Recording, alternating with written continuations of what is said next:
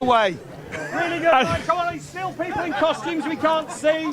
If you're sure. Right, hi everyone. Welcome to the Biathlon of Foolishness here at the Race of Remembrance for 2023. As you can see, Jim Cameron is just getting everyone lined up behind us for all of these nutters in various states of dress. We're going to go and hopefully try and get some interviews with some of these people just to find out what on earth possessed them. I need to go and speak to Jim first, actually, and see if we can grab a chat with him. But That's weird. there's lots of you here today. It's really weird. I don't even know if I'm the real one anymore. Can we just make sure you are the real one? Take your mask off. What is it about? Wait for it. 3, 2. Not yet.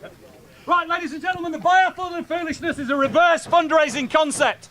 It's an absolutely awful idea that we impose on you, and if you don't want to do it, then you should donate a bit of money to the charity. All people who get to the Biathlon of Foolishness, wait the pit lane now, please. I think they missed the boat. Biathlon of Foolishness, make the way to the pit lane now, thank you. I've got a point. There you go. So what we do is we give all of the teams an entry. The team is then expected to put somebody in to represent them. If they don't want to do that, they've got the option to donate or to do something else for the charity. Or if they do want to do it, then they can fundraise. First time we did this, about 18 people did it. Now look at it, you absolute idiots. I don't know if I'm even the real me anymore. This is really strange. It's really quite surreal. Thank you very much indeed. So lots of people have raised lots of money. No, that's not working. No. That's us. So lots of people have used this to raise lots of money, and for everybody who's standing here, we are hugely grateful. Thank you very much indeed. Before I hand you over to the clerk of the course and the master of ceremonies for this, Mr. Duncan Ford of Mission Community. So as we grow our team a little bit, Duncan's going to give you all a sort of safety brief, but for the runners, from me, the object is not that you hurt yourselves doing this. The object is that we have a bit of a laugh. So in health and safety terms, and in terms of the person who signs off the risk assessment, I would just say to you, it is a ridiculous idea. You're going to go down a cliff and into the sea in November. So please don't fall over. Please don't trip over in your inflatable suit. Please try and help other people. And whatever you do, don't let yourselves get cold at the end. However, right, spectators, this is the boring bit now because we're going to talk to them about health and safety. The best place to watch this is right over there. So if you would like to go and watch the Biathlon of Foolishness, including the wet bit in the sea, go now. Go and head across that way. Get yourselves up on the thing and you'll be able to go and see. All those invented for the Biathlon of Foolishness, please make your way to this pit lane now, please. They've kind of missed a beat there, haven't they, James? Yeah, mate, yeah. It's pretty surreal. Pit lane now, thank you. They're going to give a safety briefing, but I'm hoping I can cut in here and interview a few of these people. I'll ask these guys first. Are you Jim? I think I might be. I'm actually born on the same day as Jim. Absolutely fantastic. Are you Jim? Of course. Absolutely. Now I give a look at speech. I know Jim. I'm loving this shirt. By the way. Jim. We'll just get out of the way while they give the safety briefing. Apparently that's quite important. Right, just to echo what Jim said, this is the Biathlon of Foolishness. It's not a race. So you go at your own pace, whatever that is, whether that's running or walking. Those of you who are properly runners are going to go out of here. You're going to go round the top bend of the circuit and you're going to come down that side. Those of you who are not running have the option to go directly across the grass, or as I'm now calling it, the mud. You will all see whichever way you go.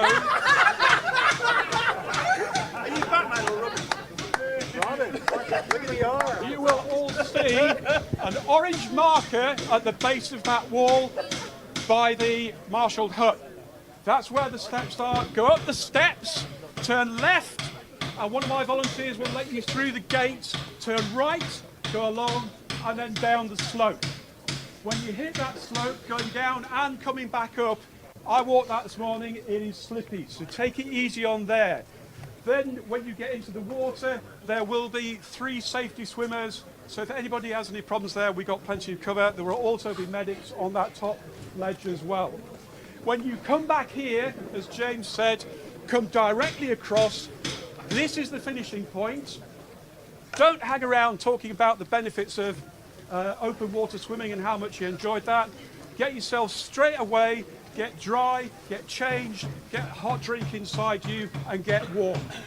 It is as simple as that. Any questions? Everybody okay to run, walk or whatever? Yep. Okay. We better get to the side here because we're about to get run over, but I'm hoping we can catch up with some people on the way. Let's have a look. Let's go racing! 3, 2, 1. Let's go racing! Here we go, the Biathlon of Foolishness 2023 has took off.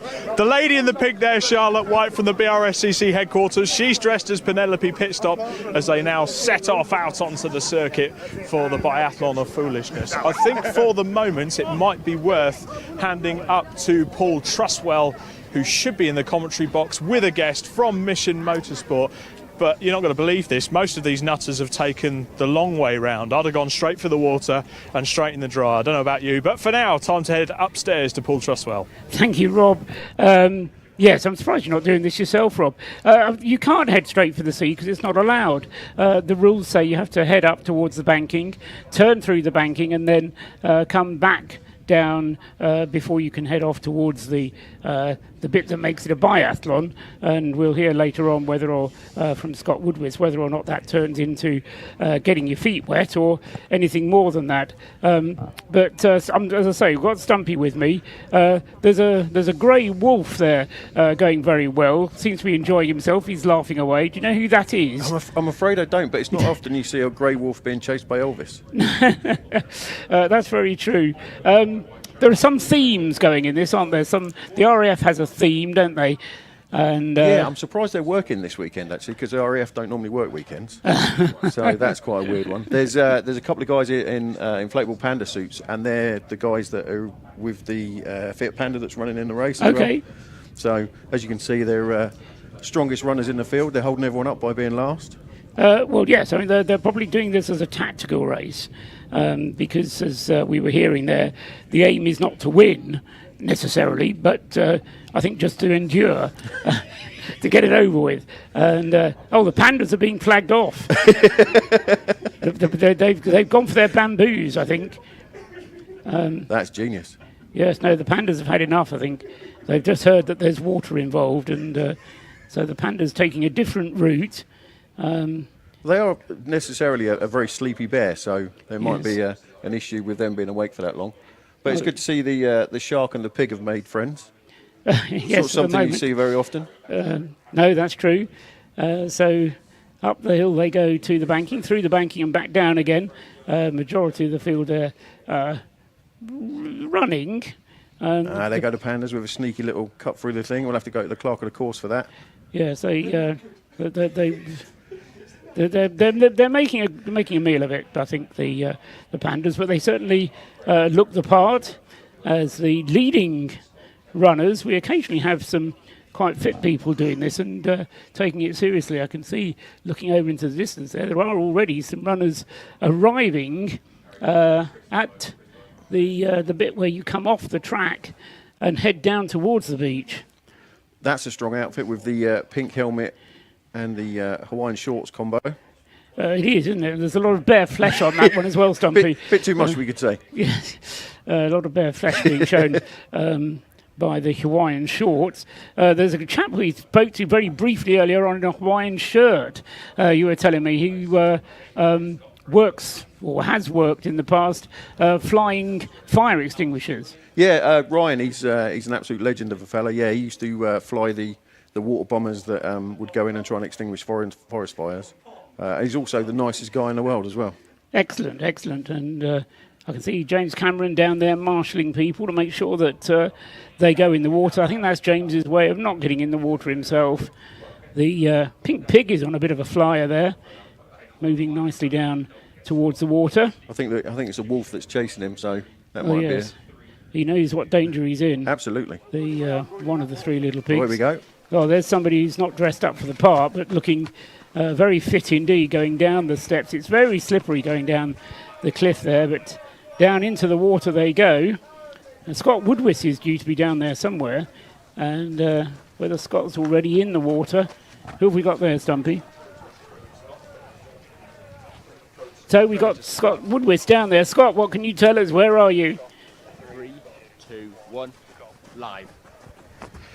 Well, as you can see, the competitors are just making their way now down towards the bottom of the coast there, where they've got to go down to the pontoon and back again.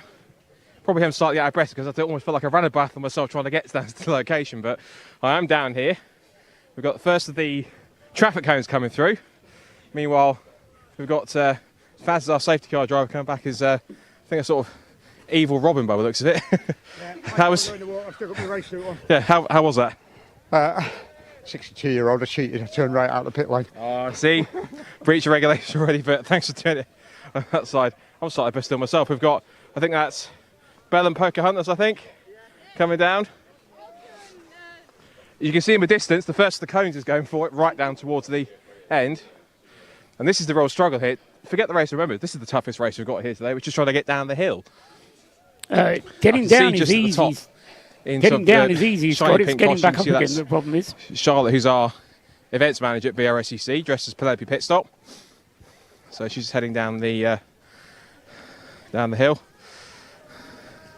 We've got Frozen, we've got Cinderella down here, we've got some rather extreme looking costumes. We've got one of the competitors in a pink helmet, looks like a bulletproof vest of some kind, and some flowery shorts. All sprinting down here. Down the hill they come. Race of finish time. And as the first few just started to come back up the hill. You can see just coming through, one or two spilling already. Just seeing Charlotte coming down here in the Penelope Pitstop costume as she goes past. There she goes.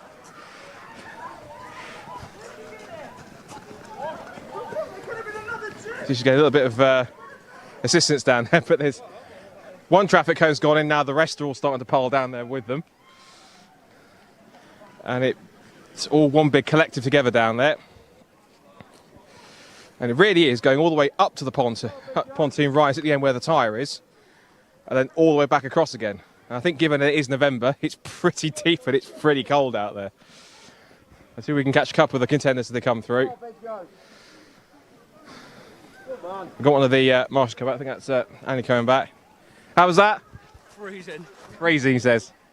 We've got a few more animals joining us. We've got like 2 zebras, we've got a cheetah, got a chicken and a shepherd and a penguin.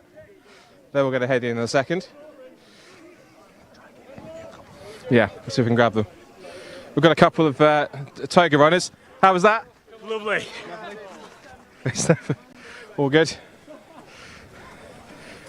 Keep running. How'd you feel? Power of dreams. Power of dreams. Running back up. The traffic cones have finally decided that they've had enough in the water and they're starting to come back up the hill now.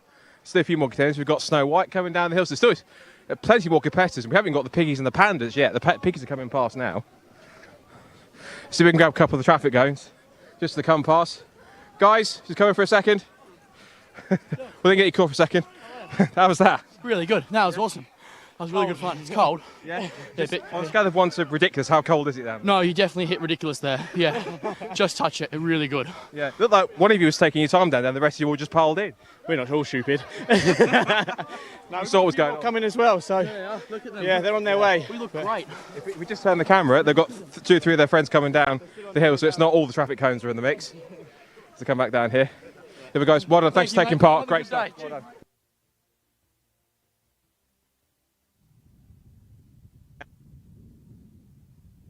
See if we can probably chat with some of the animals that haven't come just quite in just yet. So we can get in a second. You guys not going in yet? We're just waiting for the last few of our. Are you waiting for the whole collect? You're going to go in as one? As one. Noah's Ark. So we've got a parrot, a tiger. We've got Noah's leading as well, so we can get catch on that. We're getting a sermon on the mount right now. I think that is the last of them. Yep. Monkey and elephant too.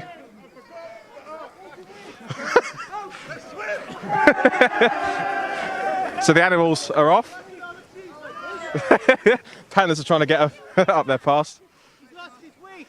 He's lost his wig. Where's your wig gone? Not mine, his. My sister. Where's it gone? Ireland. Is out to sea already? I thought so. Yeah, good stuff, well done. Just quickly, I didn't get a hate before. How was that? It's cold. We're very cold. You had some assistance getting in, didn't you? How's the assistants getting in, getting round, getting out? I've done it though. You need some getting up. Good stuff. Well done, Charlotte. Good job. Charlotte, our events manager, he's dressed as play for pit stop. He's going to catch up with your mates. They're up the hill. They're a long way away. So, just up there. Still got a few more just coming down towards the end, but it's looking good so far. Your leaders should be coming back into sight if they haven't already, up at the top of the hill and coming back around towards the finish. So I'm sure we'll get a signal to hand back to the guys up in the box. We found Wally. He's gone past us here now. How was that? Amazing. Amazing. Here comes the shark as well. I think he needs a bigger boat. Scotland. Much warmer than Scotland. Much warmer than Scotland. Much warmer than Scotland. He thinks the next one needs to be at Knock Hill next time. Be a bit colder up there. There's still plenty of animals haven't come back yet. They're still trying to wade their way up towards the pontoon and back around again. Got a couple of the cheetahs coming back. It's the first. I think it's the first couple of animals from Noah's Ark are coming back. I'm gonna see if I can quickly dive in and just have a quick for a second. How was that in there? Warm. Very, very warm. It's not what everyone else is saying. You'd have to try it for yourself to find out. It's actually warm now, you're out. I think it has to be next year, I think. How did the zebra find that? It's natural habitat, that. Natural habitat. Fantastic. Up they go. We've still got more of the traffic cones in the mix. I think as the rest of the traffic cones and animals and everything else comes back, from down here, down the shoreline, let's head back up to Stony Paul and Robham in the commentary box. Welcome back to the home straight. I'm going to grab Matt Dennis here as well. Matt, how cold was that? Yeah, very. Yeah. And you've got the whole Pure Track Racing team dressed up, obviously, as Snow White. Disney's princesses this year. So we've got to beat it. There was Toy Story last year. Now we're princesses. I think there's a couple coming. Fantastic. Well, get that endurance race out the way and then start planning for what Pixar movie you're using next year. Let's crack on. Just incidentally, I've got Dusty here from Mission Motorsport. Basically what we're going to do is take the mick out of everyone that's coming through. At the moment, we should hopefully have some audio on there. But Dusty, some of these guys coming through, what are your thoughts? Here's Phil, he's looking gorgeous as ever. Phil, come and give us an interview, mate. Come here. You look, I mean, that boob tube is something from the 1980s ages. I've had a job. Nick Knowles with us as well. Gotta go. He's got to go. We've got one of the gyms here as well. This week. There you go. This is Jim Cameron. Nick Knowles. Or Nick Knowles. So, it's either Jim or Nick Knowles. We're just going with that all weekend, yeah? Pound shop Nick Knowles. That's absolutely fantastic. But that is what this biathlon of foolishness is all about. It's the bit of fun before the serious motor racing starts. Absolutely bonkers, isn't it? Who would do that? Who would do that in their right mind? Yet here we are. They're all nutters. Completely. I mean, this time of year in Anglesey, in the sea. Absolutely. We've loads of cones coming now. Perhaps we could get a cone or two. Yeah, I think we need to go and grab a traffic cone there. I just want to stop this man here. Any quash on the rumours that now you guys have come to Anglesey, the M25 roadworks are in bits? Yeah, it's in chaos down there now. Absolutely. Was it a nice, orderly way that you went into the sea, though, being dressed up as you are? Yeah, it was perfect. Couldn't think of anything better to go in with. Yeah. Where did the cone idea come from? The boss. Yeah, I don't know. I generally don't know. Is he just a massive fan of roadworks? Yeah, I think I'd say so, yeah. Fantastic, guys. How wet was that water out there? Well, not too wet, actually. I think quite dry still. Waterproof cones. Here we'll go and get around again, I think. Yeah. Go for lap 2. Crack on, lads. Go and get yourself warm there. Fantastic. Dusty. Great. You got to go for the cones, haven't you? They get everywhere, the cones, don't they? I mean, they'll be there next week and no one will have done anything. Yeah. So, I mean, there was a few taken out in the Club Sport Trophy race, so I'm going to quash the rumours that potentially they're going to be reused for that. What have you come as? Just a bum. How cold is it out there? It's all right. Yeah. Nice and refreshed? Very refreshed. Fantastic. Get a warm drink inside you. Now, here comes Jaws, if you could just see into the distance there. Jaws and his girlfriend are just coming for a day out of the beach, I assume, Dusty. But I think we'll have to look into the rumours that there's going to be a new Jaws movie coming out that's based in the Irish Sea. We'll get them to come and stop with us here as they come jauntering down. Come on. Can we just put a quash on the rumours that we got a new Jaws movie being filmed in the Irish Sea? No, I'd just like to say, oh Princess, oh Princess, oh, you saved me. I love you, Sharky. I love you too. I love you, Sharky. Will you? Yes, I will go on hands and knees and let you. What have you? White one sugar, please. Fantastic crack on, guys. Charlotte White of the BRSCC, aka Penelope Pitstop. How cold was that? It's cold. Not as cold as I thought it was going to be, but it was still cold. Yeah. Nice run out there? No. Nice and refreshed? No, I'm cold. But you're looking forward to the racing later? Yes, really right. looking forward to it. I'm going to dash back now and get changed. I'll let you go in the dry there. So that's Charlotte White as Penelope Pitstop as well. She's done a great job there. A few more of the Pure Track Racing team coming by. Dusty, what's your... oh, we got a race on here between the cows. The cows are going for the finish. Who's going to take it over the line? Just about. We've got more people coming in here now. Hang on. Who's escaped from the zoo? Where have you come from? RAF. Motorsports. That was hard work. Hard work. How good was it out there? Do you feel refreshed? Brilliant, exhilarating, yeah, refreshed. Yeah, there could be some other words for it too, right? Cold. I'll let you get in the warm there, guys. We've got a few more coming through here. We've got a nice couple coming through. Oh, Dusty, I'll tell you what I've just spotted in the distance. Is it the pigs or the pandas? Oh, it's got to be a toss-up between the two. I might go for the pig this time. It looks like they've deflated. That one of the pigs has deflated. It's gone down. It's on. Certainly not looking themselves, are they? Let's see if we can grab a word. Hang on. We got to get you on the telly. Come on. Yeah. What was the idea behind it? Clearly, there's an issue that's gone on with yours there, or are you just not gone for the inflation? Yeah. I don't think piggies can swim after all. No? No, it didn't really work out there. Bacon isn't waterproof? No. Or pork. No, I don't think any of them are, to be honest. What made you go for the pig costumes? We're actually from separate teams. It's coincidence. Even better. We were running away from the wolf. That was pretty scary. Yeah. Oh. Do you think it was a little rash? Sorry? Do you think it was a little rash to choose this? Fantastic. Go on, get yourselves in the together. Absolutely up for that. Oh, we've got to grab. Is this the real Jim Cameron? Are we going to try and chance it with this man here? No, this is not the real Jim Cameron. I've spent some time with him. That's not his figure. Hello, lovelies. Right. We've grabbed the Mission Motorsport tribe. Wow. Look at that, a nosebleed. How bad was it out there? It wasn't that bad actually. It was quite warm. It was just very slippery. Yeah, very slippery. Yeah. Go get yourself sorted out. Do you feel good after that hug there?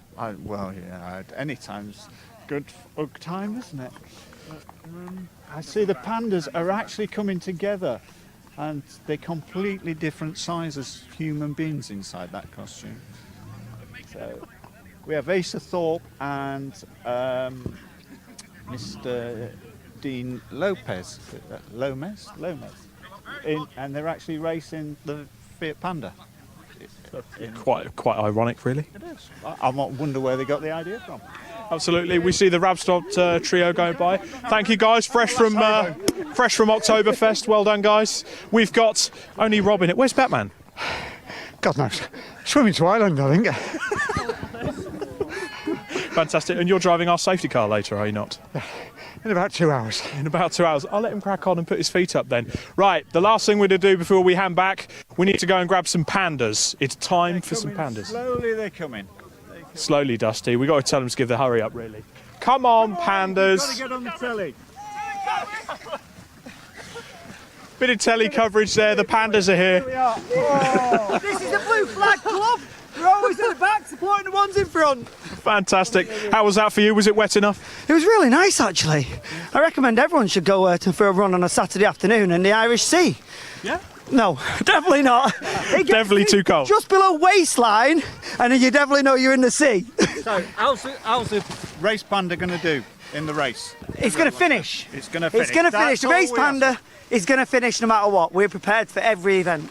Well, we'll make sure we keep a lookout for the race panda during the Race of Remembrance 2023. However, and big votes to the Blue Flag Club. Fantastic. Big up to the Blue Flag Club there. I think that's about time down here on the starting grid. Winning a hand back up to Paul Trustwell in the commentary box to take you through the rest of the craziness. And then we've got a motor race to prepare for. Yes, thank you, Rob. I don't really know what to say, Stumpy. It's all in a good cause. I suppose that's the main thing. I mean, Mission Motorsport is... Yes, it's about the Race of Remembrance, the seriousness of the motor race. But the aim of this biathlon of foolishness is raising money, as James Cameron said at the start. And it raises money for a very good cause. And it was mad. It was bonkers. But there was a serious element to it in terms of the amount of money that was being raised, wasn't there? Oh, absolutely, yeah. It was something that I'm not going to forget watching. But, yeah, as you say, Mission Motorsport is very important. I don't want to put too much of a thing on it, but Mission Motorsport saved my life. When I was in a very dark place, my wife, the Duchess, pointed me towards Mission Motorsport. They took me in their arms, and then got me on the road to recovery, as they have done for many people. So that's like you say, that's the serious side of this particular weekend. But that was unbelievable. And what was good as well, from my point of view, was just to see so many people participating. As James said at the beginning, I think there were 18 people participated in the first ever biathlon of foolishness. And that was, I mean, there must have been 100 people, if not more, taking part in that. And they gave it a good shot. I mean, they went into the water, they swam around the pontoon, they did what they had to do. Great stuff from all of them. And thank you to all of you who participated. Thanks to everybody who donated as well. And now, for the moment, we'll take a brief break and then start focusing on the Race of Remembrance itself, which will start at 3 o'clock this afternoon.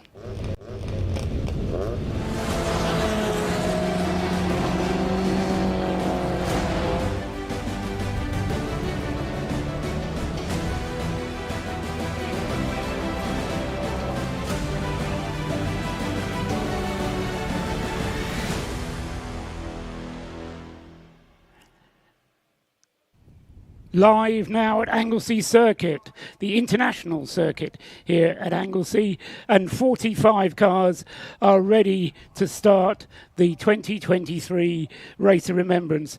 I'm Paul Trustwell. I'm looking down on the circuit to see the preparations that are going on. We've got a grid walk happening at the moment, final preparations before the start of this 12-hour race, 7 hours of which will take place this evening, starting in about half an hour's time and running up until 10 o'clock tonight. It'll be fully dark by the time they finish. The weather forecast for today looks pretty good to me. Certainly there's no clouds, well, the clouds, but no sign of rain at the moment. Tomorrow is another matter altogether, but let's worry about tomorrow when it comes. As I say, the 5 hours racing will be tomorrow.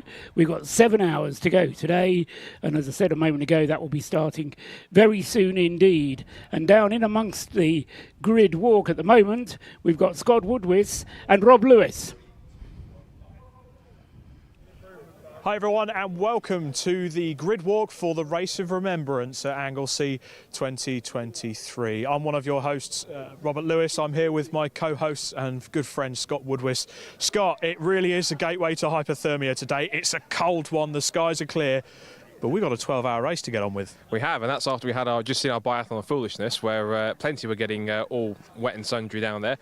But it's going to be amazing. This is my first time at the event. It's your second time at the event. We've got a great grid of some 45 teams out there, from massive variety of cars, from Lotuses and Caterhams all the way to C1s, Fiat Pandas and everything else in between. It's a fantastic mix, and all here for a fantastic cause, which is to support Mission Motorsport, to support all the veterans and all the beneficiaries and everyone, both current and those that we've sadly lost, have given their lives and given their efforts for us to be how we are today in terms of the freedoms that we have and all the efforts they're putting to make the world as it is today. So big thank you to all of them first off the bat, and to Mission Motorsport, to everyone involved in putting it together. And I think we've got It should be a pretty exciting and pretty fascinating 12 hours ahead of us. I think it's going to be a fantastic race. Last year was always going to be the race that will be remembered as the one that no one wanted to win. Certainly the two cars we've got on the front row, they both hit trouble last year when they were in very good positions, and I know Callum Lockie in particular in the Caterham is going to be hunkering at the bit to go and get that as well. But we're stood as well in front of this beautiful safety car here, Scott. Yeah. So this safety car, we have to say thank you to Lotus and also to SRO and to British GT, because if you've seen them a live broadcast and around British GT events, this is in fact, as far as I'm aware, at least the British GT safety car. This is the Lotus Emira, and it's quite a nice machine. It's this year's safety car. That we have also got the BRSCC Jaguar here as well on top as either backup or a second safety car should we need it. And yeah, it's been doing plenty of laps in here, both with the supercar Saturday that we had as well, with a few cars trying to wrangle some of the cars in at the end of the sessions, and also out there just looking exactly. It was also had a couple of trips out there with the Club Sport Trophy race that we had earlier on as well on top of that, and it'll be on duty pretty much for I think the entire 12 hours. It's great to have got it here. It's always great to have a car like this. We've had the Lotus in the past and other cars in the mix that have been the safety car. So yeah, big thank you to Lotus, to SRO and to British GT for letting us have it for the weekend. Absolutely, beautiful car. And the race itself is going to be split up into 3 segments. So we've got the biggest chunk of it today. We've got a 6-hour segment today. We then resume again tomorrow morning for a slightly shorter stint before we stop for the all-important armistice service, which we have right here in the pit lane at Anglesey, and it will be covered live on Alpha Live. Our big shout out to our team at Alpha Live. The camera guys and girls out there are going to be in for quite a cold one, quite a dry one today. Tomorrow is looking like we're going to get a bit more of the wet stuff. Yeah, full of optimism for tomorrow on that side. But either way, I think come rain or come shine, we have to give a shout out to them and to all the marshals, everyone that will be out there, all the teams, everyone that will be involved, because regardless of the weather conditions, they're all here for one particular reason, to do all the work and to enjoy themselves and to do it in benefit of all the veterans, all the servicemen and women that we've got here this weekend. It is going to be a tricky one. One of the key things that's going to be key to remember is that this race is slightly different to other endurance races because it's 3 parts. It's not necessarily always the car that crosses the line first that actually wins the race on the road, because how it works simply is the winner is whoever can set the fastest time over the 3 combined parts on aggregate. That essentially means that, for example, if at the end of the part 1, hopefully you follow along with this bit, if the leader finishes part 1 tonight 5 seconds ahead of the car in second place, when they start part 2 tomorrow, they might well be together on track, but the result and the gaps stay as they are. They get paused from part 1. So that essentially means that the leading car will start with essentially a 5-second head start, so to speak, on the timing screen. That means that in order for the car in second to actually get into the lead, they have to pass the car that's leading on the road and then be ahead by at least 5 seconds in order to be able to take the actual lead. It will become a little bit clearer as the race goes on and as we clear it, but you'll see it on the timing screen. If cars need to catch up gaps, we'll tell you, we'll keep you informed as much as possible, but us too, and of course Paul Troswell up in the box as well. It is quite a fascinating way to do it, but it means that it's not just the fastest car that wins ultimately outright, regardless if you're leading on the road. There's strategy involved. I think a key element of this is going to be how much you use the clear air, because of course you want to build up those gaps or try and reel them back in. Using the clear air to your advantage is going to be really key. If you can go quickly when there's no cars around you, that's going to gain you as much time as possible to try and get towards the cars that are around you to try and gain time on them. Fascinating. We're going to see that play out this weekend. Right, I'm going to let you clear off because you're doing the second half of the grid. We've got a bit of an issue with range, so we've got multiple cameras on the go, similar to how we do the TCR live streams.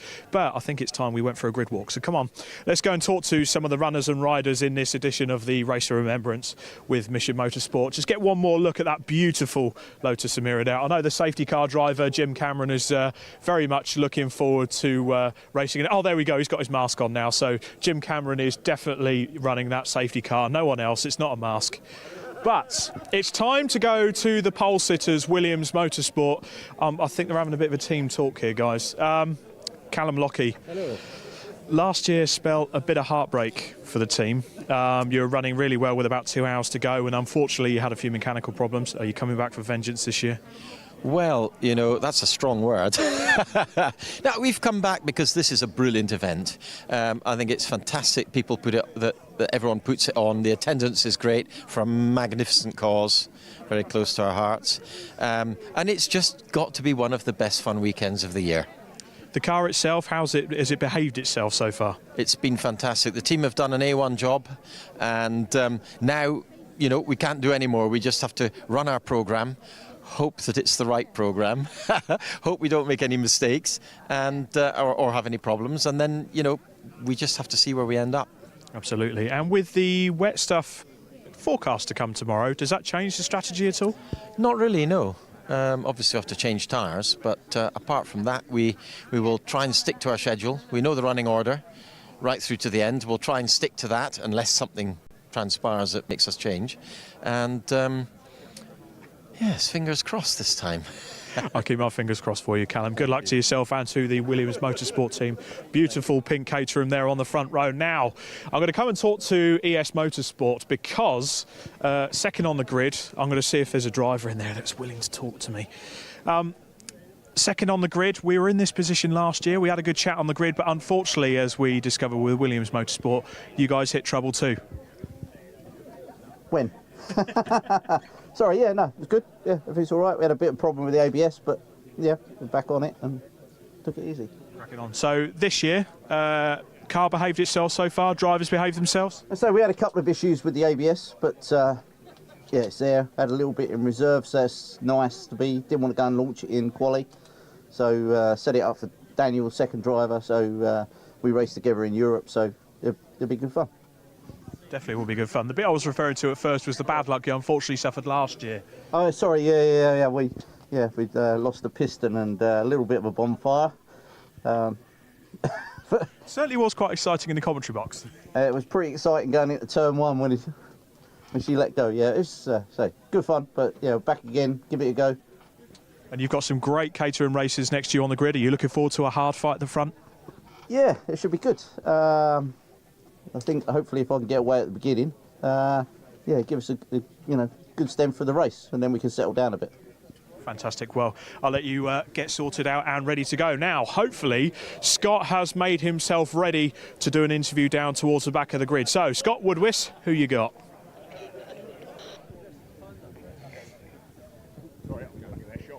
Well, as you can see, I'm down here at the second half of the grid, and there's plenty of different cars in the mix which are in here, and there are plenty of cars that you expect to find on this grid, particularly Toyota GT86s, Lotuses, Caterhams, Renault Clios, Ford Fiestas, a lot. There's one car I think you probably didn't expect to see on the grid. It's this, and this is the Fiat Panda, which is from DC Last Racing. Dean's just high-footed it down here from the top. I'm going to catch you whilst you got your breath. You got your breath back in a second. They just said, come down here quick, we need you. Yeah. If a news is this important, I would have run. Hey, sir, your turn to speak for a second. Explain. Excellent. That's a moment and a half. So, Panda team then, just explain, what's the thinking behind the team? Just talk us through it. We wanted something just a little bit out of the ordinary, a little bit something that's not been seen before too much on the track. And the Fiat Panda is obviously the greatest car in the world. Ish, not quite. So, yeah. Sorry. We've built a Fiat Panda. The idea is to finish in 12 hours, prove that any idiot can build a car over a year and get it to the end of a 12-hour race. You've done a couple of the Club Sport Trophy races in this car to get it prepped and stuff and ready to go. So, car looks like it's on good form. Yeah, it's been reliable so far. I've had no issues with it. Yeah, it just keeps going. Keeps on going. Keeps on going. Dean, just give us your thoughts, because this all came back this stems back from Race of Remembrance last year, doesn't it? Just talk about that. So, Race of Remembrance last year, Asa invited me along to be a mechanic, as I can turn a couple of spanners. And anybody said, you'll do the fuel. But then the engine blew up on the car. So, we got the engine, we put it in the car, it did the outlap in the morning, and it ended up on the grass over there. Really sad. A little bit more preparation, it would have finished. So then I said to Asa, the story is, I could do better than them. And he said, go on then. And I said, what car? He said, a Fiat Panda. And I'm like, is there anything else a bit more ridiculous than building a Fiat Panda to do a 12-hour race? So he said, there's two here for sale. Bought two Pandas, stripped one, built one, did everything to it, diffs, exhaust, the whole works that you could ever wish to do. Yeah, and then they said, you got to get a race licence. So I got my race licence, and then Silverstone, Donington, Croft, Anglesey, Alton Park, and then we're back here again at Anglesey. And how much money have you raised so far? Because you've been raising money by selling squares on this car and sponsorship on top of that. How much have you raised? So we're just shy of 4,000 quid to St Luke's Hospice in Winsford, and you pay £5 per square, you put your name on it, and then all the money goes to St Luke's Hospice in Winsford. And we've got a Just Giving page, so if you go to Garage 22, you can sign the car and donate. And we've also had 2 toolboxes donated by Laser Tools. And there, so we can build any kind of failure on a car while we're in a garage. And then we're going to gift one of them toolboxes to Race of Remembrance. So any funds what are made from that by auction goes straight to a Race of Remembrance. So by the time we fill the car with signatures and whatever, we're going to do probably 12 grand for the 2 different charities. Amazing stuff. Well, listen, great to have you here. Well done so far. Best of luck for the race. Good stuff. I'm going to very quickly also have a chat to the first of the 2 cars we've got for Pure Track Racing. So I'm going to doorstep. Who is that? What's your name, sir? Matt Dennis. Matt Dennis, of course. Hello, Yeah. Matt. It's good to see you. Right, so 2 cars here this weekend. How are they running so far? This one's been a little bit problematic. We had some problems in day quali, but we ironed that out for night quali. Night quali was much better, but obviously it doesn't count for anything. 23's doing well, it's a bit further up the grid, so but it's a long race in it, so we'll see how we go from there. Different colour scheme to last year. Talk us about the wraps that you've got on these cars. Okay, so it was a harebrained idea about 4 weeks ago that I decided Spitfires. And kind of one of them ones I got halfway through and thought, why the hell am I doing this? I think it was about 60 odd hours per car, based on a Mark V Spitfire, so green and grey. Obviously the invasion stripes from D-Day, so the Mark V Spitfire was used during D-Day for identifying a friendly foe. Then we put a slightly different spin on the side there, because you usually have 2 letters for your squadron. And then a plain ID as well, so we put a spin on it with PT 23 and PT 223. And then we also looked at on the front bonnet as well. We also looked into these are the squadron logos for the actual squadron 223, and the one on 23 slightly different as well. So yeah, a lot of thought gone into it. Couldn't turn up to an event like this with any part of the livery any slightly bit wrong. So pleased with the way they've come out as well. So yeah, fingers crossed for a good race. Well, it's great to have you guys here. Best of luck. Thanks for that. And that's one half of the Pure Chat team. I think Rob's over with the other car. Just a few quick rows up. Rob, let's have a chat with you. Hi Jim, how's it going? We've got Jim Cameron down here, understandably, but from Operation Motorsport Canada, I've got Alex Quinn, who's racing this Toyota 86. Alex, you've done a lot of work in IMSA, obviously. You've done a lot of work stateside. How good is it to be here with these 2 teams this weekend? It really is amazing. It's my first time here with these guys and just meeting them all. So it's an amazing cause, and I'm really enjoying it. And obviously, to get back on track in the UK is nice for me as well, and I'm enjoying it in this car. It's a nice car, really fun to drive. It slides around and it's exciting. Tell us a bit just about this team of people around you. They're formidable, aren't they?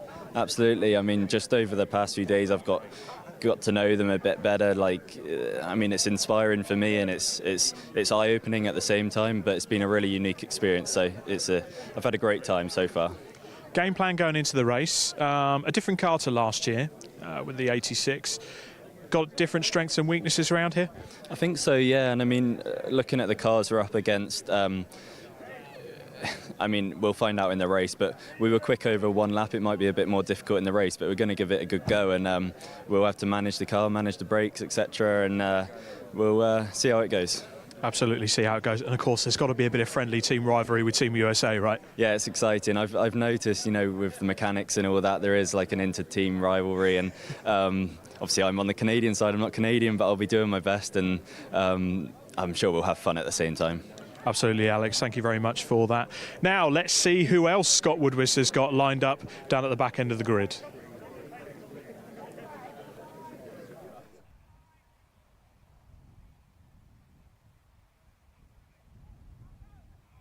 And waiting to hear from Scott Woodwis. Meanwhile, the preparations continue for this race to start. We're about 15 minutes before the race itself gets underway.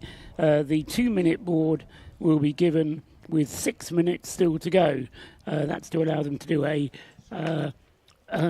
a final pace lap. But now we can hear once again from Scott Woodwis. Scott.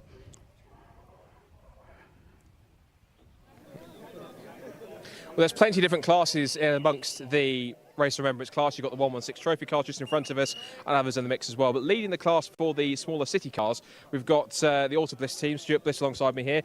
Vice champion city car this year as well, so congratulations for that. But something a bit different for this one. Yeah, it's good fun. So the car's reliable. It has been all year, to be fair, in the City Cup, and it's for a good cause. We've got the guys with us. We've got Goose back with me this year, so that's fun. Old Andrew Dyer. So if I can keep the car in one piece for the first stint, and then let the other guys take over for a bit, it'd be good fun. Yeah, you can't attacking us like Top Gun, just like you really have a need for speed. Yeah, Need for Speed. I'm more like Days of Thunder for me. Robin's racing. Hopefully no smoke screens to drive through. No, just stay high. Be all right. Yeah, good stuff. Obviously, everyone wants to win their class, do well. Position-wise, or just get to the end. What's the main aim for this? I mean, we're trying. I'd like to beat all the C1s as much of it in div classes. Same sort of car. And I think last year we finished top 25. So if we can do that again, I'll be happy. But yeah, that'd be good. Well, best of luck. Great to have you guys here, and we'll see you again. Rob, I think they're starting to clear grid a little bit, but just might have a bit more time for another chat. So, Rob, who have you got down the grid at the front? And I've managed to make my way down to see Sarah Dennis of Pure Track Racing. They've got 2 cars out this weekend looking rather camouflaged and resplendent, but there's a little bit more to it than that. So just talk us through what's the story behind these liveries. We kind of wanted to pay some respect to the RAF and the amazing work they've done. So this year we've gone to represent the RAF. Matt came up with a harebrained idea. We were going to get them wrapped, but then we decided to do it ourselves. Can't begin to tell how many hours it's taken to do both cars, but we've tried to really represent the squadrons. So there was a Squadron 23, so we've got their tags on the back of the car and the front of the car as well. And then we've got a Squadron 223 as well, which we're representing. So, yeah, we hope we're not too camouflaged. Didn't really think that one through. Having it camouflaged with then all the luminescent lights kind of takes the edge off it, doesn't it? It does a little bit, yeah. So you won't see us, you just see LED lights. Going into the race this year, obviously last year you ran 2 cars. It was a big test for the team. Yeah. You learnt a lot from it. What's the game plan this year? Same as we did last year. So you just want the cars to finish. We're going to be consistent, try not to pick any penalties up and pit stops, and just enjoy it. You know, it's not all about the results, it's about this whole event. And we just want to completely finish the day and bring both cars home in one piece. Fantastic. Well, Sarah, I'll let you crack on for the moment. People are starting to file out back, but we have got some more interviews to sort out. Hopefully, Scott Woodward has managed to grab someone else. Well, someone else who's no stranger to endurance races at club level, David Drinkwater, doing plenty over the last couple of years, and back in the Royal Motorsport C1 for this one, along with WRC developments. How are you feeling about this race? Yeah, looking forward to it. It's one we've done many times in C1s and other cars. Really enjoy it. The atmosphere, you know, the remembrance services on a Sunday. Yeah, it's amazing. So you guys are right at the front, practically towards the front of the C1s. You've got the CSC guys just in front of you, but this is really giving like a little, almost like a mini C1 race between you for the next 12 hours, isn't it, really? Yeah, it always is. We have a great battle with Patrick and the team, so it'll be, you know, hopefully we'll be fighting with them for all of the race if it all goes well. Fingers crossed and all that. But yeah, we got the red car and the blue car second and third, so looks good. You've got the boss man behind the wheel as well, Robin Welsh. So how are you feeling about that? Yeah, he's all right. I mean, we've done, you know, he's been with us doing this since we did the compacts in the early days, so you know he's quite used to the team. we've raced together an awful lot, so yeah, he's good, he's quick. So yeah. What is it about this event that you love?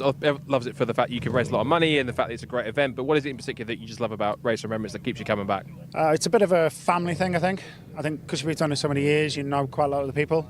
We get family and friends helping out, so it's more of a, you know, it's more about the remembrance service. Having a race is fun and it's great, but there's other things going on, so yeah, it's such an enjoyable event. Probably the best of the year, really. Yeah, great stuff. Well, best of luck for you guys. We'll probably have a chat at some point throughout the 12 hours. Best of luck, hope it goes well. It's back across to Rob, but see who he's got down towards the front of the grid, I think, before we get this race underway.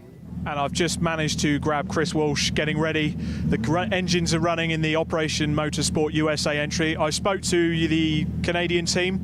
Bit of rivalry in there this weekend, bit of a friendly rivalry, but how's the weekend been for you so far? Weekend's been great. I've never been to this part of the world to go racing. Probably the most beautiful track I've ever been to. The teams are great. I mean, the event is really cool and all the people and what they care about. So I'm just really excited to be part of the event. Fantastic. And any specific aims for the event? Just finish well? Yeah, I mean, we're competitive. We're trying to get up on the podium and finish high up. So the goal is to catch up with our Canadian brethren and run with them for a bit and, you know, make the car last and get to the end. Fantastic. Well, Chris, I'll let you crack on with the race there, but that concludes our grid walk for the Race of Remembrance 2023. As you can see and hear, the engines are fired up, the drivers are ready, they're strapped in, ready to go. It's time for the first time this weekend to hand up to the commentary box to our good friend Paul Truswell. Thanks very much, Rob Lewis down there on the grid, and thanks to Scott Woodward as well. We've got 54 cars. I'd suggested there would be sorry, 44 cars. I suggested there would be 45, but the Rodison Sirocco, there's probably a book in itself that could be written about that car, isn't going to be participating. It's not on the grid. It was given dispensation to start, but sadly Rodison's have had turbo problems, and then they had problems with the brakes, and so they've had to scratch their entry.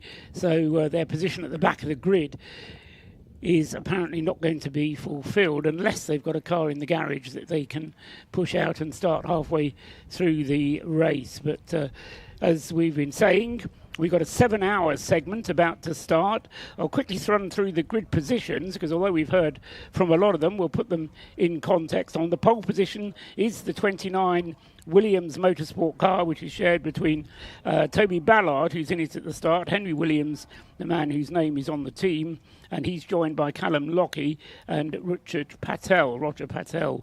Alongside it is the 110 ES Motorsport Lotus Elise, which is a 2-driver lineup of Jason McAnulty and Daniel Palmer. So 29 and 110 is the front row of the grid. Row 2 on the grid is number 14, the DBR Racing Caterham, and alongside that is the first of our relay teams. We didn't really mention the relay teams, but number 77 is a relay team of Caterhams.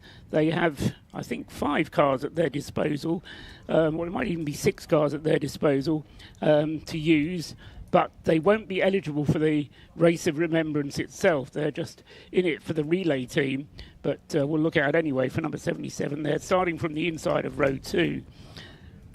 The third row is car number 111, JRW Motorsport. That's the green Ford Fiesta, looking a little bit out of place amongst the smaller cars that it's close to. Zachary Lewis, Connor Blackburn and Sean Reynolds.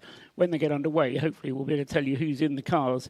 And alongside 111 is number 16, Tequila Racing. So 111 and 16 is row 3. Row 4, the Operation Motorsport Canada team, car 220. And alongside that, number 37, the Luke and Luke Mazda MX-5 Mark 1. That's row 4. Row 5 is number 24, the Auto Test TSW Mazda MX-5. And alongside that, 91. Look out for 91. This is the Stuart Humphrey racing car, which has amongst its driving strength Alex Capadia, Martin Rich, Marcus Jewell, as well as Stuart Humphrey himself. So look out for number 91 starting from the inside of row 5. 6 is the car 118, the Paul Sheard Motorsport Mazda MX-5, and alongside that, 22 Operation Motorsport USA Toyota GT86. Row 7 is car number 7, and alongside him is number 101 for Mission Motorsport. That's number 7 is the RAF Motorsports entry. That is the Mazda MX-5 racing with Javelin Track Days, and that's a pretty quick car as well. 2 minutes to go to the start, 2 minutes to go. Row 8, number 96 for Jaffa Cape Racing, and alongside that, the number 11 Peaky Blinders car. Row 9, number 23 is one of the puretrack.co.uk racing cars, and alongside it is car number 63, the Omega entry. Alongside, the next row back, row 10, car number 21 for JTM Engineering, and alongside that is car 209, the CSC Racing entry. Row 11, car number 3, NJM Racing. This is another Ford Fiesta, and alongside that is the 51 Mission Motorsport entry, the GT86, car number 51. Row 12 is car number 223, the second of the Pure Track Racing cars, and alongside that is the Breakdancer Racing Mazda entry. This car is a single car entry, and this is the Breakdancer attempt in the Heroes Trophy, the single car entry. That's on the outside of row 12. Row 13 is car number 25, the Fiat Panda for DC Lomas Racing, and alongside it is car number 9 for VMS Racing. Row 14, car number 52, the GT Wealth Metabubu Racing entry with number 44, Flying Haggis Racing alongside them. Row 15, car number 33 for Royal Navy Motorsport, and 54, the veterans at VMware Metabubu Racing. Safety car about to set off on the final warming up lap, or the pace lap in fact, because it will be a rolling start for these cars. Quickly by number, row 16, cars numbers 18 and 90, row 17, car 92 and 578, row 18, car number 19 and 100, row 19, 417 and 53, row 20, 386 and 586, row 21, 497 and 432, and the last row of the grid, the 22nd row of the grid, 69 and 363. That completes the grid. A bit of a slow start as number 33 won't get going. It does now. That's the Royal Navy Motorsport BMW 116i. A lot of RAF team cars there, but there's just the one Royal Navy car, and that's the one that the Navy, the Air Force, are trying to beat. I'm joined up here by Scott Woodwith, who has hightailed it from the grid where he was getting all the atmosphere, and looking forward to at least an hour of being up here with me, Scott. It's going to be a good race, isn't it? Button there is the one you want to press. That would help if I mute myself. Yeah, that's never a bad thing if I'm muted. But yes, so looking forward to it. It's my first time here at Race of Remembrance. I have to say it's a fantastic field of cars that's been brought out, and I have to say a big thank you to everyone who's turned out, all the teams, all the drivers, all the marshals we have here this weekend, all the beneficiaries and veterans that are here supporting, and everything to do with Mission Motorsport and BRSCC. It's really been a fantastic event. Now we get, of course, to the main part of it, which is this. Well, the main part, of course, is the Remembrance Service, but this 12-hour race here in support of that, and I think it's going to be quite fascinating. Plenty of different cars in the mix, from Caterhams and Lotuses, from Mazda MX-5s and Ford Fiestas to Toyota GT86s, Renault Clios, Civics, Mini Coopers, and even a Fiat Panda in the mix, as you've seen. There is a fantastic variety here. Great to see so many servicemen and women and veterans and beneficiaries in different teams running across here. A few cars running different kind of liveries and logos for all different armed forces. It's fantastic to see so many different people taking part, and all for a good cause here.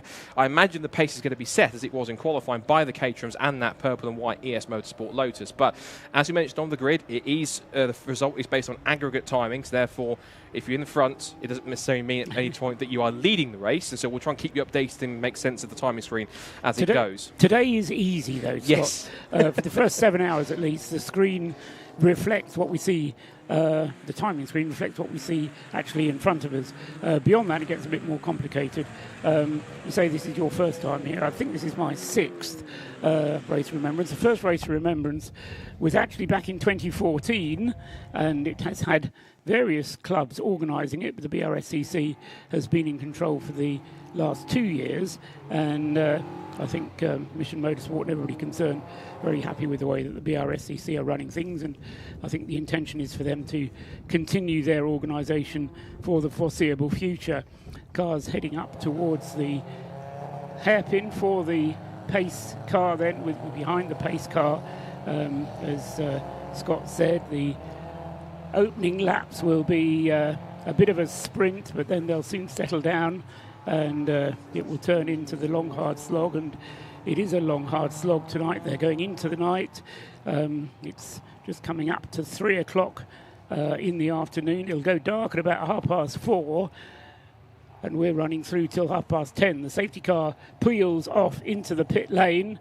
It's the car of number 29 then, Toby Ballard, who sets the pace at the moment, and going with him up the inside there is the Damron Burke car number 14, the Caterham, but round the outside I think it's going to be the ES Motorsport Lotus that just pulls into the lead there, although he was running on the outside line. It is the Lotus that takes the lead, car number 110, Jason McAnulty, then leading the way as they come back down from the banking into Church. 3 Caterhams ganging up on the big Lotus, and I think the breakdancer car has actually got itself ahead. Yes, it is. It's the breakdancer car that's got itself ahead as Toby Ballard gets himself caught up a little bit. There's some oil treatment that's down as they head through there, and a big lock up there from Jason McAnulty as they reach Rocket Inn, but he managed to hold on, but there was a big cloud of smoke as they reach Rocket Inn there, and in fact the Lotus has now lost the lead to the number 14 Caterham. So number 14 takes over in the lead, Scott. It does, but he's got 3 of these Caterhams in the mix with the Lotus. Also 2 cars that are in there that are having very quick starts appear to be the JRW Motorsport Fiesta ST180, although we more know that as an ST240 when it runs in the Fiesta ST240 Championship. Zachary Lucas, who's a multiple-time race winner in that championship, at the wheel of that car. And also just behind them, we've got the Tequila Racing number 16 Mazda MX-5 Mark 1. That's a car that's regularly run, I think, by Scott Ferguson. But it's car 37. So it's Scott Ferguson driving that car. That's the Luke and Luke car. That's come up from 8th on the grid into P6. There's the Tequila Racing car, just been passed by another of the MX-5s. That's the Auto Test TSW car run by started by Seb Fisher, because he's been a regular in the Mazda MX-5 Championship along with Oliver Graham, who regularly runs that blue and orange car. But at the end of lap number 1, it is a Caterham in the lead, Lotus in second place, it's then Caterham's third and fourth, with the JRW Motorsport Fiesta in fifth, Scott Ferguson sixth in that MX-5 Mark 1. The first of the Operation Motorsport Toyota GT86s is up there into seventh position. That's the 220 car. Yeah, that's the Canadian car of Alex Quinn, so set as the driver of that. Alex looking pretty much as if he was in civvies when he was talking to you on the grid, but he's got himself into his race suit and is driving that car up into 8th place overall. It's Darren Burke in the leading Caterham, number 14. Jason McAnulty in the Lotus, as we said, in second place. Toby Ballard in the pink Caterham is in third place. Alan Curtis is the driver of the relay Caterham, number 77. And Scott just noticed on the live stream there. That was the ES Motorsport Lotus running a little deep into Rocket, and now it's under attack from Alan Curtis in the breakdance Caterham, the first of the 6 Caterhams that we've got in the Caterhams that we've got in the relay squad. The only other car we've got in that class is the 2 MX-5s that are run with Paul Sheard Racing, and that's the Oliver Cottam, who's been racing in TCR UK, and his dad Ed Cottam, who I think has told me this year that every race he was doing was his last, but I think this might well be his very, very last race. But ever since then, he keeps getting tempted back out into the wheel of a car. Adam Zebra is currently the representative for Paul Sheard Motorsport in 10th place overall, the 118 car. That's, as you say, Scott, the other car that's running in the relay team. And there on the screen at the moment is the 55. So the Volkswagen Sirocco did start, Rodison's, although he wasn't on the grid. He did make the start from the pit lane. And so where has he fallen? Well, he's coming up through the field, isn't he? Yeah. He's up to 30th place. It's Dan Welsh behind the wheel, one of 2 ex-BTCC drivers, and the VW Sirocco, then having been given special dispensation to race, wasn't on the grid, but he has joined in during the first lap and has made his way up. He's now completed his first lap on his second, whereas the race leaders are on their third. But in a long-distance race like this, that's not necessarily going to put it completely out of the contention. Just crossing start-finish line now as the race leaders make their way past School and up towards Rocket. As I say, they're now on their third lap, and it's Caterham's 1, 2, 3 now, with Darren Burke, Toby Ballard and Alan Curtis in number 77 in third place, with Jason McAnulty, I was going to say in fourth, but he's got back into third, hasn't he, Scott? Because he's got himself ahead of the breakdancer car, Alan Curtis. Has indeed. So Caterham's have this long lockdown at the front at the moment.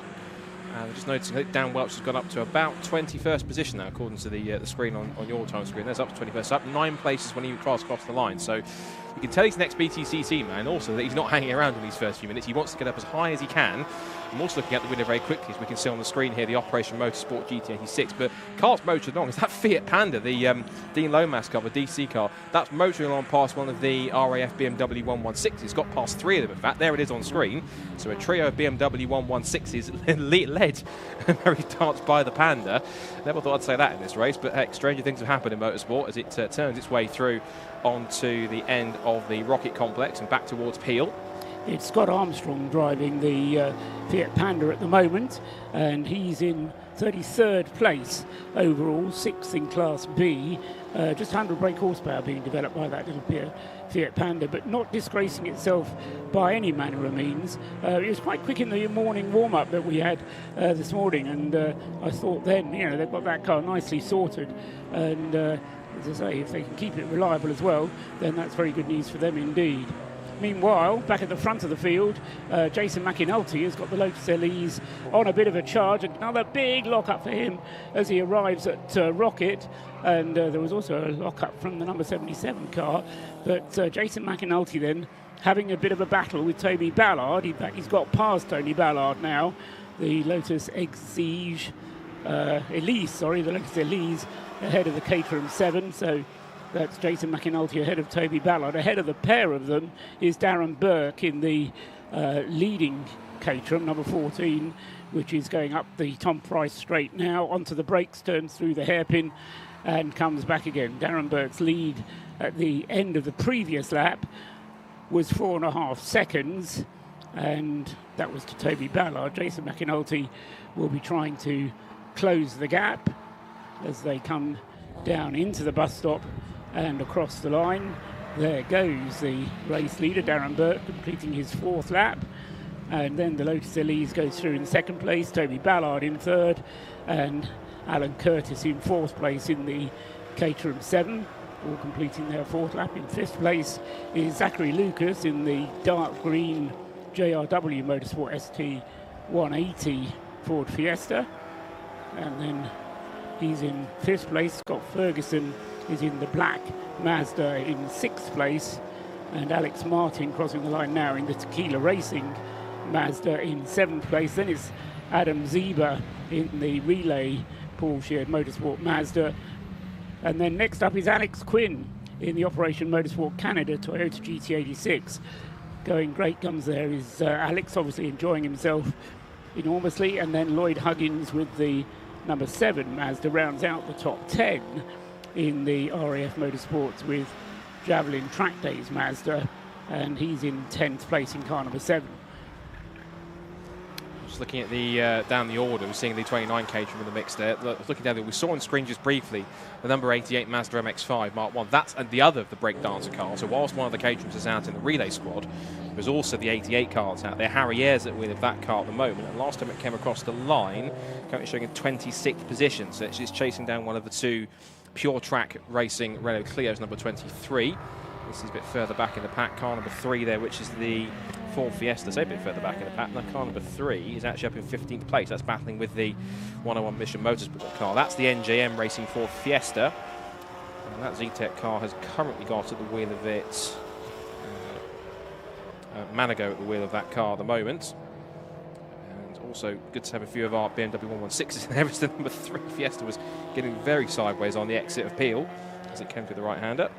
Yeah, the BMW class currently being led by Stuart Carrington-Yates in car 21, and he has 2 seconds of an advantage over Will Abraham in the CSC Racing BMW. There in 20th and 21st place overall, but as Scott was saying, they're the BMW 116 class, and then 3rd in the BMW 116 class is Stephen Robertson in the GT Wealth Matabubu Racing BMW.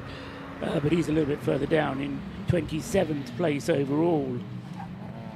Best lap of the race so far has been done by Jason McAnulty at 1 minute 39.014.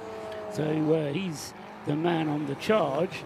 But whilst he's charging, Darren Burke is not exactly disappearing, but he's got a nearly an 8-second advantage now at the front of the field as Darren Burke over Jason McAnulty in 2nd place.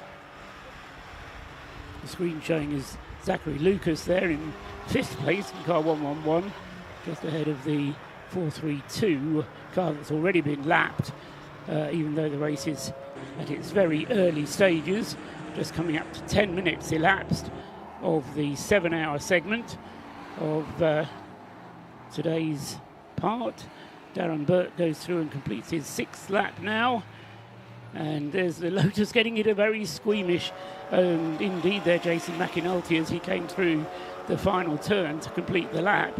And Toby Ballard and Alan Curtis are right on his heels as they went up towards the banking. Darren Burke having it pretty much all his own way at the front of the field at the moment. Yeah, he's trying to make his way through some of the traffic, past the Panda, past the RAF, that's the Royal Army BMW, and then we're going past the Breakdancer MX-5 on top of that. And the next car they've got to try and get past is the number 11 Mazda MX-5, which is a little bit further back in the order. And that is being number 11 is the Peaky Blinders car. That's Joe Jacob, Richard Smith, Nicholas Bailey and Nick Dougal. And that car currently has, car number 11 has, if I can rotate my phone so I can get it on my timing screen properly, this will help. Smith at the wheel of that car. Richard Smith. Richard Smith, so he's in the mix there. Car number 11, the Peaky Blinders car in 25th place. Yeah, as the Panda continues to enjoy scrapping some of the BMWs, the Royal Navy car sort of giving it a run for its money there if it can. Here come the leaders down into the corkscrew corner back towards the Tom Price straight. And still trying to catch up the gap, 9.2 seconds at the front. It looks like Darren Berg, I think, has actually put in a new fastest lap of the race recently, because he's just gone to, that's now gone to 1:38.384 for Darren Berg now. So that car is sharing with Ben Timmons over the course of the 12 hours is looking pretty strong. There's the car in 7th place. That's the Tequila Racing Mazda MX-5 Mark I. And that car is looking pretty strong at this point in time. That currently has the Tequila Racing squad at the moment. That has Martin at the wheel of that car. So Tequila Racing has Alex Martin sharing that car with Chris Fellows, Anis Sutawala and Chris Knight at that point. And there's the Luke and Luke Mazda MX-5, few of the Mark 1s in the field. That's the supercharged car that usually pops out into Club Sport and Super Sport races, hence the decals on the side that denotes that. He's showing that car with Charlie and Neil Luke, but it is Scott Ferguson, its regular incumbent, that is at the wheel of that car at this point in time. One car we should point out that just flashed through the shot was the 55 Roderson's VW Scirocco with Dan Welch at the wheel, up into the top 10 already. It's up into 9th place from the pit lane. That's an impressive run in not even 15 minutes, Paul. No, just not even 13 minutes, in fact 12 and a half minutes on the clock. And Dan Welsh, as you say, 9th place now. He's lapping in the his best lap's been a 1:42, so he is not lapping as quickly as the Caterhams at the very front, but he'll certainly get him to the top 6, and then they'll just be looking for reliability. And of course the other key to this race is going to be when the different co-drivers get in the race, because some teams have quick co-drivers, others have left quick co-drivers to hand over to, and the maximum driving time is 3 hours. Car won't go that far on a tank full of fuel, so it'll need to stop in the meantime, but 3 hours driving time is the maximum that's allowed, and so at least 2 drivers are required. You can't do the whole Race of Remembrance on your own, but of course the Scirocco car 55 of the Roderson's team does have an extremely quick driver lineup. Having said that, Dan Welsh has just put in a lap of 1:50 and lost 3 places. So Dan Welsh there, the VW Scirocco, had braking problems, I understand, during the warm-up session this morning, and as I say, maybe those braking problems have recurred because the car has come into the pits, in fact. So number 55, in fact, it's been in the pits for over a minute already. So Dan Welsh, 1:50 into the pits, and he is our first pit caller. Just watching whilst you were mentioning there, the battle that's going on for 3rd and 4th between the 2 Caterhams, the Breakdancer Caterham and the Williams Motorsport car. They were side by side down the pit straight. It looks as though now it's worked in the favour of the Breakdancer Caterham for the time being.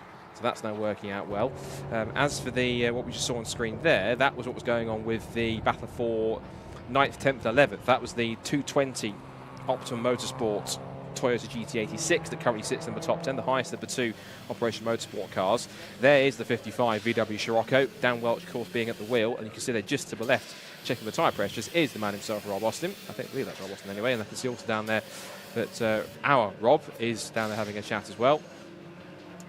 Yeah, and hopefully if Rob Lewis can find out what's going on, or he says he's not going to be able to find out he's going to find out what's going on, but we're not necessarily going to be able to hear from him. But the front of the car is up in the air, and just watching on the screen there, Rob Lewis coming through in front of the camera.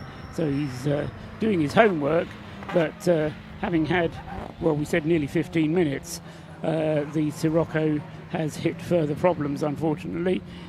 Darren Burke's lead, meanwhile, continues to extend. It's now up to over 15 seconds, and that's a gap that's gone up by a second per minute because we've had 15 minutes of the race elapsed already, and it is a 15-second gap, first second, between Darren Burke in the DBR Racing Caterham and Jason McAnulty with the Lotus Elise, car 110. And Curtis then with the relay car, number 77, is in third place. Toby Ballard in fourth. And Zachary Lucas in fifth with the Ford Fiesta, although he has dropped now 20 seconds behind the Caterhams ahead of him. So Zachary Lucas still in Class D, but not really in the same class as the Caterhams. So the class is based on the brake horsepower, and although the Fiesta is as powerful, it's a little bit of a heavier car compared to the Caterhams, so isn't quite able to return the same lap times. Just coming past on the screen now is a neat little battle that's been developing for 9th, 10th, 11th. I was just about to begin to describe before we saw the shot of the 55 VW in the pit lane. That's the 220, the Operation Motorsport Canada Toyota GT86. That's got Alex Quinn at the wheel. That's being chased down by the RAF Motorsport Mazda MX-5 Mark III. That's got Neil Huggins at the wheel. And then we have just behind them, it's Lloyd Huggins, forgive me, thank you. And it's then Seb Fisher in the Auto Test TSW Mazda MX-5 Mark I in car 24, just behind them, just looking at them down the back straight. Looks like Lloyd is trying to line up X-Crew for that mix. I think that we can have our first send down to Rob Lewis in the pit lane. I believe, hopefully, has some more information on what's happening with the 55 VW. So Rob, down to you. And a car that's unfortunately been beset with a few issues right into the start of this race. It was the same in qualifier yesterday as the Roderson's car. Lee, bad luck for you guys this weekend so far. What's the issue? It started yesterday with a turbo. We've put a new turbo on it. It's had a new master cylinder on. There was no pedal. Pedals come good. We've gone out.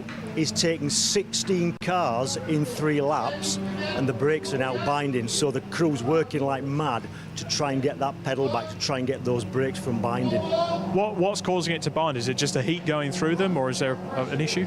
Absolutely no idea. We've just bled the brakes, just put them all back, really good, and now there's some issue. It's just started to bind, so crew chief's trying to work that out for us. We can hear him working away in the background, but for now I'll leave you guys to it. So yeah, some problems beset with the Roderson's car. We've also got an MX-5 in the pit lane, as you can see behind us. There's a few issues there. I'm just going to see if I can get in and see what the issue is. They've got a wheel off on the front left-hand side. I'll see if I can grab a chat with the driver, actually. It's the Peaky Blinders car number 11. Just having a look now, the tyre looking particularly bad as well, especially on the inside. If I could just grab a chat with the driver, what seems to be the issue out there? We've got a problem with the locking up brake. The near side front just locking up on everything. No ABS? It's undrivable. Not ABS yet, no. It has got ABS, it's disconnected. Right, okay. We'll to put that back on. As soon as it's done and back together, you'll be back out fighting fit? Oh, God, yeah. Fantastic. Well, here we go. The first of our 12-hour Race of Remembrance, and we've got 2 casualties in the pits already. For now, back to Paul and Scott. Yeah, it's Richard Smith in the number 11, the Peaky Blinders Mazda that Rob was just talking to there, describing the braking issues. So anybody can make a car go fast, but to make it go around a lap, you need it to stop as well. So that's the car that well, it's still being shown in 40th place. The Roderson Sirocco has dropped to 45th. We did get 45 starters in the end, as I say, although one started from the pit lane. 20 minutes coming up on the clock as elapsed so far, and Darren Burke's lead is not quite 19 seconds over Jason McAnulty in second place with the ES Motorsport S3. Lotus Elise has just moved into second place, in fact ahead of Alan Curtis's Breakdancer Racing Caterham 7. Fourth place to Toby Ballard in the Williams Motorsport Caterham, car number 29, the pink one. And then it's Zachary Lucas fifth. Sixth place for Scott Ferguson in the Luke and Luke Mazda, leading the way in Class C. And then he has a 2-second advantage over Alex Martin in the Tequila Racing Mazda, which is in 7th place overall. Yeah, next after that we've got Adam Zieba, who's in the Porsche Motorsport cars, second of the relay cars we've got out there, and they're hitting that mark. Mazda MX-5 Mark III, 9th place Alex Quinn in the Operation Motorsport Canada Toyota GT86. And Lloyd Huggins rounds off the top 10 in that number 7 RAF Motorsport Javelin Track Days Mazda MX-5 Mark III. And of course they're still in that battle they're having with the number 24 Auto Test TSW Mark I MX-5, and that's sort of Seb Fisher at the wheel. The other Operations Motorsport car, which has Major Chris Walsh from the US Air Force at the wheel of that car, currently sat in 12th. So both of those Operation Motorsport cars and their servicemen and veterans that have come across the Atlantic from Canada and the USA, doing quite well. Both cars running in the top 15 at least. There's the Royal Navy number 33 car. That car started back in 29th on the grid. The 33 car at the moment then, as it sits at the moment, is currently sat in 27th position. So it's made up a couple of places since it started the race. And in terms of its incumbent at the moment, car 27 in those BMWs currently appears to be, I think there's been a number change, but it's the Royal Navy car, Richard Phillips, by the look of it. That's car 33 in 27th position. I think the numbers a bit jumbled up. Here's the battle for second, third and fourth still on screen. We've got the Motorsport car still with Jason McAnulty in the Lotus, holding off the two Caterhams that have caught him up on track now. So both Alan Curtis and Toby Ballard are pushing hard to try and give him a little bit more of a headache as Darren Burt continues to extend his lead even further. He's up to almost 20 seconds now through the traffic, but this is one of the closest and most important battles on tracks for second, third and fourth overall. As McAnulty runs a little wide on the exit of the hairpin, now giving the chance for Curtis to try and close back up in the slipstreams. Bit of flamers on the upshift there for McAnulty as he keeps on pushing down towards the bus stop. All three cars turn into our view just out the commentary box. They've got a bunch of cars. Bunch of BMWs ahead of them, haven't they? Which Jason McAnulty is going to arrive at first. This is by far the best battle on the circuit in terms of battles for real position and important position, as Scott was just saying. Second, third and fourth places for Jason McAnulty in the 110 Lotus, ahead of the three Caterham, or the two Caterhams I should say, behind him, Alan Curtis with the 77. Remember, the 77 car is going to change because it's a relay car. The silver car you see at the moment is going to change into a different car at some point as they go through their, I think you said 6 drivers, didn't you? Paul Herndon, Darrell Cresswell, Tim Steele, Wes Payne and Harry Eyre, the other drivers of that car and or of that team, and as well as driving in a Mazda MX-5. The Caterham is by far the quicker car, and in fact putting the move on the inside there of the Lotus Elise as they came up to the, where was that? That was the banking, wasn't it? It was like a Peel, wasn't it? Up at the top of the hill. Right, so they are. Yes, up at Peel then. So the Caterham just taking advantage of the fact that Jason McAnulty was being a bit cautious with a Citroen Citroen C1 in front of him. Now trying to get around the Operation Motorsport car now. That's the Team USA Operation Motorsport car they've got around. So it's a Lotus sandwich between two Caterhams. I know at least one, they've got at least one car that they're changing over to. I know it's yellow. That's the thing I know, seeing it in their mix. There'll be a yellow Caterham out there rather than a black and silver one. I think they've got just the two. They might have one more in there, but depends on what their setup is like. As now you can see officially on the timing screen, it does change over. Breakdancer Racing up to second in the relay class. Get the rest of the order. It's still JRW Motorsports Fiesta up in 5th position. Still Luke in P6 in the Mark 1, the highest placed Mazda in the field, ahead of the Tequila Racing Mark 1. And actually, in fact, the breakdance car going past its teammates in car number 88 in the Mazda, so one breakdance car passes another. But to give you an idea of exactly just how far ahead Darren Burt really is, the battle for second, third and fourth is just going down the back straight as McAnulty charges back past on sheer power alone through the kink up towards the Rocket Complex, and he's back through in track position. But that car does seem to have quite a nasty habit of locking its brakes, a huge lock up into Rocket. Again, he's locking that outside right front as he turns in. The Caterham tries to get round the outside, but then gets boxed in by the BMW and the WRC Development C1, so he can't find a way through there. Now as he accelerates back up towards Peel, it's back to where they were. But that little Caterham is causing a bit of a nuisance, and these two cars are almost very evenly matched in terms of pace from where they are. The Lotus got the bit more grunt on the straights, but as you'd expect, the nimble little Caterham is a little bit better under brakes, at least they're not locking them up as often as the Lotus is. And through the corners, much more nimble, able to get right up the inside of the Lotus. So they're causing Jason a bit of a nuisance in these early few laps. Indeed, yes. And there were 3 of the 77 Caterhams in qualifying yesterday. Yes, you're right. So I suspect we'll get 3 of them again, as again Alan Curtis sneaks up on the inside of McAnulty, and Toby Ballard thinks about going with him, but then thinks better of it as they come back down the straight into the final turn onto the start-finish line. And the Operation Motorsport Canada is the next one to be overtaken, and Alan Curtis is going to be the first one who arrives on the scene. He goes through up past the Toyota GT86 there, a much bigger car physically, and whilst he's taking the outside line, so McAnulty decides he'll take the inside line through the banking and just boxes the Caterham in behind the GT86 as they head through the traffic, and Jason McAnulty takes the place back again. They're having a rare old battle, aren't they, these two? And probably enjoying themselves enormously as well.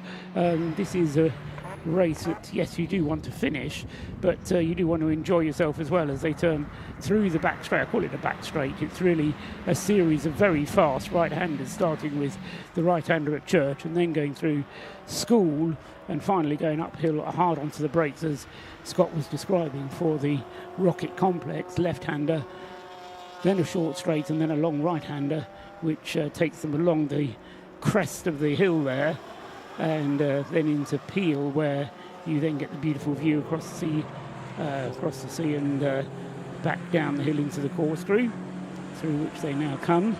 25 seconds is now Darren Burke's lead, as Scott Ferguson in 6th place, car number 37, posts his best lap of the race so far, 1 minute 44.137. The fuel load will be beginning to lighten, possibly making the car a bit better to handle, depending how they've set it up to either handle on the full fuel load or mid or low fuel ranges. What would you expect, Scott? About 2 hours of running, an hour and a half of running on a tank full of fuel for a Caterham? Maybe an hour and a half. I'd imagine so, for at least an hour and a half. We have to obviously bear in mind these aren't massive cars, of course, these Caterhams, so they'll try and go as much as they can, and they're also built for performance and speed rather than fuel efficiency, but being quite lightweight, that can possibly balance it out a little bit. So I imagine, I'd say I was surprised if it doesn't go an hour and a half. If they could be a bit more frugal, some of the cars in the mix, then maybe up towards 2. But I think by the rate they're running, these fuel tanks won't last 2 hours. Maybe an hour and a half potentially, but by the rate they're running and repassing each other, I don't think 2 hours is going to make it at this point in time of the race. The leading that group for 2nd, 3rd, and 4th is just picking its way past another group of cars. It looks as though that McAnulty and Curtis have just pulled a small few seconds over Toby Ballard through the traffic as they go through. And to look at some of the other classes in the mix, the auto test car with Sebastian Fisher, the Mazda MX-5 Mark 1, that currently leads in Class B. Class C leading car is that Luke and Luke Scott Ferguson car. The relay class, as we know, is being led by 77 Breakdancer Racing. D class is, of course, that's the top class, the fastest cars you'll find. And that is, of course, Darren Burke. He now has a lead of up to now 27.5 seconds.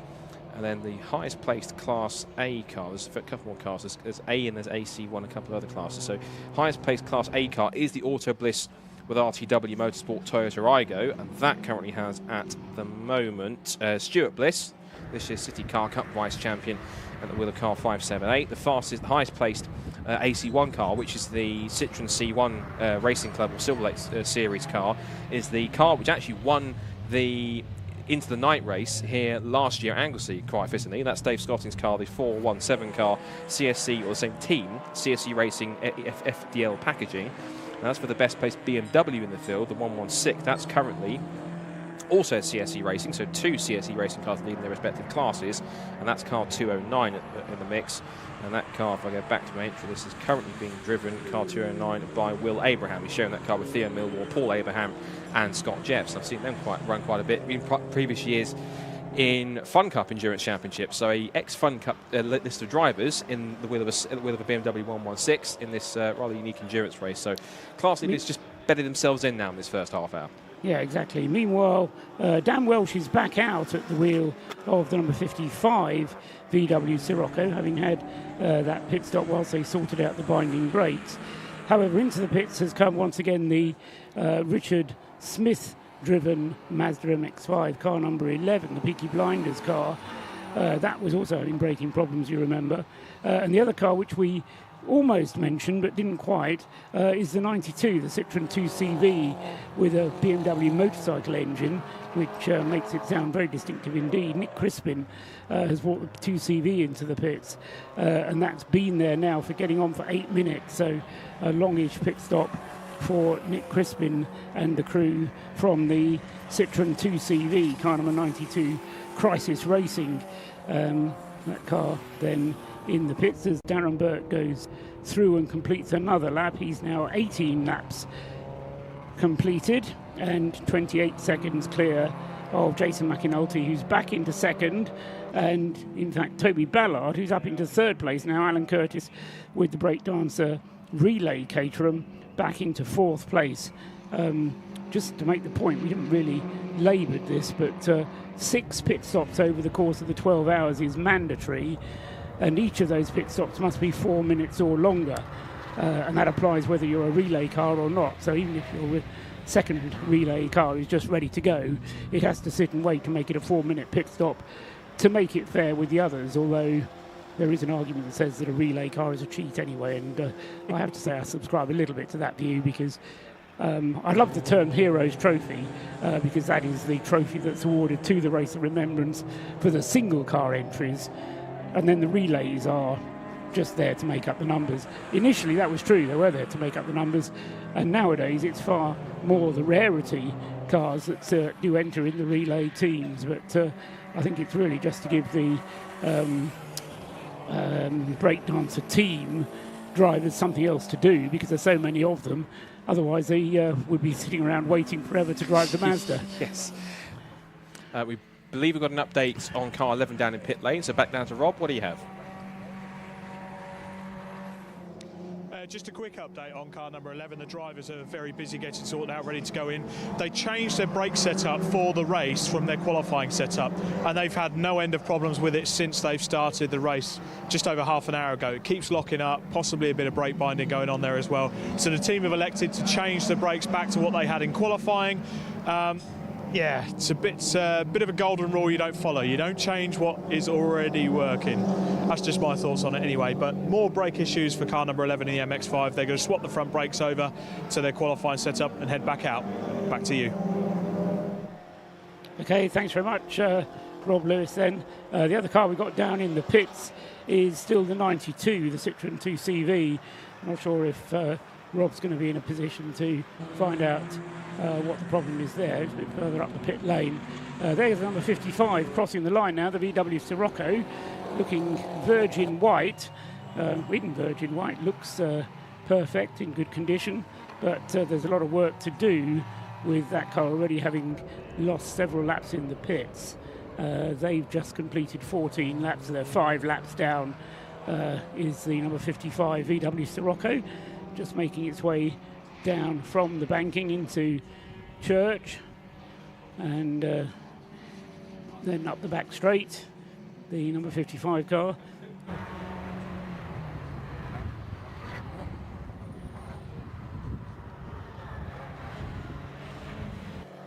Seeing there, 55 car on track now, so it looks like with Dan Welch back at the wheel, trying to make the most of the lappery that he can put in there. Of course, he is down towards the bottom of the timing screen, so he's now got to try and make the most of the clear air he's got around him, because that's going to be even more crucial when we get to parts 2 and 3 tomorrow, when everyone's trying to make up gaps on aggregate after the times that they've been setting today, but at least trying to pick his way through and make up for, quite literally, lost time in the pit lane. Yeah, 5 laps lost in the pit lane, but you weren't here last year, Scott, but the Williams Motorsport car actually had a lead of 6 laps on the rest of the field, with about 3 hours still to run on Sunday afternoon, and ended up losing the race. So 5 laps at this stage seems a lot, but if they can maintain position, then it's worth battling on, and even though it's tough at this stage, it's certainly worth doing.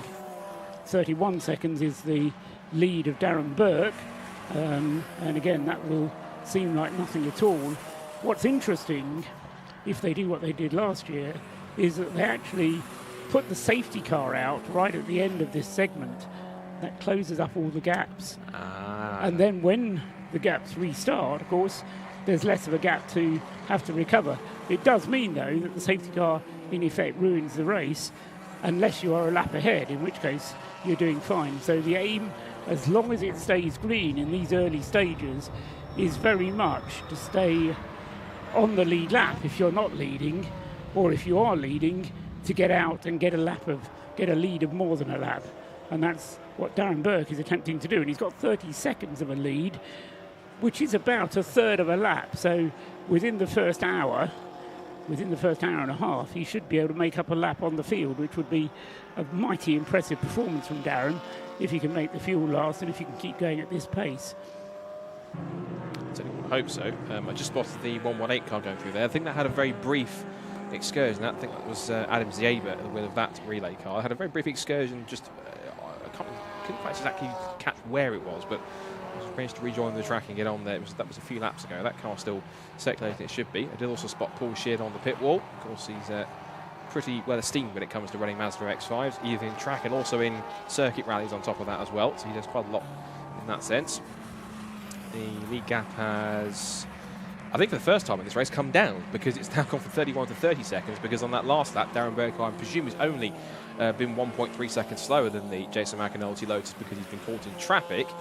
He did a 141.9 last lap compared to 140.6 for Jason McAnulty, although he's now probably hitting the same traffic that Darren was trying to pick his way through, past the 99 BMW, still being chased down by those two Caterhams that he's been racing with ever since the beginning, and past a couple of the C1s in the mix there as well. So after Peel Corner, and yeah, still has those two Caterhams right on his tail as the light that was quite low in the air this afternoon starting to fade a bit more as we get towards sort of late in the afternoon and into the twilight already at about 3:30 in the afternoon.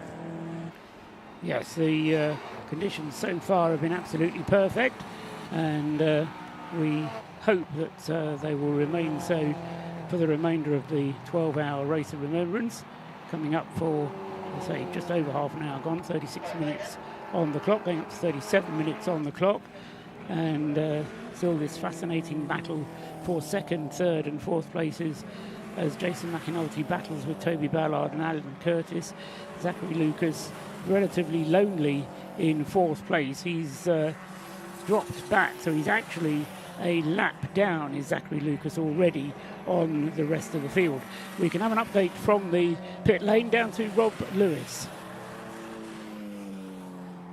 Well, you may have seen the car behind me, which I have taken a bit of a shine to. People that will be watching will know why. I used to race these myself, but this is the car number 92, Crisis Racing Citroen 2CV.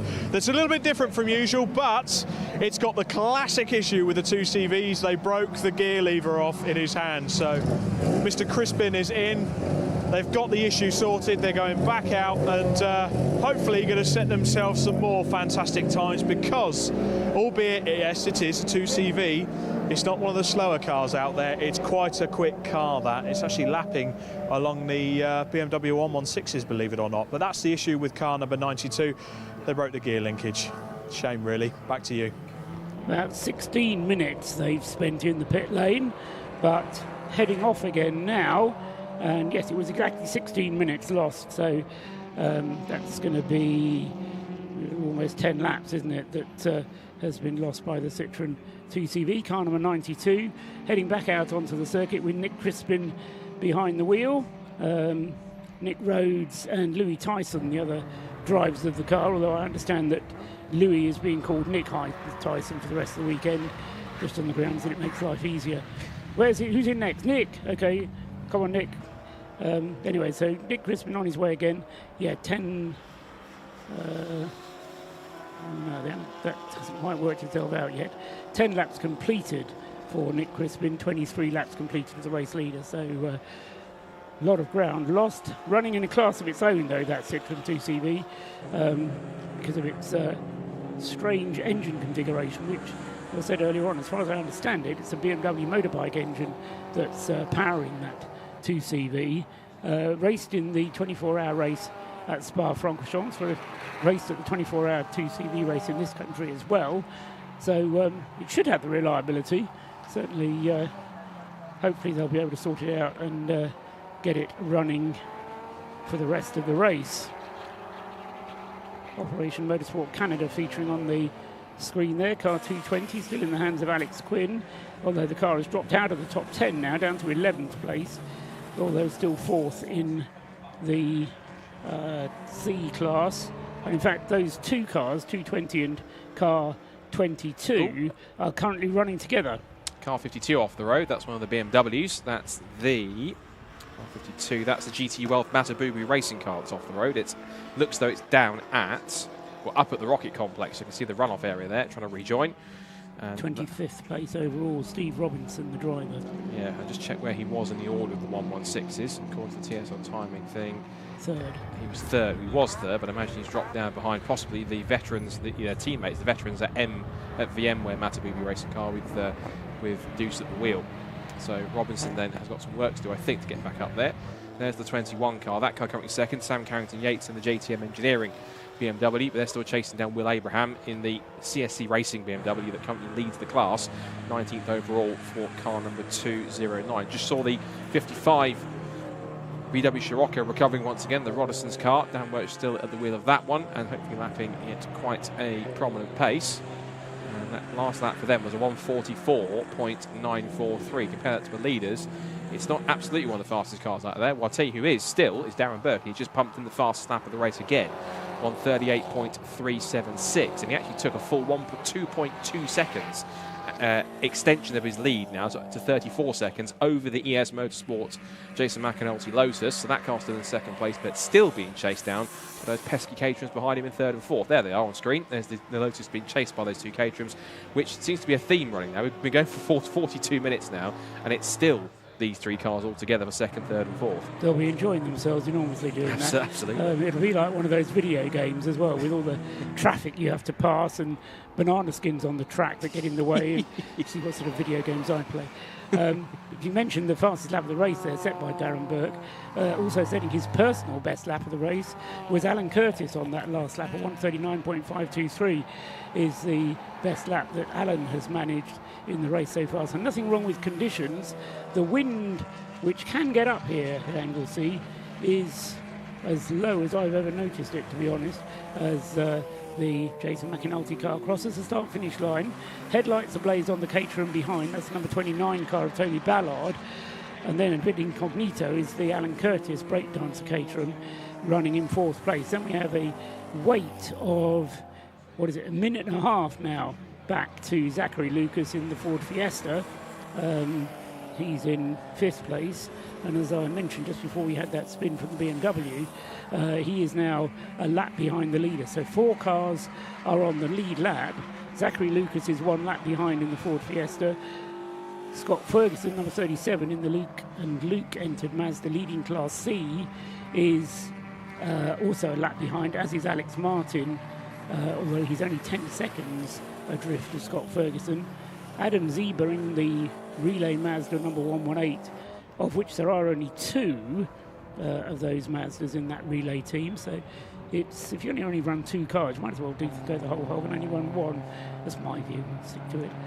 Sebastian Fischer is ninth in car number 24, and they are all one lap behind. And then 2 laps behind, in 10th place, is Lloyd Huggins in the RAF Motorsports with Javelin Track Days Mazda. He's in 10th place. 11th place is Alex Quinn ahead of Chris Walsh in the 2 Operation Motorsports, respectively Canada ahead of the USA. 17 seconds separate the 2 transatlantic teams. And then Stuart Humphrey is next up in the Mazda number 91, which I have to say, Scott, I would have thought that car would be punching a bit higher than 13th place, car number 91. Admittedly, Stuart Humphrey is probably not as quick as Alex Capeda and Martin Rich. But if that car can at least stick in there. But as I say, it's lost 2 laps on the race leader and is a lap back in terms of class positions. Yeah, that Class C does seem to be very much dominated by Mazda MX-5s. The only anomalies in there are, and the good anomalies, of course, are the 2 Operation Motorsport, essentially North American cars, Canada ahead of USA, as you mentioned. So good to see they're coming together. Lap time-wise, lapping pretty similarly. The gap between them is about 17.5 seconds between the 2 Toyotas in 11th and 12th, respectively.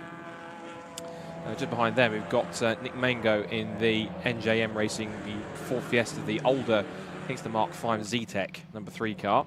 In fact, there it is, just squeezing up the inside of the number 11 MX-5, the Peaky Blinders car that's rejoined after its brake problem. So that car quite far down the order outside the top 40. But there is the NJM car that's working its way. 15th place behind them is the number 96 Jaffa Cake Racing car. That's another Mazda MX-5. That's the Mark I, which is currently being piloted at the moment in car 96 by... I will get it on my screen in a second once I've got it on my list. Oh, there it is at the top of the screen. By Brian Bursey, sharing that car with Sam Moody, Andy Bailey and Daniel Grist. All of them, of course, are quite well versed in club racing around the core. They've got 2 more Mission Motorsport cars that are now in class. Class C being the most supported class, I think, in this year's race anyway, with 12 cars in total. 2 more Mission Motorsport cars. The 101 green Mazda MX-5 Mark III is currently 16th. eighth in Class C. And that car currently has, at the moment, Richard Wilkinson at the wheel, showing that with Oliver Brand, Leon Grafe and James Cross. And then the other car, which has just chased them down, is the 51. That's another of the... there's two more Toyota GT86s in the field, and that car, 51, is the other Mission Motorsport car, which is with Clouders, and that's currently got at the moment Martin Greaves at the wheel with Alexander Weststroke, Paul Sweeney and Paul Wooding. And then just behind them is the first of the Pure Track, two Pure Track Renault Clios, number 223, and that's Jason Hennifer, who's been a regular in the ST150 Challenge in recent years, and has actually been out in Supersport Endurance in the Megane with the other two cars in Supersport Endurance on top of that as well. Just crossing the start-finish line, car number 11, Richard Smith in the Peaky Blinders Mazda MX-5.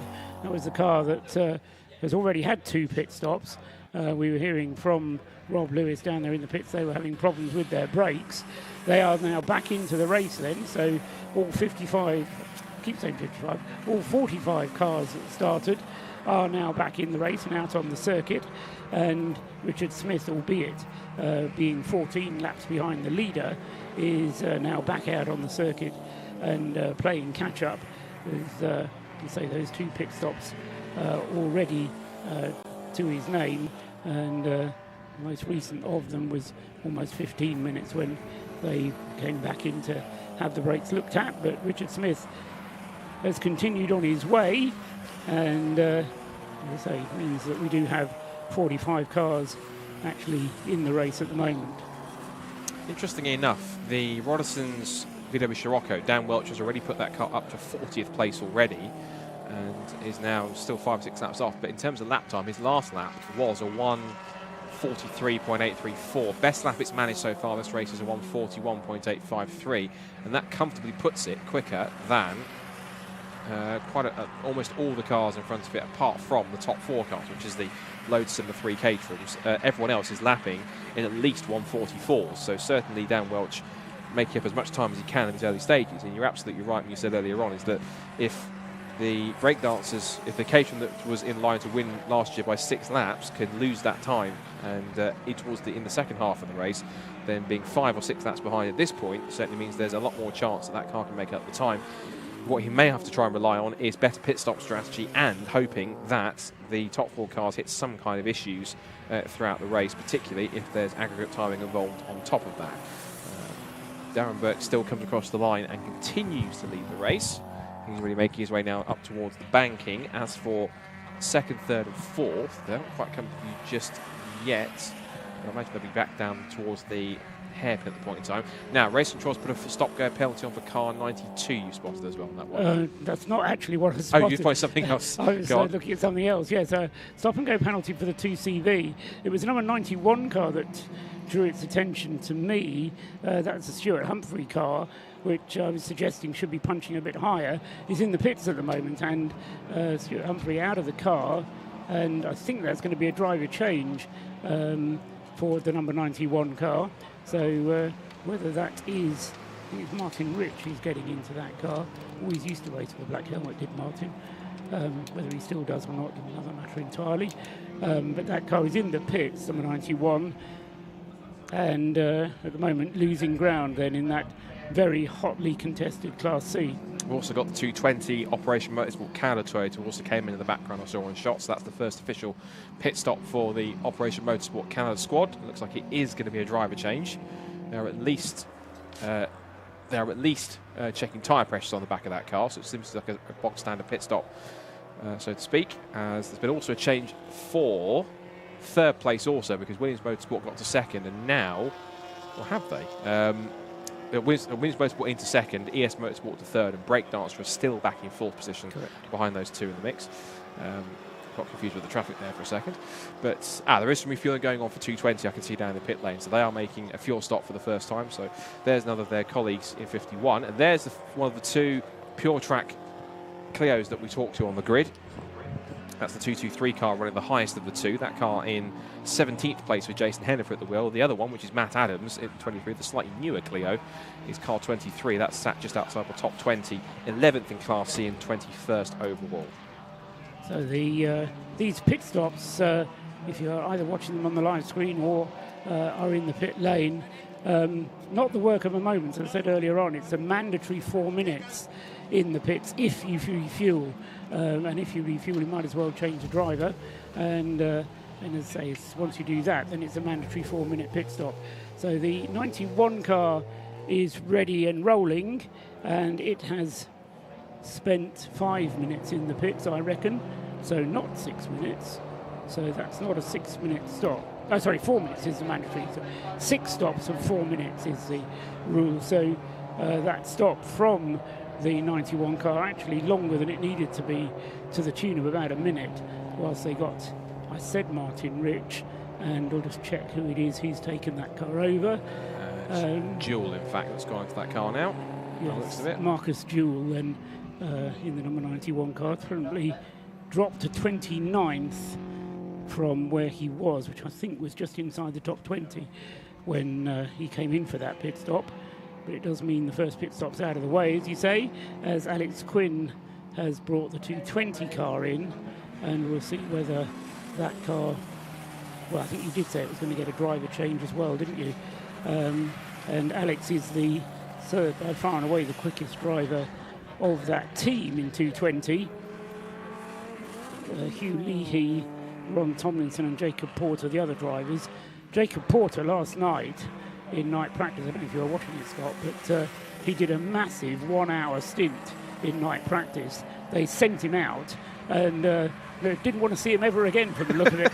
Anyway, they got him back in the end. Dropping hints. Yeah, got him back in the end. Yes, anyway, indeed. we can go down to Rob Lewis. He's in the pits.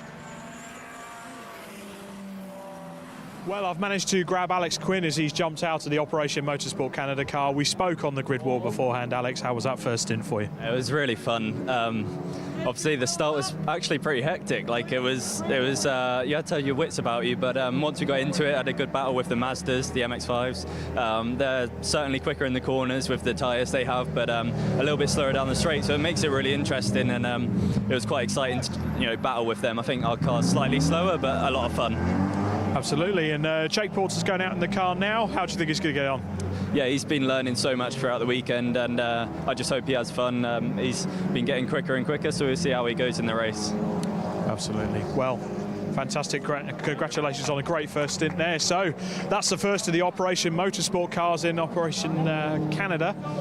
We'll wait for the USA car to come in, and the rivalry should really hot up going into the race. But for now, back up to the commentary box. I am going to find out what happened with the stop-and-go penalty also. Thanks very much, Rob Lewis, down there in the pit lane, trying to keep warm wherever possible.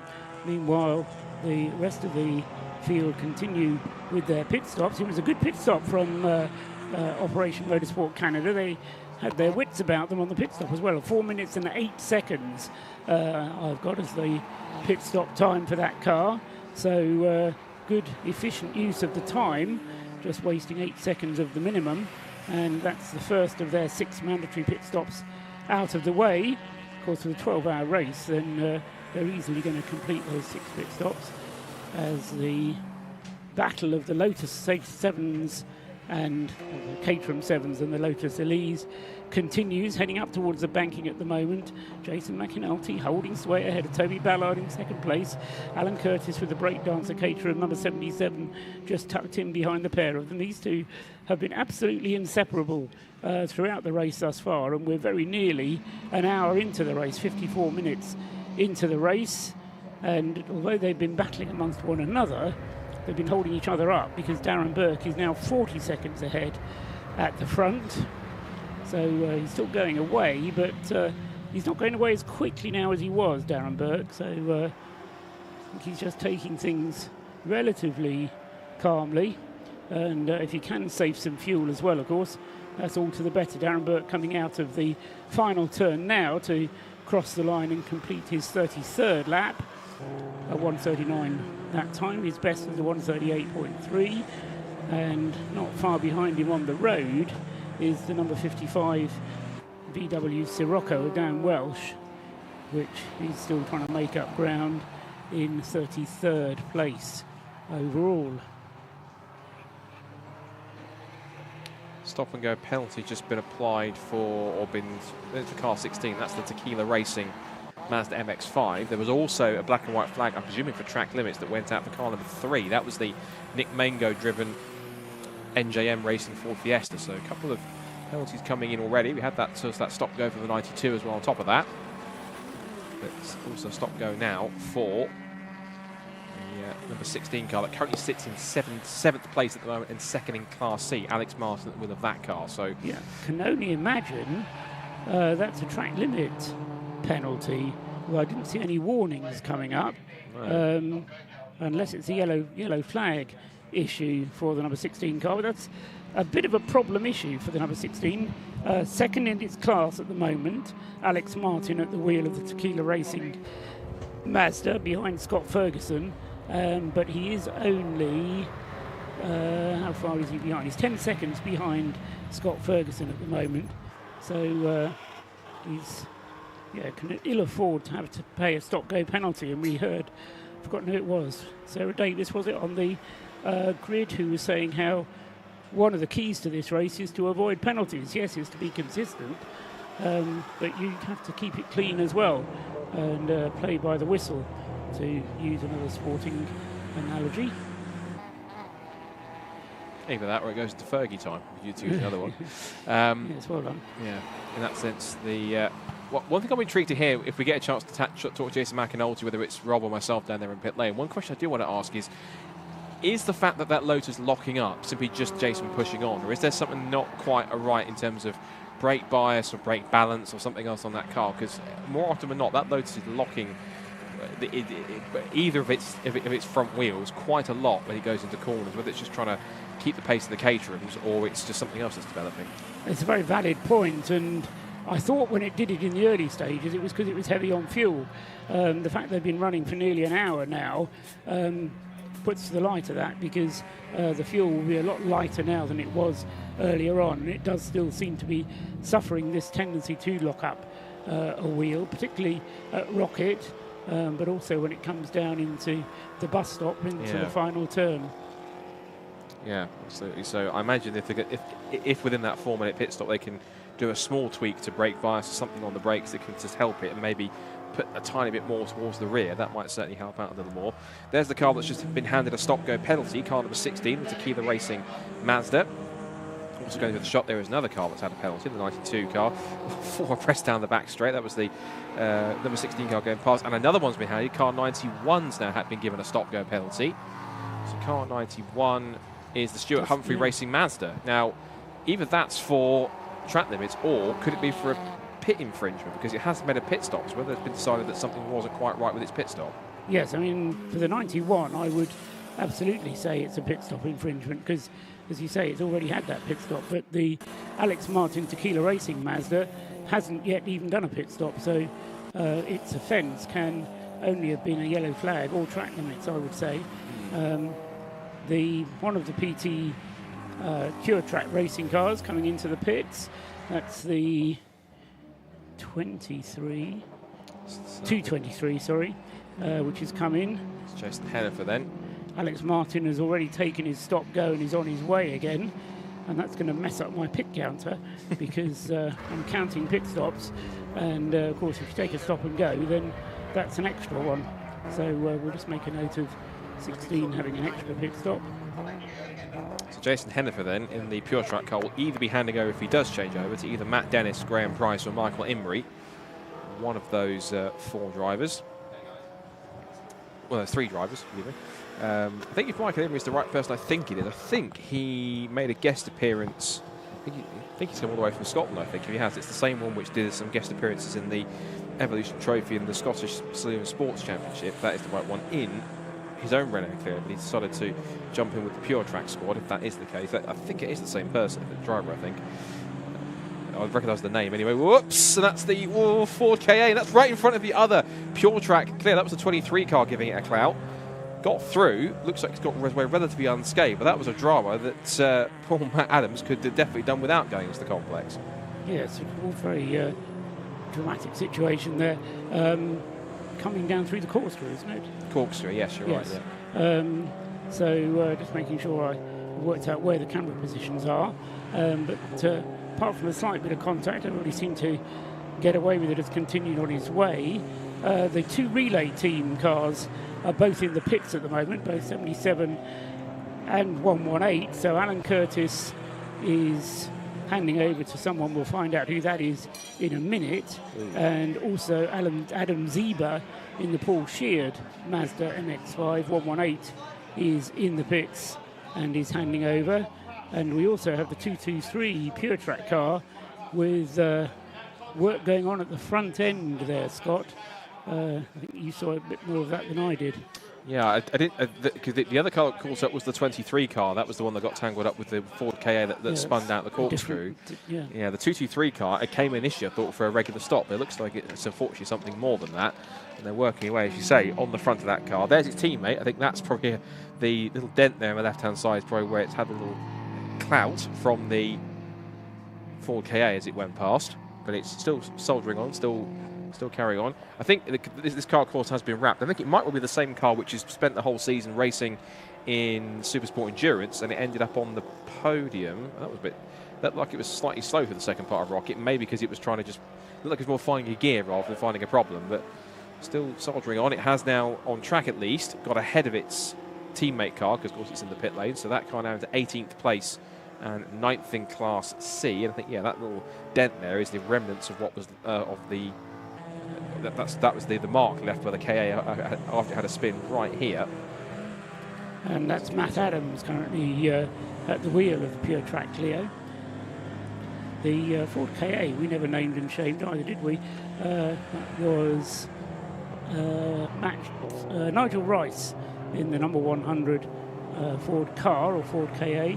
Currently running second in Class A and in 40th out of the 45. So not really troubling the scorers at the front, but having an indication of just how hard he was trying there as he came down through the corkscrew, just losing it at the left-handed element, coming down out of Peel. Other two cars in that class, leading that one is still the Auto Bliss with RTW 578 Toyota Aygo City car. That's still got Stuart Bliss, this year's City Car Vice Champion at the wheel. And as you say, that second place SSGC Mission Motorsport Ford KA, which I think I'm going to guess, I think must be close to Enduro KA spec, I'm guessing, is now, of course, and that's in the pit lane. Probably not surprising after it did clip the 23 car, so it might have done more damage, if any, to the 100 car. Possibly either in because it has a problem, or just simply for a quick check over to make sure all is well, as we see our second placed Lotus on screen, putting some more lappery on the back markers. And in third place in that class is the 69 car. That's the Mission Motorsport, another Mission Motorsport car. That's the Citroen C1 City car. Now that car, for those who are familiar with the chaps at Bad Obsession Motorsport, was originally built by those two guys. And then it was raced in the early days of when the City Car Cup was still a series and finding its feet in the Club Sport Trophy as a class. And then that car was then donated to Mission Motorsport, and since then it's been used as one of their cars in the year. Good to see it back out. It's sprouted the tiny little rear spoiler since I last saw it, but that's in the same sort of livery as the tobacco sponsorship friendly kind of almost Gaulois style livery that certain Sebastian Lowe ran on his Citroen Zara back in around roughly 2006, I want to say, when the Works team weren't around. It was Kronos Racing running that car. Alex Martin has made his pit stop, his stop-and-go penalty for the Tequila Racing team. 22 seconds he lost in the pits and is now 36 seconds. He's still second in Class C, but he's now 36 seconds behind the Luke car ahead of it. Meanwhile, the two relay cars have rejoined, and Paul Herndon has taken over number 77, and Ben Taylor in 118. So those two cars have both had a change and have continued on their way with the relay. So Paul Herndon at the wheel of 77, and he's taken over from Alan Curtis, whilst the bonnet is up on the 51 in the pit lane. That's the Mission Motorsport with Cloudera Toyota GT86, and that's receiving some, I'll say, unscheduled work, but it may be all part of the plan just to check the levels on the number 51 Toyota. Only been in the pits for a minute so far. the 223 car, which we mentioned was in the pits, the Pure Track car, has made its pit stop and is still in the pits. So it's been there for 6.5 minutes now, and that time continuing to tick away as the Pure Track Clio loses ground, car 223. And the Ford KA has also been in the pits for a little while now, car number 100, and has lost a little bit of ground. Change of shift beside me because Rob Lewis has now moved into the position to my left, and having done his stint in the pits, he's dispatched Scott Woodward down into the pit lane to find out what he can find. What are conditions like, Rob? How's the wind? How's the temperature? Is it pleasant? Pleasant. I'm going to skip that word, Paul. Right. No, it is rather cold. It's flat, calm winds, but it is a bitter temperature. It's very, very cold out there. In theory, it should make it a bit easier on the cars, maybe give them a little bit more performance. But the one thing we found out already, especially with these stop-and-go penalties that we've suddenly had an influx of, is we have a lot of refuelling infringements happening down in the pit lane when the pit stops have started. So the teams have got to up their game, as they say, as we see the IGO slowing there and indicating to the left-hand side. So has that got a problem, or is that heading to the pits? I think it's just keeping out of the way of the faster traffic. He knows that he's not as quick. So the Toyota IGO, I think he's going as fast as he can. You have to kind of get your eye set in, but I think it's running as well as it should be doing. The one thing I will say about that car, I think it needs a bit more lights on it, don't you? The big WRC style lights on the front of the car certainly make it stand out. That's the Operation Motorsport Team USA car number 22. That's in the pits for one of its first driver changes. A very well thought out team there. They had a job for every single person on the pit crew. Everything very methodical, very military. Yes, the number 22, Major Chris Walsh, was in the car for the first stint, and they're now getting ready to send the car out for the second stint. As you say, they're a team crewed by the beneficiaries as well as there's a beneficiary on the driving squad as well. So they really are completing the aim of Mission Motorsport. And that car heads down the pit lane, 4 minutes and 6 seconds on the clock. So pretty much as efficient a pit stop as you could hope for from the Operation Motorsport Canada crew. And that car then now with Matthew Smotherman at the wheel. A little bit on obviously the crimp sheet we've got here for the Operation Motorsport cars. Now Chris Walsh, he's just got out of that car. Chris also racing in the SRO Motorsports Touring Car America Series. He's also a former US bobsledder and a 2022 former Winter Olympics hopeful. So certainly he's used to the cold conditions out there, Paul, I'd say.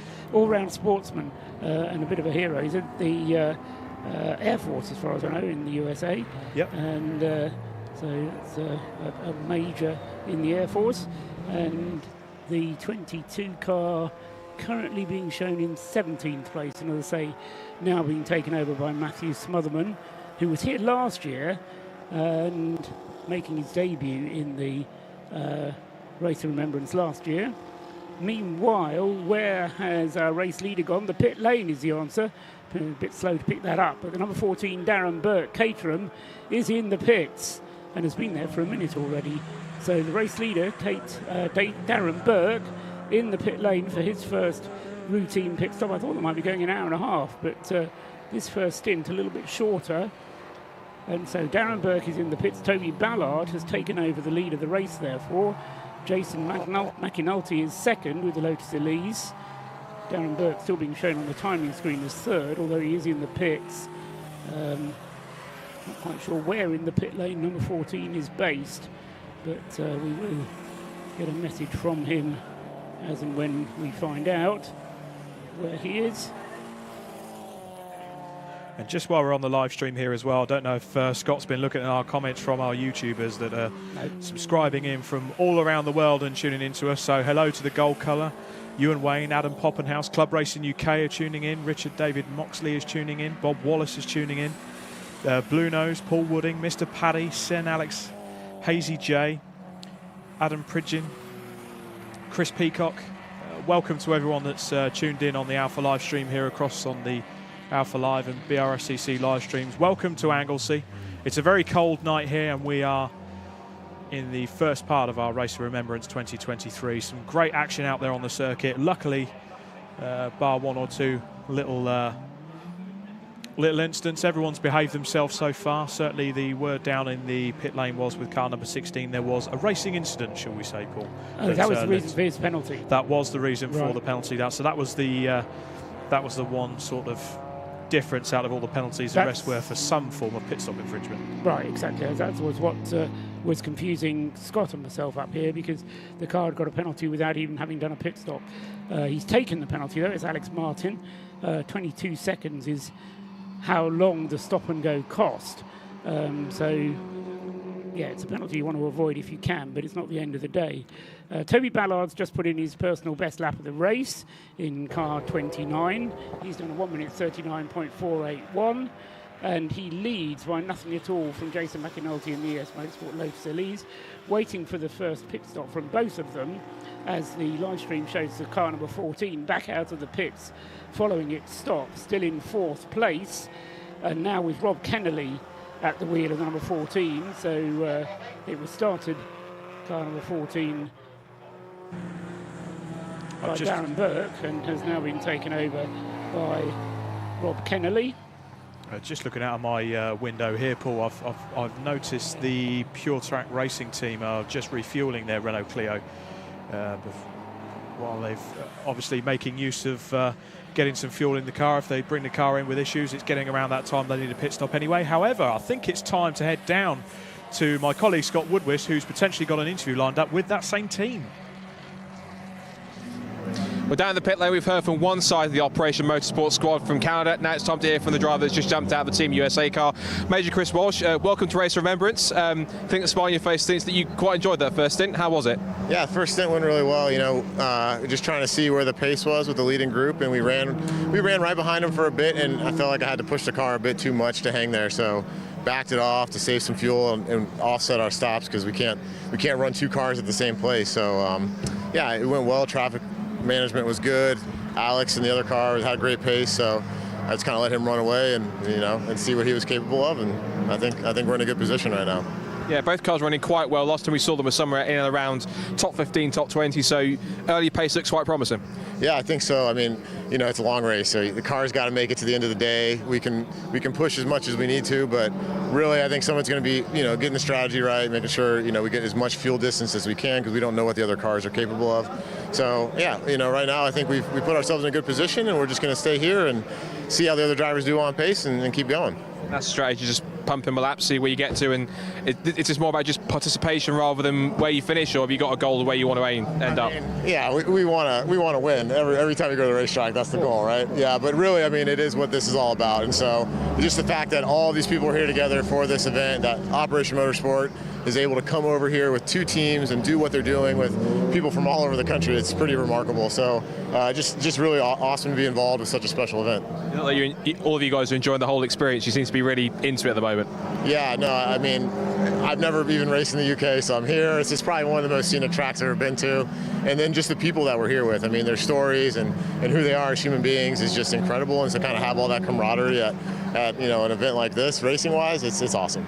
Just quickly, your story, how did you get to this point, and tell us about your career in the armed forces and how you got to this point where you're now getting involved in racing? Yeah. So I started actually on motorcycles for the racing side.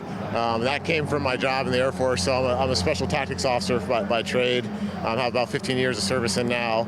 And then I just decided to take the leap into cars, and then that kind of worked its way into SRO, and then some Porsche Sprint Challenge North America. And so hoping to climb into IMSA and some of those other higher series, but yeah, it's been a hell of a ride, and you know, having a good time. Well, thanks for being here. Thanks for your service as well. Thank you very much, and best of luck for the rest of the race. Great stuff. Before we hand back up, I do want to see if we can have a word with two guys in Pure Track Racing, because they had the issue with the 223 car, quite a lengthy stop. So I might see if I can quickly jump in and just see if I can find out what the issue was. I might see if I can just possibly door stop, see if possibly Sarah, the guys.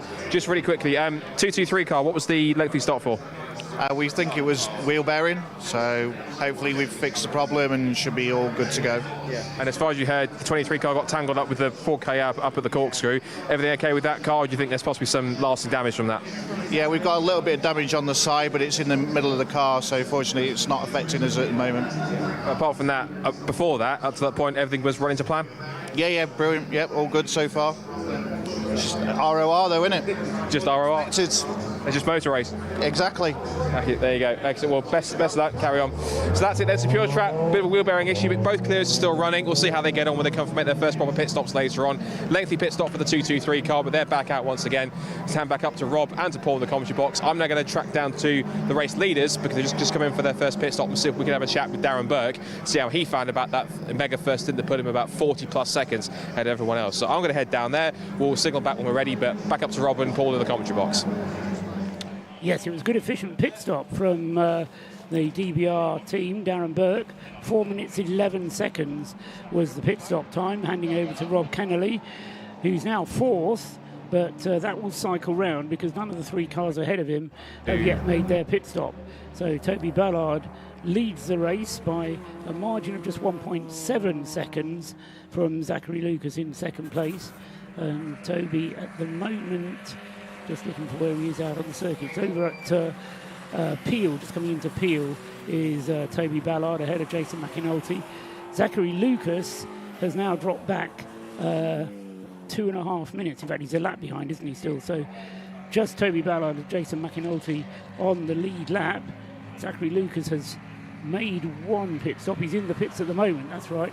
So car number 111 in the pits at the moment. I'm not sure if we'll hear from Scott and Zachary Lucas, who's come in for a change of driver in car number 111.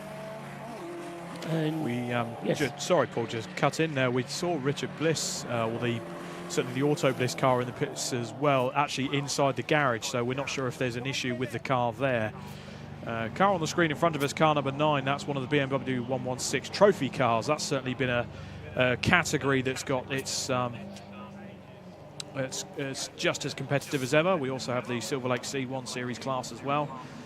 We have a couple of City Car Cup spec cars and a Ford KA in the field. So many classes up and down in this Race of Remembrance race. But one of the City Cup Auto Bliss Toyota Aigos with the big WRC lights on the front, that is in the garage as we speak.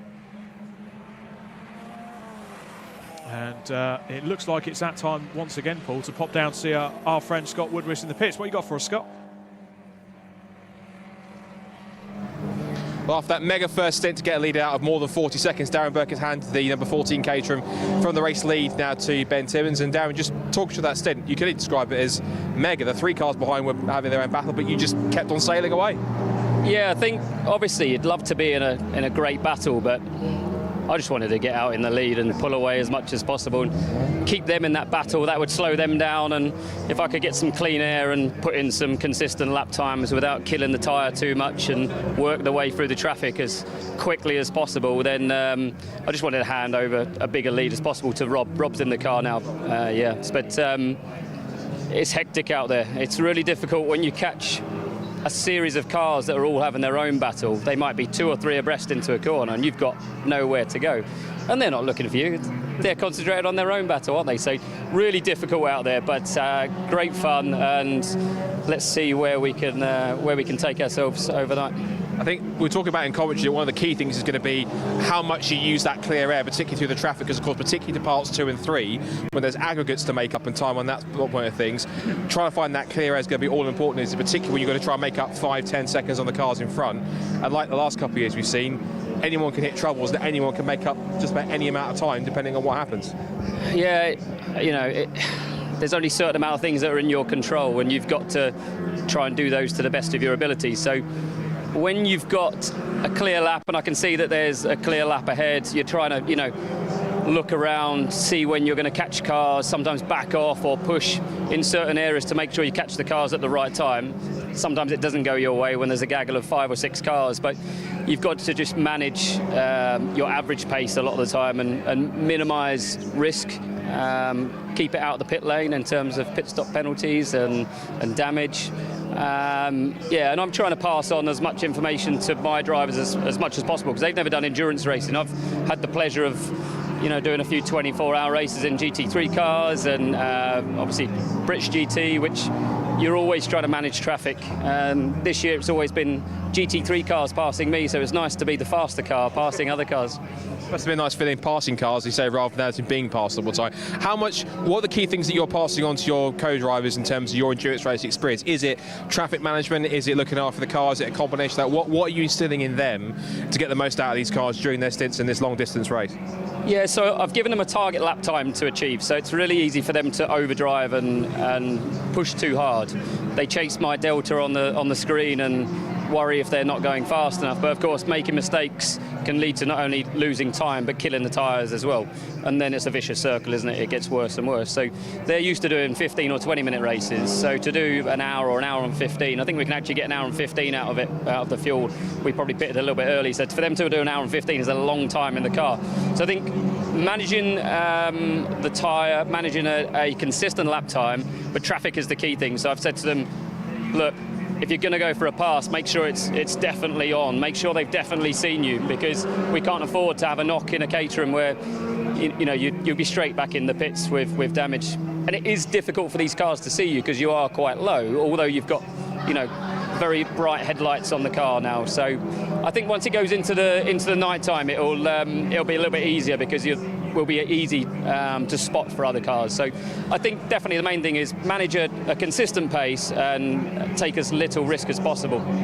So, well, best of luck for the rest of the race. Thanks very much. Great first stint, and we'll see how you get on later on. Good stuff. So there you go, there's a bit of a marker for the Caterhams then. About an hour and 15 minutes, Darren Burke reckons. They came a little bit earlier than they possibly could have done for their pit stop. But a great opening stint for number 14 Caterham. Darren Burke's handed it over to Rob Kennelly. Let's see what he can do now. That car's gone back out there to battle for the lead. Back up to Paul and Rob in the commentary box. Thanks very much. Scott Woodward's down in the pit lane with Darren Burke. The car currently in third place. Toby Ballard, nobody told him he can only do an hour and a quarter. Hour and 22 minutes Toby Ballard has been out in his Caterham, so possibly a slightly larger fuel tank. In fact, just goes through again and completes his 49th lap with an hour and 22 minutes on the clock, so looking very nicely indeed. Just 4 seconds ahead of Jason McAnulty in the Lotus Elise in second place. Neither of those two cars has made its first pit stop yet, nor has Scott Ferguson in fourth place, and nor has Seb Fisher in the Autotest TSW Mazda MX-5 car number 24 in seventh place, nor incidentally is Lloyd Huggins in number 7 in the RAF Motorsports Mazda in Class C. So still a lot of cars to make their first pit stop. An hour and 23 minutes now into the race. But really interesting, Rob, to hear from Darren Burke there, because he was giving away trade secrets, wasn't he, really? Setting his co-drivers target lap times they should be aiming for, telling them exactly how they should be driving it. Yes, I mean, it's all grist to the mill for people like you and me that have seen a lot of endurance races, but there's a lot of people here who maybe haven't done endurance races. Exactly, but I'll tell you what, the Williams Motorsport team are probably rubbing their hands together now. Now the DBR racing team have given away their trade secrets. They're thinking, yes, they've given away their strategy. Speaking of endurance racing, there's a couple of C1s on the screen there just being passed by the Williams Motorsport Caterham and by the VW Scirocco that it looks like, touch wood, I'm not going to put the kibosh on Dan Welch out in that Scirocco. Where's the Roderson's car got to 18th at the moment. Fantastic pace there from Dan Welch. 5 laps back on the race leader. Yeah, still 5 laps back on the race leader, but certainly one of the quicker cars as they come through in front of us and in front of the purple Lotus Elise as well. Yeah, so he's trying to make it 4 laps difference, isn't he? So the Scirocco, the white car, if you can see the live stream there, just going around the outside of the purple Lotus Elise, or trying to go around the purple Elise, will then be only 4 laps behind, although it'll still be the same distance. It'll just be 4 laps, which would be slightly safer should a safety car come out. But no, you're absolutely right to draw attention to that, Rob, because the VW Scirocco started the race from the pits at the very start, then had, about 10 minutes in the pits while they sorted out some binding brakes, and now he's trying to make up still further ground but he's got a long way to go in a race that has a long way to go. We've got an hour and a half of a 12-hour race, in effect, although as far as tonight's racing is concerned, we've only got 5.5 hours still to go now, running through until 10 o'clock local time. If you're far and away in foreign climes, it's now coming up to 4:30. We're going to run through till 10 o'clock tonight, and it will be going dark. Well, it is going dark about now as we watch the 2CV making its way through the corkscrew, looking as if it's got no lights on at all, in fact. It did look that way, didn't it, Paul? I'm sure they'll be facing the wrath of the clerk of the course if they can't get their lights on. There will be a point where they'll put the signage out asking for all competitors to have their lights on. There are a few cars out there just looking out of our window that have chosen to keep their lights off for the moment. Maybe they'll think it's a tactical advantage. There'll be people listening to this, endurance fans listening to this, who will think purple light. Now, does the purple light mean anything to you? Code 60. Yeah, that's the modern day version of purple light. At Le Mans in the 1980s, even into, well, back in the 1970s, going into the 1980s, there was a purple light over the start-finish line. When the purple light came on, that meant it was dark and you had to have your headlights on. In those days, you didn't have to have your headlights on for the rest of the 24 hours, but the headlights came on when the purple light came on over the start-finish line at Le Mans. And being a Le Mans fan like I am, as you're well aware of, I had to just mention that because I say there will be people listening who will say, yes, I remember the purple light at Le Mans. Ties in well with the Car 110 scheme there, nice and purple. Very just showing purple, off. yes, quite. Nowadays, yes, code 60 is the colour code purple. We've got the number 14 Rob Kennelly car getting involved in that battle. Now, this is interesting because Rob Kennelly has done a pit stop. 4 minutes he was in the pits when he took over the car from Darren Burke. He's made up that 4 minutes and is now in amongst that battle. Although is 2 laps back. He's 2 laps back. But he is trying to make his way back up through the field. And, of course, his problem, Rob Kennelly's problem, is that he's got Darren Burke's voice in his ear saying, only overtake if there's no risk, and push without risk is another phrase which will mean something to some people. He'll be wanting to push on with Rob Kennelly in a car that he knows is quick. There they go, across the start-finish line now, right on the tail of Toby Ballard. Toby Ballard's got no fuel in that car at all. He's been racing for an hour and a half, and so Toby Ballard's car will be getting very light indeed. But he's being given a run for his money by Rob Kennelly. Absolutely. And the one thing that they will be critically aware of, they've got to make that 4-minute stop be exactly 4 minutes, because they know that that car is 2 laps back and he is sticking with that group. So we've got an average lap time here of about 1:42 at the moment. The leaders are doing 1:41, 1:42. You add 2 of those laps together and you get a bit more time for going in and out of the pit lane. That kind of puts car number 14 in the box seat. And there we go, it flashes up on the screen now. Race control has given the order for lights on. So all competitors will now be making sure their cars have got everything illuminated they can do. And this is the best part of the motor race, Paul, because you'll see exactly what other unique lighting these competitors have come up with. Yes, and you can see the car as well, which is important to be able to see the car and its identification lights at the same time. Not as many of them having wacky identifications as we've seen in previous years. I do like the Operation Motorsport, Canada and USA teams. They have very bright lights over the roof rails of their cars, so they're easy to pick out as it goes dark. I don't think they actually change colour, although that is something we've seen in the past, where it kind of changes colour as it goes through. Yeah, it is getting to that magical time of night now where the sun is dipping down. We're getting into the evening time. If only it were a little warmer. Scott Woodward is down in the pits. What can he tell us? Back down in pit lane, just a couple more cars to give you an update on. Now, we saw, of course, earlier on the Ford KA have a spin and clip the number 23 Pure Track runner. It's just been in for its pit stop to make a driver change. Matt Adams has got out of the car. We're just having a quick word with Sarah Dennis, and she just confirmed that, first of all, there was a bit of pickup they got when the car was coming in, so the brakes actually set fire briefly. When it came in, front brakes are very, very smoky, but they managed to put them out, and the car's all fine as it seems to be. Other thing as well was the contact. It looks as though it's just on the side of the car. So thankfully, nothing it shows has been reported by Matt to be anything that's affecting the handling or anything to do with how the car feels. So that's a positive. So that car's just had its pit stop, just refueled. That's just gone back out. That's back in the race.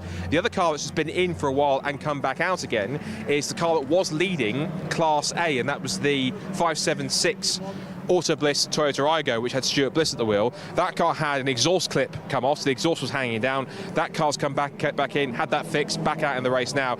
Might still be in the lead. I haven't checked the timing screen just yet, but it's out there and just back into the race to try and pick up some time. A few more cars making pit stops. The 18 Royal Air Force car just behind us here making its pit stop in the BMW, so we switch around. That car making its first stop of the race, one of the RAF Motorsport cars. We've also got in as well, whilst we look at that, the 51 car, one of the Mission Motorsport Clariera Veterans cars also in as well. The third of the Toyota Aygos to make a pit stop. And just behind them, I can see, is the 101 Mission Motorsport Mazda MX-5. So a few more teams making their first stops of ROR 2023. So a few pit stops been made there. And another car that's also just been and gone as well is the Fiat Panda making its first stop of the race. So the pit now, as the sun starts to go down, it's starting to get towards the twilight. The pit lane lights are coming on now. The pit lane starts to become a bit of a hive of activity here. We're getting past the first hour into the first hour and a half. It's starting to get pretty intense here at Race of Remembrance in 2023. Back to you guys. Thanks very much. Scott Woodward's down there in the pits. It is still Toby Ballard that leads the race by just 2.2 seconds from Jason McAnulty in the ES Motorsport Lotus Elise, but by just 2.2 seconds, those two. Talking of Jason McAnulty, we've actually got someone that's coming on the comments. We've got Connie McAnulty that's tuning in all the way from sunny Florida. Absolutely, because it's absolutely Baltic out there at the moment, Connie. So if you could send some sunshine out way, send a bit of the Florida warmth this way, that'll be fantastic. Now, this battle in front of us on screen now, this is for the lead in the Silver Lake C1 Racing Series class. This is the RAV Sport Gary Mitchell driven car being hotly pursued by the FDL packaging car as well. So they're currently in overall position of 35th and 36th. But, oh no, I've got that completely wrong. It's the 32nd and 33rd place car. So Gary Mitchell's driving the RAV Sport car, and Dave Scotting is in the CSC racing car as well. But two other cars in that class will be the WRC Developments class. They will be sticking to their own plan with the endurance racing. I think they will very much have a strict plan in place, a lap time to adhere to. So we'll be waiting to see how the WRC Developments team get on as we go later on into the race. And I'm looking forward actually to bring an interview later on with the two leaders of the C1 Racing Club. As we see down the inside of RAV Sport, there's a little bit of contact there from the FDL packaging car. Calm down, boys. There's a little bit of flashing going on there as the number 16 Mazda goes through. Calm down. There's still 5.5 hours of racing yet to go there, guys. Yeah, never mind about the 5 hours tomorrow. Although, to be fair, and it's a point worth making, there is no Parc Fermé these days. Time was when we had Parc Fermé conditions between tonight and tomorrow morning. These days, I think it became too difficult to police apart from anything else. So if they do want to work on the cars overnight and the mechanics are prepared to do so, then they can work on them. So we'll say possibly get some rebuilds happening overnight. But to say we don't need to worry about that just yet because it's only just turned 4:30 and we've still got till 10 o'clock tonight to run. But despite how bright it is in the pit lane, looking out up towards Rocket and down to the corkscrew, there is a continuous train of headlights now coming down the hill and heading out onto the Tom Price Straight. One car coming across the line with very little forward illumination was one of the Citroen C1s there. Just want to work out who that was. Could have been that orange and grey car. That's the Bliss car. That's the Toyota Aygo. That's well, it's meant to be very illuminated because that's got the big WRC pods on the front. So okay. I'm wondering don't seem to be working at the moment, unless I misidentified the car. But orange and silver livery on it. Yeah, it's a shame, really. I was looking forward to seeing that illuminate the circuit and probably half of Anglesey Island. Challenge to the lead as Jason McAnulty goes through into the lead as they went through target that time. Cheers from distant Florida. And Jason McAnulty then dived through as they went up there. These two still making the fuel last, and the car's getting much lighter on their fuel now as there's a slowing car. And that is the 44 Honda. The Honda Civic, so they obviously cannot get back to pit lane. Whatever has happened there has happened very quickly. Flying Haggis Racing and just trying to work out where that is on the circuit. But Flying Haggis Racing is the first incident. It's at Peel, isn't it? Yeah, so at Peel, that car is pulled off.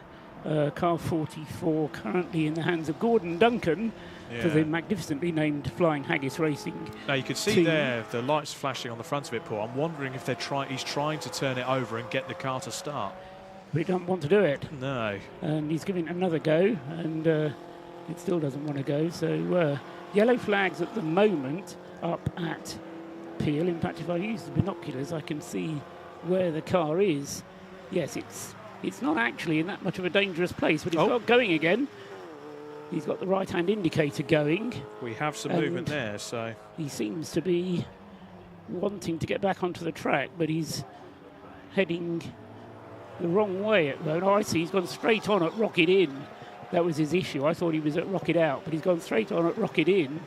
And so he's rejoined the track at Rocket Inn and is now heading around. So I was looking at through the binoculars and back onto the track. So momentary panic for Gordon Duncan in number 44. He's 25th overall now, having just lost a place. In fact, he'll drop back a couple more places by the time he gets around. But in the lead of the race, Jason McAnulty then now at the top of the times with the Lotus Elise for ES Motorsport. 57 laps in the book. And 1.2 seconds is his margin of lead over Toby Ballard in second place. 2 laps down is Rob Kennelly, but with a pit stop in hand in the DBR Racing Caterham. Alex Martin is in the Tequila Motorsports car, and although he's shown as having done a pit stop, that is not a proper pit stop. That was a penalty. Remember, he had a stop and go to make, so Alex Martin is artificially highly placed because he owes us the pit stop. Obviously, you can't refuel if you come in and do a stop and go. No. Paul Herndon is in 5th place in the second stint of the breakdancers relay. In 5th place. In 6th place is Sebastian Fischer with the Auto Test TSW Mazda leading the way in Class B. Just flashed up on the screen there from Race Control, a stop-go penalty for car number 88. So are we seeing more competitors falling foul of the refuelling regulations, I wonder? 88 being the breakdancer Mazda of Darrell Cresswell. He was in the pits a little while ago. The pit stop time was 5 minutes and 4 seconds. So a slightly longer pit stop than it needed to be. A couple of cars battling there for the BMW 116 class. We said earlier on it's a very well subscribed class, and the leader of that at the moment is actually in the pit lane. It's the JTM Engineering car that's showing on our timing screens as 10th overall in the BMW 116 class. And second place in that is the Royal Navy Motorsport car number 33. They're 14th overall and second in the BMW class, and 16th at the moment VMS Racing with Graham at the wheel there, car number 90. And I was talking to Mark Thompson, one of the famous Thompson twins, engineers extraordinaire, who was having a bit of a time coming into the race weekend rebuilding one of those cars. They went out testing at Donington after a reshell. There's the iGo on screen as well, just passing our shot there, Paul. Still no illuminations on the front, so I'm pretty sure Race Control will have something to say about that soon enough. Yeah, the other car, which is a bit dim, if you'll pardon the phrase, is the VW Sirocco, car 55. Of course, that car didn't participate in night practice last night, and it does have lights at the front, no doubt about it, but they're just a bit dim. Certainly from our commentary box window they are. They look okay on screen, but out of our commentary box window, I can assure you these cameras are showing something that it certainly isn't, because it's a lot. It is a lot darker from our commentary box than it seems. But on the other hand, the TV pictures are showing the cars coming straight at them, and we always look at the cars at a bit of an angle, and very often that does mean that the headlights themselves look a bit dim. We'll find out soon enough when the car's going dark, because during night practice last night I was struck by how dark it was. This is not a racetrack where there is any illumination at all. Yes, the pit lane is illuminated and there are some lights shining down on the track just opposite the timekeeper's box so that they can see car numbers should the illuminated side panels not be working effectively. But apart from that, it is pitch black out there. And if you don't have headlights, then you really are wasting your time. Yes, I mean, this is one of those areas which is, what do they call it, protected of night pollution or something. Light pollution. Dark nights. And when the sky is clear, you do get some beautiful starlit nights up here. But that's great for stargazers, not so good if you're trying to find your way around a racetrack. Absolutely. But I mean, I think it appeals overall to this race circuit. I mean, if you look at your pictures now, just look at what's in the background, let alone the cars trying to find their way through the slower traffic on screen. But where else can you go motor racing with Snowdonia in the background and the mountain ranges? It's certainly a formidable place to go and race a motor car in the UK. It's the second time you used the word formidable this weekend. I love it. So I'm counting. I'm a very positive person, Paul. That's mark your bingo card off with formidable use from Rob Lewis. 55 is working his way up. Dan Welsh back into the top 10, despite that pit stop earlier on. He's now 6 laps behind, and in the pits now. Car on screen. That's the FDL packaging car that we saw having a ding-dong battle in the Silver Lake C1 racing class. That was driven by Dave Scotting, so I can only assume he is now out of the car and and ready to be joined by one of his co-competitors. You can see Patrick Scherferger on the front end. The IGO has got both of its main headlights lit up, so it's not going to fall foul of the clerk of the course yet. But if the team are watching, we want to see those big WRC lamps. Yeah, number 16, Alex Martin, is in the pits as well. That's having had its Alex Martin having its routine stop now. His previous stop was, as I say, a stop-go penalty, but Alex Martin is now in the pit, still leading the way in Class C. The second place car in Class C is the RAF Motorsports Mazda number 7, which is Lloyd Huggins, who started the car and is still at the wheel. So Lloyd Huggins in number 7 is going to probably take over the lead of that class.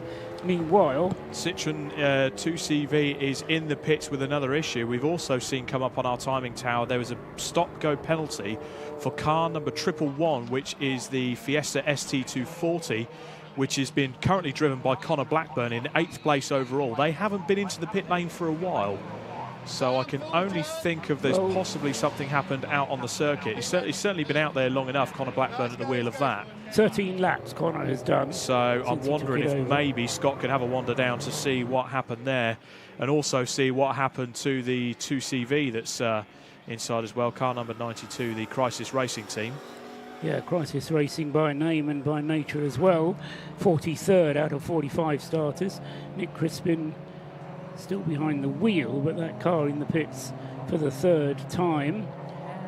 Into the pits as well has come 33, leading the BMW class.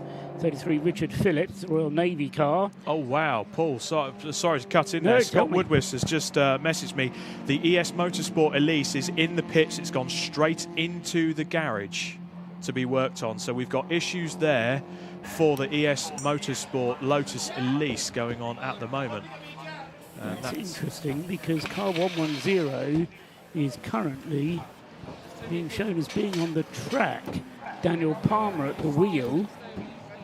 Now this may be an old message. It's we have got some possible signal issues here, but Scott has just messaged through saying to come into the garage or straight behind. So I'm wondering if maybe they had to do something on the car when it was doing its pit stop that's maybe pushed it back behind certainly behind the DBR racing car. Is there an issue that they maybe have to kind of look after for tonight until they finish the first part later? I agree, something as odd has happened there, because the car has dropped down. It's had a driver change.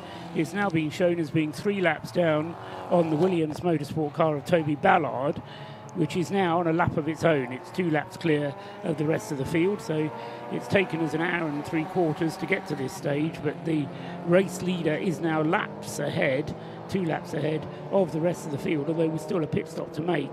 That will drop Toby Ballard, or whoever his co-driver is. We had him up earlier on, and he did tell me, I think, that I think Rutger Patsky will be getting into it next. It'll either be Rutger or Henry Williams getting into the car next, because Callum Lockie told me he was going to be last one in.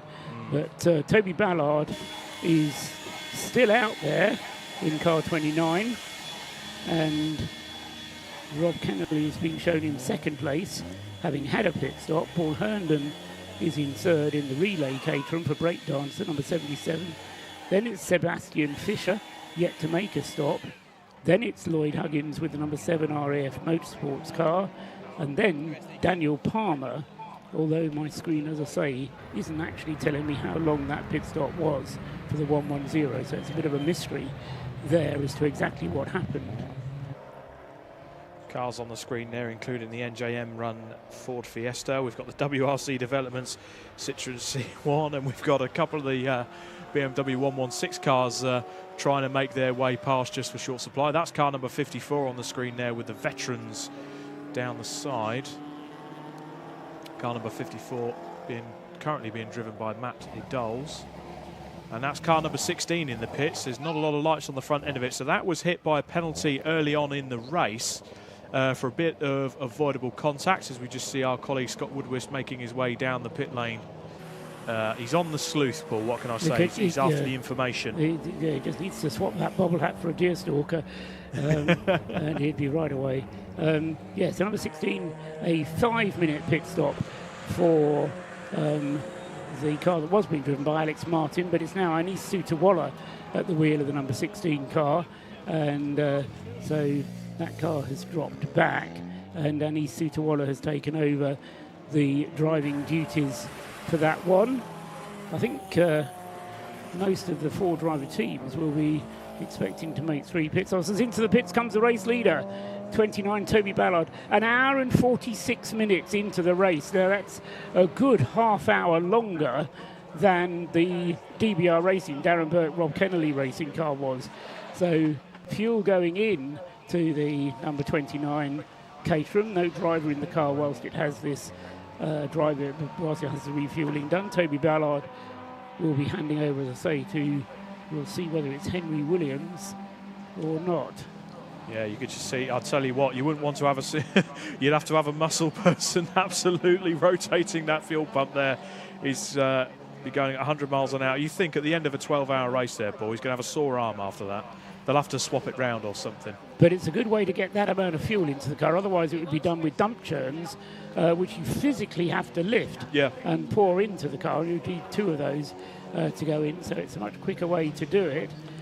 Just behind the caterum, we can see the Sirocco there also having fuel put into it. That's the dump churn that's going into the fuel to the Sirocco, which you have to lift up and put in. And those dump churns only hold about 20-25 litres, whereas the churn that's just gone into the Caterham 29, the Williams Motorsport car, I reckon that was a good 50-litre churn that's gone in there.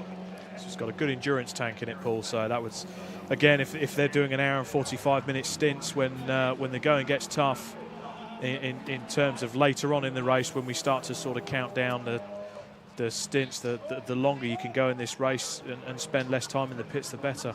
Very much so, yeah. So Henry Williams is then getting into the 29 car, and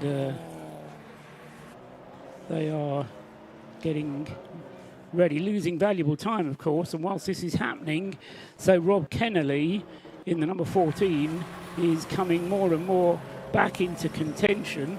You'll see where Rob is on the circuit in the number 14 car. There he is, just going up the Tom Price straight at the moment. So when he comes through the hairpin, back down to the bus stop, past the start-finish line, he will be completing his 63rd lap, and he will retake the lead of the race.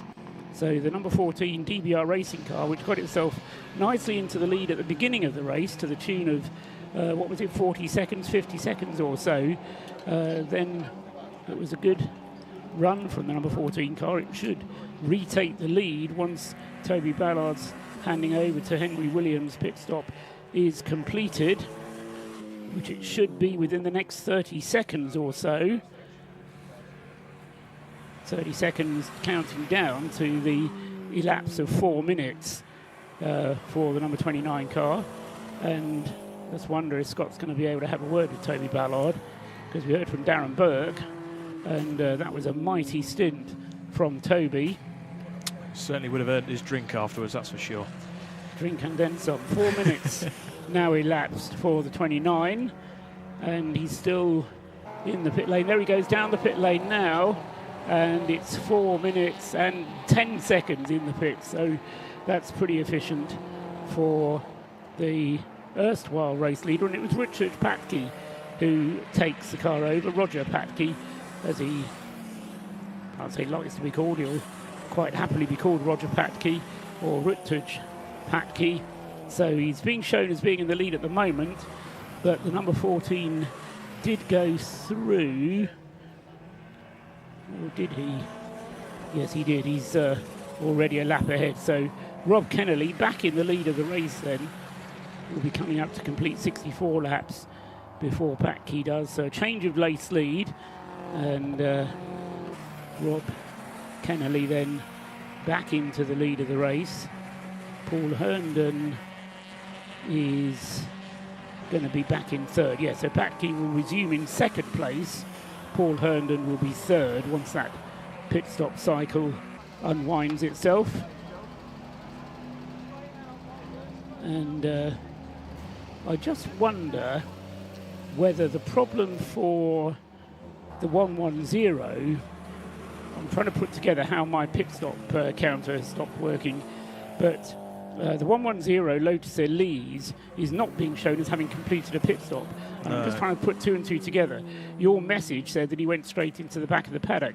I wonder if he didn't turn into the pit lane properly, but turned left just before they get to the pit lane entrance, and so wasn't picked up by the pit lane timing loop. Could well be. Then went into the paddock, did his pit stop, went back out onto the track, change of driver, but cut off a little bit of the track. He may get a penalty for that. They may just say it's close enough, it was a 4-minute pit stop. I'm almost kind of wondering if maybe he's using the fuel facilities here at Anglesey Circuit. Well, that is done. I don't know if they do it in the C1 race, but in the VW Fun Cup race that they do at Spa-Francorchamps, where I've been at, they do use the central refueling station at Spa-Francorchamps. Rather than having the pit stops refueling done in the car, they do it in the central refueling area.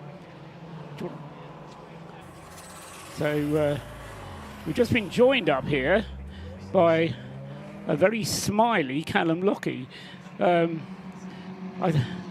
don't often see Callum. Well, no, Callum and I go back a long way, but I've often seen you smiling, but not quite to the extent that you came up there. That was a great stint from you, man, Toby. It was very nice. You must be pleased with what he's done. Yeah, he kept it nice and clean and just kept it in the groove, and that's exactly what we want. Right, now, you led the race for about half an hour once the DBR, the Darren Burke car, went and made its pit stop. Yes. Are you worried by the pace of that car? No. Darren is certainly very quick, but we can match that. Oops, someone's had a little oopsie. Yeah, that's the 55 Sirocco, which has but remember, gone off. Yeah, it's always a combination of drivers, and a combination of strategy, and a combination of fuel consumption. Exactly. So there's a lot in the mix, and early on in the race, that doesn't become very apparent very quickly. Exactly. But as the race goes on, especially as we must do 6 4-minute stops, that's the minimum. Yeah. But others with smaller petrol tanks or whatever will have to do more than that. That's right. And then so towards the end of the race, that will become much more apparent. So how much fuel did you put in there? It must have been 50 litres It was about that, I think, yeah, but I don't know the exact figure because I'm not involved in that. I was keeping out of the way and letting the crew whose job it is get on with it without interference from me. Okay, as I say, it was interesting the fact they used the hand pump to get the fuel into the car. Well, it's a nicely sealed system, that, and it's quick delivery. Yeah. Might just point out, we've got a safety car out at the moment, so if it goes quiet in the background, that's why. And this is due to the 55 car, which has come off. What we can hear, I think, from Scott Woodwith, who can tell us a little bit more about the 55 that's gone off. Well, as you can see, safety car out here at Race of Remembrance 2023, and as usually you expect, there's several teams taking full advantage of that and making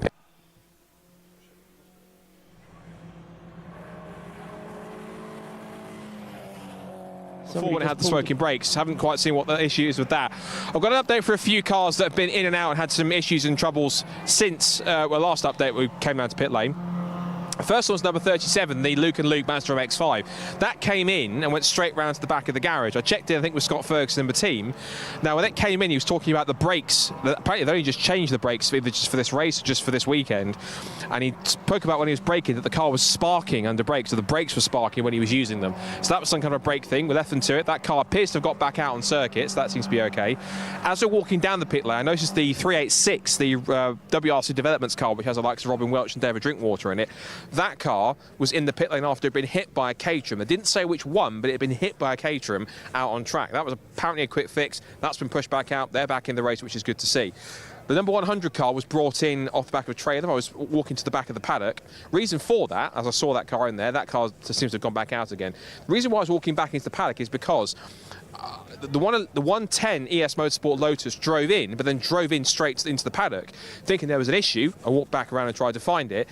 Because they were a late entry, they haven't got a garage allocated, so they have to make their pit stops down at the petrol station, which is going into the paddock and turning into a small little confined area where they've got fueling cans and fire extinguishers down there. So every single pit stop that the ES Motorsport Lotus car has to make for fueling or driver changing on top of that has to be essentially in the petrol station bay, which is quite a short drive for them. It's the extension on their pit stop, and that means that good lap time for them is going to be even more crucial. I was talking about with the 110 car with Jason McNulty in terms of whether or not he was simply just pushing the car. It's because it's quite a light and because the setup on the car wasn't quite working well to that side. He's just pushing quite hard on it in terms to make it work as much as possible. So that car in itself seems to be okay. He's now got Daniel Jude at wheel of that car too. And also I was asked to find out about the 111 car, why that came in. It had a pit stop short by 22 seconds. So that car's come in, served its stop go penalty for its short pit stop. It's back out in the race once again now. There's a few more cars that come in. Car 51, when the Toyota also came in for a stop go penalty. That's coming in out and done that.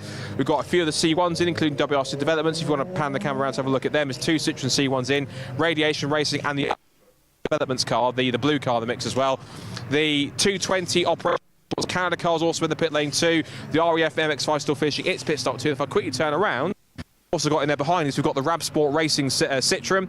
We've got the number 14 Caterham back in as well once more for them, another pit stop for them.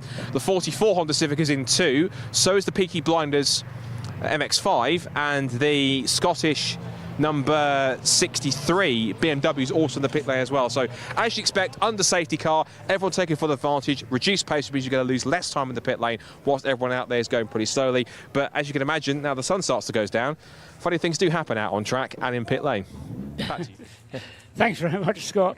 Now, ideally, that we've got Callum Lockey up here then, because that Rob Kennelly car, the DBR Racing Caterham, using the fact the safety car is out to get a bit more fuel in the car.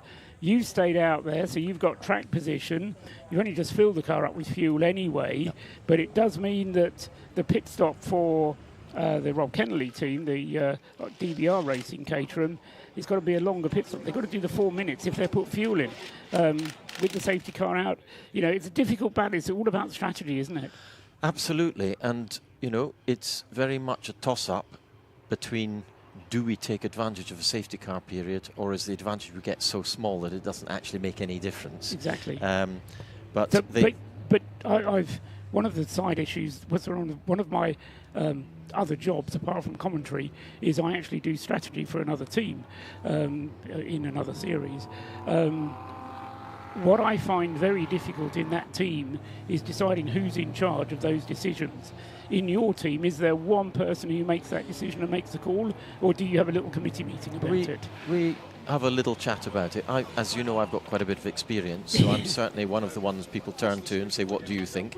But Melindy, you know, my partner Melindy, she has massive experience as well. Yes. She's been on the pit wall for at least 10 or 12 of my 17, 24 hours and done all the fuel calcs and all the radio comms and the strategy.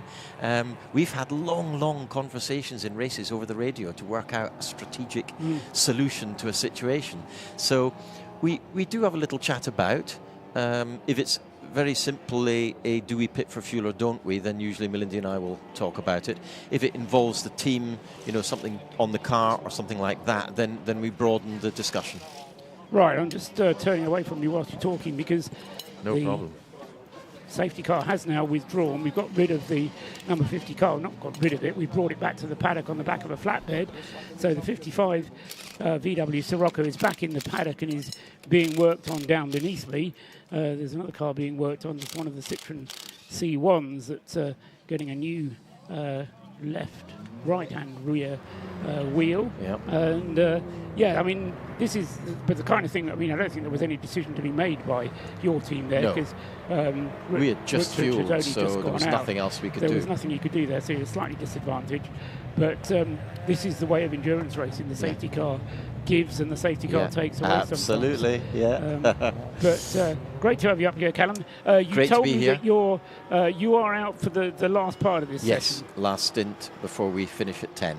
So that's just keep you out of the pub, is it? Yeah, really. I need my half pint of whiskey a night, you know. Through till 10 o'clock at night, but of course the rules say that whoever finishes the segment tonight has to start first thing tomorrow morning. Yeah, so I'll do the first hour tomorrow morning, then we'll do a fuel up and a driver change before the 15-minute embargo. Yes. At the end. So we'll get that done half an hour before, and then the other guys will run to the end, and my duties will be done in terms of driving. But you'll stay in the pit garage. Oh, yeah. Oh, yes, absolutely. Too exciting not to. Exactly. And I mean, the Race of Remembrance, I mean, you've done this race regular now. I don't know if you've officially retired or not, but I haven't. you still race. It's a bit more than a normal motor race, isn't it? Oh, it's brilliant. It really is one of the best races on the calendar in the UK. It's an absolute ball. I love it. That's interesting. Why? It's just so much fun. Right. And we're here for a massively good cause. Yeah.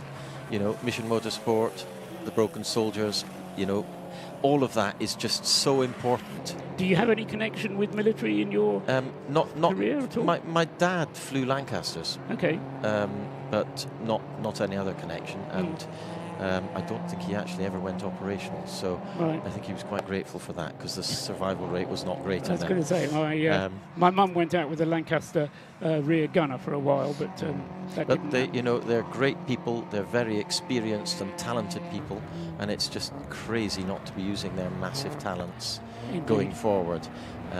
So, yeah. It's great to support that and Good. have so much fun along the way. Good. I'm glad you're having fun, Callum. Yeah, great. Can I just give yes. a big shout out to the Orange Army? Oh, yes. Always the marshals and officials without whom we could not be doing this. Exactly so, and they've worked thanks. hard. They worked hard all day yesterday Indeed. in conditions that got worse and worse the longer the night and went I think on. tomorrow's going to be pretty miserable Tomorrow's as well. not very clever. But as James Cameron said to me, asked me for the weather forecast on Monday, and I'll tell you what it was, what it did. Yes. We'll wait and see. Great. Thanks for coming up. We'll have a little chat later on. Great. And thanks for coming up. That's Callum Lockie from the 29 Williams Motorsport team that we were just talking to. And his car currently leads the race. It's not his car, it's Henry Williams' car. But Ruttuj Patki is driving it at the moment. Ruttuj will hand it over to Henry Williams, and then Callum will be in for the final stint of the night. Makes it seem like a long way away. Well, it is a long way away. It's nearly 5 hours away. Ben Timmons has now taken over behind the wheel of number 14. Rob Kennelly's stint was relatively short. I say relatively short. It was 26 laps for Rob Kennelly, but compare that to the 63 that Toby Ballard did, and you'll get some idea of how long Toby Ballard was behind the wheel. Ben Timmons then, taking advantage of the fact that we had that safety car, got a bit more fuel into the DBR Racing Caterham, and he's now playing catch-up 1 lap behind the Ruttuj Patki Williams Motorsport Caterham. Then we've got the ES Motorsport Lotus Elise, Daniel Palmer now behind the wheel of that, as I said, and thanks to Scott Woodwith, incidentally, for giving us the explanation of the pit stop there. They were indeed a late entry and only appeared on my entry list as a handwritten entry, so they don't have a garage out of which they can operate. Does mean their pit stops aren't given a proper time on my screen here. Tim Steele is next up in the Breakdancer Racing Caterham relay team. That's the third driver in that team, 77. Alan Curtis and Paul Herndon having already driven, and now Tim Steele behind the wheel. Next up is Connor Blackburn in the 111 car, which he's taken over from Zachary Lucas. He didn't come in during that safety car interlude. And 111, the Ford Fiesta, remains 5th. In 6th place is Neil Huggins, now at the wheel of the RAF Motorsports Mazda, leading the way in Class C, and a minute and a quarter ahead of Anis Sutawala at the wheel of the Tequila Racing Mazda, which is in 7th place overall, 2nd in Class C. And then the leader of Class B is car 24, Michael Green, in the Autotest TSW car. Ben Taylor is next up in the relay team of 118. I think Ben has been at the wheel of that car. No, it's Adam Zieber who started the car. That's right. And then Ben Taylor took over after an hour, but he stayed out during that safety car interlude. And then next up in 10th place is the Operation Motorsport USA car, the Toyota GT86 of Matthew Smotherman, 3rd in Class C, ahead of Marcus Jewell in the Stuart Humphrey racing car. And just looking down to see where's the 220 drop, Ron Tomlinson has fallen quite a long way back, has Ron, and don't necessarily have a good explanation for the 220 having dropped quite so far back. They must have had a longer pit stop. Jacob Porter has been out in the car, and it is now Ron Tomlinson at the wheel. So they've made 2 routine pit stops. The fuel tank on the Toyota GT86, I suspect, not having been enlarged for this race, so they have to make more pit stops more often. So that safety car interlude, probably I reckon about 5 minutes long, and once the 55 car was recovered, we were then able to get on with matters, and the 55 Sirocco being shown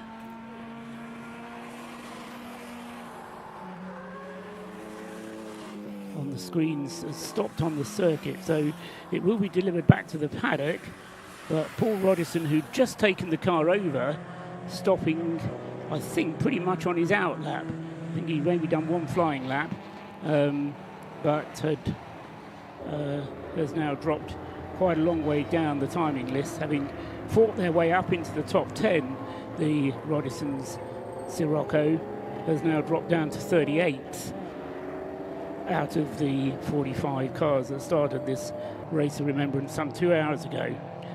Scott Woodward has come back to the seat on my left, and I know it's Scott because he always stands on my microphone cable. Don't worry about it. So that means that Rob Lewis must have headed down to the pit lane, and we'll be hearing from Rob as and when he gets the opportunity to join in. But I'll ask you, Scott, the same question as I asked Rob, because I'm protected from the elements up here in the commentary box.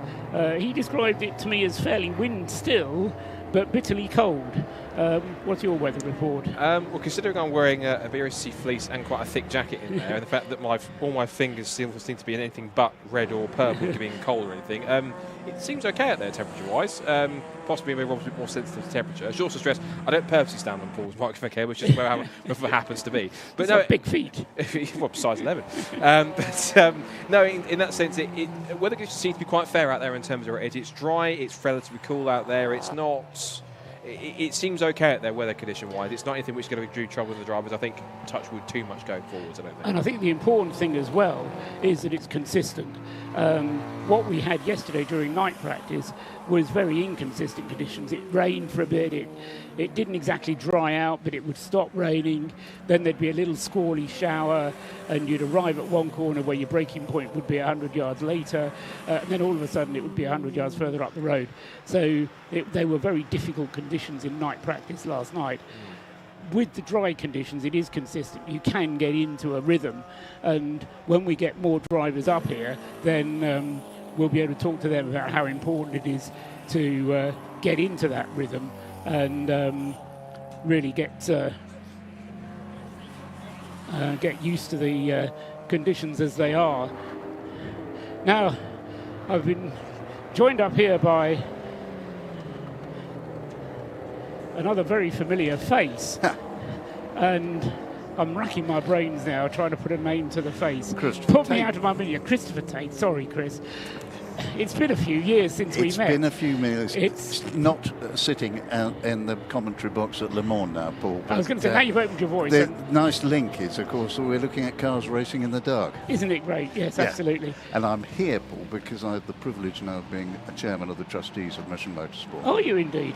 Okay. Yes, indeed. So, Christopher Tate. And this is my first time at this great event, and I'm stunned. It is. I mean, we just had Callum Lockie up here saying it was his best race of the year. And when you can think about the sort of things that Callum Lockie goes to in his career, that's actually quite an important thing to say as well.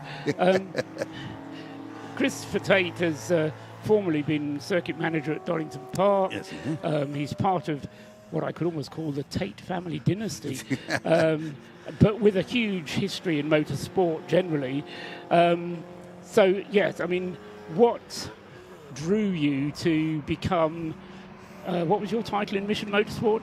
You just told me. Chairman of the trustees. Chairman of the Paul. trustees. And what drew me is a large... a telephone call from James Cameron. A large, hairy ex-RTR man. Yeah, that's right.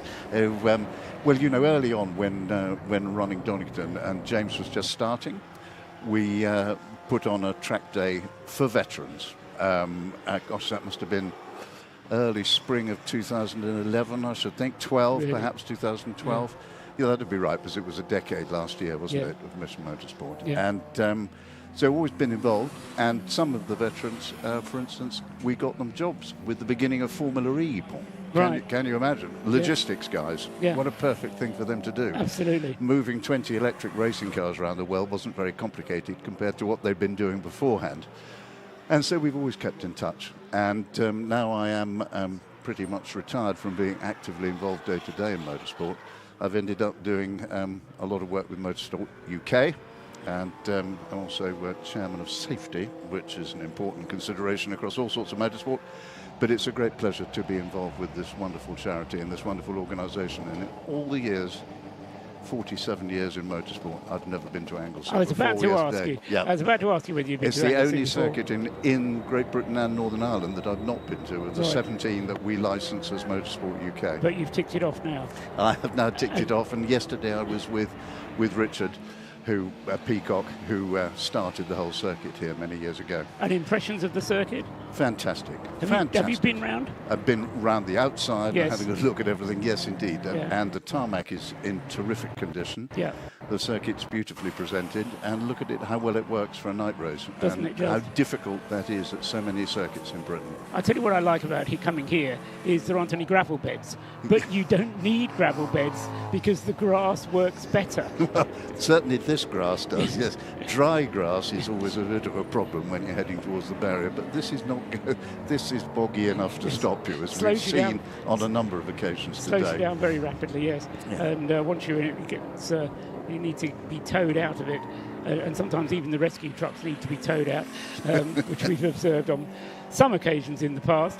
The race itself kind of peters into insignificance, but it is a close race. We've got a gap of just a lap separating the first 2 hours into the race. But And the Caterham there at the front is the one that Callum Lockie's team. yes, that's right. is it Yes, not? Yes. they were a little bit unlucky with the timing of the safety car. We had a safety car Yeah. probably just as you were coming up the Yeah. stairs, and that was a To little extract bit, the Sirocco, was that? yes, that's right, which yeah. had gone off with Paul Roddison at the wheel on his second racing lap, having just taken the car over Oh, right. from Daniel Welsh, who'd started it. So a bit of a shame for that one. But 4 BRDC members I've counted that participating in this Race of Remembrance. So, I mean, that's a good sign. You know, Yes. if a BRDC member's willing to give up a weekend and come up here to Anglesey and Yes, actually fantastic. November, and a part of it is the Service of Remembrance tomorrow. I assume you're staying for that tomorrow. Yes, absolutely. Going to be here through to the bitter end tomorrow. Because that in itself, I cannot describe it. I cannot begin to describe the emotions that run through that remembrance service. I've been to a lot of remembrance services in different places, including one at the Cenotaph, but nothing has moved me as much as this one here does. Yeah, yeah. And That's part of what it's about. But also what's so important, Paul, for us as a charity is the chance to introduce more and more people to motorsport who may not have previously had any connection. I've been talking to one or two of the young guys who were about to get strapped into a car for the first time. A female pilot from the RAF about to get strapped into a car for the first time in a motor race, you know, with a new possession of your ARDS ticket. Yes.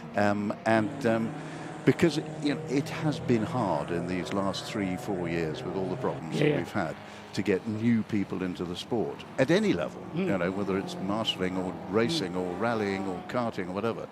And we do now begin to approach the number of licenses we used to issue, so that's a good thing. Yes. But an event like this, attracting people, particularly people who've served and want to get involved in the industry as well as in the actual racing, is a great opportunity. So, as you know, there are lots of guys from with charity sponsorship who are here in the pits working on the cars. Absolutely. It's not just about drivers. And it's not just about the drivers. No, exactly. And many people have gone on from there to actually go on to get a job in the automotive industry, never mind the motorsport industry. And that's a really exciting outcome for what it is Mission Motorsport is trying to do. And from what James Cameron was saying to me earlier on, he's actually broadening the horizons even further beyond even the motor industry, so that he's going out into other industrial areas as well. Well, I mean, you know, who doesn't want to employ reliable, well-trained people who want to turn up on time and take pride in their job? Exactly, exactly. No. And no, I know we had a Mission Motorsport veteran up here earlier on who helped me to commentate on the biathlon of foolishness. What a palaver. But he says, and he didn't want to push the point, but he owed his life to Mission Motorsport and what they had done in order to rehabilitate him. Yeah. And you know, there is, I'd say, hundreds, if not thousands, of stories like that. Yeah. And I think anybody who's involved in the charity can hold their head up high that it is a very worthwhile cause indeed. Yeah, and what's been fascinating but you know, this is now the 9th edition of the Race of Remembrance. It may be my first one, but it's the 9th one. And the numbers of people who we've been able to help are increasing. And with the expansion in, as you say, Paul, into other industries other than motorsport and automotive, and now into renewable energy, and from there into related engineering industries, you know, there's just so many opportunities for people once they come out to really get into a job which needs their skill set. Yeah, to the point that I was talking to a very senior gentleman in the Navy the other day who said, please don't try and pinch any of our nuclear engineers, we need them on the submarines. But that is the reputation we're beginning to get, and all this against the backdrop of this wonderful view, isn't it? As the sun slowly faded, well, sun as much as we've seen, as it got darker earlier, just to see those mountains and the sea disappearing is just unique. Come up here tomorrow morning. It is unique. Very appropriate word. Come up here tomorrow morning because, again, the mountains come into view over to our left, and you can see 3/4 of the circuit. It's a great view up here in the daylight. Well, I look forward to coming to do just that, Paul. And you must tell me when I do that what the differences are, as you recall, dawn at Le Mans. And dawn in Anglesey. The early morning in Anglesey. I think it's T-shirts or pullovers. That's right. Excellent. Well, great, fantastic. Thanks for talking to us. Quick shout to James Cameron. Say thank you to him for bringing you up here. I apologise for not instantly recognising you, but I see a lot of people, Chris, and it's great to have you up here. And thank you for being and playing your role as trustees. A lot of people involved and in charge of the trustees then of Mission Motorsport. James Cameron will be hearing from later. We've got plenty of time to hear from James yet, and we'll be. Oh no, maybe not. Come on then, James. Stick the headset on. Don't forget your box, and just press that button there, and just say welcome on air to James Cameron. We heard you flagging off the participants of the Biathlon of Foolishness. Yes. Which was a great success, I have to say. Do you know how many people actually entered that? We'd have to look at the photos, actually. Must have been over afterwards. 100. Yeah, and it was extraordinary. And it just sort of gets bigger and slightly dafter every time with the costumes. The costumes are ridiculous. I mean, going out, I think there were 3 who were kind of dressed for the event. Yes. And who did it properly. Yeah, but everybody else. Yeah, no, we eschew that sort of behaviour. Yes, quite well. It's the biathlon of foolishness, not. Well, quite. It Do shouldn't be as you're taken told. seriously. Yes. Yes, exactly. As an event, this one not quite as fully subscribed as last year's. We had 55 on the grid last year, 45 this year. Correct. You're not disappointed by that, are you? Yeah. I mean, obviously, in terms of what that represents in entry fees, and therefore, the sort of outcome for BRSCC and what they're able to help pass on to us. Yeah, absolutely, that does have an impact. But of course, we had a bigger clubman's race as well, which was really lovely. And BRSCC, but quick to ensure that's reflected, back to the charity. So, where you take away with one, you kind of gain with another. I think also we've seen a lot more people fundraising this year. So it's kind of swings and roundabouts. What we've definitely got is a really, this is Anglesey, 45 cars around Anglesey is a big paddock. That's an awful lot of teams going around there. So I don't know whether for the drivers that's sort of noticeable, whether that's really noticeable at all, but I suspect not, to be perfectly honest. I don't think so. No, I think 45 is enough, to be honest. No, 100%. First one we ran, I think, was 26. Yeah, and you look down on that grid at the start, and it was just a swarming mass of cars, people. Yeah, it was lovely, wasn't it? Yeah, and yes. And an Armed Forces Covenant signing happening at the front end of it, Yes. BRSCC. And perhaps for those that don't know what the Armed Forces Covenant is, yes, please tell us. A covenant is a promise. It's a thing that's always been talked about, that those who have served the country should be looked after their service.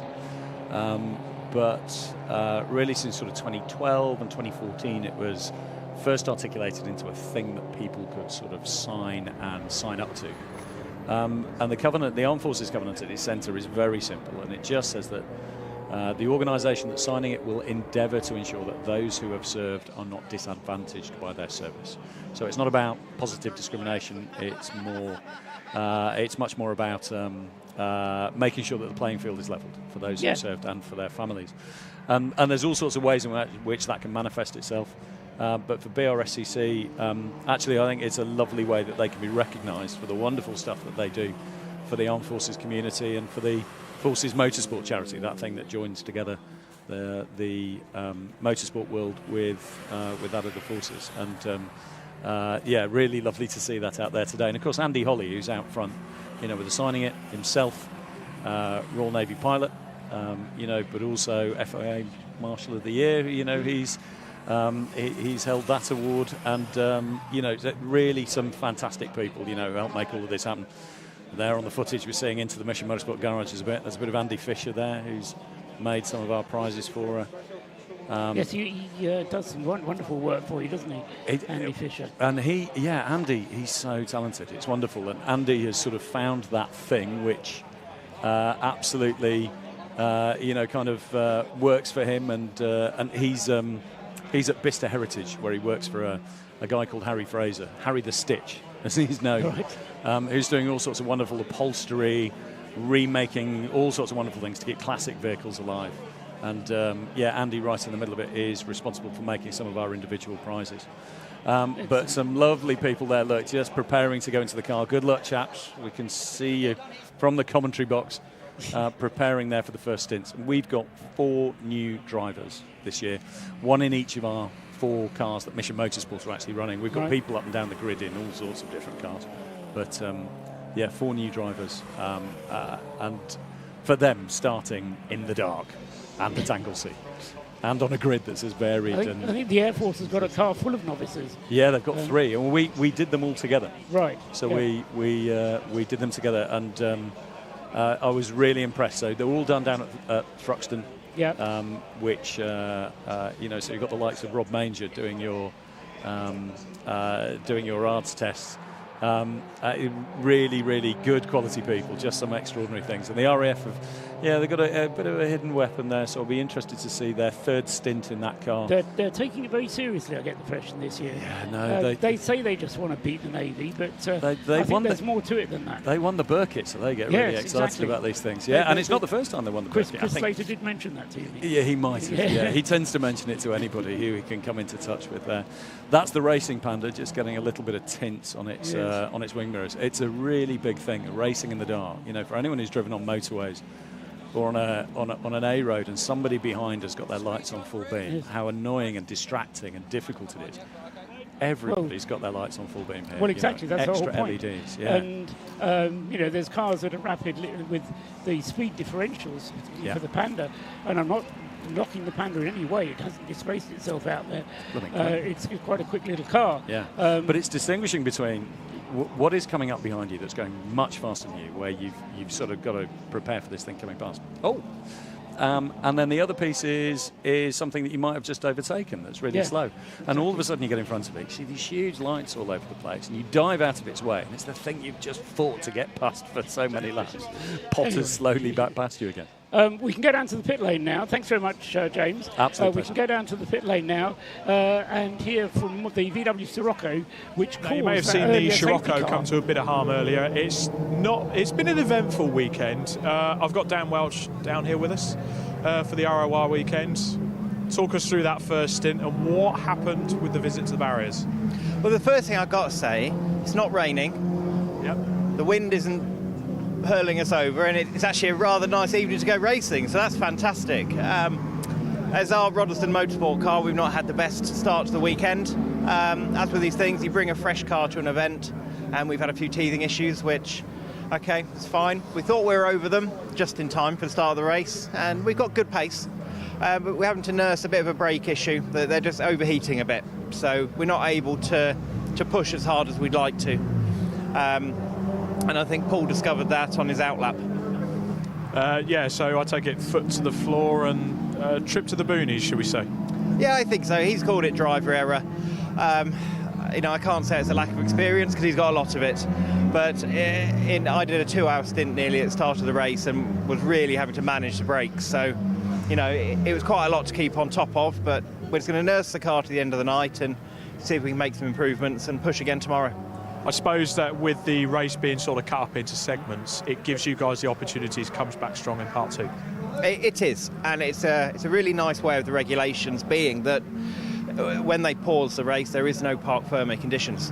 So, we can change the car, we can change brake pads or discs, or, we are able to work on the car, which is a really nice touch, actually. Fantastic. Well, hopefully we can get you guys up there and fighting fit for a good position. The only other question I was going to ask, where's your good friend Rob Austin? He's in the car. He's out going round. So when Paul had his little off, as part of the procedure, he had to go to the medical centre just to get checked over. So it was quicker to get Rob in the car. He's out there now. And at the minute, he said all's fine. Fantastic, that's what I'd like to hear. Good. We'll hopefully catch up with the Roddeston Motorsport Scirocco later on when they're a little bit higher up the order there. But for now, back to you. Thanks very much. Down there in the pits there, as we've got another car off. This is the 91 car, Stuart Humphrey Racing. Marcus Jewell is currently at the wheel. It's third in its class, and it's not going anywhere. So a safety car has called for. Second safety car we've had this evening.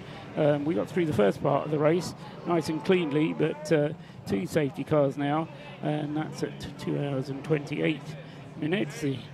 So we only had about 28 minutes before we got the safety car out again, but the car then stranded, I think that was up at the banking.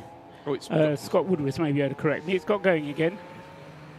As I can see, that looks like it's at the hairpin before the short straight back towards bits of the bus stop. Right.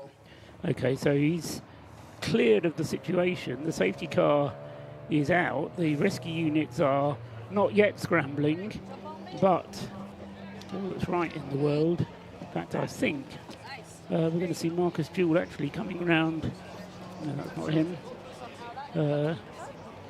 car number 91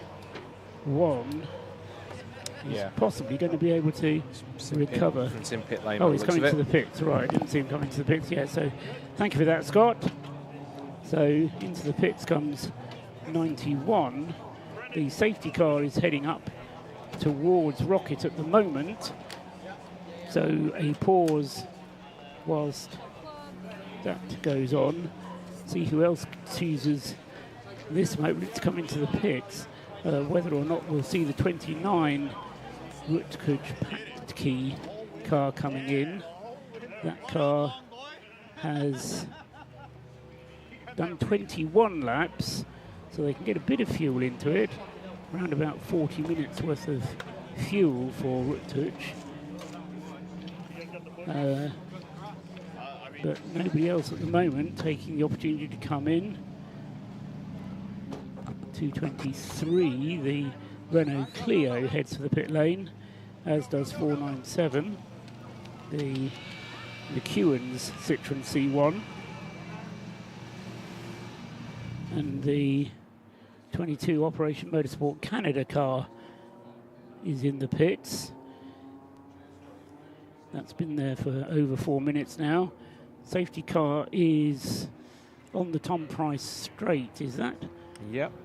And heading up towards the hairpin.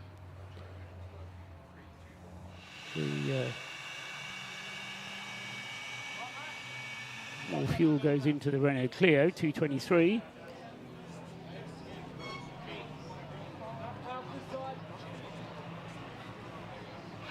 Both of their cars appear to be running relatively smoothly now after they had their initial dramas. This looks like a simple routine fuel stop for 223.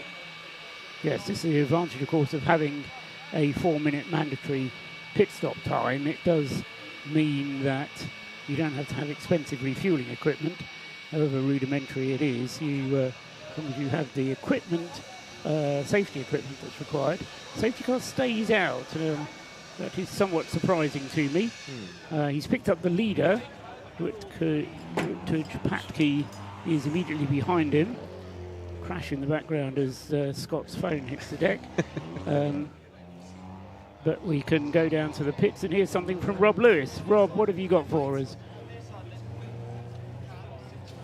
Okay, something a bit slightly off topic to the racing that's going on at the moment. We have got a safety car out to pick up that stranded car. It's a bit of a showdown between the two WRC development cars.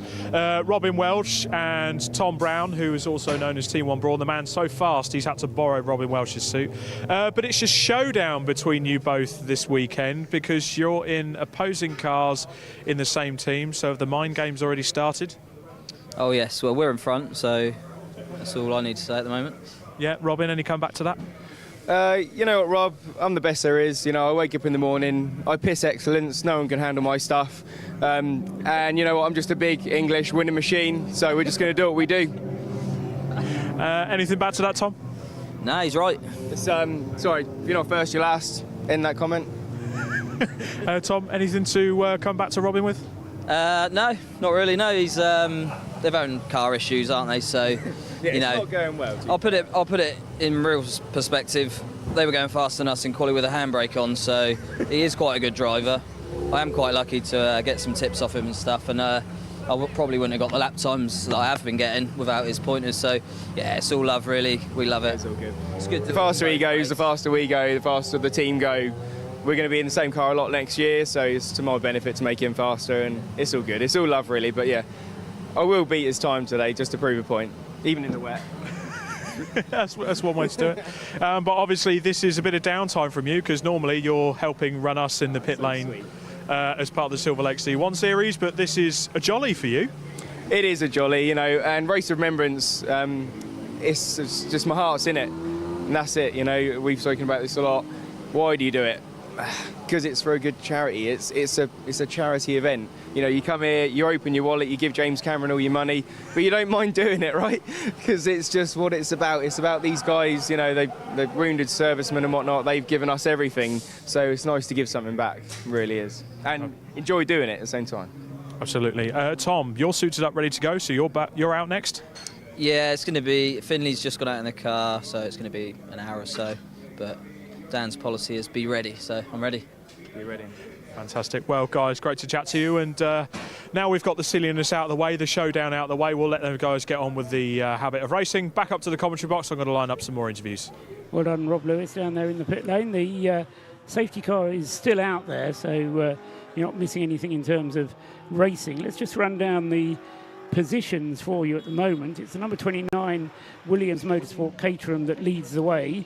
Rutledge Patke at the wheel of that car. He's a lap ahead of the number 14 DBR Racing Caterham, so it's Caterham 1-2. As I say, 1 lap separating first from second, and then 3 laps back, 2 laps back from Ben Timmons is Tim Steele in the relay Caterham team, number 77.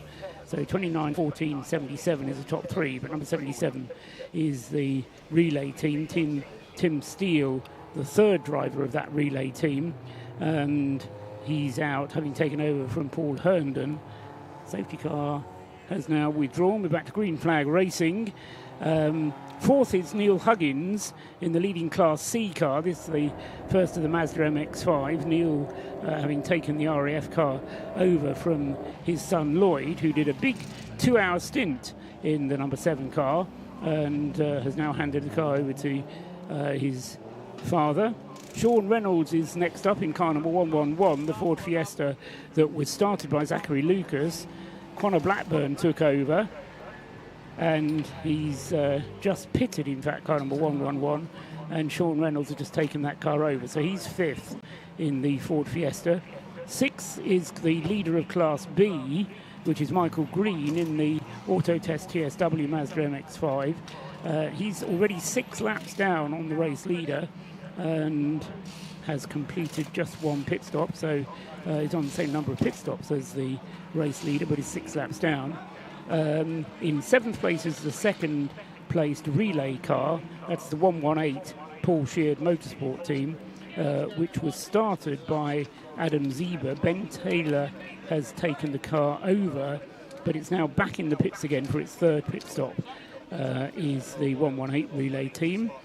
That's in 7th place overall. In 8th place, in 2nd place in Car C, is the number 16 Tequila Racing Mazda, Anis Sutawalla at the wheel of that car, and it is a further 2 laps ahead now of the number 3 Ford Fiesta of David Murfitt for NJM Racing. Ollie Brand is next up in the Mission Motorsport Mazda car number 101. He's in 10th place overall. In 11th place overall is the Stuart Humphrey Racing Mazda number 91 that we just saw stopped on the circuit but got going again. Martin Rich has now taken over driving that car number 91, and that is a driver change because it was Marcus Jewell, and as I say, it's now been handed over to Martin Rich. In 12th place is Jason Bivins in the Operation Motorsport USA car 22. It's a Toyota GT86. 13th is number 96 Sam Moody in the Jaffcate Racing Mazda. 14th is number 21 leading the BMW class for JTM Engineering, and he is just ahead of Scott Jeffs in the 2nd place CSC Racing BMW 116, 21 and 209, separated by just 8 seconds then out on the circuit in 14th and 15th places overall. So green flag back to racing conditions, and we can go back down to the pit lane because Rob Lewis is working jolly hard down there to keep warm, and we can go down and hear from Rob once again. I wanted to go through a few of the lower classes of the race. We've spoken to the C1 Series representatives there with Robin and Tom, and I've got Freddie from VMS Racing who are running several of the BMW 116 trophy cars this weekend. So how's the weekend gone for the team so far this weekend? Yeah, so far, okay, we're doing all right. Not quite the start we wanted, but the idea between VMS is they are tree surgeons, VMS is vegetation management, team building exercise for them, go and have some fun. And here we are having some fun. We're going all right. Yeah, we're doing all right. And what is it about these cars that suits this circuit? Because a few of them look like they're having fun out there. It's surprising in the adverse conditions how good a 116 is. Anglesey especially, there's a bit of up and down, fast stuff, slow stuff. They handle really well. We'll see. I wouldn't mind having to go to Caterham as a replacement though, if the opportunity came. But yeah, they're good fun. And what's the game plan actually going into this race weekend? What is it? Do you guys have a set plan in place, or do you just go out to have fun and take in the event itself? A bit of both, really. Obviously, the competitive always takes over, and in the car try and restrain the red mist. But yeah, we're all here for a good cause and the right reasons, and having fun at the end of the days. Fantastic. Well, fantastic to talk to Freddie there with VMS Racing there with our BMW 116 competitors. You'll be sure to be seeing them flying out on the circuit. There's about 9 of them out in class at the moment. So for now, back upstairs. Yes, Freddie Tatham then in the car number 9. We were hearing from there. Tim Crichton is the driver who's actually out in the car at the moment. And the VMS Racing car number 9 currently running 7th in the BMW class, which is being led, as I was just saying, as I ran through the order there, the BMW class is up into the top 15, the first 2. In fact, the first 3 are 14th, 15th and 16th. And let's hear it for the Royal Navy. Adam Dewis in car 33 is the leading armed forces car, and ahead of the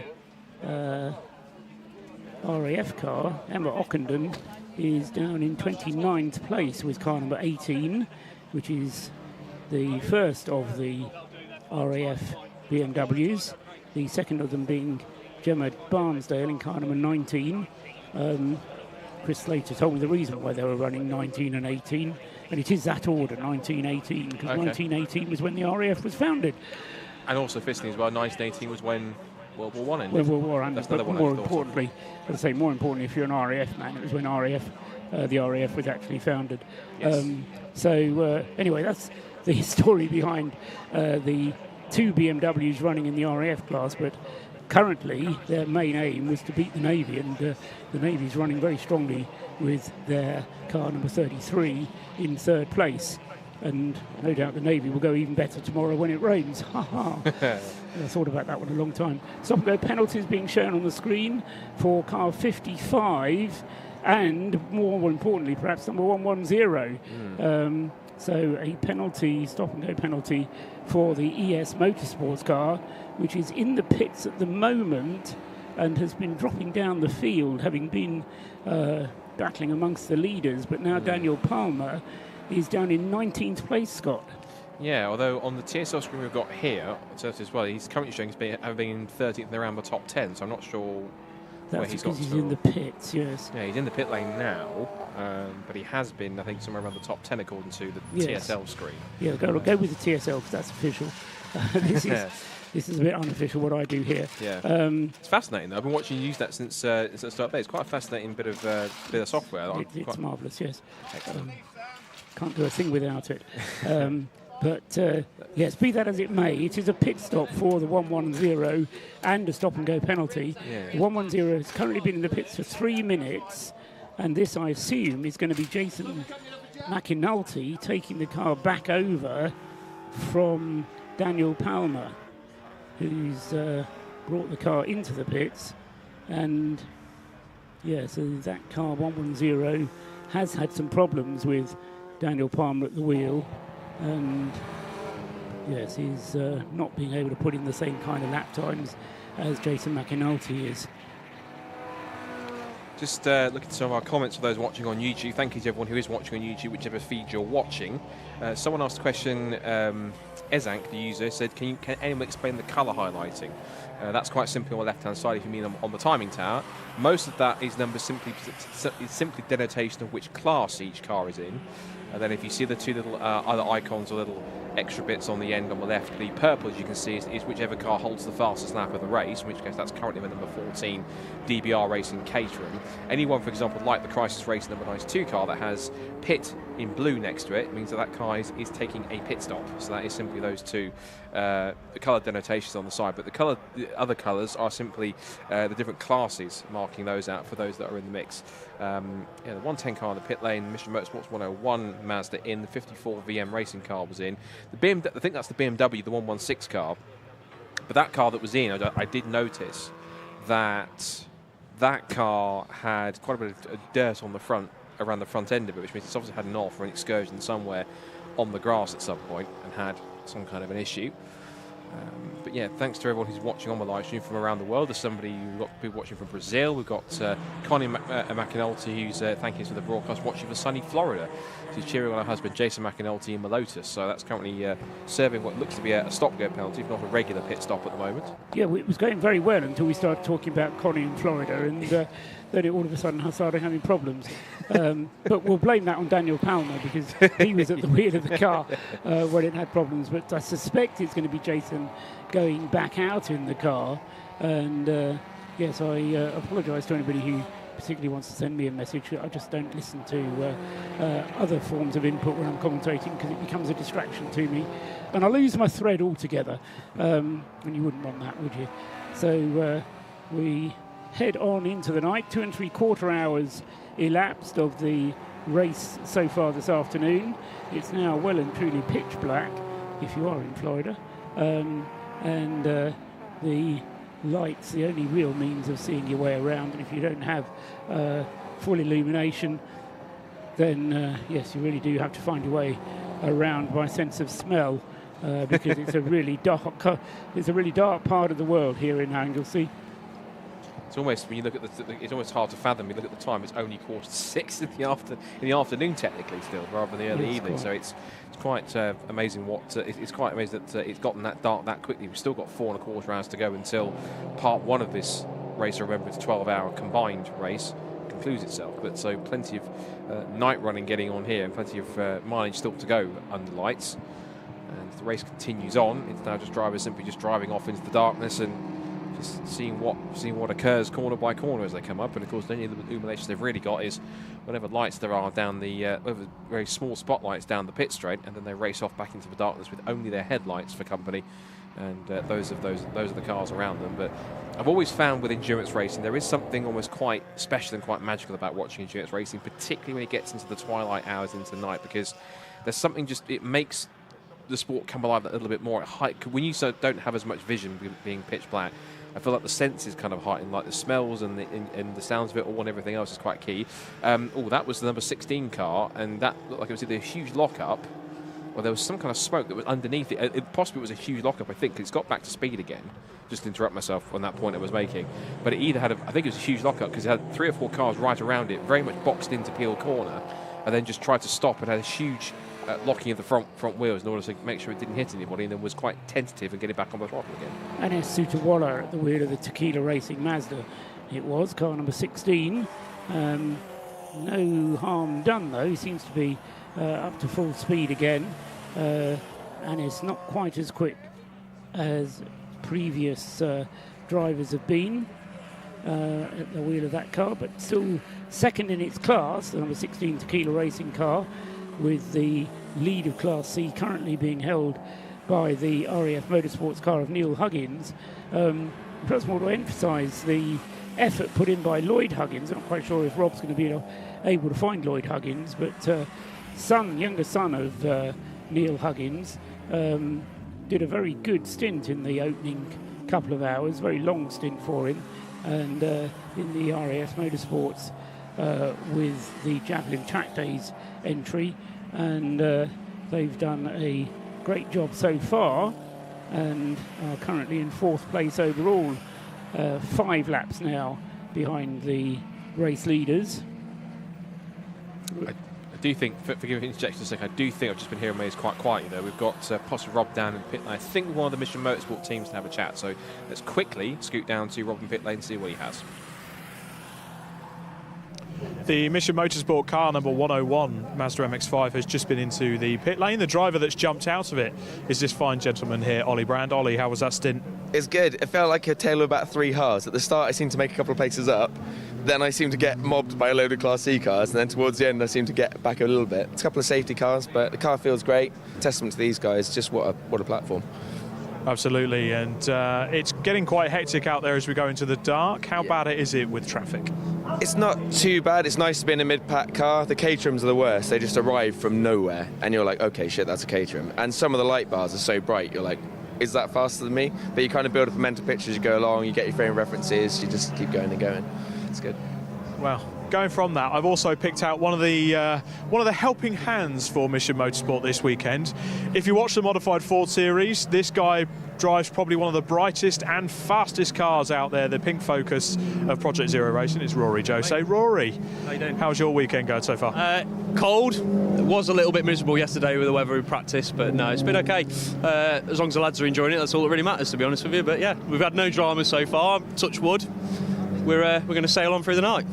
I'll bring Ollie back in for this one, just to ask you both, Mission Motorsport, what does this charity mean to you guys? So I haven't really done a massive amount with Mission Motorsport. This is my first Race of Remembrance with them. I used to do their track days for troops when I first left the military. It was a fantastic time to engage with fellow veterans and also with the charity as well. They're fantastic. There's such a massive mix of different people here with different injuries and guys that are still serving, but they're catering for everyone. And like I say, getting the beneficiaries out in the car as well has been fantastic. Yeah, people. It's just about people. It's just incredible, absolutely incredible charity. The work the Jim put in, everyone puts in, it's just incredible. It's my third Race of Remembrance. I've done some of the invitational events as well, and it's never a dull moment. They're just, incredible people. Outstanding. Well, hopefully you guys have a faultless rest of Race of Remembrance, and thank you for talking to us. Thank you. Cheers. Touch wood. Right, that's the 101 car. I'm going to go line up some more interviews, but for now, let's head back upstairs. Thanks very much. That's Rob Lewis down in the pit lane, finding people to talk to, which is always nice to hear from the people who are actually participating in this Race of Remembrance in whatever way they choose to participate, be it as a driver or as a refueler or as a mechanic or as a team strategy organiser or whatever it might be. And as I say, the race continues, and for most of them it's just a case of heading on until 10 o'clock this evening, with a little over 4 hours of racing still to be done tonight, and then another 5 hours on the schedule for tomorrow, split by the all-important Remembrance service at about 10:30, 11 o'clock. The race still being led by a lap by the Williams Motorsport Caterham. Rutger Patke still leading the way, and he's currently on the 33rd lap of his stint. Now, Toby Ballard earlier on did 63 laps in his stint, so Rutger is probably about halfway through his tank full of fuel, therefore. So we can expect to see him out for another 3/4 of an hour, if not more, before we see Henry Williams taking over that car. And the strategy from Williams Motorsport is going to be to do these extended stints, whereas the DBR Caterham behind it has a somewhat smaller fuel tank and has less range, although Darren Burke did drive the car for over an hour before he came into the pits. Ben Timmons would expect to stay out for an hour and a quarter, which leaves him out for another 20 minutes at least, but nowhere near as long as Rutger Patke can spend out there. Tim Steele in the number 77 relay car is in third place, and probably is going to be the next of that leading group to make a pit stop, although they will just be handing over to a different car. Now, the 77 car has, is that the one with the cast of thousands available to it? Yes. Any of 6 different drivers available to the 77 relay team. So the car having already been driven by Alan Curtis and Paul Herndon. Tim Steele is in it at the moment. That leaves Darrell Cresswell, Harry Eyre and Wes Payne still as potential drivers for the number 77 car. The leading Class C car in 4th place overall is the RAF Motorsports with Javelin Track Days, and can't really say enough about how well that car has gone. Lloyd Huggins doing a 2-hour stint before handing it over to Neil, but leading the way in Class C by a very comfortable margin indeed. He's got a lap of an advantage as far as Class C is concerned, so he's very happy with that. So he should be. Extra stuff from there, Lloyd. Of course, they had they've already had plenty of track time today because they were also out in a Lotus Exige and the Club Sport Trophy race on top of that too. So they got some extra mileage on top of that, and it's a really nicely sorted little race car, that number 7 car. It looks the part with the RAF decals and livery on it, the Mazda MX-5 Mark III. He's actually just dropped behind now, as I say that, just behind Sean Reynolds in the JRW Motorsport Fiesta ST 180.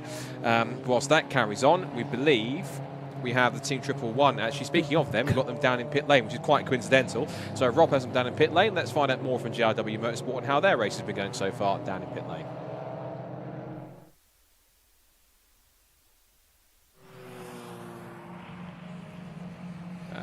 We'll come back to that in a second once we have some audio. We can actually hear Rob, because we do want to hear Rob, and I think it was Zachary Lucas he was about to talk to just there. He started off the 111 car. But yeah, that's 111 car looking quite well. That in itself is a regular car that's raced in the Fiesta ST240 Championship this year, but it's usually used to 20-minute sprints, but not necessarily a 12-hour endurance race. But so far, proving its worth, and Jamie White's squad, he's someone you can trust when it comes to putting together a good race car, particularly a Fiesta in that sense, and the ST240.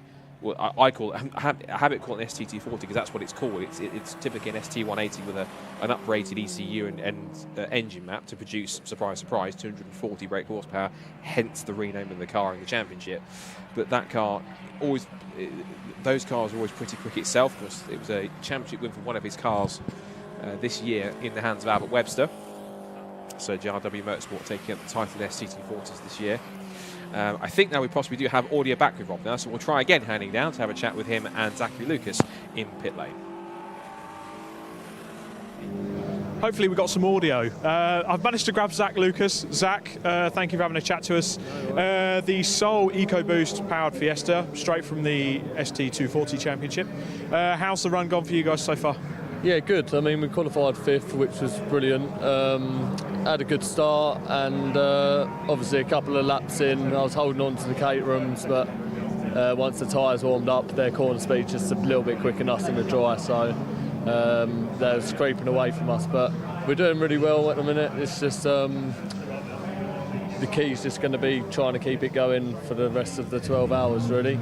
The stop-go penalty that you guys received earlier, what was the story behind that? Yeah, it was just our first pit stop, I think, was a little bit short.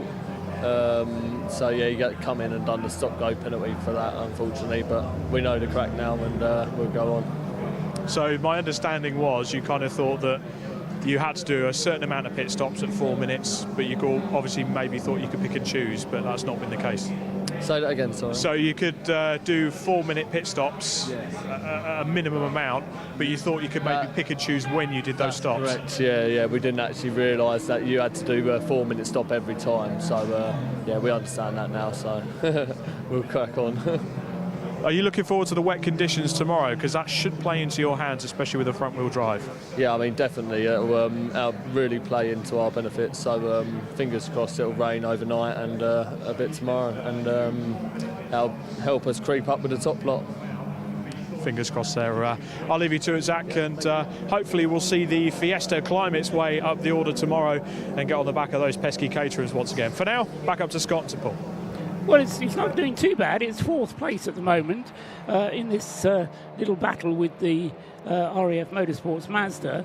And I think, yes, it would like to be able to catch the Caterhams, but it's a difficult task for it to do. We've had a message on the screen to say stop-go penalty for number 111. And I think that's a separate stop-and-go penalty from the one that Rob was just asking Zachary Lucas about, isn't it, Scott? Yes. So as misfortune would have it, as that interview was going on, you would have seen it popped up on the screen on the graphic, stop-go penalty, car numbers 111, which was quite misfortunate. But on that side, it means that the 111 car is going to be coming back in a little bit sooner than they expected for another stop in the penalty box, unfortunately. But aside from that, it's agreed that they are running quite a fine race at the moment. They're getting in amongst some of the cars that have had some kind of issues. But at this point in time, as they have done in previous seasons, if you've got a Caterham, particularly, you're in a good spot at the moment. You're kind of lapping quicker than anyone else at this point in time, despite the fact that the visibility is severely reduced, given the fact that you are racing in the middle of the night. But these Caterham cars certainly proven that whether it's a 15-20 minute sprint or a 12-hour endurance race, race, these little things can go with distance. Well, in the past, Caterhams have won the Race of Remembrance, so they're certainly not without form here. So, yeah, you're absolutely right, Scott. They're certainly a right sort of car for the job. And with the problem that we've had for the competition in the shape of the VW Sirocco, which never really got going at all, car 55, and the Lotus Elise for ES Motorsports, car number 110, with the problems those cars have had, it really has handed the situation fairly comfortably to the remaining Caterhams. And as I say, they lead the race at the moment. A lap separates the Williams Motorsport car number 29 from the DBR racing car, which is currently in the hands of Ben Timmons, car number 14. The relay car is then 2 laps behind the DBR car, 3 laps behind the race leader, and probably due a pit stop pretty soon. And then Sean Reynolds is the next one up with the 111 car that Zachary Lucas was driving earlier on. And looking how long it is. It's a 3-driver entry, the 111, isn't it? So yeah. Zachary Lucas is due in the car next, although just from the point of view of his stint lengths, he drove the car for an hour and a quarter, and Sean Reynolds has not yet been at the wheel for half an hour, so there's quite a few laps that Sean Reynolds was doing yet, which is why Zachary Lucas wasn't looking particularly ready to take over. So I think the car most likely to do a pit stop next is the 77 car in the leading group, I should say. The car most likely to do its next pit stop is number 77, Tim Steele, coming in to hand over to one of the many opportunities that the Breakdancer racing team have. 6 drivers sharing one Heroes Trophy car and 3 Caterham 7. So they've got 4 cars at their disposal between the 6 of them, and only 2 of them are allowed out at once, with the 118 Breakdancer car. Where is the 88, I should say. It's Darryl Cresswell at the wheel of the other Breakdancer car. He's currently running 3rd in Class B, is Darryl Cresswell, car number 88. And who else has driven the 88? Harry Eyre has been out, and Darryl Cresswell is now at the wheel of the 88 car, although it just comes into the pits, or it did come into the pits 2 minutes or so ago. So currently undergoing its 3rd pit stop is car 88 for the Breakdancer racing team. Meanwhile, Rutledge Patke is drawing away from Ben Timmons at a pace of around a second a lap, I reckon, if not a little bit more than that. So Rutledge Patke lapping, not on that last lap admittedly, but on average he's drawing away at about a second a lap. 100 laps have been completed in the 3 hours that we've now had elapsed of the race. So 3 hours down, 4 hours still to go tonight. And as I say, 102 laps have now been completed by Rutledge Patke in the leading Williams Motorsport Caterham, with Ben Timmons in 2nd place, a lap behind, having completed 100 laps now, coming up to complete his 101st lap. Yeah, and then since we have now had 3 hours pass, we can do a quick run through of where we are with the rest of the order. So, as Paul mentioned, Rutledge Patke leads for Williams Motorsport in car number 29. It's then Ben Timmons in 2nd place for DBR Racing, and Tim Steele in car 77 for the relay team. Caterham's 1st, 2nd and 3rd at this point.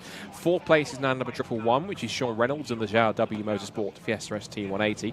5th is Neil Huggins in the number 7 RAF Motorsport with Javelin Track Days Mazda. 6th is now number 24, Auto Test TSW Mazda MX-5 Mark 1 with Michael Green at the wheel. Then it's Anis Sutawala in the number 16 Tequila Racing Mazda MX-5 Mark 1 there in Class C. The second of the relay teams, the only other relay team in the squad, in the field, the Paul Sheard Motorsport car of Oliver Cottam is at the wheel there. Oliver Cottam, of course, TCR UK star this season, is in 8th. 9th place is the NGM racing car, the Ford Fiesta of David Murphy. And then it's 10th place for number 91, the Stuart Murphy Humphrey racing car, which has recovered well back to the top 10 after it had that off earlier on, and that's now currently got Martin Rich at the wheel. 11th place is now the leading Operation Motorsport USA car. That's Jason Bivens at the wheel. Sam Moody is then in the Jaffa Cake Racing MX-5 Mark 1 in 12th place in car number 96. 13th place is the 209 leading BMW 116 car. That's Scott Jeffs in the CSC Racing number 209 machine. 14th place in the pit lane right now is showing us in the pit lane, the 220, the Operation Motorsport Canada car, which has currently at the moment Tomlinson at the wheel of that car. That'd be Ron Tomlinson. 15th place is the second of the BMW 116s. That's Royal Navy Motorsport with Adam Jewis at the wheel. 16th place is the first of the 2 Pure Track Racing Clios in Class C. That's car 23, the Renault Clio RS197, and that car has Malcolm Balby at the wheel. 17th place is Callum Wilson in the VMS Racing BMW 116 car number 90. 18th place, number 54, the veterans at VMware Matabubu Racing car. Try saying that quickly. The Matt Eddles at the wheel of that car, 54. 19th place is the car which came in with brake problems earlier on, which is the Luke and Luke Mazda MX-5 Mark 1, which I believe is also supercharged. That's Neil Luke at the wheel of that car, now back out. And rounding up the top 20 is the second of the VMS Racing BMW 116, is Tim Crichton at the wheel in car number 9. And as for class leaders quickly, it is in Class D, and the overall leaders, number 29, the Williams Motorsport Caterham. The relay class is led by number 77, the Breakdancer Racing Squad of Tim Steele. Class C is led by the RAF Motorsports with Javelin Track Days Mazda, with Neil Huggins at the wheel of that. Class B is led by another Mazda, the Auto Test TSW number 24 car of Michael Green at the wheel. The BMW class, as we said, led by 209 CSC Racing. And then the other 2 classes, I believe, should be just A and AC1. Class A currently still led by the Autoblist with RTW Vans Conversions Toyota with Andrew Dyer at the wheel. That's the Toyota Aygo City car. And the leading AC1 car, thank you for that one, Paul, is James Hitchin in car 432 for the Ram Sport Racing Citroen C1. That was a bit of a sort of a if you're part of saying so, Paul, it's almost like a Le Mans style hourly update in terms of that side of things for Race Remembrance. But that's our top 20 plus our class leaders. We are now, as we say, 3 hours into the race just over. 3 hours, 53 minutes and 41 seconds left to go in part 1 of Race Remembrance 2023. With the number 18 car in the pits at the moment for the RAF, and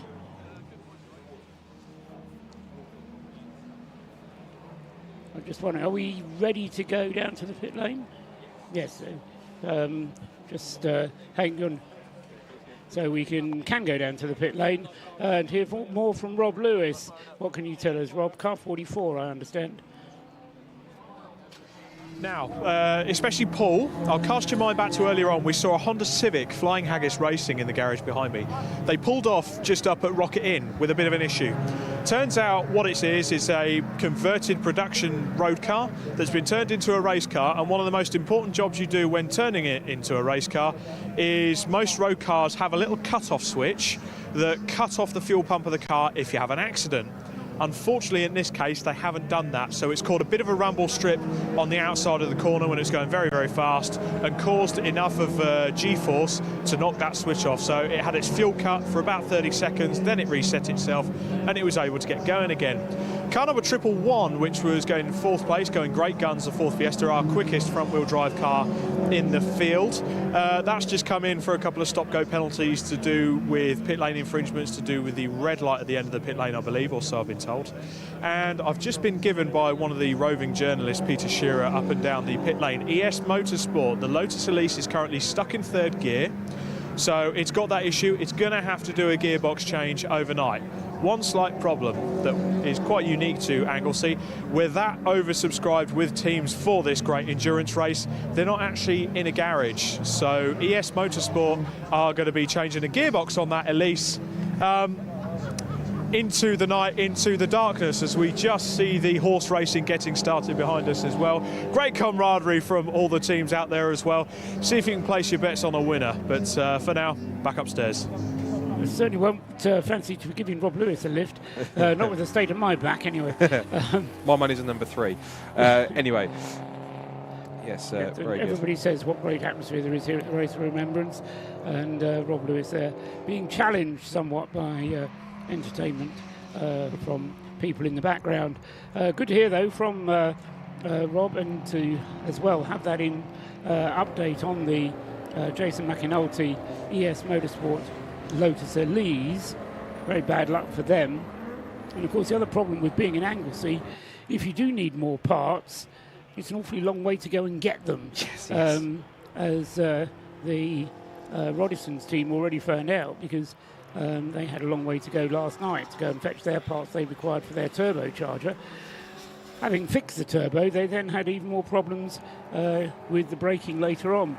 Now, two of the leading cars, no, not in the leading cars, because we've scrolled down a little bit on that screen. Let's scroll back up again. I was going to talk about cars in the pits. So the leading car that's in the pits at the moment is number 3, the Ford Fiesta. The other Ford Fiesta, David Murphy's car, NJM Racing Limited's Ford Fiesta, as opposed to the ST180, which runs in Class D. Sean Reynolds continuing to go quite nicely now, but the number 3 car is in the pits, and that's going to elevate Martin Rich in the Stuart Humphrey Racing Mazda up into 9th place, I reckon, once that pit stop is completed for the number 3 Fiesta.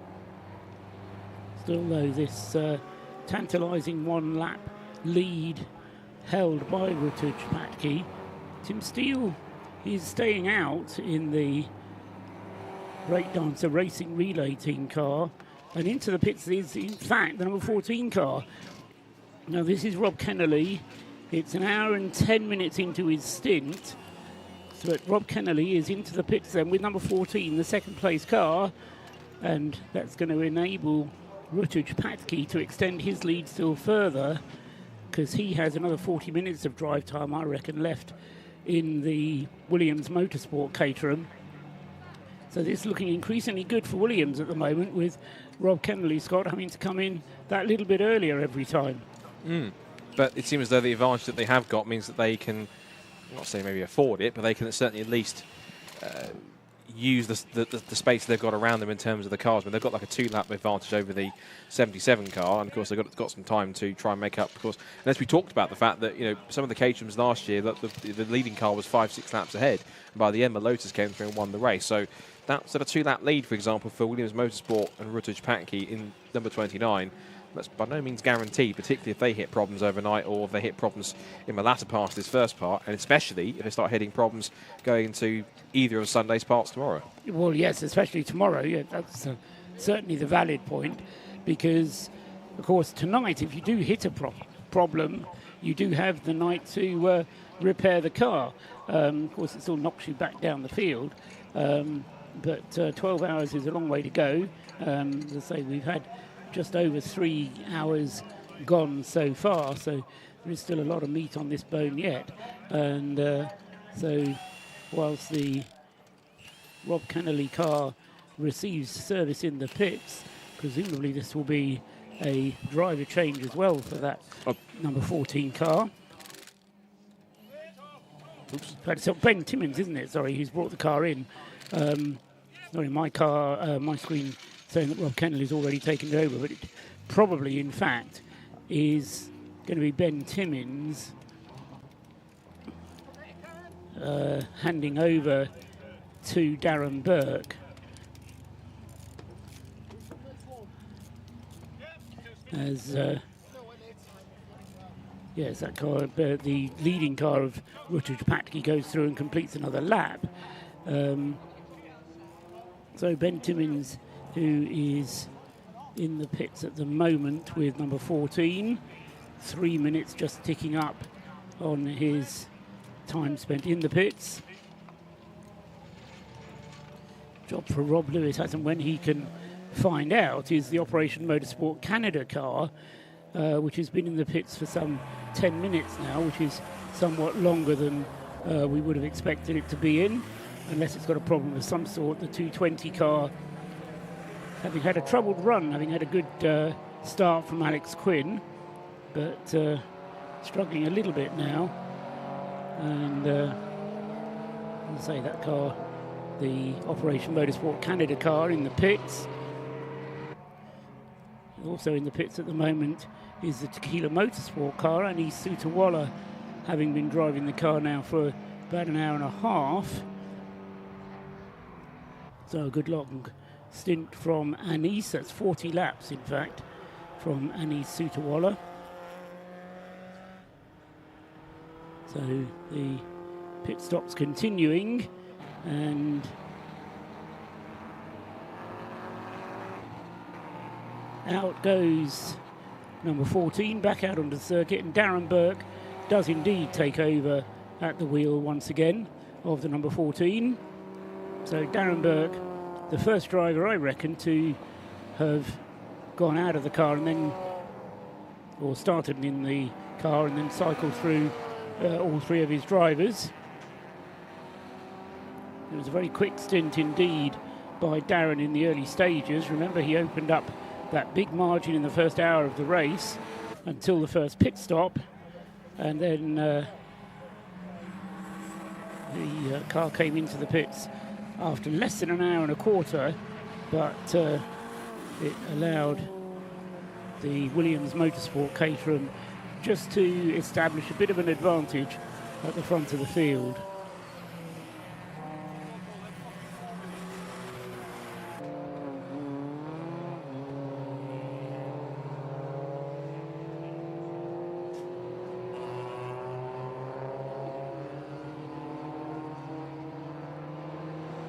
So Darren Burke back out in the number 14.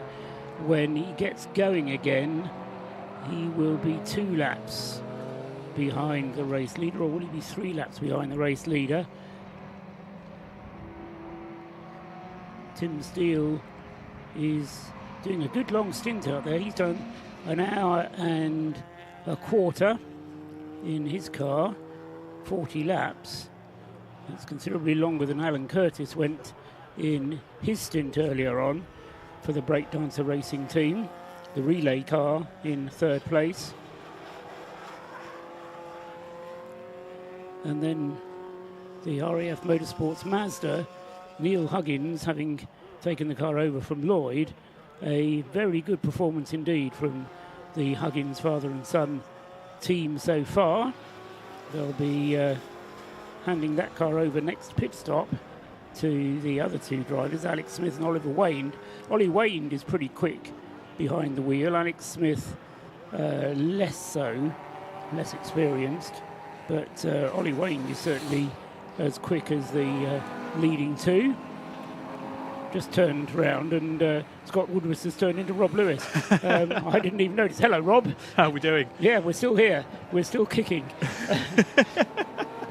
Yeah, it's a crying shame with ES Motorsport hitting troubles like they did. But as I explained downstairs, Peter Shearer just gave me a little tug on the arm and told me what was going on there. So I think their stress is going to be getting that car through to the end of certainly this segment of the race, and then thanks to the part firme conditions, they can get to work on it and get that gearbox changed. But maybe they'll have to throw a few quid to one of the garage proprietors. Yes, where do you get a gearbox for a Lotus Elise in Anglesey on a Saturday night?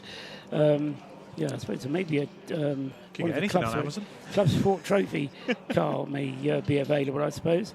But he's currently being shown in 19th place on the timing screen. Is 110. Daniel Palmer then in 19th place. So he is circulating.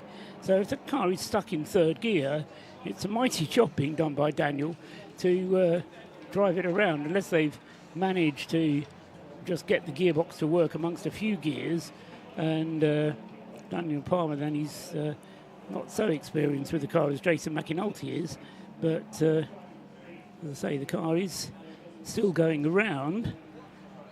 I would think they're probably going on the proviso that as long as they can circulate and get that car going around, they'll be pretty happy to carry on doing that and get some more laps under the belt. The last thing you want to do is stop the car now, do a lengthy gearbox change and lose 4 hours. Oh yes, absolutely. When you just drop a few laps, being about 10 seconds off the pace.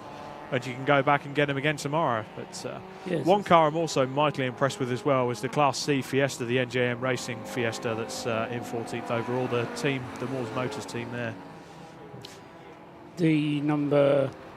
that would be the number 3 car. Yeah, the number 3 Fiesta, George with, Wright. George Wright at the wheel.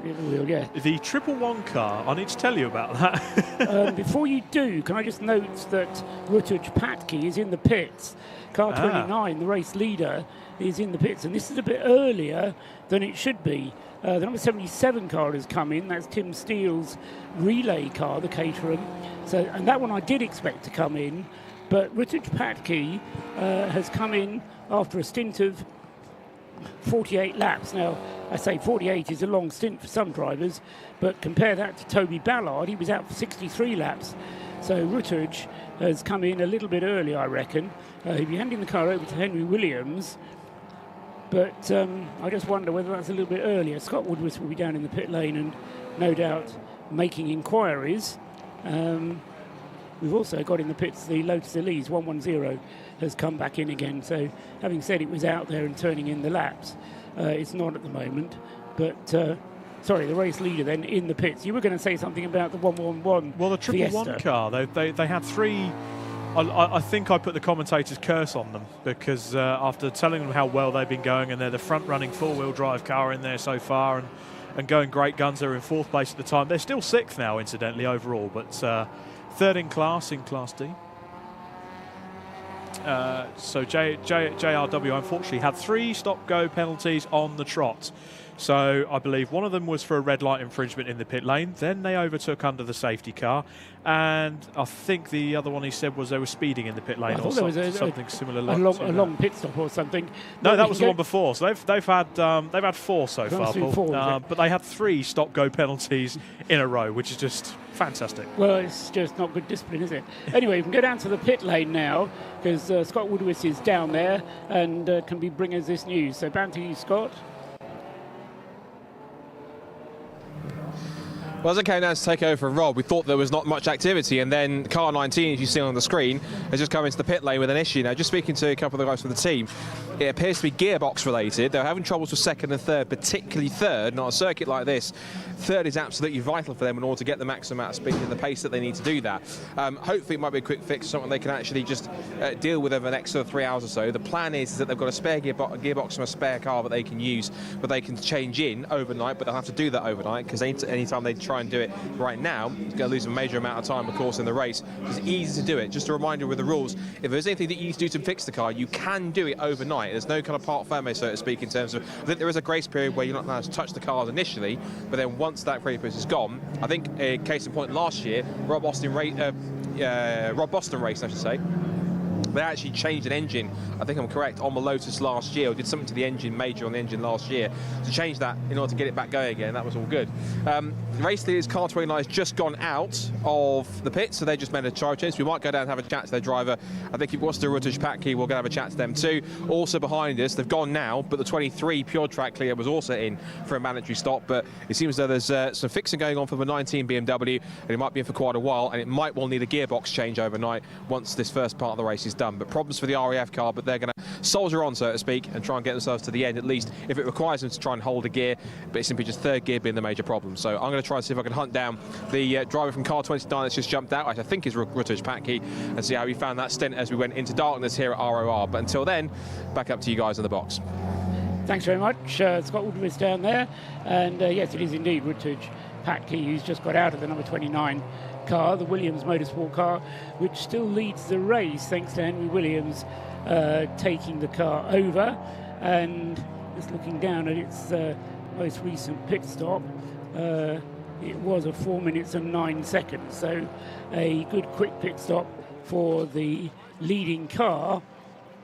And as I say, it's made 2 pit stops. The 2nd place car has already made 3 pit stops because they started the car with Darren Burke. Rob Kennelly took it over from Darren, then Ben Timmons had a stint, and now Darren Burke is back behind the wheel of the 2nd place car. So their smaller fuel tank means that the number 14 Caterham has to stop more often. Harry Eyre is now out in the number 77 Breakdancers relay team. So he's the third driver in that car. Although they've had 3 pit stops, so Harrier is, I think, actually the 4th driver in that car, because 77 has just had Tim Steele behind the wheel. So Alan Curtis, Paul Herndon and Tim Steele, the drivers, making Harrier the 4th driver of the number 77. 5th place is still the remarkable number 7 for the RAF with Javelin track days. Neil Huggins continuing behind the wheel there. Another driver we'd like to hear from, if we can, Scott, would be Lloyd Huggins if he's around, because his first stint was 2 hours, and Neil Huggins looks like he wants to do 2 hours as well. Michael Green is going great guns in 5th place with the number 24 car, the Auto Test car Leeds Class B, and then we get the 111 JRW Fiesta, which, but for those penalties, would be much further up the field than it actually is, with Sean Reynolds still behind the wheel of that car, although he's due a pit stop. 9, 10, 11, 27. Yeah, no, he's probably got another half hour to do, has Sean Reynolds. Oliver Cottam is now out in the 118 Relay Mazda, having his first drive in the Paul Sheard car. And then Martin Rich is 8th in the number 91 Stuart Humphrey Racing car.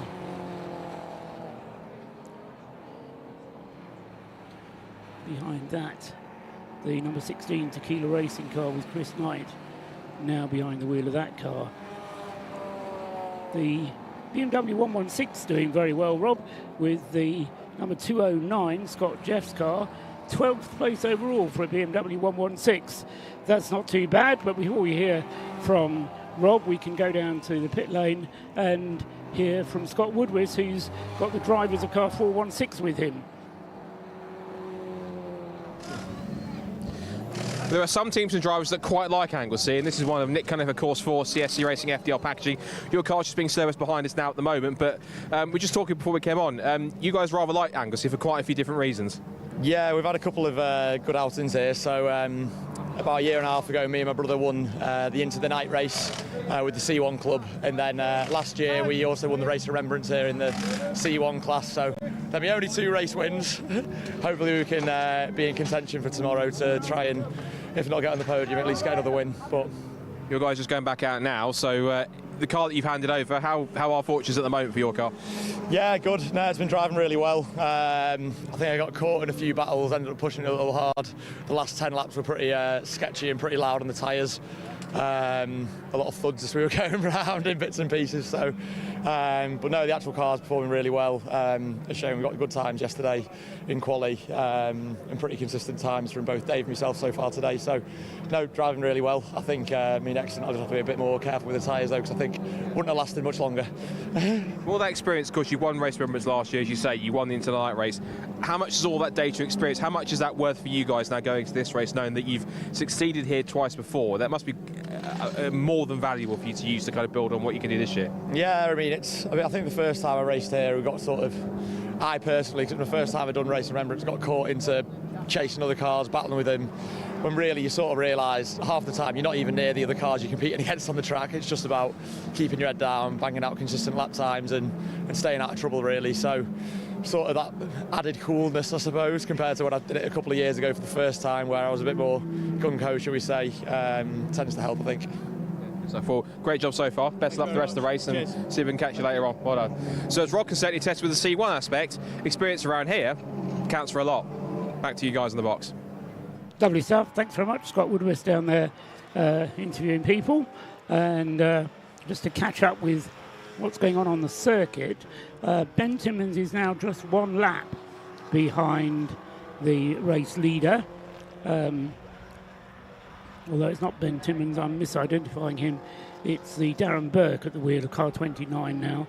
So car 29 is Darren Burke, just 1 lap behind the race leader, which is Henry Williams in the Williams Motorsport entry, and the two of them lapping roughly the same, although Darren Burke slightly quicker.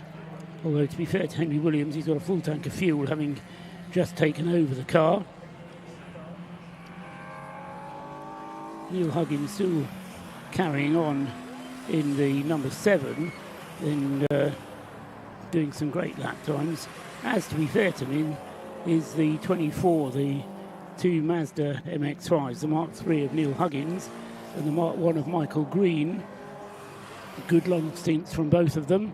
Very consistent lap times. Oh, just on screen there, that's car number 101 in the walls. That's the Mission Motorsport car. We spoke Leon Greif. So there's a bit of smoke coming from the front of that car. Now, has that had an impact, or has that hit some reliability issues? There is a lot of steam coming from that car at the moment. It does look like it's overheating, but similarly, it also looks like it's potentially been through the mud. So where are they positioned? I think it must be at target, because yellow flags are being shown at the start-finish line. And safety car being called. So the safety car is being scrambled. We're going to have, it does look like they're on the exit of, that would be Church over in the corner. One of the fastest, certainly one of the fastest corners on the circuit. Lights still illuminated on the car, so the electrics are still on. And I'm just wondering, and I really hope this isn't the case, but I am just wondering if maybe the engine has shouted no more on that car. You can just see the flashing lights in the background of the safety car getting ready to go out. We are going to have a pause in this race while the safety car goes out on circuit, collects up the leader. Yes, it's a funny place. It's off at, as Rob says, at Church. But it's very close to the edge of the circuit, isn't it? Yeah, but the lights are flickering as if he's trying to turn the engine over. So, I think I can see the car rocking. So you can't. It's always difficult to tell in the dark. I do wonder if the car has gone off and then got stuck. We'll soon see. Right. So whilst we get the race neutralised and get that car back into a place of safety, we can go back down to the pit lane again, and Scott Woodwitz has found Lloyd Huggins, who did a 2-hour stint a little while ago. Down to you, Scott. Another driver that's been quite impressive, and a car that's been impressive throughout the race so far, has been with number 7 RAF Mazda MX-5, and Lloyd Huggins is part of that driving strength, joins me now. Lloyd, really strong start to the race the first few hours. Just talk us through how you, Neil, and the rest have been coping with it. Yeah, so it's been good start to the race. Obviously, it's a bit closer to the start, but you know, you just got to be sensible. It's a 12-hour race. Look after the tyres, look after the car, and just pick and choose your battles, really. Yeah. So, good start. Yeah. Of course, you had some extra mileage in the Club Sport race on top of that as well, so you're suitably prepared coming into this race later on this afternoon. Yes, it was definitely handy doing a Club Sport race to start with. It got me dialed into the track conditions and woke me up a little bit ready for today's race. And the Club Sport went well. We got P2 overall in the end, which was only our second outing in the car. So we were very happy indeed. So what's the plan for the rest of the evening now in terms of stints, in terms of what you hope the race to go for until we pause it at 10 o'clock? So we've got 2 more drivers to get in. Obviously the last driver today's got to do tomorrow morning, so he's going to have a slightly shorter stint tonight, ready for him to start tomorrow morning. And 2 stops, hopefully, is what we're going to do. And you're in contention for the class win as well, so I mean, you'll be up there kind of fighting to the right at the end, won't you? I hope so. But as I said, still plenty of time to go yet, and let's not count our chickens, eh? Yeah. Appreciate it's busy for you guys, so we'll leave you to it, but well done so far. Best of luck for the rest of the race, and we might check in later on. Good stuff. Thank you very much. So as you can see, hive activity. The number 7 car is actually in the pit lane right now at the moment, along with everybody else, because as we've just detailed, I think safety car is out on track for a spin, we believe. The number 33 Royal Navy car is in. The 7 car is in. We've got a few more of the BMWs also lined up in pit lane. The 22 Operations Motorsport USA Toyota is also in just behind us as well. If the camera gets pan around in a second, just panning around here, you can see the 22 car in for its stop too. And stop going as it should do. And it's quite a precise and almost, it's quite a imperative point of the pit stop is that everyone stands ready, everyone waits for the refueling to be finished. Essentially, there's no physical touching of the car until the fueling is done. It's the same sort of rule you get in many endurance championships. All refueling has to be done first. As soon as it's done and it's cleared, then you can then start working on everything else. So one shed of fuel's gone in for the 22 car, the second one also going in. But as you can see, there is plenty of work going on down in the pit lane here as the safety car has come out. And I think we'll hand back to Rob and Paul as the pit stops carry on here and the safety car at Race of Remembrance. Back to you. Thanks very much. Scott Woodworth down there in the pit lane then. Safety car coming through, leading them through, although the Mission Motorsport Mazda that stopped has in fact got going again thanks to the marshals. We shouted out to them earlier on, thanking them. Well, more hard work, and I'm afraid you've still got 3.5 hours to go, lads and lasses. So don't stand down yet. But the car is underway again, although the safety car has stayed out there. Neil Huggins then has come in, and now we want to hear from Neil and Lloyd and see if they can compare each other's stints. But Lloyd there, quite rightly not counting any chickens, but that car has been going very nicely indeed so far as it just ticks through its 4-minute pit stop. Just to show on the screen there, you would have seen the medical car that was in the pit lane. Just looking out of our window here, don't panic. I think it was a team member of one of the teams limping towards the car, so I think someone's maybe dropped a wheel on it or something, dropped a wheel on their toe. So probably the reason why the safety car has stayed out during this period. It was great to see the 101 car manage to get pushed out by our marshals, and big up to our Orange Army that are out there watching and helping us keep this race going at the moment. We couldn't do it without our marshals in orange. Also going to take this opportunity to have a look at some of the YouTube comments. SOHMM77, Anglesey has to be one of the most beautiful views of any circuit. Good evening. It certainly is, and I think Paul will agree with me. When you could look outside on a clear day and see the beautiful Irish Sea, flat calm with Snowdonia in the background, it is certainly a view to behold. Bit dark at the moment. Bit dark at the moment. We can't quite see it. Tomorrow morning it will be nice, as long as the sun's shining, and fingers crossed it will be. Forecast doesn't say it will, but I'm going to be optimistic nevertheless. It is a beautiful race circuit, and as I say, thanks for your comments on YouTube. If you're listening and tuned in through that means, whether you're here at the circuit or listening through the live stream and watching these pictures, which we have to admit do demonstrate how dark it is. The car's just turning through the hairpin there on the live stream. That's one of the WRC Developments cars into the pits from the C1 class. So that's that car. The Finley Edwards will be jumping out of that now. And Tom Brown, or Timo Braun, is racing alter ego, as he's well known in the C1 Racing Series. He'll be going out to do his stint. And I think in front of that is the second WRC Developments car there. So that may be potentially Robin Welsh going out in that car or not. Although the car has stopped, so is there an issue? So we've got our pit lane camera going at the moment, and the WRC Developments car has stopped in the pit lane. The driver's door is open. Now, what's going on here? They're carrying on out of the pit lane there, so it can't be that drastic. We've got our camera crew just running after him down the pit lane. They couldn't quite catch up to him in time, but back to the race as it stands. We've got a green flag. Green flag. So the race is back on again, and no overtaking allowed until you reach the start-finish line after the safety car is withdrawn. But as soon as you do hit the start-finish line, then you can get back underway with racing. And that pit stop, or that safety car interlude, was the timing now at 3 hours and 37.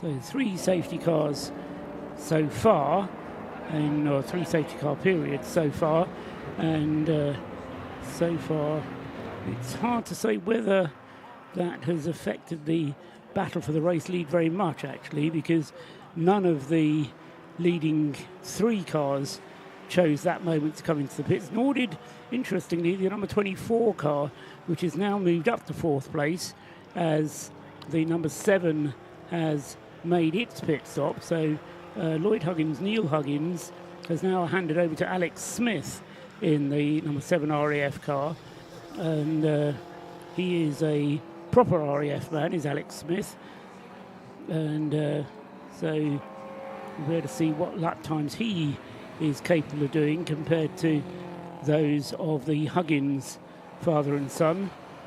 But as I say, with the pit stop for that car, that's pushed it down to 5th place, with Michael Green with the Class B Mazda, the auto test car, moving up to 4th, and Sean Reynolds in the multiply penalised car number 111 comes out of the pits as well, and that hands the car back to Zach Lucas. So that was a change of driver for the number 111 that time, and he's back out onto the track. As I say, Zachary Lucas back at the wheel of the 111 car, and also having just made a pit stop is the 118 Ollie Cotton Paul Sheard Motorsport relay car. That's in 7th place, and that's just made a pit stop as well.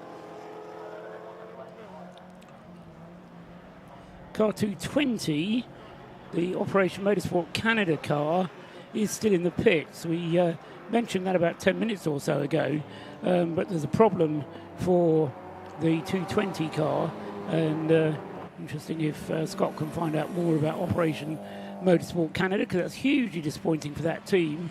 They were really looking forward to a good run here, and sadly that's not quite come to pass for them.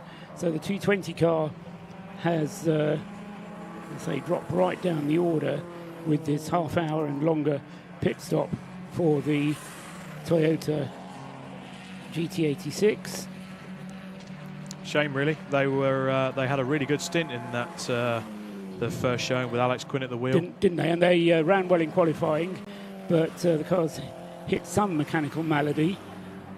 And so the Toyota GT86 is currently being led by the Operation Motorsport USA car 22, which Mike Stillwagon is at the wheel of at the moment. 4th in Class C at the moment, 12th overall. Be a very good time actually to run down some of our class leaders as it stands. We've got 1st overall and 1st in Class D, which is the more powerful power to weight ratio of the classes, is Williams Motorsport. I'm always used to, I don't know about you, Paul, but I'm always used to power to weight ratio racing. It's always Class A is the most powerful class. So that's the confusing bit about this. Okay, so you have to turn that on its head. Class D is your most powerful cars. We've got Class R in this, so there'll be a few people also asking at home watching the YouTube live stream. You have the different colours on our timing screens. They have asked about that, so that sort of dictates what class these cars are in. So the Williams Motorsport, there'll be the yellow on your screen, and that's Class D, the most powerful cars we've got out there. In 3rd place overall is Breakdancer Racing. They're leading Class R, which is our relay teams. Now, these are cars that traditionally, they won't use one car and keep swapping the drivers. They just keep swapping cars like a relay race. So we've got 2 cars out in that currently at the moment. The second of those cars is the Paul Sheard. Is it 3? I think three caterhams are here this weekend for Paul Sheard, for the Breakdancers team. And we've got... Paul Sheard's only got 2 cars. Paul Sheard's only got 2 cars. That's...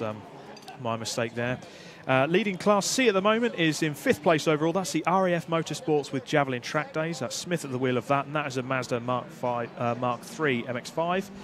And Class C on your screen will be the white colouring next to that.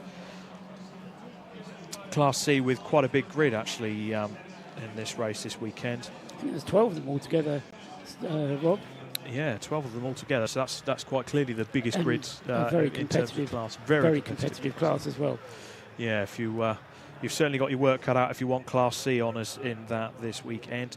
Class B is currently being led, according to my timing screens, by Auto Test TSW Racing with Green at the wheel, and that is 4th overall, which is absolutely astounding. And that is a Mark I Mazda MX-5.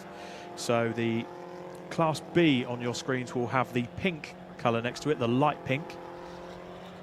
And then we've also got our BMW 116 trophy class there. So that's for the 750 Motor Club spec BMW 116 trophy cars. And there's a number of them in this weekend, I believe 9. overall have entered in. Leading that at the moment is Jeffs in the CSC Racing car, and that's 11th overall and first in the BMW 116 class. We've got the AC1 class for the cars that conform to the Silver Lake C1 Racing Series. That's currently being led by Rabsport. They are 29th overall, and they will be red on the colouring on your timing screens in front of you. And we've also got one sole invitation entry that's unfortunately stone dead last and in the pit lane, and that is the Crisis Racing Citroen 2CV. That, as you suggested earlier, Paul, it's had nothing but a crisis since it started this race, unfortunately, and it all started with a broken gear stick. Yes, and they've had problems since then. Car having been in the pits now for over a quarter of an hour, and as I say, that's certainly not its first pit stop for the Citroen 2CV, car number 92, and as you say, they're currently dead last. They've had 5 pit stops. They had 1 pit stop before the one they're in at the moment, which was over 3/4 of an hour, so no wonder they're so far behind. In fact, already 48 laps behind, the race leader having completed 122 laps now, in the hands of Henry Williams, the Williams Motorsport Caterham. Henry will drive the remainder of this stint. He's only been in the car for about 10 minutes or so, no, a little bit longer than that. 20 minutes for Henry Williams, 11 laps he's done. Darren Burke is out in second place, 1 lap behind, but in time terms, that's less than 2 minutes. So it only takes 1 pit stop from Henry Williams, and that will see the DBR Racing Caterham up into the lead of the race. Then we get the first of the relay cars, as Rob was describing, Harry Eyre at the wheel of the number 77 Breakdancer Racing relay team, and then Michael Green with the Class B car, number 24, is up into 4th place. You say great performance from Michael Green. He does owe us a pit stop. That car has only had 1 pit stop up until now, would you believe? Car number 24. They've been racing going on for 4 hours, and they had their first pit stop after Sebastian Fischer had done 59 laps. Michael Green is currently on his 59th lap, so they must be getting towards the end of the fuel on the number 24 Mazda. So it will be a pit stop coming up very shortly, and that will elevate back into 4th place the number 7 RAF Motorsports Mazda from Class C, the less powerful class, the more powerful class. I'm doing what you did, Rob. Alex Smith then will be going back up into 4th place when Michael Green makes his pit stop, which surely must be either at the end of this lap or the next one. I think we've actually got an interview lined up down in the pit lane with our good friend Scott Woodwish. So, Scott, who have you got lined up for us? Well, as you can kind of see behind us here, the 220 car, the Operation Motorsport Canada car in. According to one of the Captain Fuel guys, the diff is cooked. So they're just working on the back end of that car now, just to try and get it out as fast as possible. They've even got the donor car just parked in front of it. I can see there the black GT86 in the mix there. Whilst that's happened, we've got one of the drivers from the sister car of the Team USA car, Matt Smother. Matt, good to see you. Good to see you here at the Race of Remembrance. How's your experience of the event going so far? So far, it's great. I got in second after Chris Walsh got out of the car. The car felt amazing. The traffic, thankfully, was really well behaved. So I had thankfully they put me in the car as the sun was setting, so it gave me the benefit of being able to kind of get all of my sight points in and get dialed in and get adjusted as it converted into the night and everything got pitch black dark. So it was nice because I was able to keep my pace up, but the car felt great. Rogue Motorsport and all the guys here come together to put the car together and get in a really good spot for the race, so we were able to keep some pretty decent pace. I think I got up into 3rd in class, so I've got nothing to complain about. As a driver, how is that transitioning from kind of a twilight of the daytime into nighttime? How much do you feel, and what do you have to adjust in that point in order to kind of go into those different points of the day when your visibility starts to reduce? What are the key things that you're looking out for or thinking about when that starts to change? This was my very first time doing it. Really? Yes, it was. But to that point, though, it was really important to be able to identify all those markers that are going to still be there and still be visible as you're driving at night. So all the different reflective points. This circuit's fantastic for actually having so many reflective ballards, or even the curbing and such. to be able to see all the different points and being able to say, okay, look, this is a breaking point that I know is just before this reflective ballard, so I can, next time when it gets dark and I can't see that point, that visual point that I might otherwise look for, I'm just looking and anchoring it off of all the reflective points that are there. So being able to identify all that stuff and get that anchored into my mind before it actually starts to get dark and I can't see everything else was really important. As an experience so far, how you find the Race of Remembrance? Looks like you're really enjoying it, being part of this whole event so far. Absolutely, it's a phenomenal experience, both in terms of the actual racing itself and everything that it represents and means. This is my second time being here. Last year I was here with the American team as one of the car chiefs. So being here as a driver this time, it's a very different experience, but it's still just as fulfilling and gratifying to be a part of. And just for those who want to know, just give us your background from a military point of view, where you come from and how you got to this point, just to give us a context on who you are and where you come from. Absolutely. So I'm from Oklahoma. I joined in 2005 in the infantry, and then I commissioned as an officer, and I was a combat engineer.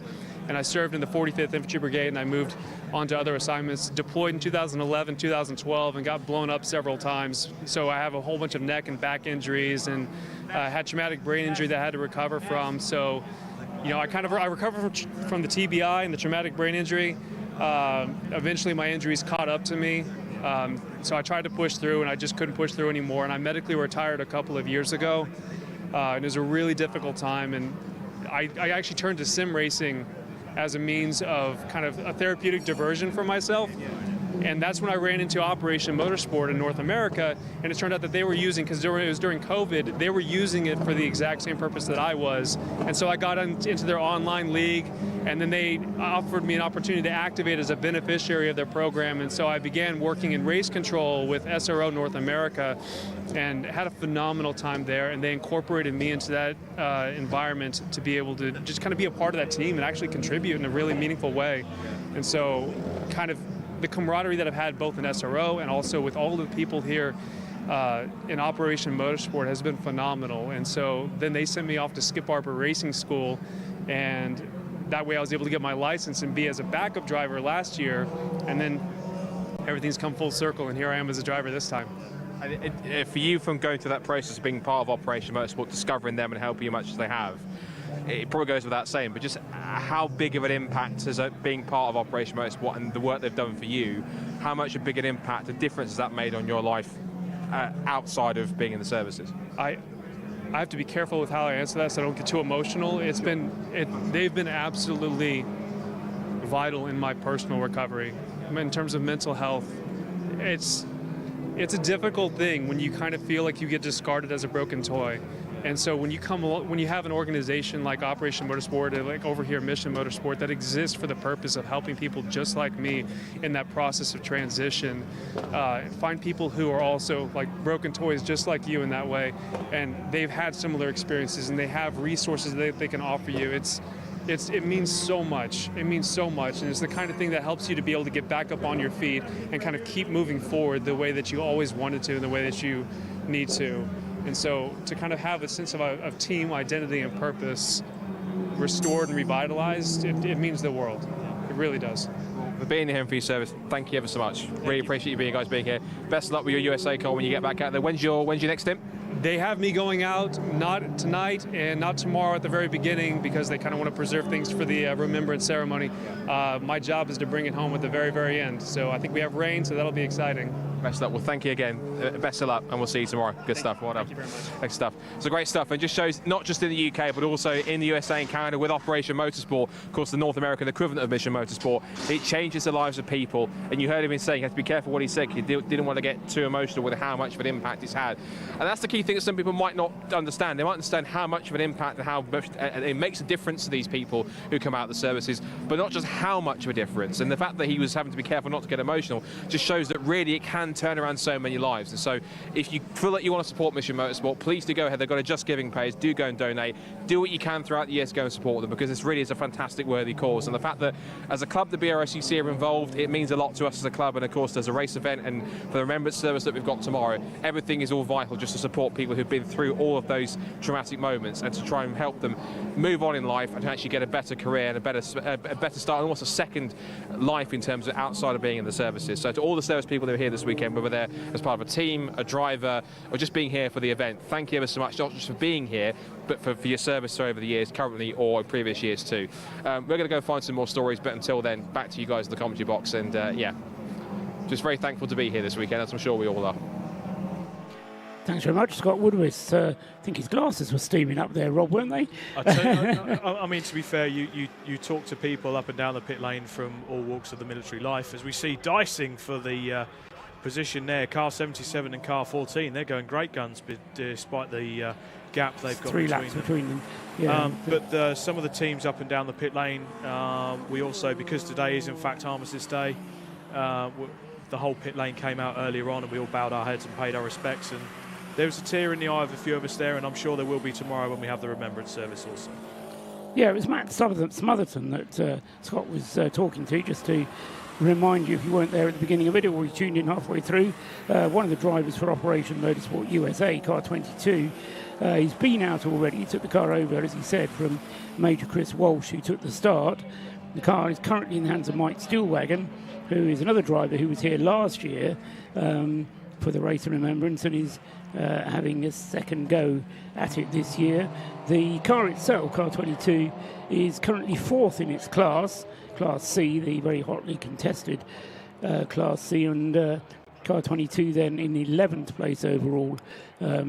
The first of the Toyota GT86s, which, although they've been the weapon of choice, haven't been hugely reliable in overall terms this weekend. So Mike Stillwagon will be taking care to look after his Toyota GT86 and make sure he doesn't overstress the beast. But at the moment, it's going very nicely indeed for Operation Motorsport USA and their team of drivers. As I say, Matt Smotherton, to whom Scott was just talking, Mike Stillwagon is in the car at the moment, Major Chris Walsh, who's already driven the car, and Jason Bivins, who's already been behind the wheel as well. So all 4 drivers have been out in that car 22.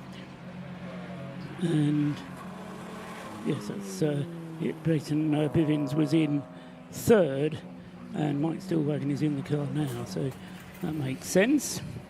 And as I say, the car going well in 11th place overall. Car C ahead of them, they have Chris Knight in the Tequila Racing Mazda, Martin Rich in the Stuart Humphrey Racing Mazda, number 91, and Alex Smith, who leads the way in what I'll call the Huggins car, the RAF Motorsports with Draven and Chack Days car that had Neil and what's his name, the Neil and Lloyd Huggins, who started the number 7 car. Alex Smith, as I say, taking it over now, and he's lapping in the 150s, not quite as quick as the Huggins were, as the Tequila Racing car now gets itself ahead of Martin Rich as a result of the 91 car being in the pits. So 91 in the pits, and were we being told something about number 91 being in the pits, Rob, a moment ago? I believe we were. By James. He told us something about 91 being in the pits, but he's disappeared now. I think that was a Mazda that potentially had a bit of contact, if I'm right. It had a bit of a rear bumper scrape. So, what did you tell us about? I'm talking off air here about the number 91 Mazda a moment ago. I thought one of you told us something about it. Never mind. We'll move back to that. Yes. It was a bit of a bit of a bump at turn 1. Bit of a bump at turn 1. Anyway, they're still involved in it, and number 91 then, Martin Rich, just losing a place there, and a place for position as well. And the car is still in the pits now, having been there for 5 minutes, so a slightly longer pit stop for number 91.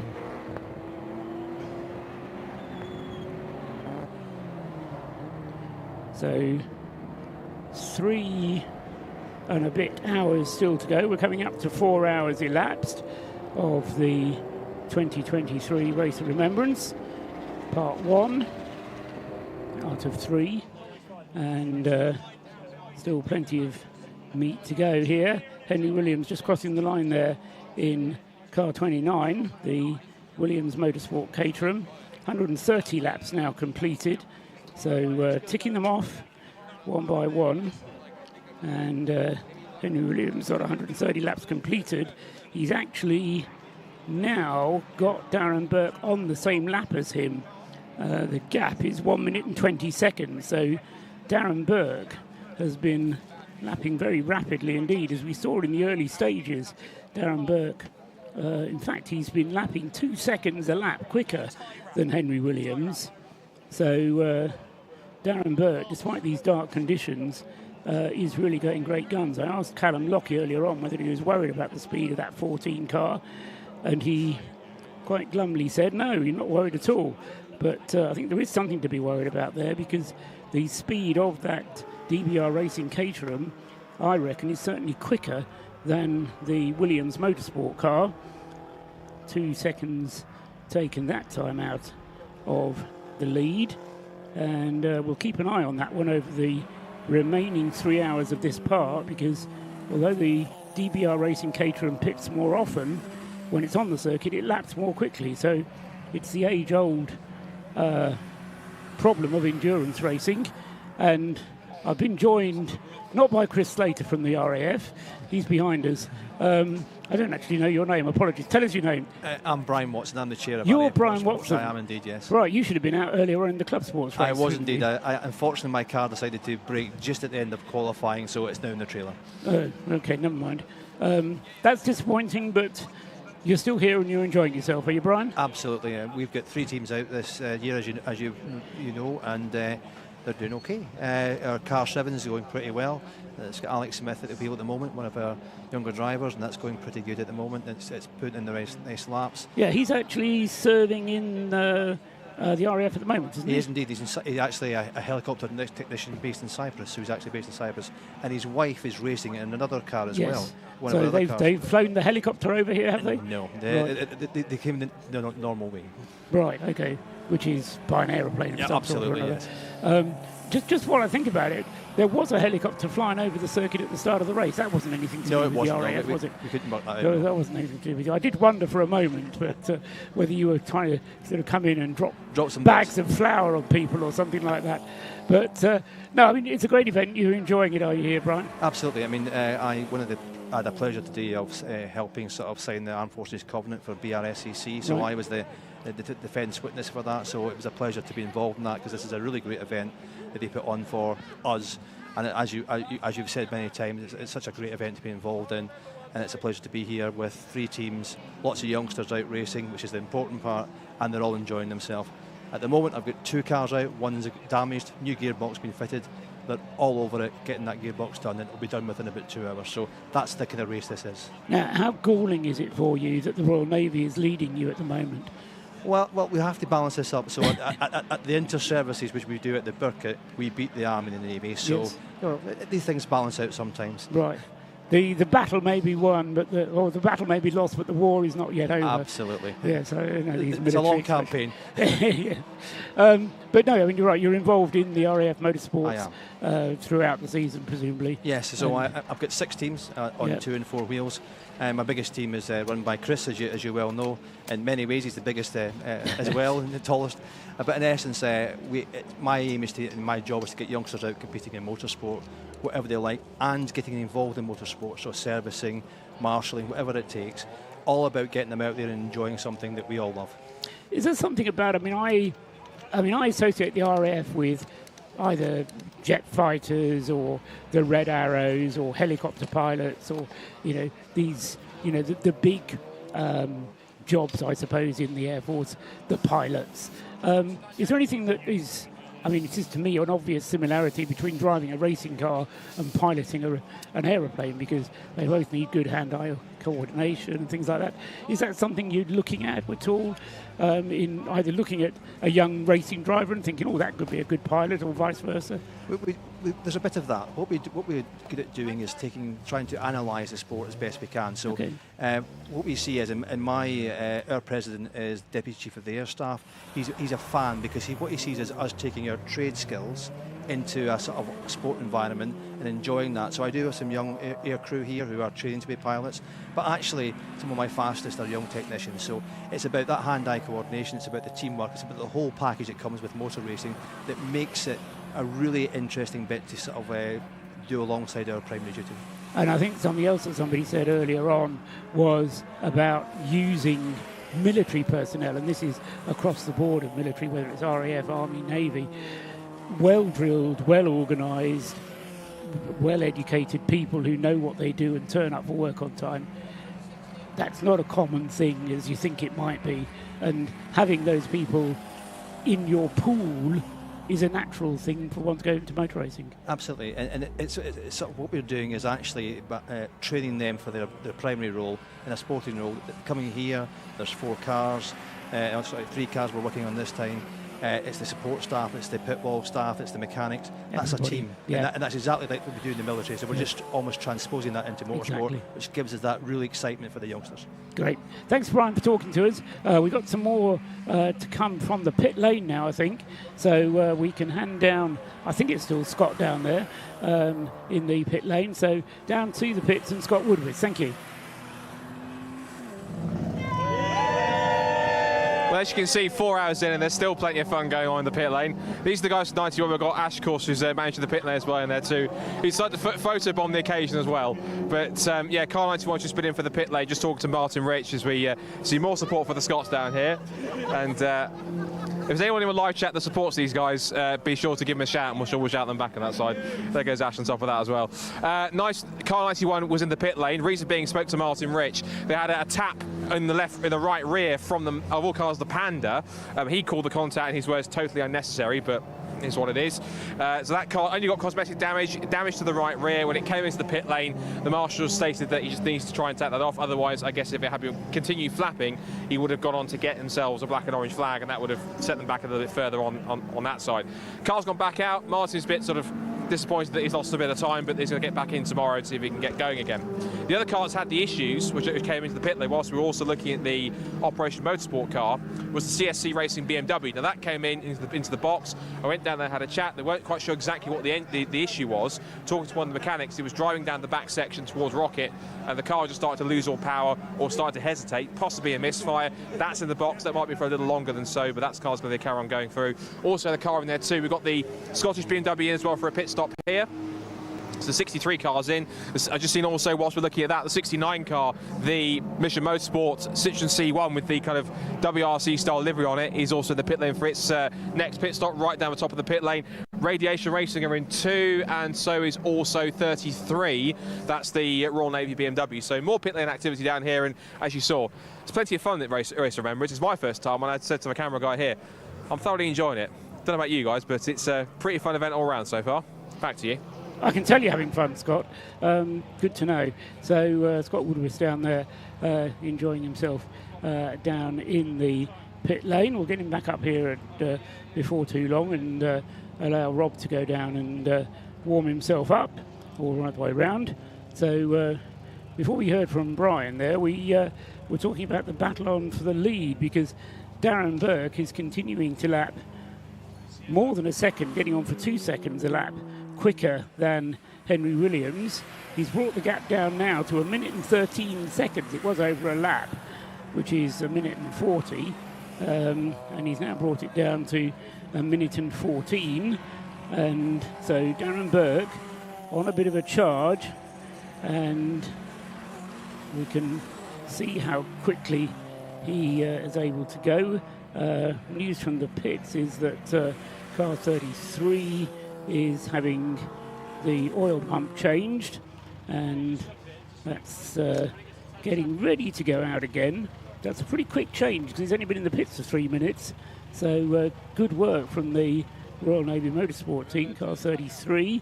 They're continuing to go nicely. In fact, they're up to second place in the BMW class now, despite being in the pits. Alan Caulfield in the JTM Engineering BMW 116 leads the 116 class. Gareth Moss is in car 33 in 14th place overall. 15th place overall now. and he's going to be losing that place to car 54, I think. That's the veterans at the Motorsport car, which is the next one up. That's Matthew Preston at the wheels. There's 4 cars running 13th, 14th, 15th and 16th, all battling for honours in the BMW 116 class, and they are all within a lap of each other, pretty much, just over a lap separating the 4 of them. And so good battling going on in the BMW 116 class, and at the moment we'll say it's number 21 Alan Caulfield who leads the way. Peter Ormerod had a couple of penalties to take when he was in the car, but Alan Caulfield then now well into his stint and leading the way for the BMW 116 class.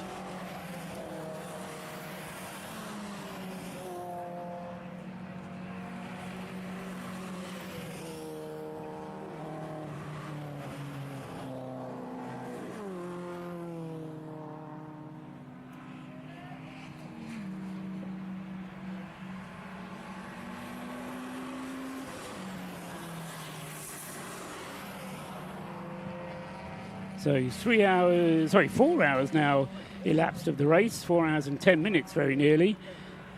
2 and 50 minutes still to go in this first segment of the Race of Remembrance. Just a quick reminder, if you need it, of the schedule for tomorrow. We'll get underway at 9 o'clock with the driver who was in the car at the end of this evening's session having to take the start tomorrow morning. And we will run from 9 o'clock through till about 10:30. We'll then be making a break for the Remembrance service, and then at about 11:15 we'll get things underway again, and then we'll run the final segment to get us to the 12 hours in total, which will take us through till about 3 o'clock, 3:30 or so in the afternoon. Certainly, it hopefully will stay light, and then we'll have the presentation of awards, which wherever you are around the circuit, I thoroughly recommend you come down into the pit lane and we'll do the presentation there. Hopefully the weather is kind enough to enable that to happen. Keep your fingers crossed for that. And as I say, that's the programme for tomorrow. For today at least, as I say, we just keep going round and round, keep it nice and tidy until 10 o'clock tonight. It's just gone 7 in the evening, and still Darren Burke continuing to close in on Henry Williams. 1 minute and 9 seconds is now the gap first to second, and Darren Burke's last lap time again around about a second a lap quicker than Henry Williams in the Caterham. I'll say the advantage for the Williams Motorsport team is that their car goes a lot further on a tank full of fuel, although Wutuj Patki came in after a much shorter stint than Toby Ballard did at the beginning of the race. So we'll see how far Henry Williams takes the car, but I would expect Darren Burke to bring the car in within the next 10 laps or so. He did 40 laps in the opening stint, and he said to you, Scott, I think, that they came in, or they thought they had an hour and 15 minutes, but they came in a bit earlier, I think they said, Scott. Yes, I believe they did, yeah. I remember that from the interview. He did say that ideally they could go around about an hour and 15 minutes, but they came in slightly earlier than that because they weren't quite sure if they'd reached that or not. I wouldn't blame given the fact that Darren was pushing that hard to try and build that gap up. So where it would have ordinarily been an hour and 15 minutes, if he's pushing that a little bit further, it would have been using obviously more fuel, and therefore he would have to come in slightly earlier than he had originally planned to do so. But I imagine he's been pacing the other two drivers to just get the laps in and just to kind of do so without too much drama. And you certainly don't want to get stuck out on the circuit out of fuel. Absolutely not. Although in the way that the rules work here, you do get towed back, and you would be allowed to continue were that to happen. But it does mean that, you may be a little bit more careful with it. So Darren Burke then, I would expect to go for about another 10 minutes, maybe 15 minutes at the wheel of number 14 car. And as I say, the way he's going at the moment, he'll close the gap down to within a minute of the race leader, but he won't get much further than that before he'll have to come in for some fuel. Henry Williams, I think they put a much larger fuel tank on the Williams Motorsport car. Callum admitted that it would certainly take 50 litres, and they have that rather clever self-contained system that enables the fuel to go in very rapidly indeed. Not that that makes much of a difference, but it gives them just a little bit more time to do other things on the car if they need to in the 4 minutes that's demanded of the minimum pit stop time. Yeah, that's obviously quite a vital thing. The quicker you can get the refueling done, the more time you can spend in the pit lane to make sure that everything as it should be in terms of drivers belted up properly. You can spend the time to even give the windscreen a clean and everything else you need to do. And it just means that everyone's a bit more sort of sorted and in order rather than rushing around, because you've got to try and get within the 4 minute stop, and if it takes long enough to do so. And there may be other things they want to do on the car, Scott, like changing the tyres, or exactly as we saw from the 33, doing an oil pump change, which was done very rapidly indeed on the Royal Navy car. Was it almost kind of Audi gearbox change-esque, was it? Kind of 5 minutes? I didn't actually see it. It was merely a message that somebody whispered in my ear. So I just repeated it. So the majesty of racing at night continues. 2 hours 45 minutes left on the clock in part 1 of Race of Remembrance 2023. These cars racing off past the pits and back into the darkness for another lap. Leaders completed 139 laps on the boards at the moment after 4 hours 12 minutes and 49.454 seconds last time that the Williams Motorsport Caterham passed the post. One car that's continuing to steadily work its way back up the order again after it's been yo-yoing a bit from the back to as high as the top 10 and back again is that Roderson's number 55 Scirocco. Rob Austin now at the wheel of that car, up into 15th place now on the same lap as the car in 14th, which is the second place BMW 116 trophy car. That's the VMS Compton car with Thomas Warwick Compton at the wheel of that. And here's a car that's had one or two sort of issues. It had that sort of exhaust bracket issue earlier on which forced it to pit. But 578 Stuart Bliss is, well, the Bliss car is in for a scheduled fuel stop. And typically, as I say, the city cars only tend to do kind of 15, 20 minutes or so sprint races, but good to see the city cars are getting a good workout here at Anglesey. The extra kind of WRC style spotlights on the front as well. Certainly there's that one. I'm not sure if I've seen a Toyota Aygo WRC, or not a WRC car, but a rally car before. Right, stop and go penalty for car 23. That's the second of the two pure track racing Clios. They've got one car in the pit lane right now, the 223, the Renault Sport Clio 197. That's currently making its pit stop. Current incumbent in that car at the moment, because that car currently sits in car 23, was James Miller. And of course they will tag through when they're ready to do so. Into the car, I think that's Dominic Fletcher getting in by the looks of it, I think, because it's not Andrew Dye and that's not Stuart Bliss, so it must be Dominic Fletcher. Third of their drivers in that team getting in. That car at the moment in its class, the 578 car, currently sat at the moment in 34th position, still leading Class A, still leads it over the second place car in category, which is the other city car in that field, the Citroen C1 driven by Mission Motorsport. That's the ex-Bad Obsessions Motorsport car. Then the SSGC Mission Motorsport Ford KA, which is driven by Charles Clark at the moment, continues off. There is, I think, just I can recognise the shape of the car as it goes through out of the banking and onto the back straight. So we get it. So getting up to 2 hours 43 minutes left. I'll give you a smart update. Oops, that's the Panda off the road. Why the Panda's off the road there? I did hear a screech of tyres in the background, but that's a bit of spin entering the banking, and then it's come back on and taken a small shortcut inside the corner. Remains to be seen. It was off camera, but we just saw the end of that when the Panda was rejoining back onto the road.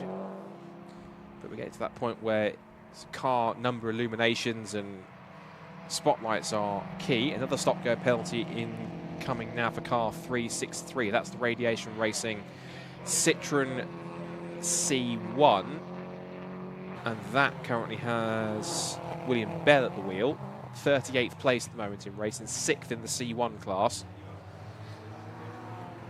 So it continues in. A couple of the BMWs very nose to tail, including the Royal Navy car in the mix there too. Just a note there from, I'm not sure if it's been covered on the stream at all before, but Connie McNulty has just commented again saying that Jason McNulty car should have been celebrating his 22nd wedding anniversary on holiday with his wife this week, but he wanted to race at Race of Remembrance. Like a good wife, he let him race. Well, Connie, you are a very good wife, so I'm sure Jason's very, very thankful to do that. He said we'll celebrate the anniversary next week instead. I'm not sure if most wives would have been so understanding, but for you, Connie, I take my hat off to you for allowing to do so. I'm sure Jason's very, very thankful for that as well on top of that. Currently that car currently sat at the moment in 17th place at the moment after having one or two of their own dramas. Let's quickly just fill you in on where we are with running orders and with class orders. So in terms of the top of the timing screen, so to speak, it is the Williams Motorsport Caterham with Henry Williams at the wheel, car number 29, that currently has a lead of, we don't know yet because the Darren Burke Caterham hasn't come past the pits just yet and completed that 142, but it has a lead of about, I think, at least a minute. And that is in second place, Darren Burke at the wheel of the DBR Caterham. Then we have the Breakdancer Racing relay car with Harry Eyre at the wheel. He's already had a stint in the Mazda MX-5 Mark 1. And in the 3 car, 4th place at the moment in the top 5 is the 111 GRW Motorsport car. And 5th is the RAF Motorsport with Javelin Track Days Mazda. I believe, though, we can quickly go down to Robin Pit Lane, who has an update on one of the VWs, possibly one of the cars in the mix down in pit lanes. WRC Developments down in pit lane, so let's quickly head over to Rob and see what he has for us down in the pits. More trouble, unfortunately, has beset the WRC Developments team. They've had to call one of their cars in, or rather the scrutineers have had to call in one of their cars because it looks like it's leaking fuel out of the fuel cap, which is normally when a car has just been brimmed and it's gone out, and they've overfilled it slightly and it comes out of the top, except this car's been out for about 45 minutes now. So it could be a broken cap. The team are just getting ready with everything. You can see Rob Welsh just getting ready with some torches. They're going to do the usual. They're going to check over the tyres, check over the car, and maybe turn this into something a bit more strategic, but all for a cap. All for a fuel cap on top of there. I can also see one of the Pure Track Racing cars has unfortunately been beset by a stop-go penalty, so I am going to walk up and see if I could talk to a member of the team there. And as you could see into the background there, the Roddison Scirocco is also in for its stop. Rob Boston pulling that into the pits. It looks like they're going for at least a couple of fuel churns there, and they'll be getting ready to go back out. And that car's been making very good progress. But right on cue is a red car number 386 WRC Developments car with David Drinkwater at the wheel. They come in, they stop, they've got the cap being undone now, which does look like it's a bit fiddly to undo. I'm going to see actually if we can have a look at the old cap and see if it'll work, but it does look like the cap was potentially an issue. Let's see if I can find it anywhere. Have a look. Have you got the cap? Let's have a look. See, just have a look at it now. Have a look at the cap. So there we go. So there's, it's not threaded. So there's your issue there. So it's normally got a seal in at the top. It could well be that it was either trapped or it was just going on to the overflow out there. But I've got the scrutineer with me that is normally going to be looking into that kind of thing. But yeah, all for a fuel cap, unfortunately. The team are going to work. They're going to be changing some tyres in there. They're going to be sorting out the driver. It does look like they're sorting out Dave Drinkwater. Maybe he's going to go in there and double stint the car, but they're going to sort out some rear tyres on that anyway. So it's all happening down here, even in the C1 class. I won't call it the lower class. I got told off for that earlier. But while the WRC Developments team get on with that, I'll hand back up to the commentary box. Thank you very much, Rob, for the update. And it's fascinating how the smallest things can cause the biggest problem sometimes when it comes to motorsport. And a fuel cap forcing the WRC Developments team into the pit lane to get it changed. But rules are rules, and they have to make that happen. Just a couple more meshes coming through. 1 second.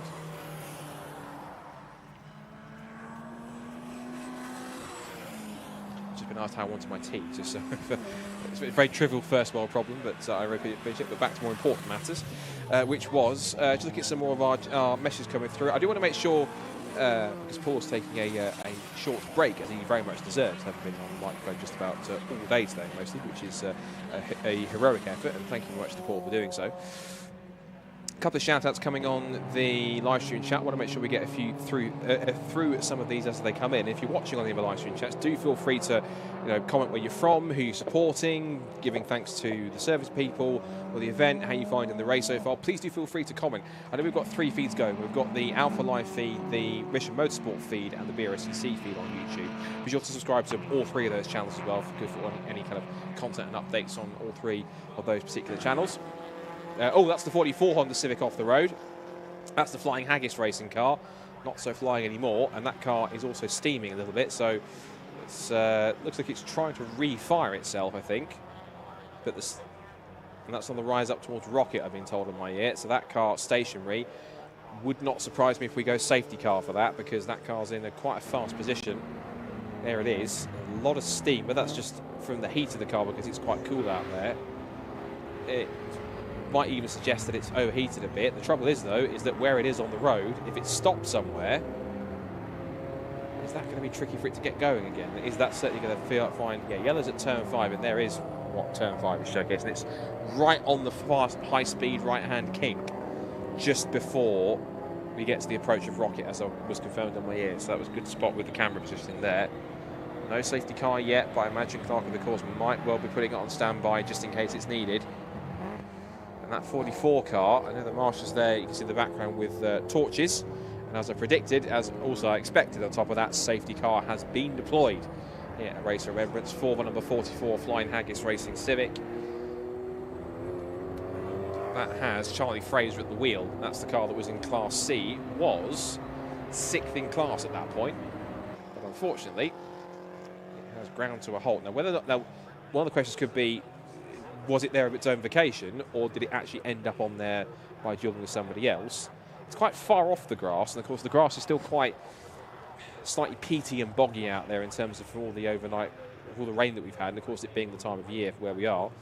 So it might be quite tricky for that car to get out once again. Whilst the safety car's out, a couple more shout-outs coming on the live stream to Hopeless Adventures, the name on YouTube. So it's me, Obi the dog, and Simba the cat are back at home cheering on Danny Grist in car 96, Jaffa Cake Racing, or Jaffa Cake Racing for the record, are currently sat in 12th place with Danny at the wheel. So Danny's currently doing quite well, as is that car, number 96, the Mark 1. Also, a message from Carl Munger. Shout out for the 69 Mission Motorsport crew. Few of the team behind the wheel and on the spanners are part of the Croft Circuit marshalling team. Keep going strong, Dan, Linda, and Lee. Well, best of luck to all of them so far. The 69 car is running a bit far down in the order, but it's currently sat at the moment in 2nd in the Class A car in 38th position. Into the box straight, well, no, almost into the box, but into its pit stop has gone car 21, the JTM Engineering BMW. 116 category, car 21, whereabouts is that on the timing screen? That's currently showing at the moment, impressively, 13th place. That's leading the BMW category. Alan Caulfield at the wheel of that car.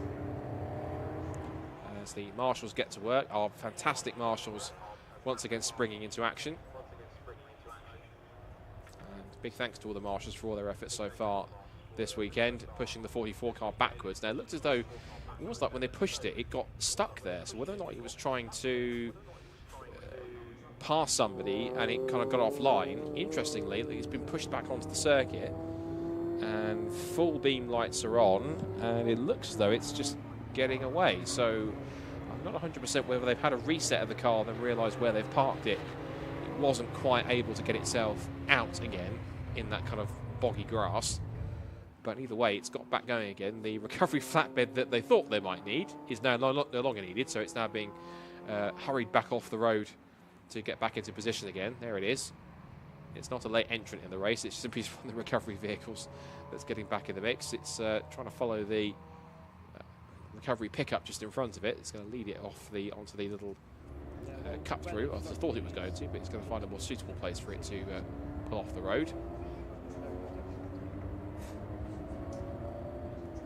It's a little bit of a traffic jam behind the.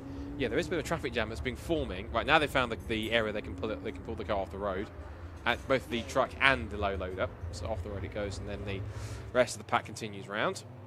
There's the safety car, which again we have to say a big thank you to Lotus and also to SRO and British GT for the loan of the safety car. Of course, if you've been familiar with the British GT racing this year, you'll recognise that the Lotus Emira is the same Lotus Emira safety car they've used all season in British GT this year. So big thank you to them for providing it. I've also seen that the Jaguar Run Your Fleet BRSCC runyourfleet.com safety car has just gone out onto the circuit as well. So just like in the olden days of Le Mans when it used to be 2 safety cars, one's at different points of the circuit. I think that course car, that's probably going out as a course car just to go and check out that area of the circuit, which is to check around the circuit to make sure that everything on top of that is where it should be. So a safety car deployed then with just over 2.5 hours left in this first part of Race of Remembrance 2023. Quick recap where we are then as we go through this order then very quickly. Let's go once again going through the top 20 and some of our class winners just to remind you for those who might be just joining us or haven't known exactly where things are. So under safety car, leading the way is car number 29, Class D's leader as well, the Williams Motorsport Caterham 270R, 147 laps completed, Henry Williams at the wheel of that car. Second place at the moment, a lap behind so far, is the number 14 DBR Racing Caterham 270R, Darren Burke, currently driving that car. He is in second position. In third is the number 77 Relay Caterham 7. That's the Breakdancer Racing Relay Squad, and that car has completed 142. And in fourth place is JRW Motorsport in fourth place with the 111 car, and then the RAF Motorsports number 7 Mazda in 5th position. We'll continue the rundown after we've gone back down to pit lane to find out more from the pits with Rob Lewis. So Rob, latest news from you, what have you got? I've managed to grab Darren Burke, who's stepped out of the car 14 here. Still one of the front runners in this race so far. Darren, how was your second stint? Yeah, tricky. Obviously in the dark it's always more difficult, but we had a delaminating tyre on that one, so you had to quickly change. We're down to the cords, but yeah, it's difficult in the daylight with the traffic, to be honest with you, and it makes it even harder with I think you're good to go, boys. Surely, yeah, go, send it.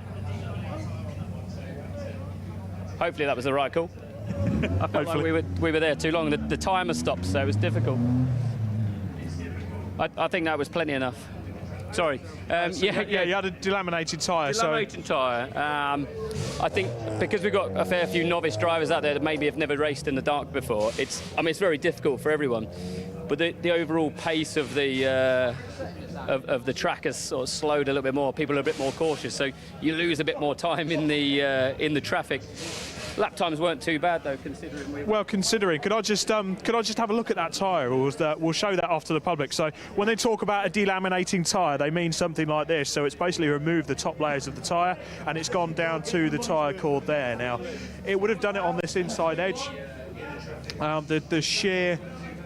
The sheer sort of coarseness of Anglesey and Pembrey's a bit like it as well. It's something they put in the Welsh tarmac. Is really, really hard on these tyres. So I'll tell you one thing, Darren, you've got plenty of use out of these tyres, certainly. Yeah, we like to say that's getting your money's worth. Cost-effective motor racing. Cost-effective, absolutely. Luckily, I didn't have to pay for them, so I was just told to use them. But you just got to send it out there, haven't you? Yeah, exactly. So it's doing well so far. Green flags out on the track. How's it looking for you guys for the rest of the race? What's your thoughts? Yeah, I think our main competition are the Williams guys, but they're in a slightly more favourable position because they've got twice the fuel load that we can take. Sorry, so we're having to do 2 pit stops to their 1, and that's costing us a lot of time. We've got good pace. I think we're probably be on for second unless something goes wrong, but we just got to keep out of trouble and keep pushing on and enjoying it. I think the lads are doing a great job, so let's see how it pans out in the end.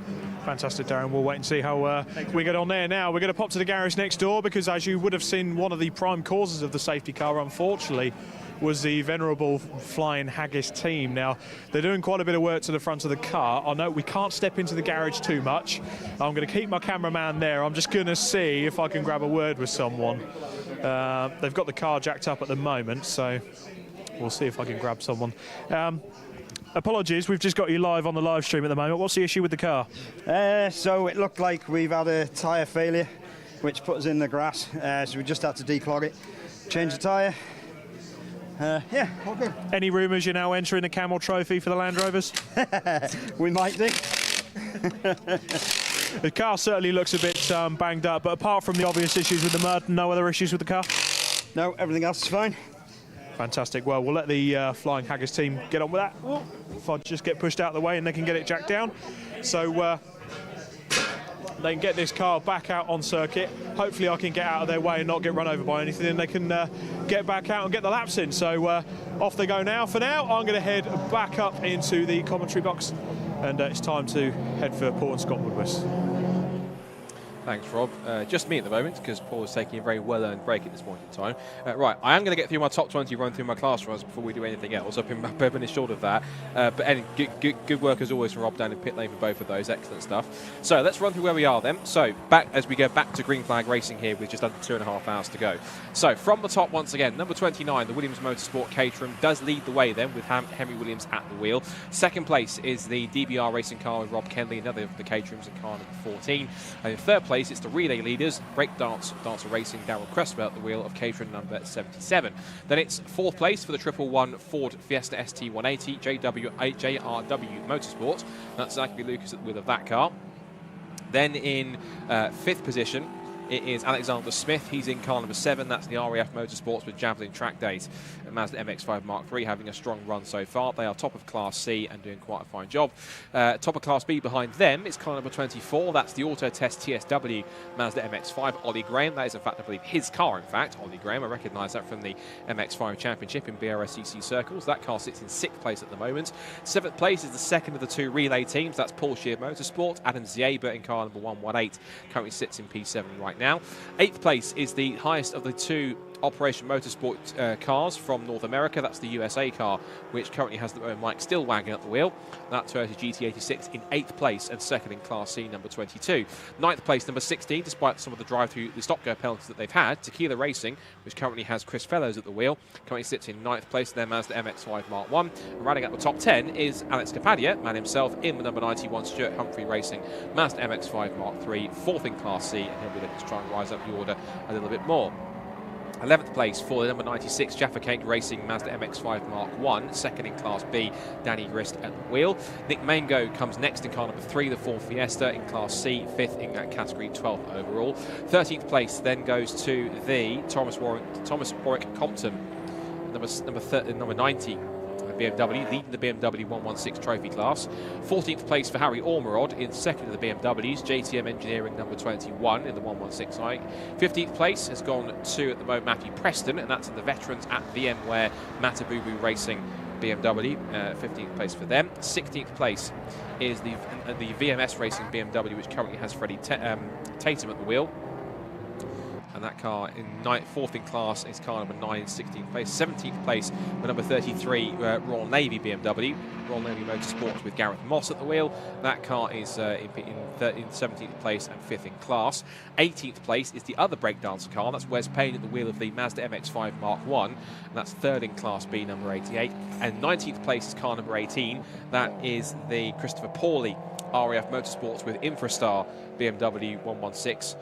And running out the top 20 is a car still on the recovery trail after its issues, and that's the ES Motorsport Jason McAnulty Lotus Elise SS3 in car 110. That's currently 4th in Class D. And just to remind myself of other class leaders on top of the ones that we have already mentioned, which for the record are in Class D and overall the Williams Motorsport Caterham number 29, the relay class led by the number 77 Breakdancer Racing Caterhams.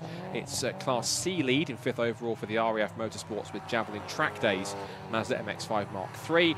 The Auto Test TSW Mazda MX-5 Mark 1 leads Class B in 6th overall.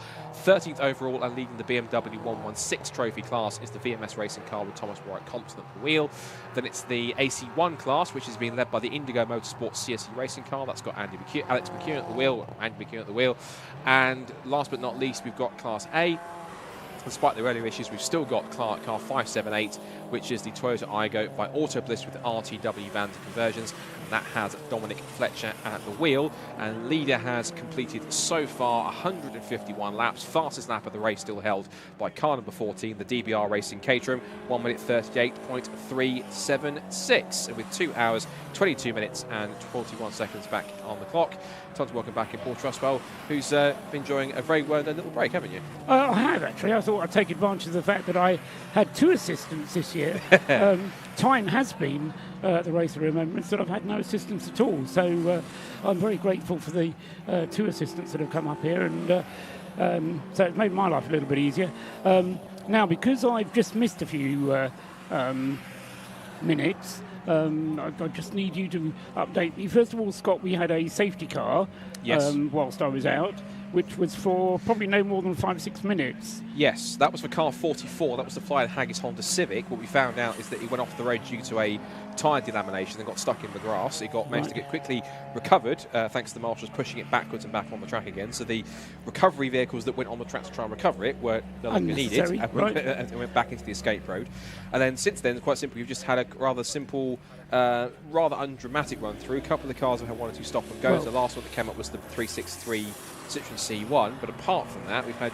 Well, the significant thing you have had is the pit stop for the second place car, number 14, which was Darren Burke doing a stint of 41 laps compared to his earlier stint, which he said was a bit early, that he came in 40 laps. So he's done an extra lap this time, although, of course, he had the pace lap, so did 41 laps altogether. So the number 14 Caterham then definitely has a smaller fuel tank, or at least a smaller range that it can go on its tank of fuel, and so that car has been handed over to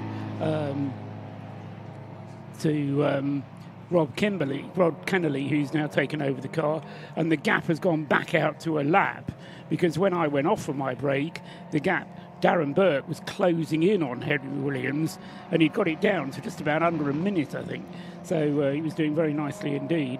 But of course, the extra stops that have to be made by the DBR car are costing it time, and Henry Williams is able to just keep going round and round, and we're still waiting for Callum Lockie to get into the car, and I think Callum will be wanting to get in as late as possible. Callum said to us that he'd be in for the last hour and a half or so, but of course the time on his stint will start again at 9 o'clock tomorrow morning, so he could do as long a stint as he wants to tomorrow morning. Can we go down to the pits? Did I hear in my ear there? So we've got Rob Lewis down there in the pit lane. Rob, what have you got that you can tell us?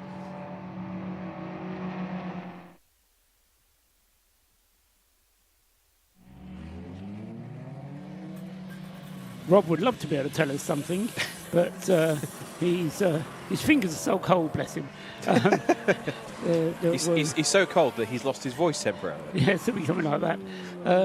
So just a few technical issues whilst we check out getting down into the pit lane. So, as I was saying there, Rob Kennelly, as opposed to Rob Lewis, has now dropped to be a lap off the race leader, and Henry Williams, I would imagine, just looking down at the strategy overview here, he's done 42 laps at the moment, and a little over an hour, that is. So earlier on, Toby Ballard did an hour and 45, and I would imagine Henry will be wanting to do something similar to take us into certainly the last 2 hours of the race before Callum Lockie takes the car over. Yeah. And the other thing, of course, they'd like to do is to use as much of the fuel as they can, because they will be allowed to fuel the car overnight as well.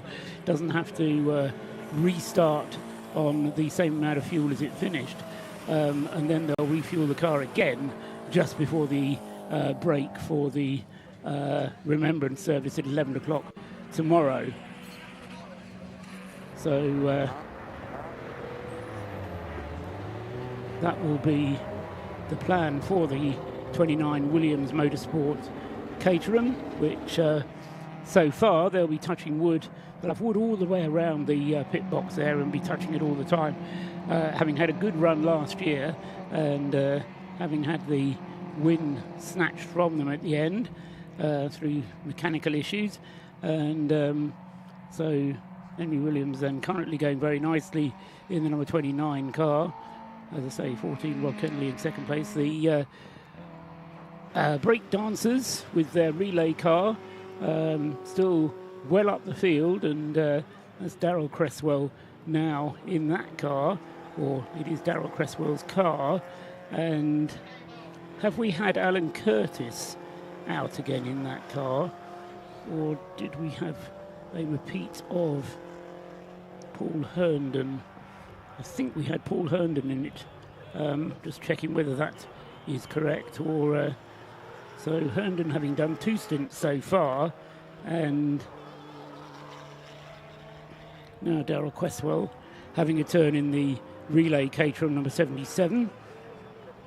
Still the number 7 Mazda going oh so well, and hopefully we've got the audio sorted and we can go down into the pits with Rob Lewis. Rob. Hopefully I've got some audio again. The batteries ran out on the mic, so apologies for that, ladies and gents listening at home. Now, you may have noticed on the timing screens we've got one of the lower powered cars that's up there fighting fit, the Autotest TSW team. I've got Seb here with me. Seb, you've had 2 pit stops. You're sitting 6th overall at the moment, 1st in class. It's been going very well for you so far.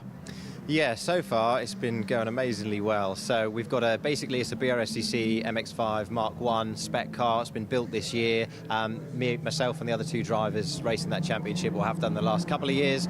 And we just thought if we could come here and go quickly and have no issues, we'd have a good result. So far, so good. Obviously, we're only not even halfway through the race yet. So fingers crossed it keeps going well.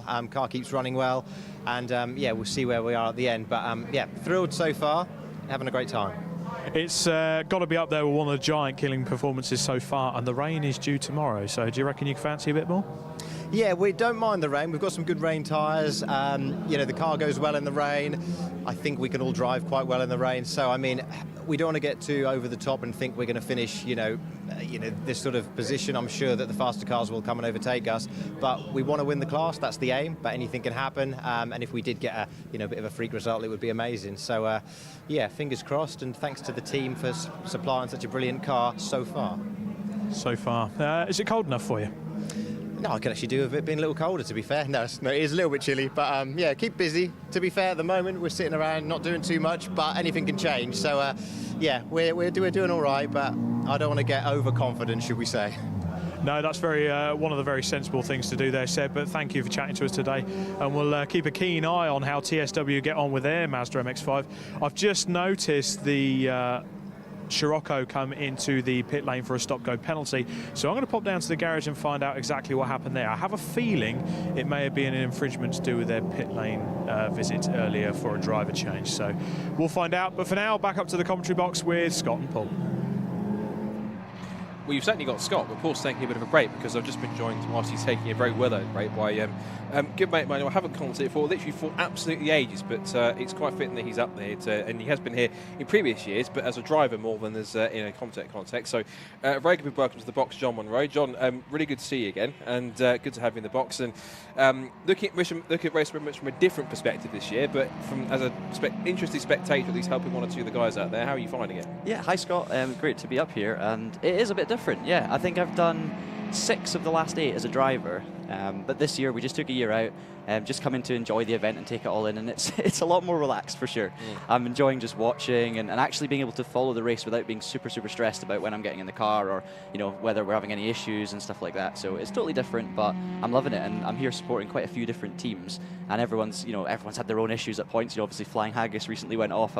I know all the guys and girls there, but yeah, it's just really enjoyable to go walk around the entire circuit as well earlier, and the weather's been perfect, so couldn't ask for more. Just seeing a C1 just going across the grass out of turn 1. I can't quite say exactly what that is, but I was worried that he was going to come out in front of the Caterham. He does come out in front of a Caterham, but thankfully it's on the inside line, so he's not going to get too much of an issue on that side. And that could be one of the things that can really catch you out, is that you've got cars sort of errantly going off at random because you're offline or just going too hot into a corner. And particularly with reduced visibility, yeah, some of these cars have got big spotlights on the front, but even so, just going that quickly at night, sometimes can have its foibles and catch you out, especially when you least expect it. So good that the caterums around that were following him were pretty much on their toes to see that happening and kind of almost backed off in anticipation for it kind of catapulting itself across the middle of the banking at that point. It can get a lot worse as well when the grass is very wet, and it is still wet out there. It's very damp and soggy. You know, the water just doesn't drain. You know, when it's cold and it's winter. And here at Anglesey, it's very often cold at this time of year. I don't think you get much heat, but yeah, it's still pretty damp. But thankfully, we've not had any rain in the last few days, so things are looking pretty okay. And yeah, I mean, on the circuit out there, I know the grip's really, really good. As you say, at night time, the visibility is not always the easiest. The cat's eyes, you're relying on them so much. But as a driver, you know, if you the most difficult thing I think about driving at night is being able to see the exits of the corners, being able to see the curbs and the lines as you come towards the exit. So you really need to commit to the throttle early and just hope that it's still there like it has been on the other laps. So it's very, very easy to run wide. And obviously once you're on the grass, you're kind of a passenger at that point. That was a good sign. That was the Flying Haggis Civic going back through. They said the reason for that was a tyre delamination going up towards the kink before up towards the start going at the Rocky Complex. Hence why they got stuck in the grass. Because I did mention, given the fact I had experience earlier on, having to tread through it and essentially ruining my trainers at the same point, going down to do the reporting what was going on with the biathlon of Foolishness just right down at the point on the coast where they were going down into the water. That grass, at the very least, it's very not peaty, but it's very boggy down there in terms of where it is. So unsurprisingly, given that it's still wet and still quite sort of muddy out there in terms of if you really get stuck into it, it's no surprise that car got stuck where it did. But that car thankfully back out, and thankfully it was simply just a quick fix. And that can be some of the things that can catch you out, is that you can get some incidents that don't look all that dramatic but can cause a massive problem. You could just run over a curb somewhere. It doesn't look all that dramatic, but it can tear a hole through the sump, or it can rip something off the underneath of the car. And you get other instances which look totally dramatic and it's just damage the front bumper or something, and it's quite, that's just how motorsport is in terms of you can have the most undramatic looking accident and it could have just destroyed the whole underneath of the car. Just you think, where's that come from? 100%. I mean, you were even just there, the example you used was going over a curb. You know, talking about Flying Haggis, they actually had a small issue earlier on in the race, just by running over a curb where it actually, you know, basically caused an electrical issue, and they had to pull over, stop the car and reset it all just to get it going again, just because of a curb hit. And, you know, nothing dramatic, but these things can definitely happen. I know we've had it as well, where we've had misfires and all sorts, and then you have big dramatic spins or flying across the grass sideways and you get away with it just fine. So yeah, definitely, you know, the main thing about this kind of race is just keeping it clean, keeping the laps going round and round.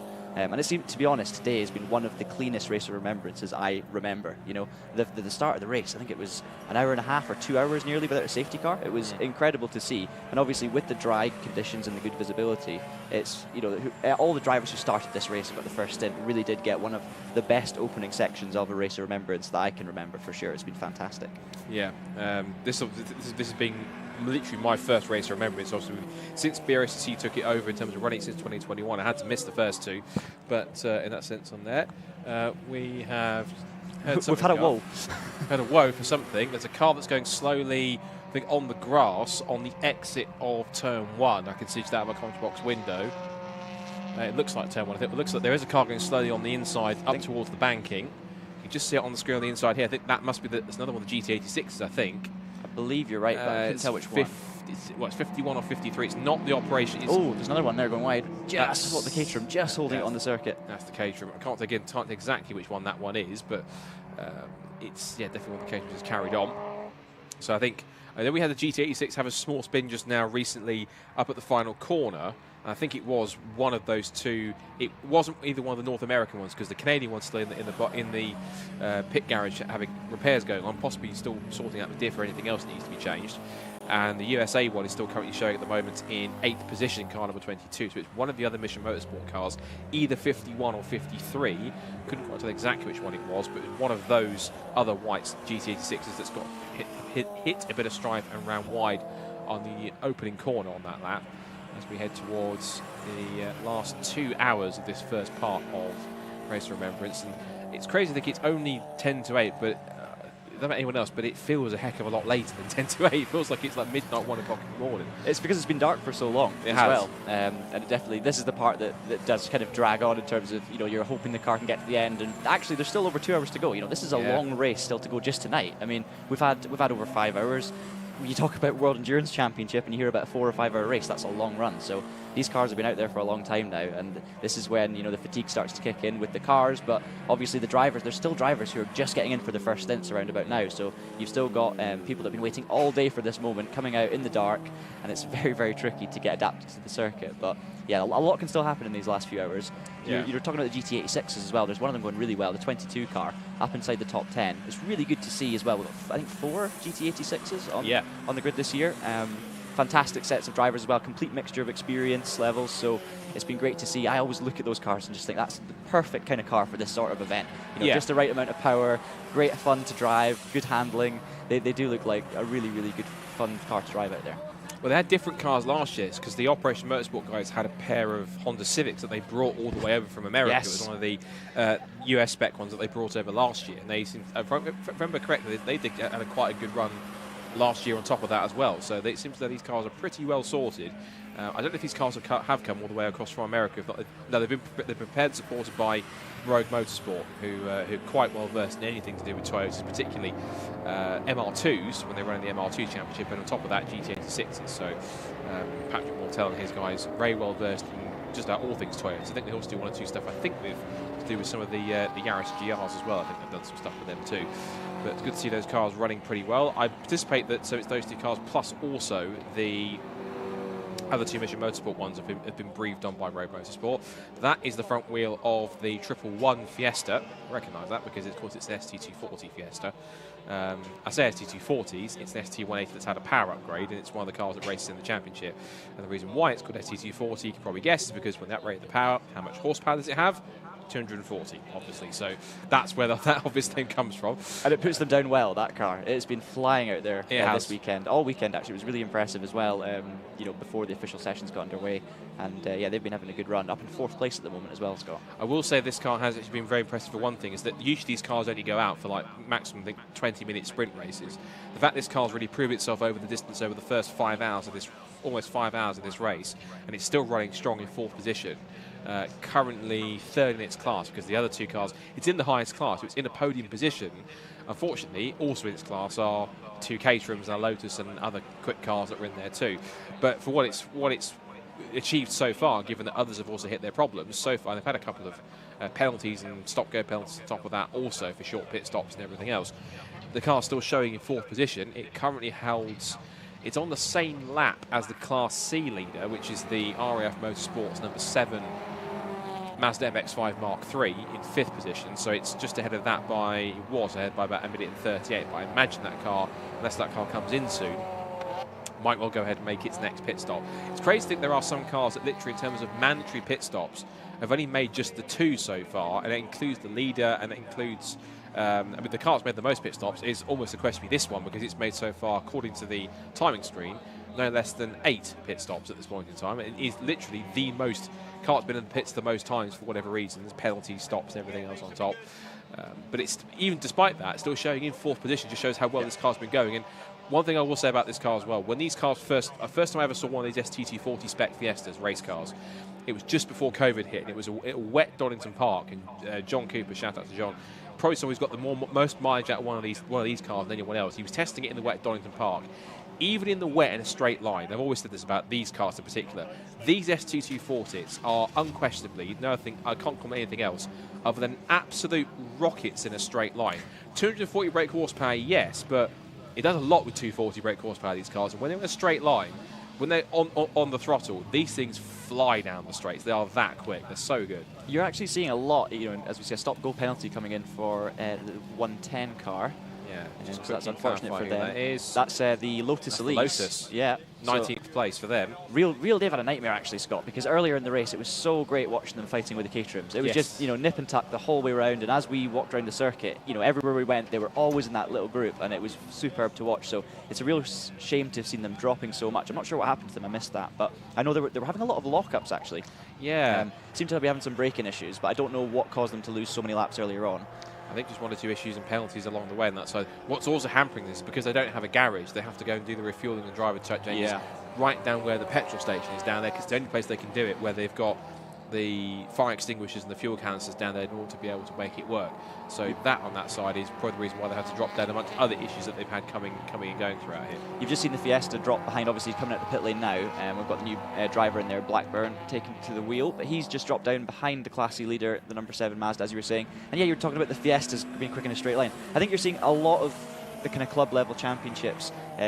We're seeing a lot of people in the power to weight category moving towards more power and more weight, and just making sure they've got the grunt down the straights, and then basically using the weight to make the car handle better, and actually, you know, adding aero and adding all these things. And it seems to be working really well for a lot of people. But the Fiestas are becoming more and more popular choices for those sorts of series, because I think they just have such a fantastic base to build on. And obviously, as you say, they use the power really, really well. The modern Ford engines are fantastic. So yeah, it's been good to see. Actually, the car as well, directly behind them. No, it's the Class B Mazda that jumped ahead of them. I was going to speak about as well. They are doing an incredible effort. The car 24. I mean, they're running a Mark 1 Mazda in Class B, so you know, not a huge amount of power relative to everyone else, but they have just been so consistent. They've only made 2 stops, so they will drop back a little bit. But that car has been, for me, one of the most impressive to watch from the outside in this race. They've just been putting in the laps, and every time you watch that car out on circuit, it's always using all of the track, absolutely maximising the package they've got. And for a Class B car to be running as high as they are, you know, it's super impressive. They can all be proud of the race they've had. Yeah, I can't disagree with that. Of course, that trio of drivers, the Auto Test TSW squad, very familiar in BRSCC circles, because that trio of drivers, not so much Seb Fisher this year, he's been taking a break from racing, but Ollie Graham and Michael Green, both regulars in this year's Gaz Shocked Mazda MX-5 Championship. In fact, unless it's a different car that's been sticking up exactly like it, the 24 car they're running is in fact Ollie Graham's actual car he's run this season. So good to see that's car. But there it is. In fact, it's got I love how these cars have got like a slightly makeshift roof on the top of them as well. It's almost like a piece of like aluminium or tin that's been stuck on the top of it, like you're trying to make like if you were making like a car out of scrap metal as a kid, or one of the scrap metal cars. Not that is a scrap metal car, of course. It's not. It's a very fine MX-5, hence it's 5th in the race and leading Class B. But it always looks like it was, not that it wasn't, but that was sort of like an afterthought, thinking we need a roof on this car, that'll do, and just stick it on top and just curve it a little bit so it's a bit more aerodynamic so it fits the roof. But no, I can't disagree. Good effort from Michael Green, Ollie Graham and Seb Fisher. Of course, Michael Green's been getting up there and getting quicker and quicker in his efforts, but also kudos to Seb and to Ollie as well. When they've been on track together, racing in the MX-5 Championship in the last couple of years, they have been consistent front runners. And Seb Fisher, ever since he joined the championship several years ago, has been, once he got up to speed on the tyres and everything, was a consistent front runner, podium finisher. I think he won a couple of races, which took a while to do it, but he finally managed it. So really good, solid effort from those guys. And again, proving that cars like that will last the distance if they're well prepared and they're good to go. So good stuff from them, and excellent stuff from them. I do believe we've got another interview lined up in pit lane for which team? Team Canada. So that car's been in the pits for quite a while with repairs. Let's try and get an update on how they're getting on. I think we've got an interview on that one too. So let's head down to Robin pit lane to see what it's all about. Got the Operation Motorsport Team USA car behind us being sorted out in the pit lane, and in the garage is the Operation Motorsport Team Canada car. I've got the crew chief Matt here with me. Matt, it's been a testing first part of this race. You've had some changes to do on the car. Talk us through it. Yeah, we had came in here, got 2 days of practice. We had some coolant issues, and so last night we swapped the motor, and the guys worked late into 3 a.m. this morning to swap the motor. Came right back at it. We got a couple of laps in tonight, and we blew the diff. So the diff overcooked and got too hot, and so the guys came in. They did an awesome job. We've swapped it out. It's been about an hour and 40 minutes now. We're going to put in some fuel, and we're going to get our guys out, and we're going to try to make up some pace. What is it about this team that just endears you to them? They're a fantastic bunch. You know, it's surprising. Like, these guys are coming in from like all over different parts of Canada. We got people from Alberta, BC, Ontario, Quebec, Maritimes. So we got them all over, and they're coming together and they're forming like this great team. I'm sorry, I'm just watching it just because we're just fueling up our procedures, and we just want to make sure that we're good to go. So talk us through it again. Don't worry about the camera for a second. Just talk us through what you guys have to go through when you're doing a pit stop. What are you looking out for? The 2 main things is Anglesey's pretty hard on the front left. So working on the front left is making sure that we're not overwearing the tires, and we're trying to do some good job here with the fuel. So we come in, we do a driver swap. Most of the driver swaps are happening right after a full tank of fuel's gone through the car. So initially we did a little bit of a break, so we staggered between the American car and ourselves. And now we're just trying to get back out there. But you know, the Americans are doing great. They're running P2 right now, so we didn't want to like interrupt and get right back into the mix like too early and disrupt their pit stop. So we made a two-team decision.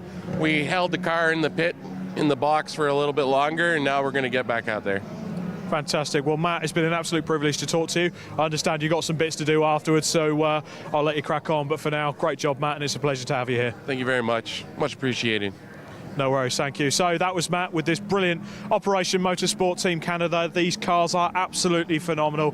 I can tell you the team members as well, they are some of the hardest working I've seen up and down this pit lane. What a team these guys are, all full of veterans, people that are working on these cars that have come from the services in Canada and North America. Fantastic, absolutely brilliant. I don't think there's anything more I can really put on top of that. So for now, I'm going to head back upstairs to Scott Woodwis and to Paul Trustwell. Thanks, Rob. Paul's still taking his well-earned break at the moment, so still me and John up here. But we're talking about the GT86s. Good to see the 220 cars out there. It's been in the pits for some 2 hours now, sadly, because of the issues. And we suspect possibly that the initial diff issue that they had, unless it does take 2 hours to change a diff on GT86, that it might well have caused some other further issues. So I think there was one of the mechanics were talking about that he was underneath the car and kind of explained that it might possibly be something more than that. So that car back out. Sadly, that car is back in 43rd position now, some 76 laps off the lead, and 20 laps behind the next car, which is also in pit lane having problems and repaired. That's the CSC Racing BMW, which last time I was down there, didn't know what the problem was, but they were trying to fix it. A suspected misfire, but it's now back. It's still in the pit lane. Can't get the words out. Still in the pit lane, being fixed. It's those two cars plus the RAF Motorsports BMW that's in the pits. We're currently looking here at another of the BMW 116 trophy cars in the pits having its mandatory stop. This is the 54 car. It's in 5th in BMW class. The veterans at VMware Matabubu racing car. And that is going to be Matty Preston at the wheel at the moment, but there's going to be a change. We'll get that when they hue tag out. We should mention about the hue tag system, if those don't know, in terms of names. How they come up on the screen is each of the drivers has a little red wristband, and we don't want those called from racing in previous years, called a hue tag. Each hue tag is registered to each driver. As the 220 car does finally get pushed out, and they're going to get a round of applause, I'm sure. That's excellent to see. I guess they get back out. Plenty of eliminations on the A pillars. And there's the round of applause. And that's a cool shot.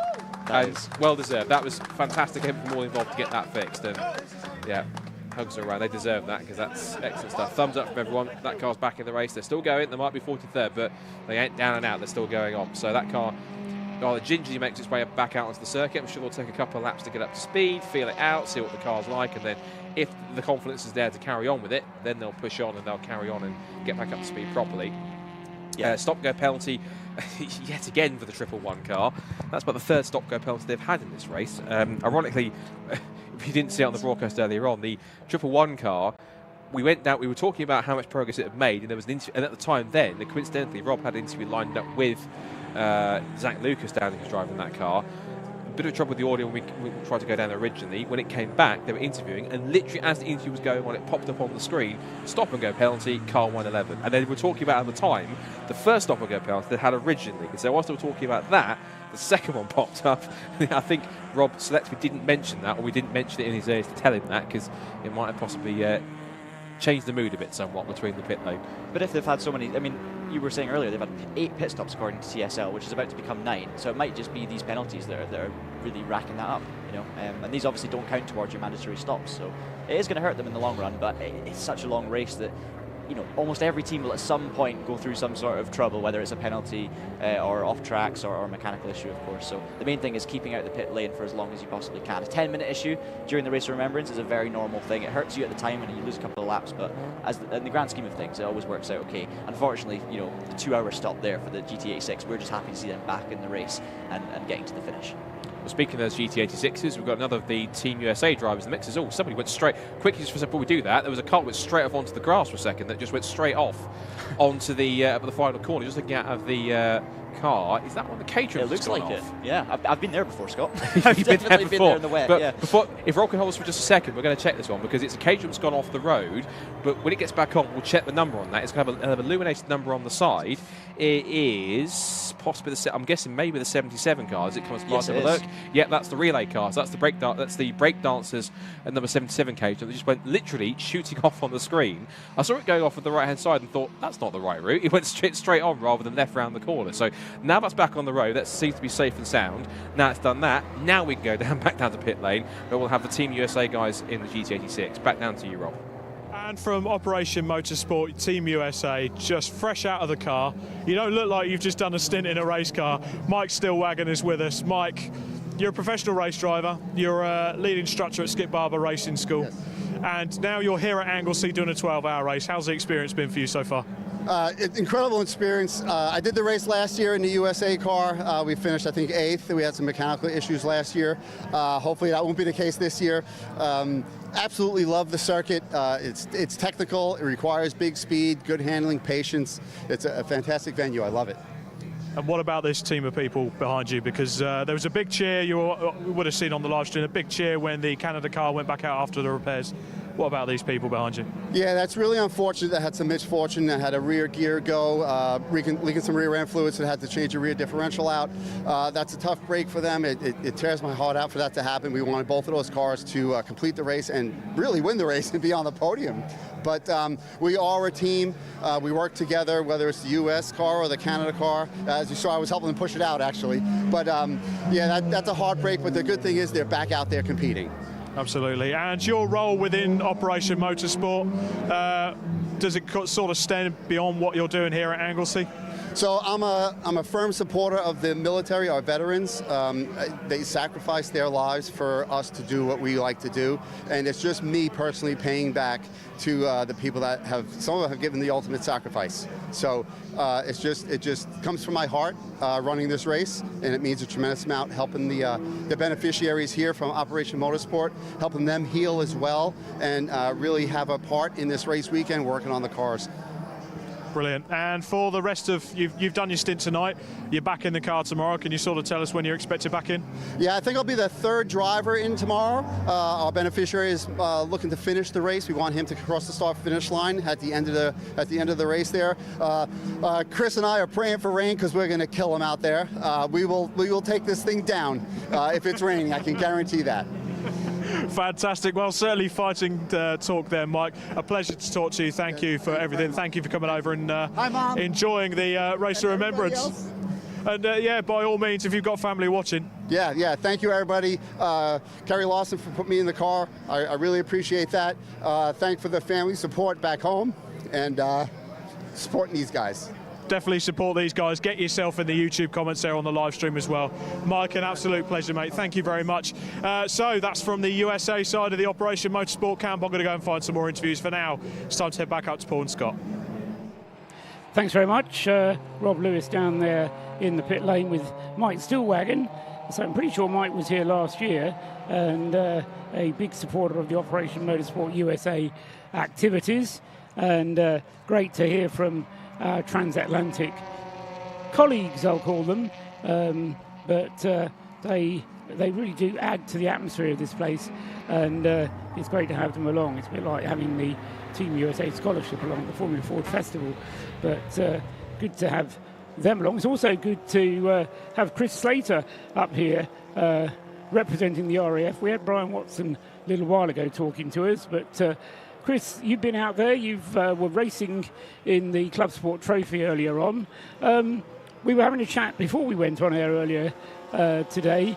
The RAF seem to have upped their game. They seem to have stepped up a little bit this year to the Race of Remembrance. Do you get that feeling? Is it your impression as well that the RAF has pushed themselves a little bit harder this year? Yeah, absolutely. We ran a couple of cars in 2021. The two blue cars that are out racing tonight, and we said that we wouldn't go we wouldn't grow anymore because we're kind of at capacity. And last year we ended up running 4. We did really well, but this year sadly we've only got 3 cars out for the big race, but we put 5 entries in for Motorsport Trophy, which is really good for such a big presence at this event. The car that we've really been watching in the Race of Remembrance this year is the number 7 RAF car, which is currently running in 4th place. And I mean, quite remarkably, they've only done 2 pit stops. They had 1 pit stop at 2 hours to switch from Lloyd to Neil Huggins, and then you had another pit stop, about an hour and a half ago, for Alex Smith to get in the car. Alex has been going really well, hasn't he? He has, yeah. Unfortunately, he picked up a bit of contact on turn 1.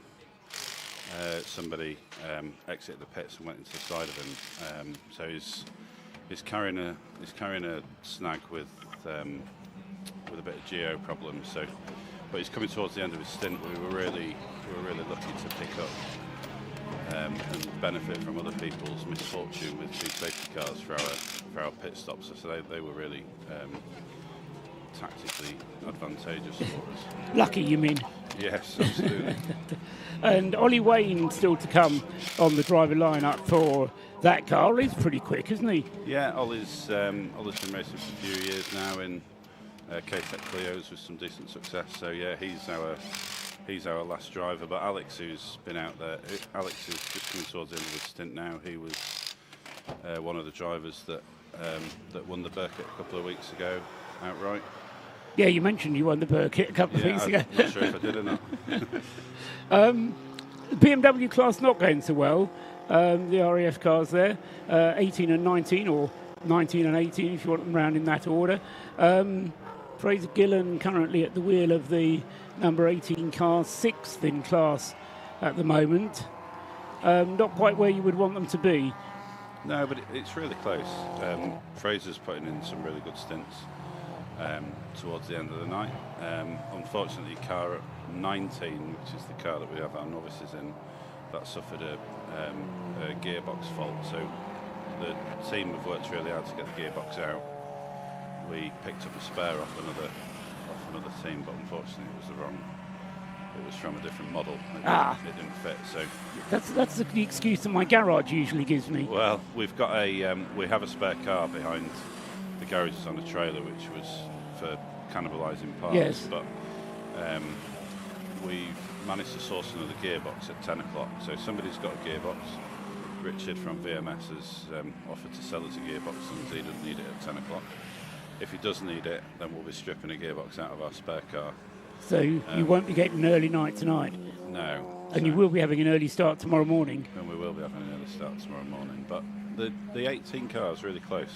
Yeah. They're running 18th to 20th overall, and they're all on the same lap. Yeah, and as you say, Fraser's running some pretty good lap times as well in the 18 car there. So that's going well. You're not driving yourself this year, Chris? No, not this year. I have some huge thanks to Paul Cook from Top Gun that offered for me to share the drive with him in the club sport. Unfortunately, that didn't go to plan when we had an electrical fault, which went marvellously when you were driving it. Yeah. It was Paul that broke it. Well, yeah, it did. It wouldn't unisolate itself after the pit stop. Yeah, dreadfully bad luck for that car. We've got a Citroen C1 off the circuit at the moment, at the corkscrew, I do believe that is, and can't quite see what car number it is because the resolution on the screen in the darkness not quite good enough. So this might, for the 7 car, this might end up being the third pit stop it's able to do under a safety car. The tactically advantageous use of safety car, if we need to have a safety car out to recover that Citroen. And yeah, it's just actually off at the last corner. So if I get my binoculars out, I can see how deeply it is stuck in the gravel, or in the grass, I should say. And the engine seems to be running, but the car is stuck there off the circuit, but binoculars won't focus in the darkness either. So I wonder if the screen will tell us who it might be.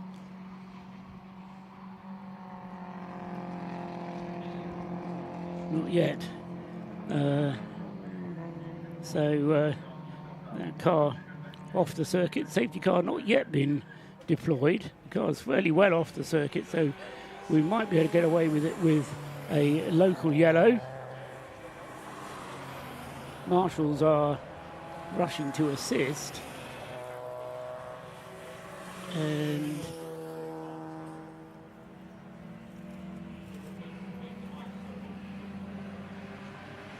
now the marshal has moved in front of the number. I can see the number, I just can't read it. In the pits, though, has come Henry Williams. He's chosen this moment to come in, and the 18 car not yet in. All the 7 cars was the one we were expecting to come in, wasn't it? Alex Smith, but they've stayed out. How do you actually communicate with the... do you have pit car radio, or you do it all through the pit board? No, we've got pit car radio, Right. and we've got pit boards on standby if there's any problems. But the team are working really hard. We've got 30 people here. Yeah. Between drivers and support crew, and if it weren't for them, quite simply, we wouldn't be out. Well, it's the support crew that keeps everything going, isn't it? Yeah. So the safety car does now come out, and so no doubt we will get a rush of cars to the pits. As I say, Henry Williams is already in with the race leading car, and this will be now Callum Lockie taking over at the wheel of the 29 car, and that's just right for him, because an hour and 42 minutes remaining is about the distance that Williams Caterham will go on a full tank full of fuel. So nobody in the car at the moment. Oh, see, Callum's already in there. I just didn't see him, so small of stature is Callum. I'm joking. So Callum Lockie then getting into the car, and so that's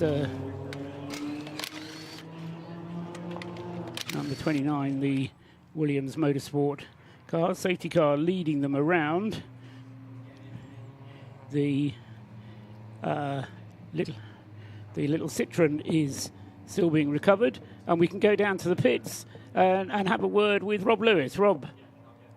Not yet, okay, so we'll still wait for the Citroen to be recovered. As I say, I think the marshals have given it their best shot, but there's not enough marshal power down there to shift that car. And that's the 7 car in the pits, Paul. Is number 586, and in comes number 7. So that's Alex Smith, and he will use this time behind the safety car to change driver, and that will enable Ollie Wayne to take over the wheel of that car. I'll say Callum Lockie will be getting into the 29. Good fortune for the number 7, leading its class by, well, a country mile. 10 minutes, that's about 4 laps.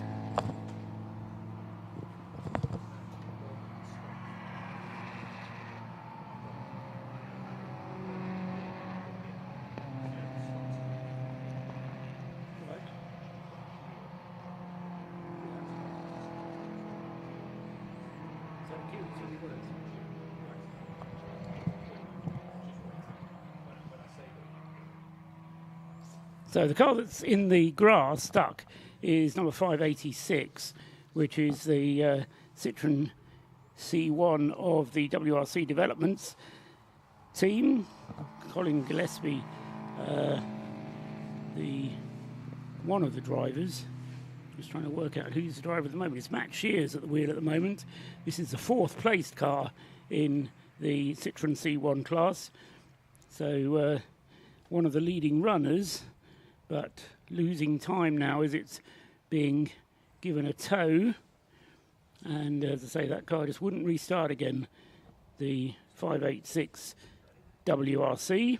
And we can now go down into the pits, and it's Kieran who's doing the interview. Over to you, Kieran. Thanks, guys. I'm down here with Henry Williams with Williams Motorsport. You guys are leading the race at the moment, and you just come back from your first stint. How was it? Long and painful. It's great fun, but yeah, it's gnarly out there with the different speeds of cars. It's mental. It's great fun though, really good fun.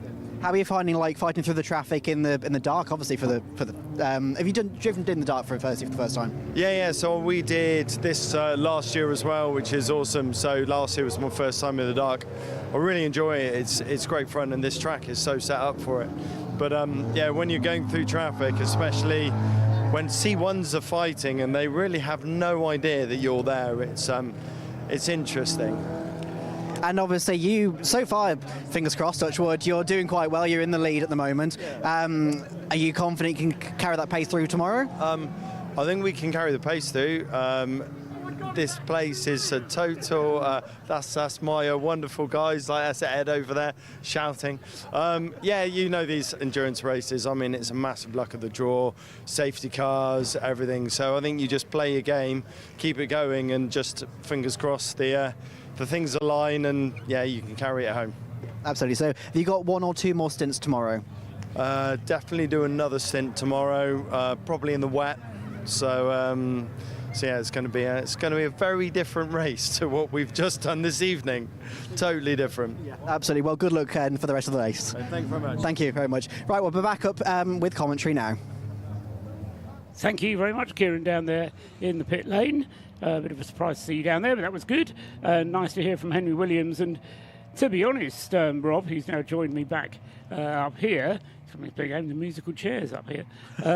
Anyway, to be honest, I thought Henry looked reasonably fresh. I mean, he'd just done a stint of over an hour behind the wheel. He admitted that himself it was difficult having to deal with all the traffic, but he seemed to look well on it, I thought. I think he looked very refreshed, like he'd gone out with for a nice evening stroll more than driving a motor race. But let's be honest, Henry Williams probably knew deep down that they had a nice little cushion over second place. Doing the. Yeah, well, you say that. In the early stages, he was fighting against Darren Burke, and Darren was lapping over a second quicker than him on every lap, or at least on average, if you take the average of laps. He was taking a second and a half off the lead. So Darren Burke was closing in on him. But of course, the other Caterham, the 14 car, has a much shorter fuel range. It does, yeah. So it has to do much more fuel stops. Absolutely. And the other thing to sort of take into account as well, as we all know, the driver they've got in that 29 car now isn't exactly a slouch. So Callum Lockie, he's been there, done that, and he's done a few things. He's bought the T-shirt, yeah. And as he reminded us when he was talking to us earlier on, they've got Melinda, who's his partner, working the strategy in the box as well. She knows a thing or two about strategy. She's been working with Callum, who admitted to me he's 62 years of age now. You think of that, and as I say, he's a BRDC member, takes his time out of.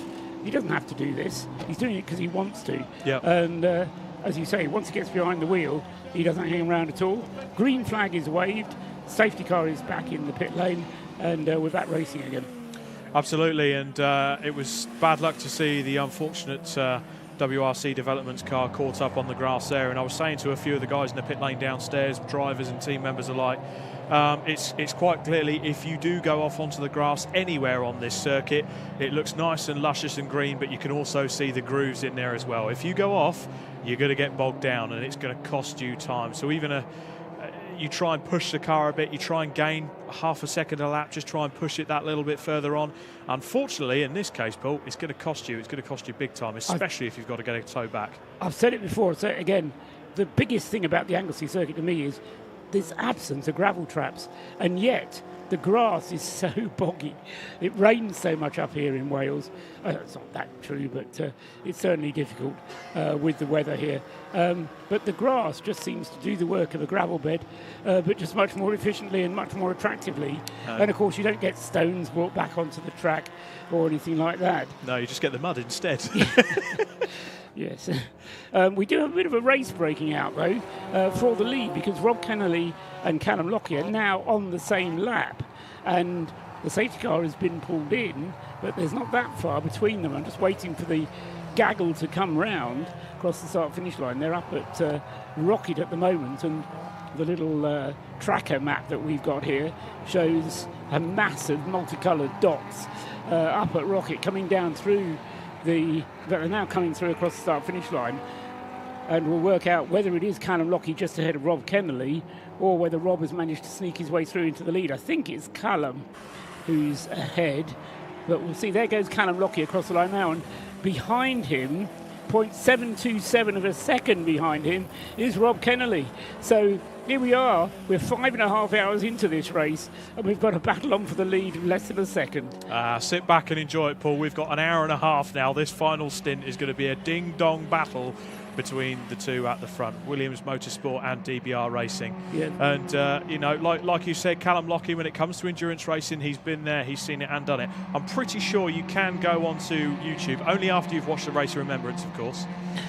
You can go onto YouTube and look up previous seasons of the British GT Championship, where Callum Lockie was front and centre, racing in many marks in that series and doing very well doing so. But there are the cars on screen now. There are the two that are nose to tail, hotly pursuing each other for the lead of this race in this 2023 running of the Race of Remembrance. Go back to Le Mans in the 1980s and you'll see Callum Lockie's name on the entry list. Absolutely. Yeah, the problem for the 14 car, Rob Kennelly, is he hasn't got fuel to get him to the end of this segment of the race. He's going to have to come in before the end of this segment of the race to get more fuel and hand the car over. That's going to cost him 4 minutes, because every pit stop involving a fuel change or fuel addition costs you 4 minutes in the pits. So although it's nose to tail at the moment, Callum, by my reckoning, has just got enough fuel to get him through to the end of this segment of the race. He'll use all of that fuel because he's allowed to refuel overnight. Yeah. So they'll put more fuel in overnight.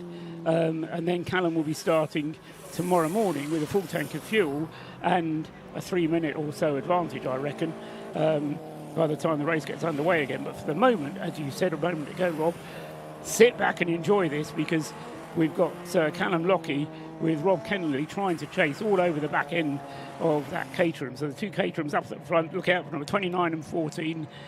Well, they're not quite nose to tail, but they're very nearly. Yeah, this is the issue that they're coming up to now. It's the traffic they've got to deal with. They've got those BMW 116 cars, and because they are in this middle of this interesting battle that's going on, as we see car number 14 streaking across in front of us, heading down the back straight, hotly pursuing Callum Lockie, going up the hill into Rockets.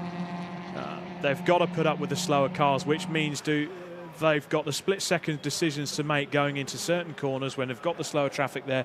Do they make the move? Do they put the car down the inside? But by doing that, let's say that slower car turns in and causes issues, that split-second decision could cost them ultimately in this race. You've absolutely got to make those calls. And we've heard from the Citroën drivers that you've been speaking to, from their point of view, how quickly the Caterhams arrive on their tails. Yes. You know, the speed differential is quite significant. They look in their mirror, they see a bright flash of lights, they think, oh, that's a little way back. Get to the next corner, and that flash of lights is right beside them. Yeah. So they've really, as you say, got to keep their wits about them, both the back markers and the leading runners. So there they go, they've crossed the line again. Callum has, in fact, they're lapping identical lap times, 1:43.2 for Callum Lockyer, 1:43.1 that time around for Rob Kennelly. And so the gap comes down from 0.7 to 0.6 of a second. Great stuff, as the two of them both put in the fastest lap of their stint so far. Somewhat overlooked behind, still Darryl Cresswell in the Breakdancer Racing Caterham, the relay team in third place. Ollie Graham going great guns with the Mazda in Class B in fourth place. He's surely due a pit stop. Yeah, that car has only done 2 pit stops in the race so far. And Ollie Graham in fourth place has probably got another 15 laps worth of fuel before he needs to come into the pits. Good performance that from the number 24 team. And the number 7 car, which we've been doing due credit to, Oliver Wayne is now at the wheel of the number 7 car.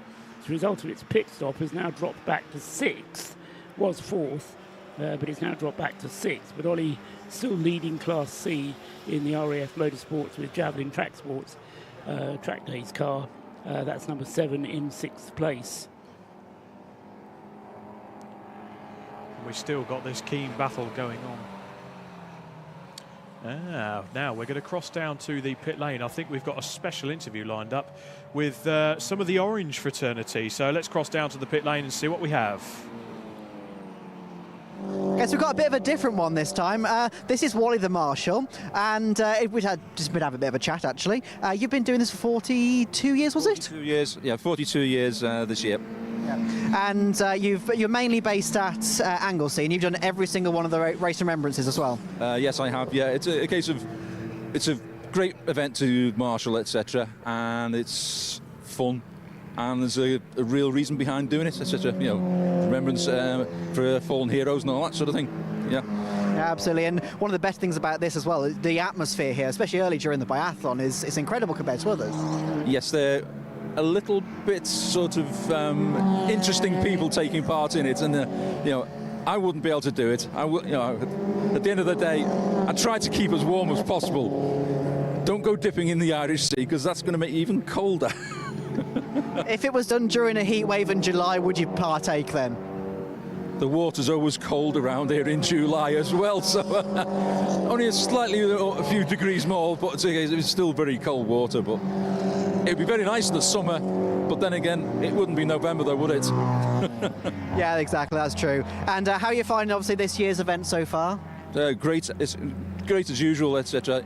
Great camaraderie, we're having so much fun, etc.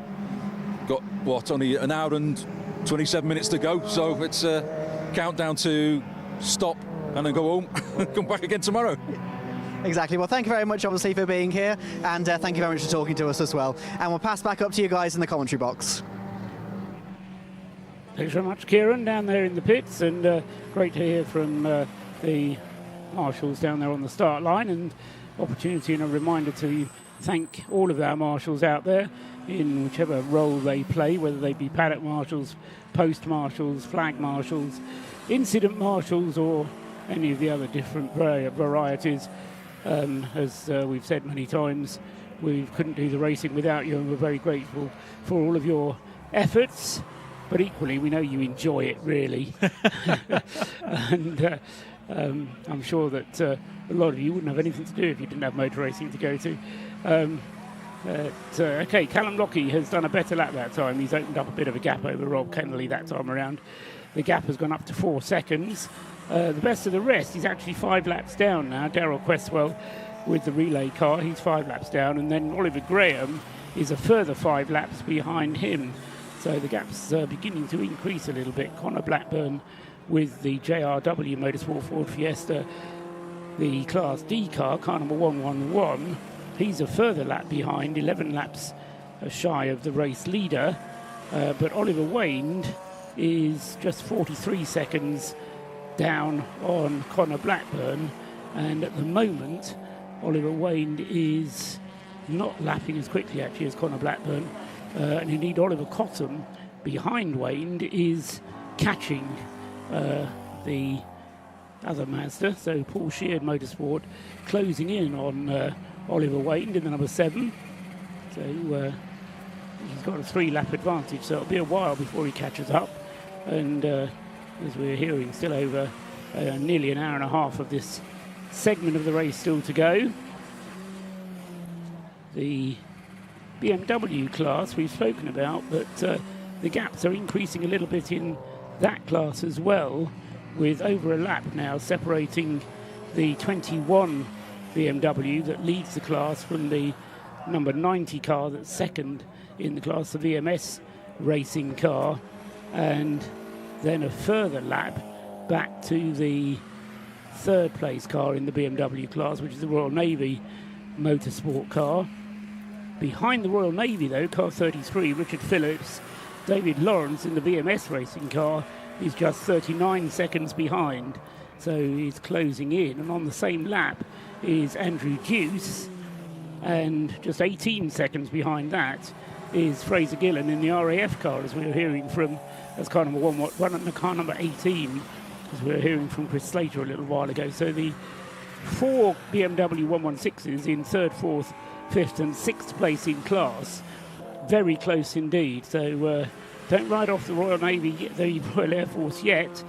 The gap between the Air Force and the Navy is still close enough that the slightest misfortune for either could be very important indeed.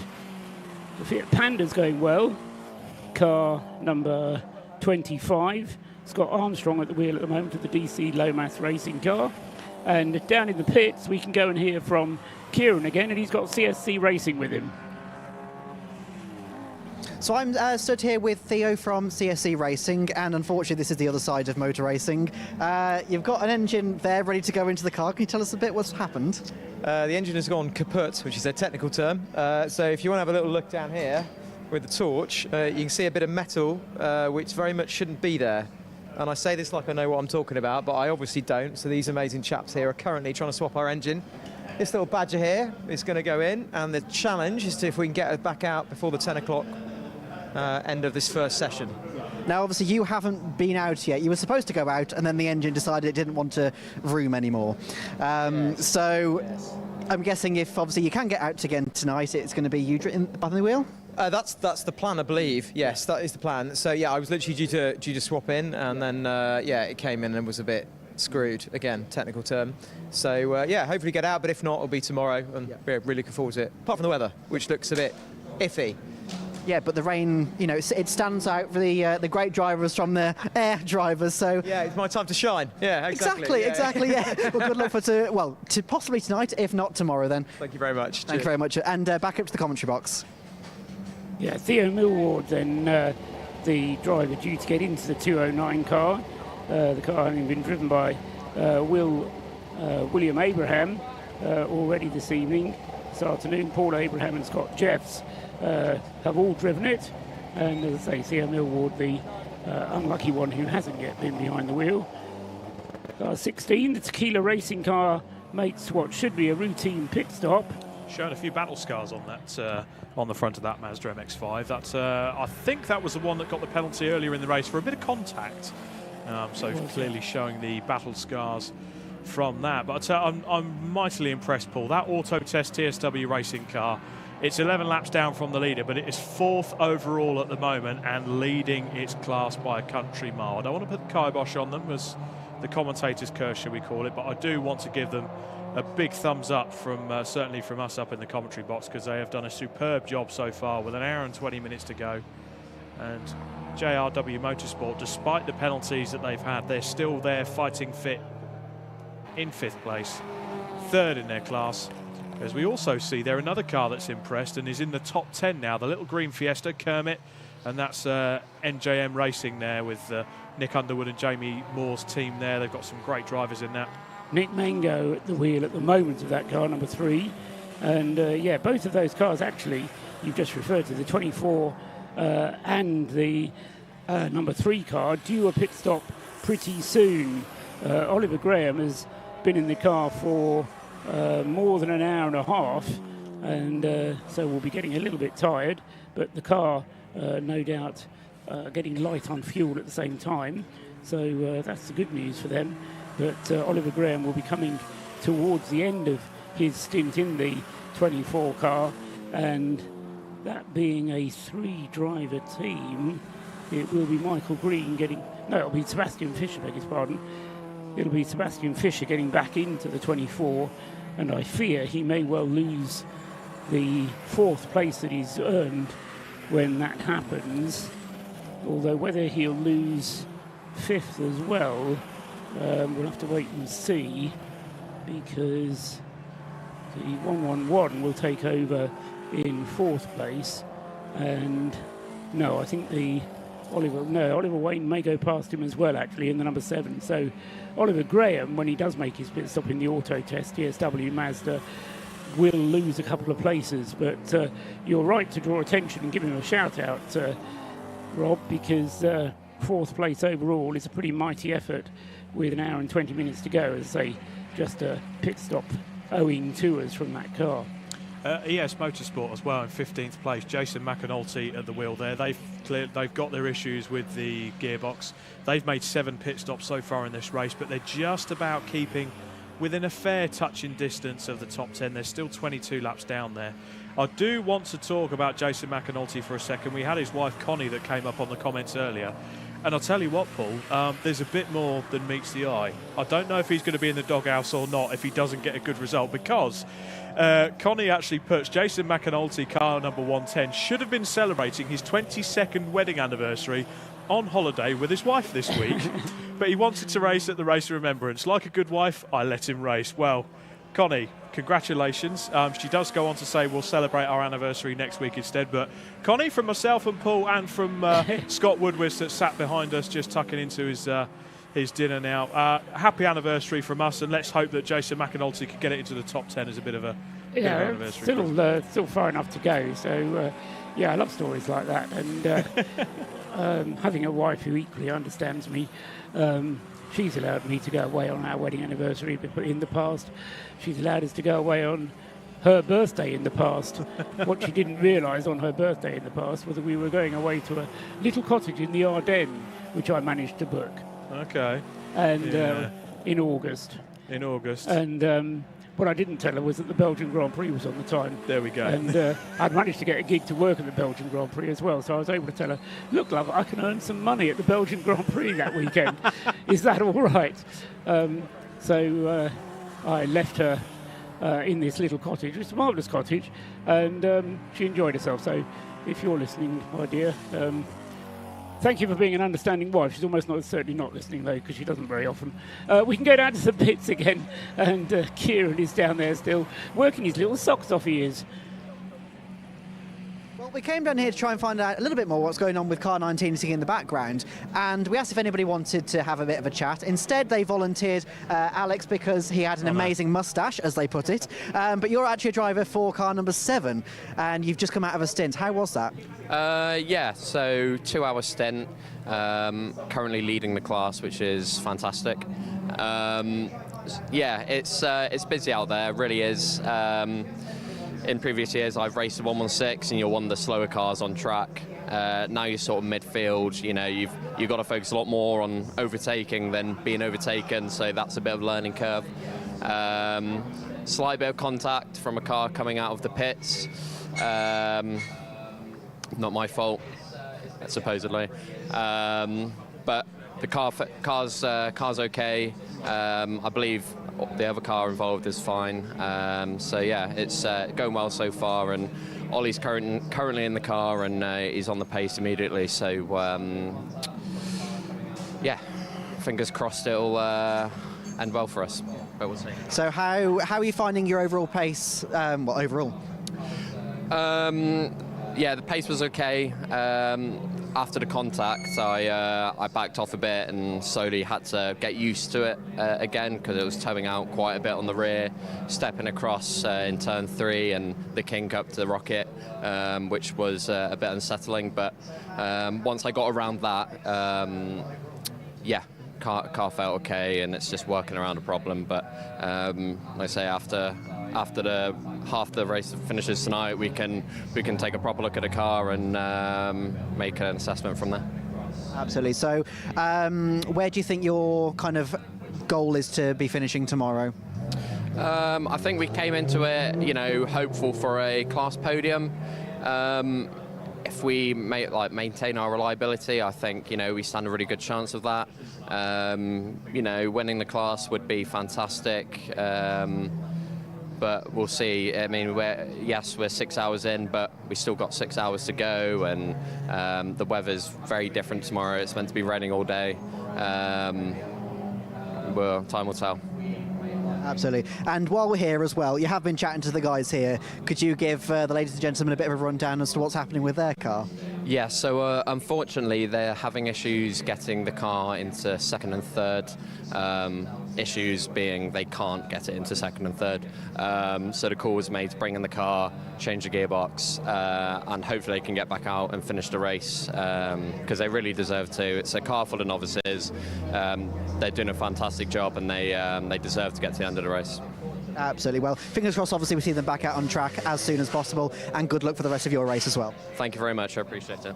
Thank you. And we'll head back up to the commentary box now.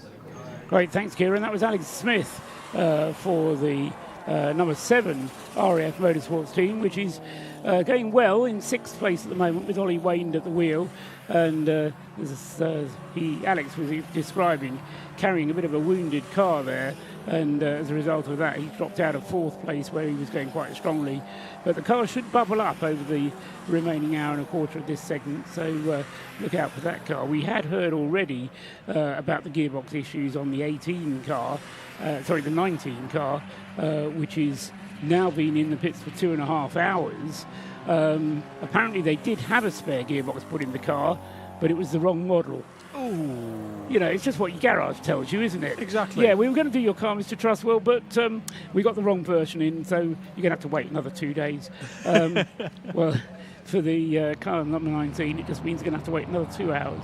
But the battle in the BMW class, certainly for the lead, is fairly sorted, but the rest of the BMW class pretty close, Rob. It is pretty close. I mean, the BMW class, to put it into context, overall it spreads from 13th to 22nd overall, which is 2 interlopers sort of jumping in there, one of them being the ES Motorsport Lotus Elise and Jason McAnulty, the other one with the Roderson Scirocco that you can actually see on screen in front of you. So both of which should be bubbling up the screen rather absolutely, than falling back. The BMW class is as red hot racing as ever. Leading that at the moment is JTM Engineering with Omorod at the wheel there. That's car number 21. Second place is VMS Racing with Warwick Compton at the wheel of that one, and he's 13 seconds behind the leader, albeit our timing screens are now showing that he is in the pit lane. The Royal Navy Motorsport team is on the podium place in the BMW class with Phillips at the wheel. 4th place is VMS Racing with David Lawrence in the sister car there.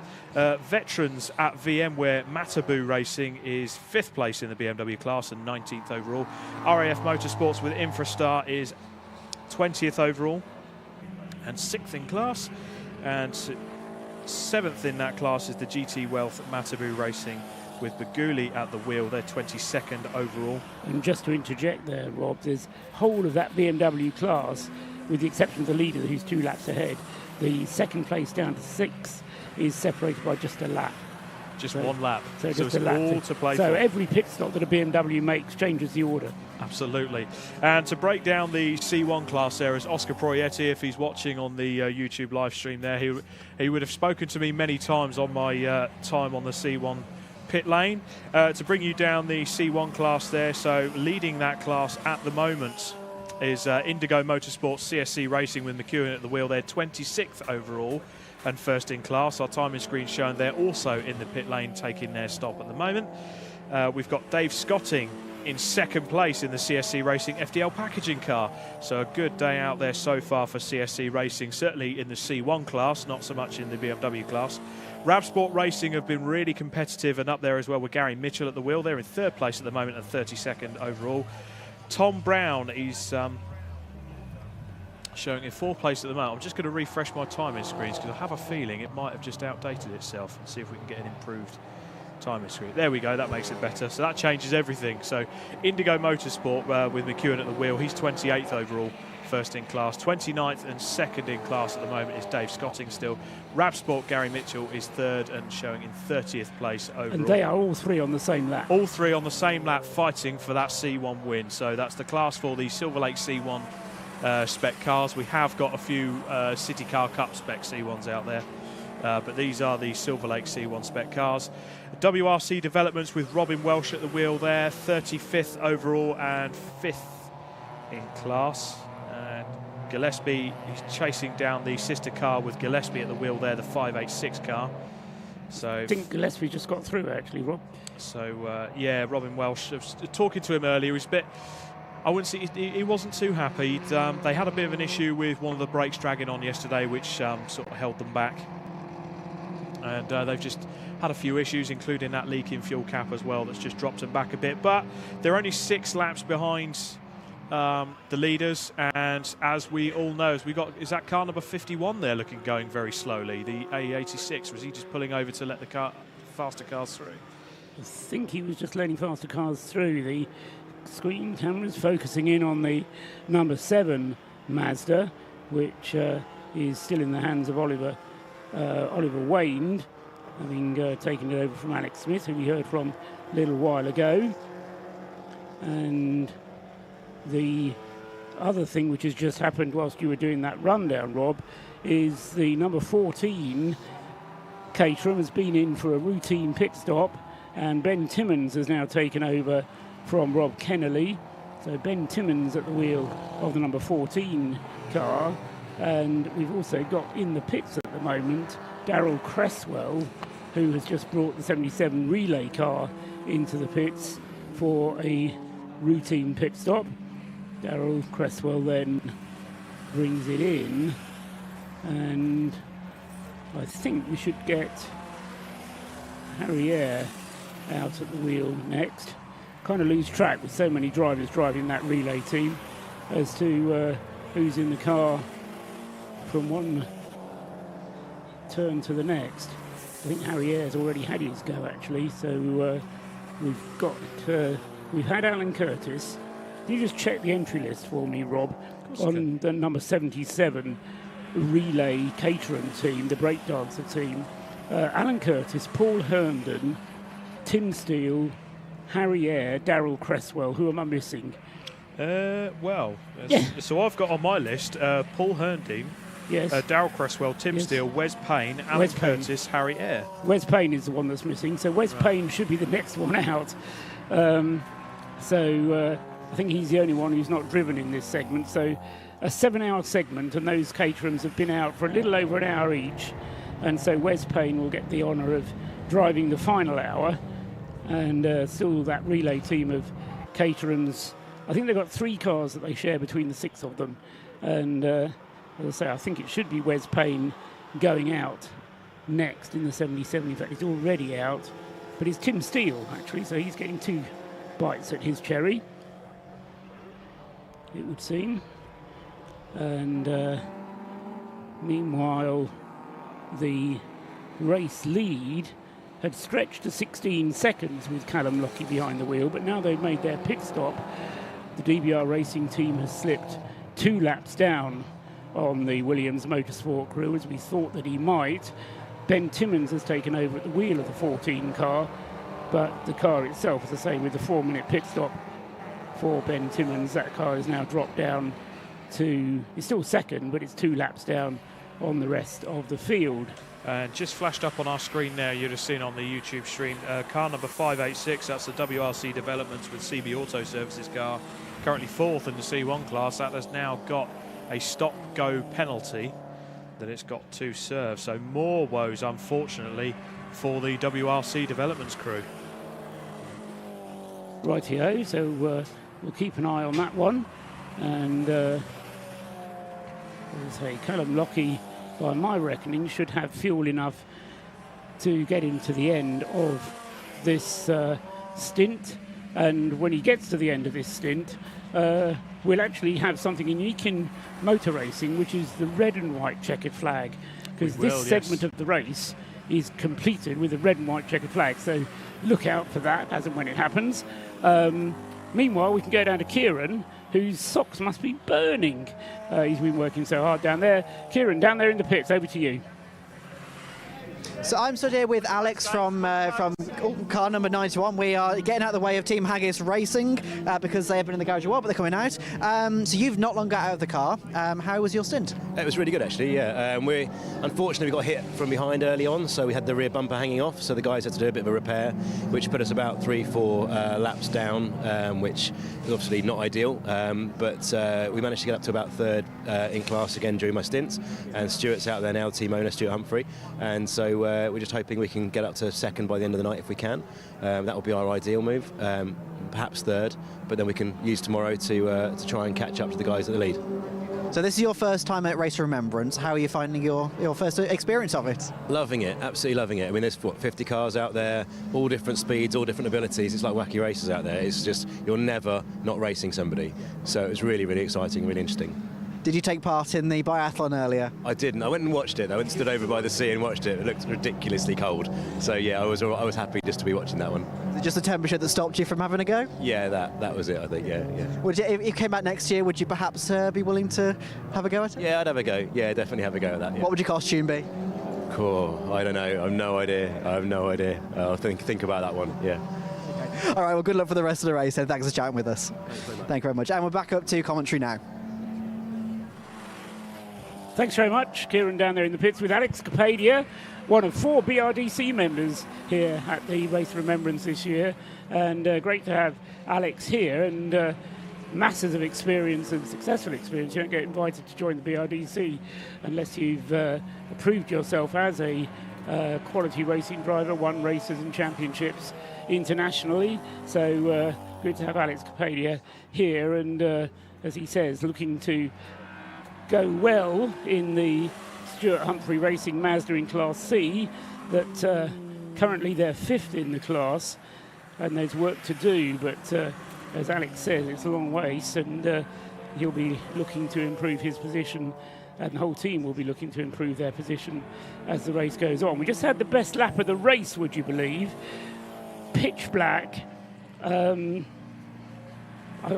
stuck for words. Callum Lockie, needless to say, talking of BRDC members, was the man who set the fastest lap of the race just a few moments ago. 1:38.211 it was, not on this lap, but on the previous lap. So he's continuing to extend his lead over Ben Timmons then in second place. It's still 2 laps, but Callum really flying out there, and as I say, chooses a moment at 5 to 9 in the evening, with just over an hour of this segment of the race still to go to set the best lap of the race. Pretty impressive. I mean, you've raced occasionally, Rob. I mean, you're not quite pushing and knocking on the BRDC yet. No. It could happen, you never know. But, racing in the dark, how can you go quicker than anybody else has gone in the daytime? It's weird. I've done a few. I started my career off racing 2CVs, and obviously with the 24 hours at Snetterton, and it's almost weird. I kind of found that my perceptions of racing in the dark, you almost go quicker accidentally because you're not quite seeing. You don't see as many of the barriers and the sort of infrastructure around you. You can't really see where it could go wrong. You've just got that single focused, almost tunnel vision of where you're going on the circuit. And as long as you've got your braking markers and you can just push it that little bit more, your mind almost pushes you to go that little bit faster a bit everywhere. So I can see how that could happen. But let's be honest, it's Callum Lockie. He is an absolute legend of endurance racing. He is a legend of the sport.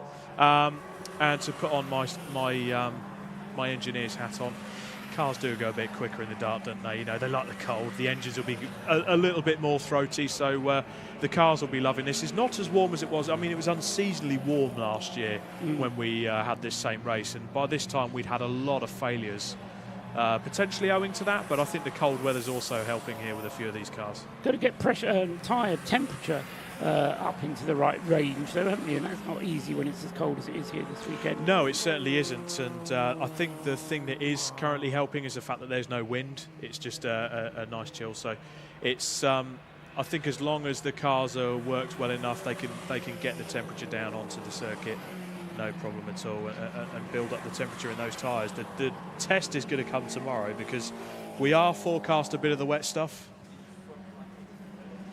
So we'll see whether or not the rain arrives or not.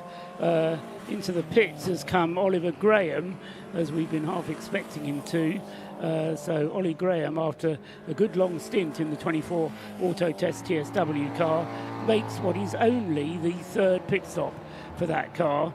6 hours we are just about into this race, and it's a pit stop, there to say, the 3rd pit stop of the race for number 24, Oliver Graham. We're just looking on screen now. We've been alerted by our production team here. So you see on screen that Fiesta car number 111. That's got sparks coming from the brakes, heavy under braking.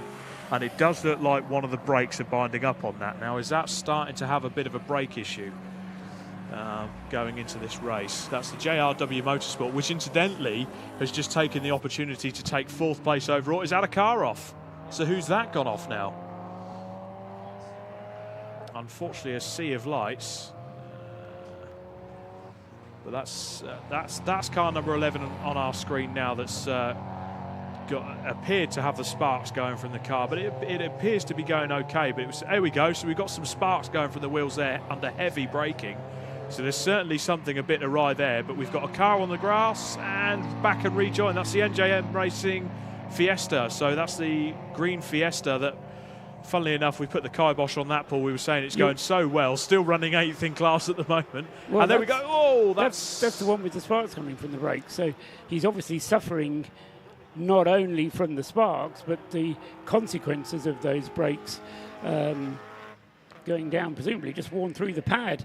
And yes, the car looking quite spectacular out there, but I suspect Connor Blackburn it is who's at the wheel of the JRW Fiesta. Got the car up into 4th place with the pit stop coming from number 24. Already the car is back underway again, number 24. So Oliver Graham handing car 24 over to Sebastian Fischer, who started the car. He's going to do the last hour, and so that car has dropped down, as we thought it would, 2 places after its pit stop. So Connor Blackburn up to 4th in the JRW Fiesta. Then it's Ollie Wayne up into 5th place with the number 7 car, who is now half a minute behind Connor Blackburn. So number 7 still going nicely in the RAF Motorsports team car with Javelin track days. And Ollie Wayne then in the lead of Class C in 5th place overall, ahead of Sebastian Fischer now at the wheel of the number 24 Auto Test Mazda, leading Class B. Then we've got Ollie Cottam with the Paul Sheard Motorsport Mazda in the relay team, car 118. And then it's Alex Martin for Tequila Racing, second in Class C, just ahead of the NJM Racing Fiesta car number 3. Although he's being chased by Stuart Humphrey in the Mazda, and in fact I think has just had a pit stop. Yes, number 3 has just had a pit stop. So Nick Mango then having had a pit stop. In the pits, it's Scott Woodwis again. We're down at the Flying Haggis pit with David Reed here, one of the drivers who's been exploring the fortunes of their team throughout the race so far. You've had some slight ups and downs, but you enjoyed it so far? Oh, it's been great so far. We had a wee issue with a tyre earlier on, so we just put a new set of tyres on it. And I was out there for the last stint, and the brakes were becoming a bit sort of marginal, so we've just done a quick stop. Brian's in the car now for the last hour or so, and a new set of brakes on it, so we're good to go. We've maybe lost about 5 minutes altogether, so apart from that, it's been great. Car's running fantastic. Standard of driving's it really is good. It's different from normal racing, you know. So yeah, it's all going good so far. Fingers crossed for the morning. It's supposed to be a slightly steadier pace with endurance racing, but I think these days it's more becomes a 4 or 7 hour sprint rather than a 7 hour enduro trying to pace people. You find that driving standard's good, but you find that people are just on it out there from start to finish. I think the front runners, you know, the ones that's going to probably finish in the top 5, I think they're flat out all the time. You know, the Westfields that's behind us, the Caterhams and things like that, they seem to be flat out all the time. Like I think the rest of them, especially the C1s, you probably see them trying to sort of make sure that the last. That's the big thing as well. It's making sure you sort of finish the race. It's as much, you know, someone going for the outright win and things like that, but finishing the race is as important to other people as. Is that what that means to you? I mean, in general, what does this race mean to you and you guys in terms of what is it that brought you here, and what is it that kind of is you enjoy about the general gist of this race the most? I think we started 2019. We came here for the first time.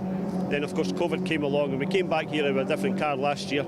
And but just to have a sort of team with us, and we've got the TWP guys this year because they're not running a team. They volunteered their services to help us out, and that's it. You know, we met some of these guys on Thursday night. It's and you know they're doing everything for us. It's instead of me having to do something, it's really good, really good. Seems like you've managed to forge that bond in the team really quickly, despite only meeting them on Thursday. So in 2 days, it's great. We see people here every year, you know, the photographer James and things like that, you know, we've met him for every year we catch up with him, and you become, you know, there's quite a lot of different garages that you've become friends with, and I think that's part of it. You don't see them for the rest of the year, and we just meet here in November. Like, what else would you be doing on a Saturday night? Oh, here we go again. At least they're not. At least they're not dancing. That's the spirit of the race in terms of that's how much it is. It's that there is a serious part of it in terms of the remembrance side of things. Yes, but apart from absolutely. that, it's just bags of fun. I mean, it's my first time here personally myself. I'm enjoying it because it's stuff like this. It's just a race that's just pure fun to be part of. You know, our team, we mostly do sprints and hill climbs up in Scotland. We've got a full team for all over Scotland. So to do this is entirely different for us. And it's a one-off thing that we do. We don't do endurance racing the rest of the year. But now it becomes, instead of competing against each other, we come together as a group. And I think that's the big thing. But as you say, this, you know, it's a remembrance service with a race round about it. And that's what we need to remember. We can all have a bit of fun, but we're here for a reason. And for those who I might be watching thinking, I should have lined up and done it this year, are you one of those guys that couldn't recommend it enough to say, look, if you get the opportunity, do this race? Without a doubt, yeah. If you can get a team together, a team of friends, you know, get a car. There's car classes from cars with lots of money up the pits. Take what we've done. Your car wasn't expensive to build, you know, a bit of fun, and do it like that. And you get, you know, you just come together, just enjoy it. Just enjoy it. Come here and look at the weather. We were here last year as well, and the weather was really nice, and we're back again this year. I think tomorrow's to be different. I think it's to be rain tomorrow. We'll have to wait and see. Yeah. You guys got some great team spirit. Thanks for being here. Best of luck for the rest of the race. Yes, no worries. And we'll see you for later on. Get stuff. Let's see stuff. Right, whilst it's going on. I love the fact that you're capturing the spirit of what's going on here, and not just all about, you know, the race and everything else. You know, and you guys are, you know, we do have a little bit of fun, and it's all being captured, and I think that's fantastic. So thank you guys as well. You're welcome. Thank you for being here. Appreciate it, stuff. So Flying Haggis, what a fantastic team they are in many cases. So great to see them. They're back out in the race. I do want to go and check down with the 111 cars because they're in, but apparently they had some issues. Rob just sent me a text saying that they had some sparks on that car. Just a couple of cars whilst we're here around. There's 55 Roderson's VWs back in. I think that's Dan Welch, I think, is getting into that car now to go out. It looks like Dan, I think. No, it's Paul Roderson, in fact. It's Paul Roderson himself is actually getting into, have a go, that car being pushed backwards. Just behind them, the Crisis Racing, the 2CV's also in as well. So the 92 car, it looks like it's taking a regular fuel stop. Let's see, though, if you come with me here, let's see if we can have a chat have a look at the 111, because apparently it came in and it had some kind of sparking on it or something that was going on with that car. I might see if I can quickly, just very, very quickly, I think I was going to see if we try to have a word with Jamie White, but he's right in the middle of actually repairing the back end of the car. You can see just there. So we've got both of our cameras trained on this one. So I imagine that our producer's switching between the two. But working away on that side. And I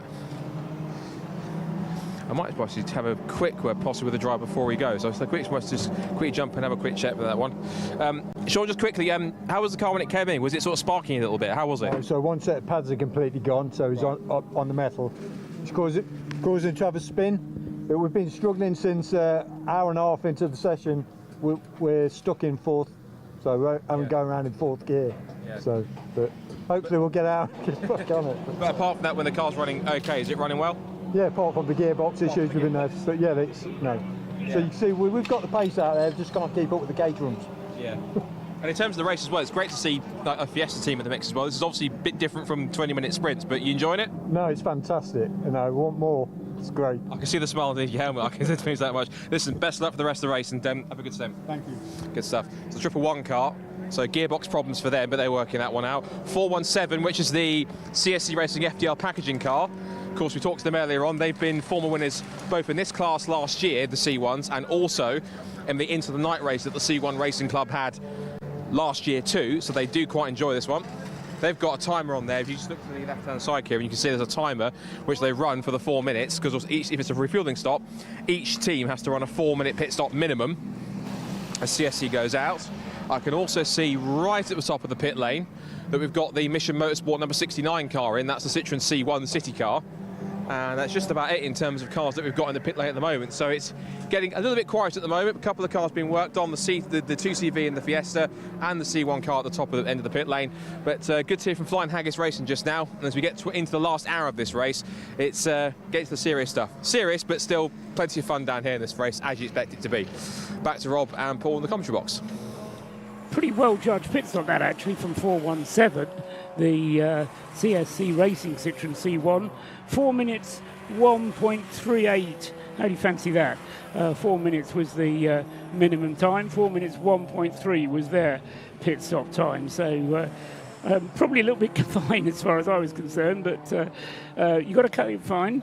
And the C1 class is a pretty close run thing, so they'll be very happy with that pit stop, bang on the money in terms of the minimum pit stop time.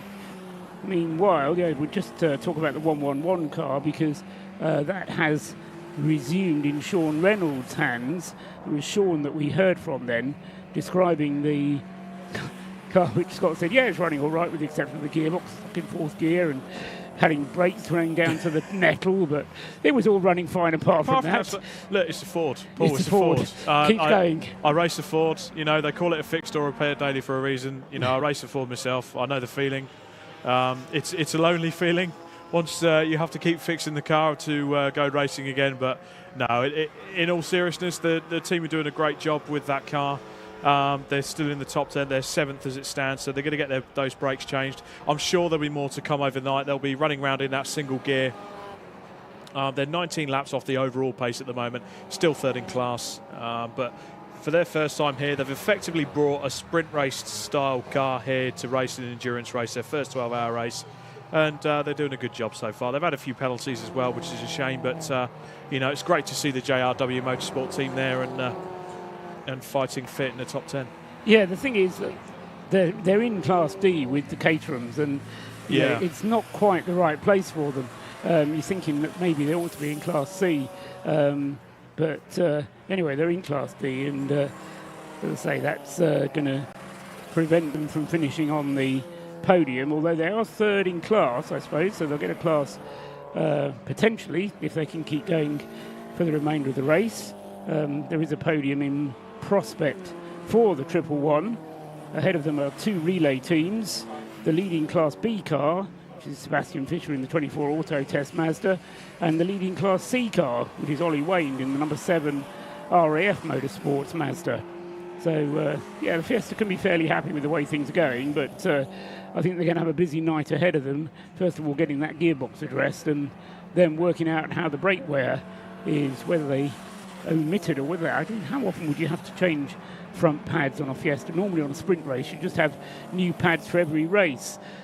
The Porsche that I get involved with, their pads will last for around about 10 hours.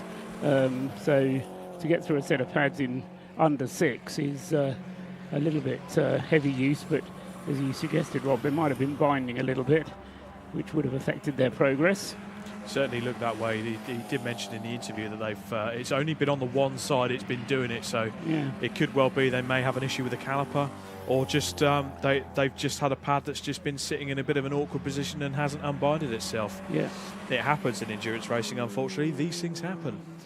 The ES Motorsport, Lotus Elise, having threatened to be amongst the leaders, has been playing catch-up for a good part of the race. And Jason McAnulty is doing exactly that, playing catch-up in 14th place overall. Interestingly, in 15th place overall is another Class D runner. Those are the most powerful cars, the Rodison's VW Sirocco. So they're running 14th and 15th. They are separated by about a minute and a half, with the Lotus ahead of the Sirocco at the moment. And yes, in fact, exactly a minute and a half separate them, as Jason McAnulty just crosses the start-finish line in front of us and goes on to another lap. Paul Rodison, let's say, will come past in less than a lap's time. So nothing really separating those two, both having had their individual problems, but playing catch-up.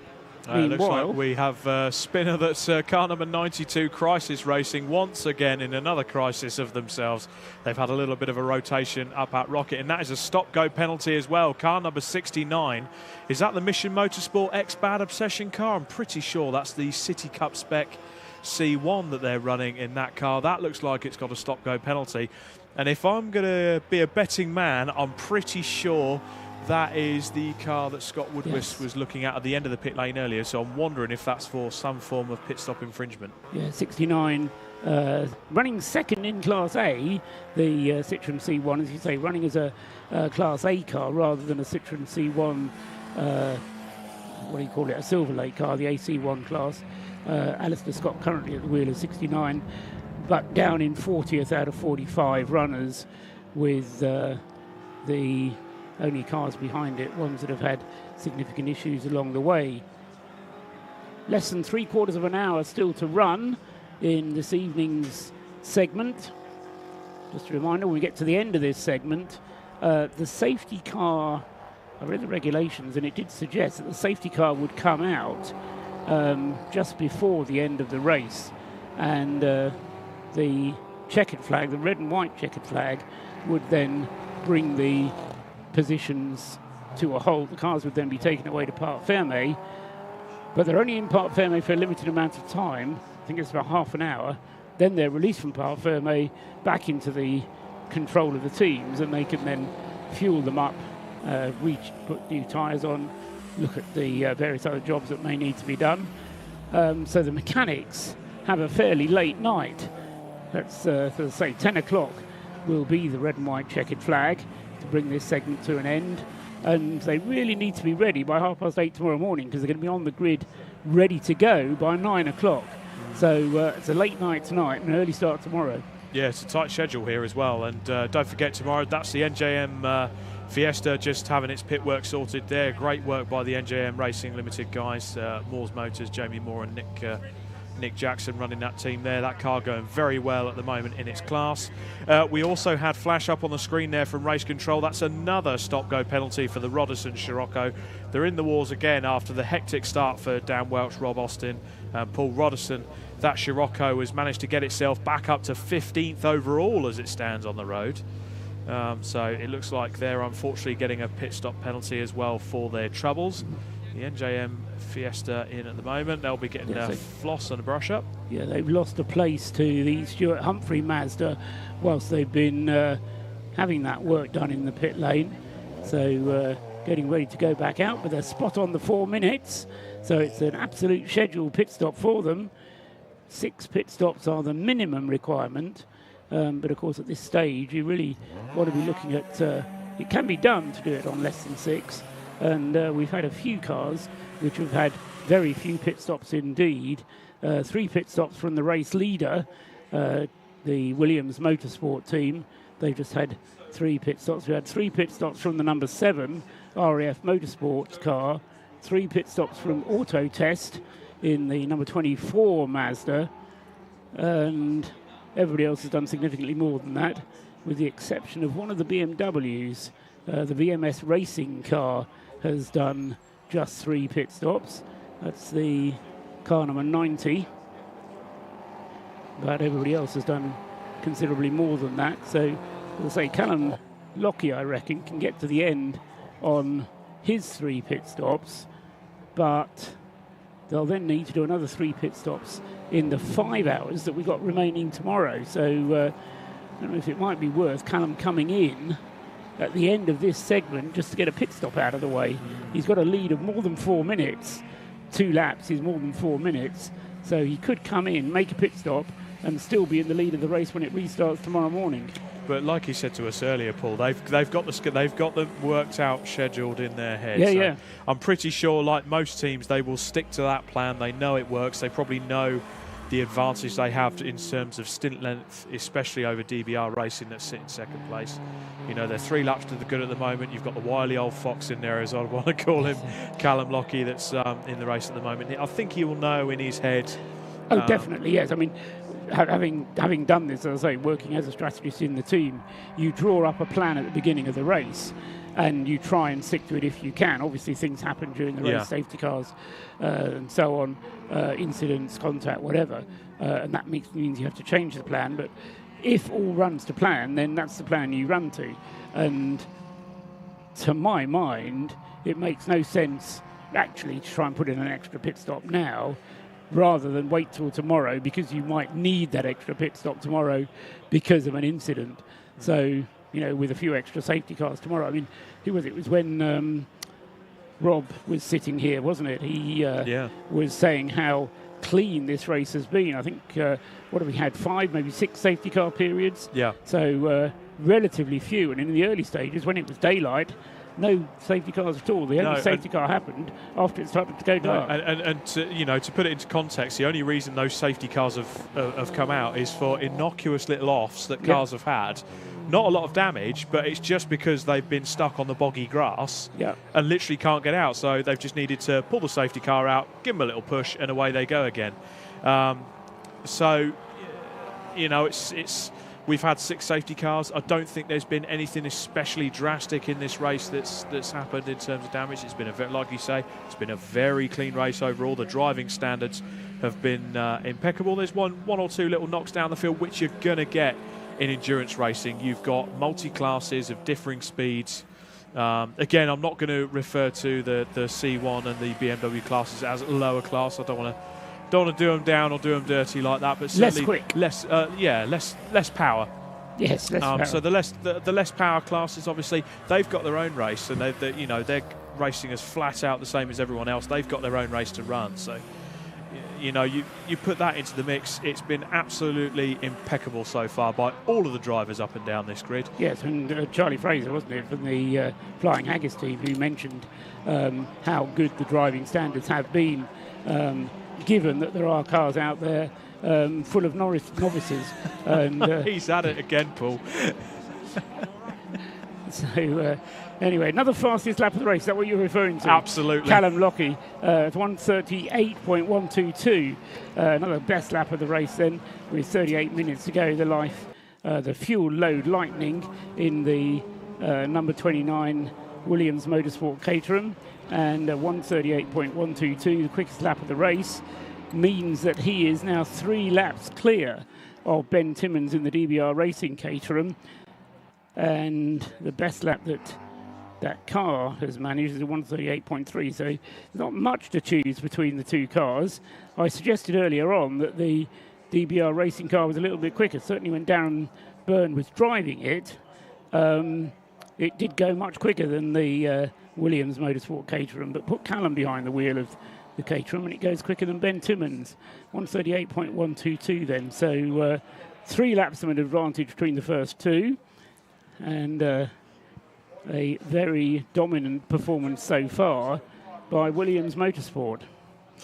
I'll just warn you, Paul, you've got trouble coming on the air. I'll introduce James Cameron in a minute to the history.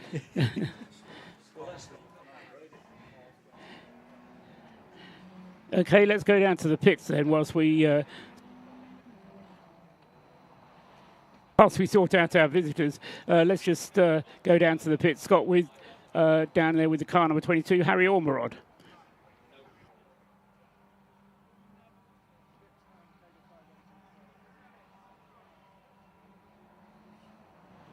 Yeah, we've got just waiting for Scott Woodwis to come live, and then we'll be able to talk to our next guest up here. But Scott is ready to go. Is he live now? Yes, so Scott Woodwis is down there with Harry Ormerod. Well, the BMW class leading car is in the pits right now, number 21, which is JTM Engineering. I've got the driver that's just stepped out of it, Harry Ormerod. First of all, just stepped out of the BMW. How was it? How is it out there? Yeah, it's good. It's very dark out there now, and it's quite hard to see where you're going now, but the car's running really well, and generally the driving standards are good out there, so it's been a really enjoyable stint. And race so far, obviously being in the lead, but up to this point, has the car been fairly seamless? Have you had 1 or 2 teething troubles? How's the race been up to this point where you've now been leading? Well, we had a very difficult first hour with 2 stop-goes, but things have settled down since then. It's just about managing the tyres now for us. We're still on the same set of tyres we started the race on, so they've seen better days. So in terms of this race, is this your first time with your guys here, or have you been here a few times before? I've personally done the race before, but it's the first time with my dad, and we've got some new teammates. It's the first time for those guys and first time for JTM. So normally we're running the 116 trophy, so first time in the longer distance. Yeah. So as a team, you guys collectively seem to be enjoying stuff. It's great atmosphere down in pit lane. You seem to be really enjoying yourself as much as everyone else. Yeah, no, we're having a great time. We're just really enjoying having an end of season, kind of bit of a blowout with everyone. So great fun.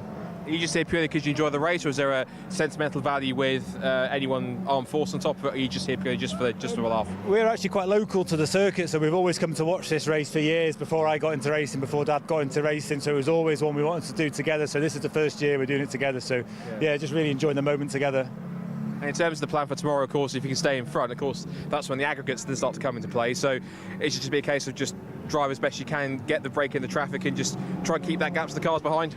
Yeah, we were a bit late out tonight qualifying last night, so we had a bit of a run in the dark, in the wet. So we know what the wet's like around here. We know it's going to be real hard work tomorrow, so a long race still to go. Yeah, you're doing a fine job, so well done. Great to have you guys here, and we'll see you for more racing tomorrow. Yeah, great stuff. So there's the BMW leaders, doing quite fine. Had a bit of a tricky start to the race, but getting up there, now leading the race. It's good to have Harry Ormerod, of course, good to him having going so far. Well, the MX-5 has just gone back out again, but at the moment it's gone all quiet in pit lane for the first time in a while. You can see there's no cars in, at least making a pit stop as far as you can see. You can clearly see on the cameras if we've done a quick 360 rotation. So I think whilst we maybe look for some more stories or wait for a car to come in for a pit stop in any cases, I think we better head back up to the boys in the box. Over to you. Thanks very much, Scott Woodward down there with Harry Ormerod, and the leading BMW there, JTM Engineering, car 21, leading its class, 13th place overall. Sam Carrington-Yates behind the wheel at the moment. That was Harry Ormerod racing with his father, Peter. I'm enjoying being here at the moment by Alistair Brady. Alistair, you've been brought up here a bit out of the blue by James Cameron, but he promised me to bring up some personalities, people from Mission Motorsport. Tell us a little bit about yourself. Introduce yourself to me. Hi, good evening. My name's Alistair Brady, formerly a Royal Marine. I was medically discharged in 2016. I've just been out for my first ever racing stint. Oh, you've been out on the track? Yeah. Probably one of the most exhilarating things I've ever done. Really? Had a moment, had an off. Luckily that worked out all right. Whereabouts? First corner after the straight. I turned in on Mike Stillwagon in car 22. Right. He had a Miata on his left. Luckily he didn't have any damage. I rolled off and was able to rejoin the track a little bit further down when I saw a gap. And what else have you done then? You've done your ARDS test at Thruxton? Yep, a couple of weeks ago. Really? Yeah. And as you say, the most exhilarating thing you've done in your life. And some people say this is a bit like a drug, though. Once you take it, you then want to do it again. I'm absolutely feeling that. I can't argue with that one little bit. Yeah. So what car number are you in? 53. 53, right. And presumably you'll be going out tomorrow. I am indeed. And likely it's going to be raining tomorrow. Yeah. Do the windscreen wipers work? They definitely do. They're quite fancy, actually. They're automatic. Oh, right. So you don't even have to turn the switch? No. I mean, without getting into the whole life story, how did you meet with Mission Motorsport? Had you had any interest in motorsport before? Yeah, absolutely. I've always had an interest in cars and motorbikes. Background was bolts, so we have to sort of know about engines and mechanicals. I had an email to come down to Goodwood on the Invitational. I'd like to say the rest is history, but I've been at Race of Remembrance before, managing one of the MX-5 teams. Okay. And a few other bits and bobs, Spa, with the C1 24-hour race, and just supporting a few other events. It's been phenomenal. Okay, so you've been around in pit garages and motorsport for a while, so you know what goes on behind the scenes, because there's some people who just look at a motor race and look at the drivers and think it's just about the drivers, but as you now know, there's an awful lot that goes behind before a driver can get into the driver's seat. Yeah, I mean, you just sort of said it's a bit like a drug. I'd say it's a bit like a bug. Maybe once you've got it, you'll never get rid of it. And as I say, where do you go from here? You're going to go out tomorrow afternoon, and then on Monday you're going to start twiddling your thumbs, are you? Well, yeah, I haven't thought that far ahead. That's very wise, actually. I just want to get the car through the finish line at 3 o'clock. Just looking down, where are you placed at the moment? The number 53 car. I think it's down at It's scroll 40. Down a little bit. 39. Yeah, 39. There you go. Jonathan Hine is out at the moment in the Toyota GT86. But Alistair, it's lovely to talk to you. And I can kind of see that twinkle in your eye, and you're clearly enjoying yourself. So hope it goes well tomorrow. Thank you, much appreciated. And yeah, stay safe out there. Will do. Don't drive it on the grass again. I'll try. Well done, Alistair Brady then from car number 53. Just checking down the entry order then. He's been out in the car. He's sharing with Jonathan Hine, who's the driver in the car at the moment, and the other drivers, Mark Russell and Chris Hosward. And as I say, this is the Cloud Era Racing Toyota. How is the Toyota? Have you ever driven a Toyota GT86 before? I have not. Right. So it's taken a while to get used to, but on that stint there, just finally just starting to understand the car a bit. What do you drive on the road? I've got a Mercedes E-Class now. Right. I've only had it a few weeks. Okay. I think I need to do a bit more clutch work. Right. It's been a while since I've had a manual car. But yeah, as you say, lots to learn. Yeah. Big learning experience from a couple of weeks ago when you didn't even have a license. Definitely. Was there a point where you thought you might not have got here? Or was pretty much every step, but really the support from Mission Motorsport and everything around Cloud Era and the team has just been top notch. Really? Can't complain. Yeah, I mean, Mission Motorsport get in for a lot of good publicity around this meeting, and you know, there's always another story to tell. But yeah, as you say, when that moment of doubt happens, and there's somebody there to say, "Come on, Alistair, it'll be all right." That's what you need, isn't it? I can only say if you've not got involved, it's something you need to try. Yeah, any sort of part of getting involved in Mission Motorsport is just phenomenal. Great, that's a great advertisement. Thanks, Alistair Brady. We can go down to the pits again, and there's go down to the pits now. Well, so I believe we just heard the 55 VW Scirocco that's had all sorts of up and down dramas throughout the race has just been brought back by Paul Roddison here. And Paul, it came back in a state that was rather less convenient than you were hoping. Just talk us through what happened. Well, we started to have a bit of a vibration, so I came on the radio and said to the guys, look, I think I need some tyres. These tyres have passed the best. And the guys came back and said, look, you've got half an hour to do. Can we manage it till the end of the race? Well, I got up to what we call the pink, top of the hairpin, and realised that it didn't want to go around there, followed by sparks from underneath the car, and then at that point I realised I'm only on 3 wheels. So to say we're having a bit of a bad day is a bit of an understatement, really, but somehow I managed to get it back here on 3 wheels. Yeah, well, fair play to you for managing that. In terms of, you're now done for the evening in terms of that. I mean, yeah, it's been a race where you really have had a ton of ups and downs and nothing's really gone in your favour, but you're still fighting on, you're still carrying on, and I guess that's the spirit of the race in many cases, isn't it? If we can get bits overnight, we want to be back out in the morning, and we're never going to do anything, but it'd be nice to finish and maybe get a fastest lap or something tomorrow. Yeah.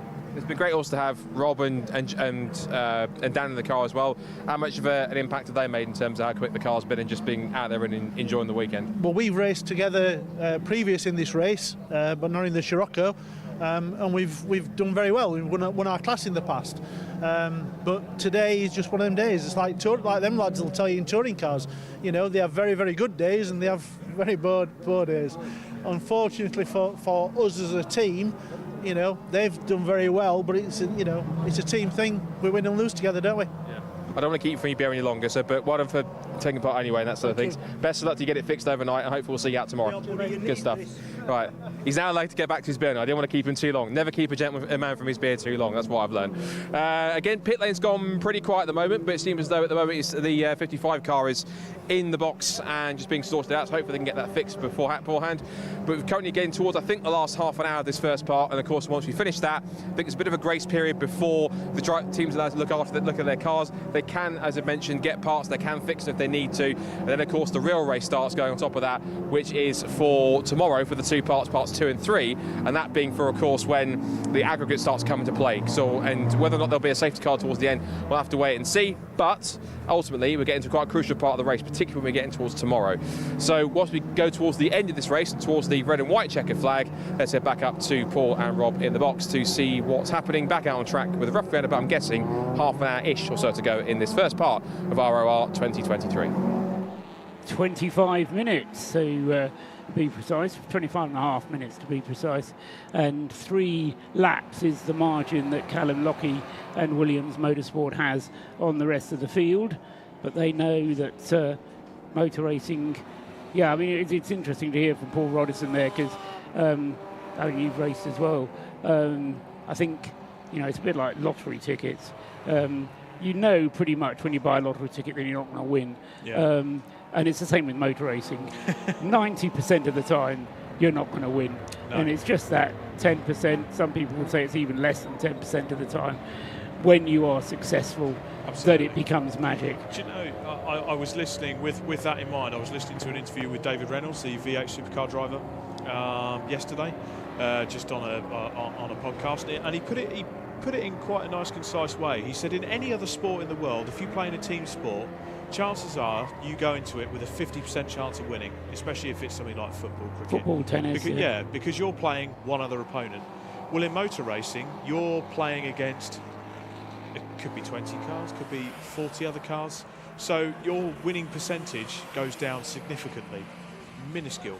So it's a sport that rarely rewards you as much as you think it does. Even the greatest drivers in their generation, you know, if you ask them for their win percentage, it wouldn't be a lot. No. So that kind of puts it into context. No, you're absolutely right. So, and I think you have to learn to deal with that level of disappointment that, as I say, these things happen. Roddisons have had a dreadful day this weekend.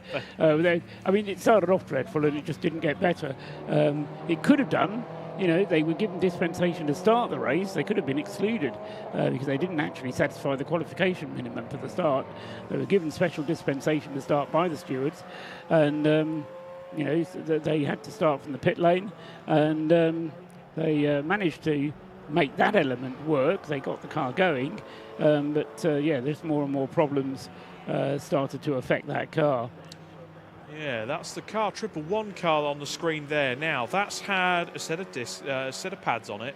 That's the one that had the brake issues earlier, and those brake discs are absolutely glowing. Is that brake binding again, Paul? Well, it's glowing even when he's not on the brakes. Yeah. So, yes, you're right. There is something not right with that front right brake, and it's probably not helped by the fact that the car is stuck in gear anyway, and they've only got use of, I think he said fourth gear only, didn't he? Yeah, fourth or third gear. When we spoke to Sean Reynolds, when he was actually strapped in the car, and but he's got to stick on with it, and you know, the car is going all right. They're in 7th place overall, and continuing to run reasonable lap times. Last lap time of 1:47 for that car. Compared to Oliver Cottam in the Paul Sheard Mazda ahead of him with 1:49, so he's quicker than the car ahead of him. He's quicker than Sebastian Fischer in the Class B Mazda ahead of him. He's also running in the 1:49s last time around. Even Ollie Wayne with the RAF Mazda up ahead of him. He's running in the 1:51s. So it's worth Sean battling on, and you know, if they can get the car sorted overnight, then so much the better. Absolutely, and I think if, obviously they're looking at a gearbox change on that car, and they'll be looking at a brand new set of front brakes, so they'll obviously park them up for some sort of part firme before they let them get on with it this afternoon. I take it that's just to get the scrutineers just to have a little wander around the cars and check that they're happy with the way that the cars are in the race, obviously. Yes, and there's probably things that the scrutineers are going to say, you need to get that fixed before you go out tomorrow, because undoubtedly there's a few nips and tucks, shall we say, that have affected some of the cars, which may not be immediately apparent in the darkness. So the scrutineers want to have a bit of a closer look with a torch around the cars. So, well, the one thing I will say, the way this race is, was certainly the first part of this race is planned out. So the first 7 hours of this 12-hour race endurance, split into 3 segments. We've got 20 minutes to go of part 1. And the Williams Motorsport car that's leading this race with Callum Lockie at the wheel, fastest lap of the race. 3 laps to the good of DBR Racing in 2nd place, and 11 laps to the good of Breakdancer Racing in 3rd place.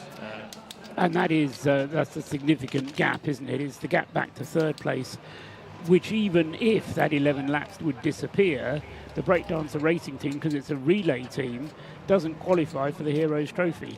I've forgotten quite how the regulations are worded, but it says something like a relay team cannot win the Race of Remembrance. Yeah. So quite simply, even if they cover more laps than anyone else with the Breakdancer team, they're not going to win the race. So that 11 laps is actually 15 laps back to the next Heroes Trophy car, which is Oliver Wayne in 4th place overall in the RAS car. That number 7, I mean, what a performance they've put in so far. Absolutely, and the car immediately below them, car number 24, the Auto Test TSW car, that's in Class B, which is one of the lower end in terms of power to weight ratio cars. That is a Mark 1 Mazda spec. That is a bog standard. I think they're about 130 horsepower. Bog standard Mazda Mark 1, built to the BRSCC regulations, and TSW Racing have brought that car here. They haven't changed anything on it, and they're just going racing. They're racing hard, they're racing fair. Their quickest lap time around here is a 1:46.9. Now, to put that into context, our current race leader, Callum Lockie, has just set the fastest lap of a 1:38.1. So their average lap times at the moment are about 9 or 10 seconds slower than Callum Lockie in first place in that Caterham. But they're in 5th place overall. They've kept their noses out of trouble. They've kept themselves clean, hard, fair racing. They've only pitted 3 times. They could do the longest stips, we know that. And we've got a car potentially with some issues there. Have we got anything up on the screen? So that's is that car number 19 going out onto the circuit? Yeah, it's number 19 that we can see on the screens. So was that the one that was just having the gearbox? It certainly was. Let me just find my pit callers log here, and that car's been in the pit so long. It's it's an early pit stop for the 19 car. Okay. So they've only just come in, but they have fallen a long way down, the 19 car. They're dead last out of everybody. Yeah, I'm pretty sure that was a car that hit quite bad trouble earlier on. Yes, but it had the gearbox problem. It did, They yeah. put a new gearbox in the car. What we missed was it going out again. Right. And it's now in for another stop. See, that's where I'm forgiven. That's we see Triple One on the screen just with its brake failure. But before we talk about car Triple On and go into the last 15 minutes of this race, we're going to cross down to the pit lane. I believe Scott's got someone down there to interview. Another driver's just jumped fresh out of their stint, number 51 Toyota, Martin Greaves. Martin, smile on your face says it all. It looks like you enjoyed that stint. Yeah, I did. I had great fun out there. That was a short stint, 3/4 of an hour, but brilliant. The track's lovely. People are being good out there. It's busy at times, but that's what it's all about. So brilliant. A lot of people have said that it's one of those races where it's one of the best in terms of driving standards Race Remembrance races. Do you find that in terms of the people being well behaved out there this year in particular? Yeah, I think I'd say exactly. I think everyone wants to get to the end. That's the whole point. So yes, sometimes you just got to give a little bit, but overall everyone's having a really good time by the looks of things. Tell us about your involvement with the team and how you relate to it and the setup that you got for this year, because you got one of the really lovely turned up Toyota GT86s. But tell us about the team and your involvement in it and how it all came together. Yeah, well, the car's owned and prepared by Mission Motorsport, so we as drivers fund that. Then we do some fundraising on top of that for Macmillan and for combat stress. My involvement really started probably 8 years ago when I had a Mission Motorsport apprentice with us who was brilliant, worked in my business, which is restoring historic racing cars. He's now since moved on and had some further health problems, which has been a shame, but that was the start of it. Got to know James Cameron and Adam Marchant Wincock at the time, and just really believe in what they're doing. So it's a really nice opportunity to have fun skidding about, but actually put something back. So you've been giving some nice opportunities to people who Mission Motorsport are trying to help. You've been one of the active people on the other end, kind of giving them the opportunities to get involved. Yeah, the big things about this whole race for us is having a beneficiary. We've funded 2 cars, and we've got a beneficiary in each. So they've just done their ARDS course. This is the first race they've done, really in at the deep end. But both of them have stood up really well and a big smile on their faces. So that's brilliant. Has it been like a bit of sort of jumping in at the deep end for them, or have they taken it in their stride? A bit of both, to be honest. Definitely in at the deep end, but both of them have shaped up remarkably well, so all credit to them.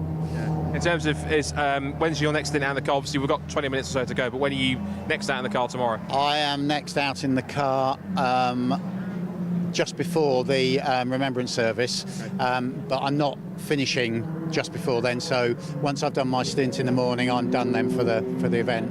We're trying to do it so, because I started the race after, well, this earlier and after the Remembrance service last year. So I'm doing the middle stints at the moment, and then we're going to let the beneficiary go over the finish line. So that's going to be really good. Well, thanks for all the work you've done for them, and thanks for being here this weekend as always. Great to talk to you, and best of luck for the rest of the race. Great stuff. And that's great. That's a great way to talk. It's not just beneficiaries and people that get involved in Mission Motorsport, but Martin and his team, of course, giving opportunities to those beneficiaries and working not for Mission Motorsport, but alongside with them to give them those opportunities. And that's great to see the fact that that's been so actively involved in that side of things. Great to see someone who's part of a team of giving those beneficiaries the opportunity to be able to showcase what Mission Motorsport is all about, to give them the chance to retrain and discover new areas of their career after they leave the service. So great stuff by Martin and the team. They're running quite strongly. He's one of the best running Toyota GT86s. We'll see how they can get on. We've only got about roughly 15 minutes left or so in this race, so getting towards crunch time at the red and white checkered flag. Before that, let's head back to Paul and Rob in the commentary box to hopefully take us through towards the last part of this first part of ROR 2023. The end of the last part of the first part. Yep, I think I know what you mean, Scott. Whilst that was happening, the car, Martin Greaves' car number 51, was just completing a routine pit stop. It was pretty much bang on the 4 minutes minimum pit stop time, and Michael Greaves has got out of the car and handed it over to Paul Wooding, and Paul is now on his way in the Toyota GT86, as he says, car number 51, currently 30th overall, 8th in Class C, and yes, one of the better placed GT86s, not as good as the Operation Motorsport USA GT86, which is currently in 11th place and 5th overall, 11th place overall and 5th in Class C, with Major Chris Walsh, who started the car for Operation Motorsport USA. He's in the car once again now as it goes towards, as Scott was saying, the last few minutes of this session. The screen shows us the very distinctive Operation Motorsport Canada car 220, which has been in the pits for around 2 hours getting the gearbox replaced, and Alex Quinn is now at the wheel of the 220. Meanwhile, Callum Lockie continues to bang in the lap times and continues to keep the car 3 laps ahead of the DBR Racing Caterham of number 14, Ben Timmons. First and second, those two still, but separated by 3 laps. And even though we reset the positions on the grid for tomorrow morning, that gap of 3 laps will remain. And so Callum Lockie will be starting tomorrow's race with an advantage, a cushion of 3 laps that he can sit on. It's quite a nice cushion to have, isn't it? I wish I had a cushion of 3 laps. Yes, it's certainly a very nice cushion to have. But as he'll know, anything can happen in this race, and it'll only take the smallest little bit of unreliability, and that will knock him back.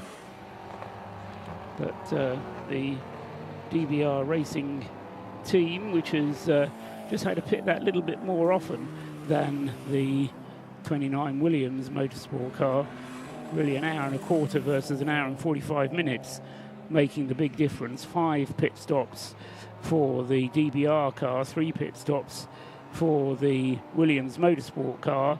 That's a difference of 2 pit stops. That's 8 minutes.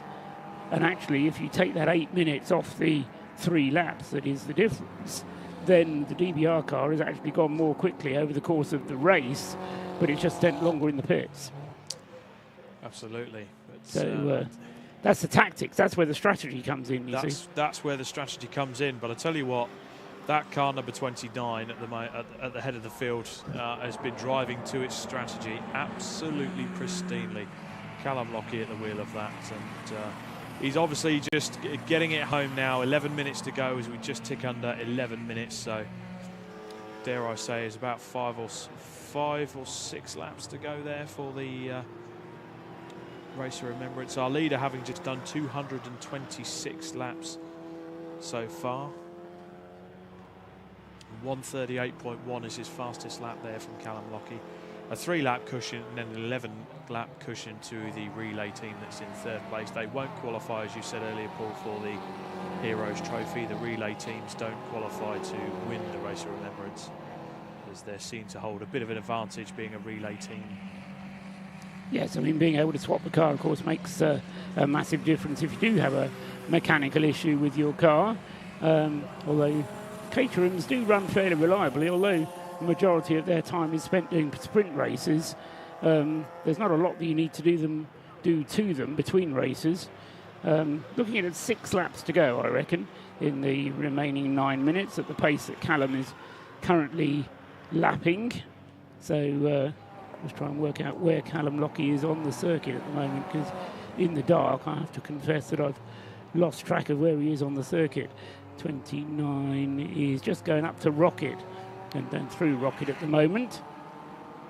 We'll be turning through Peel, and in a moment we'll see him coming down the hill from Peel into the corkscrew. There is a big queue of traffic actually just turning through the corkscrew at the moment, heading up towards the Tom Price Straight.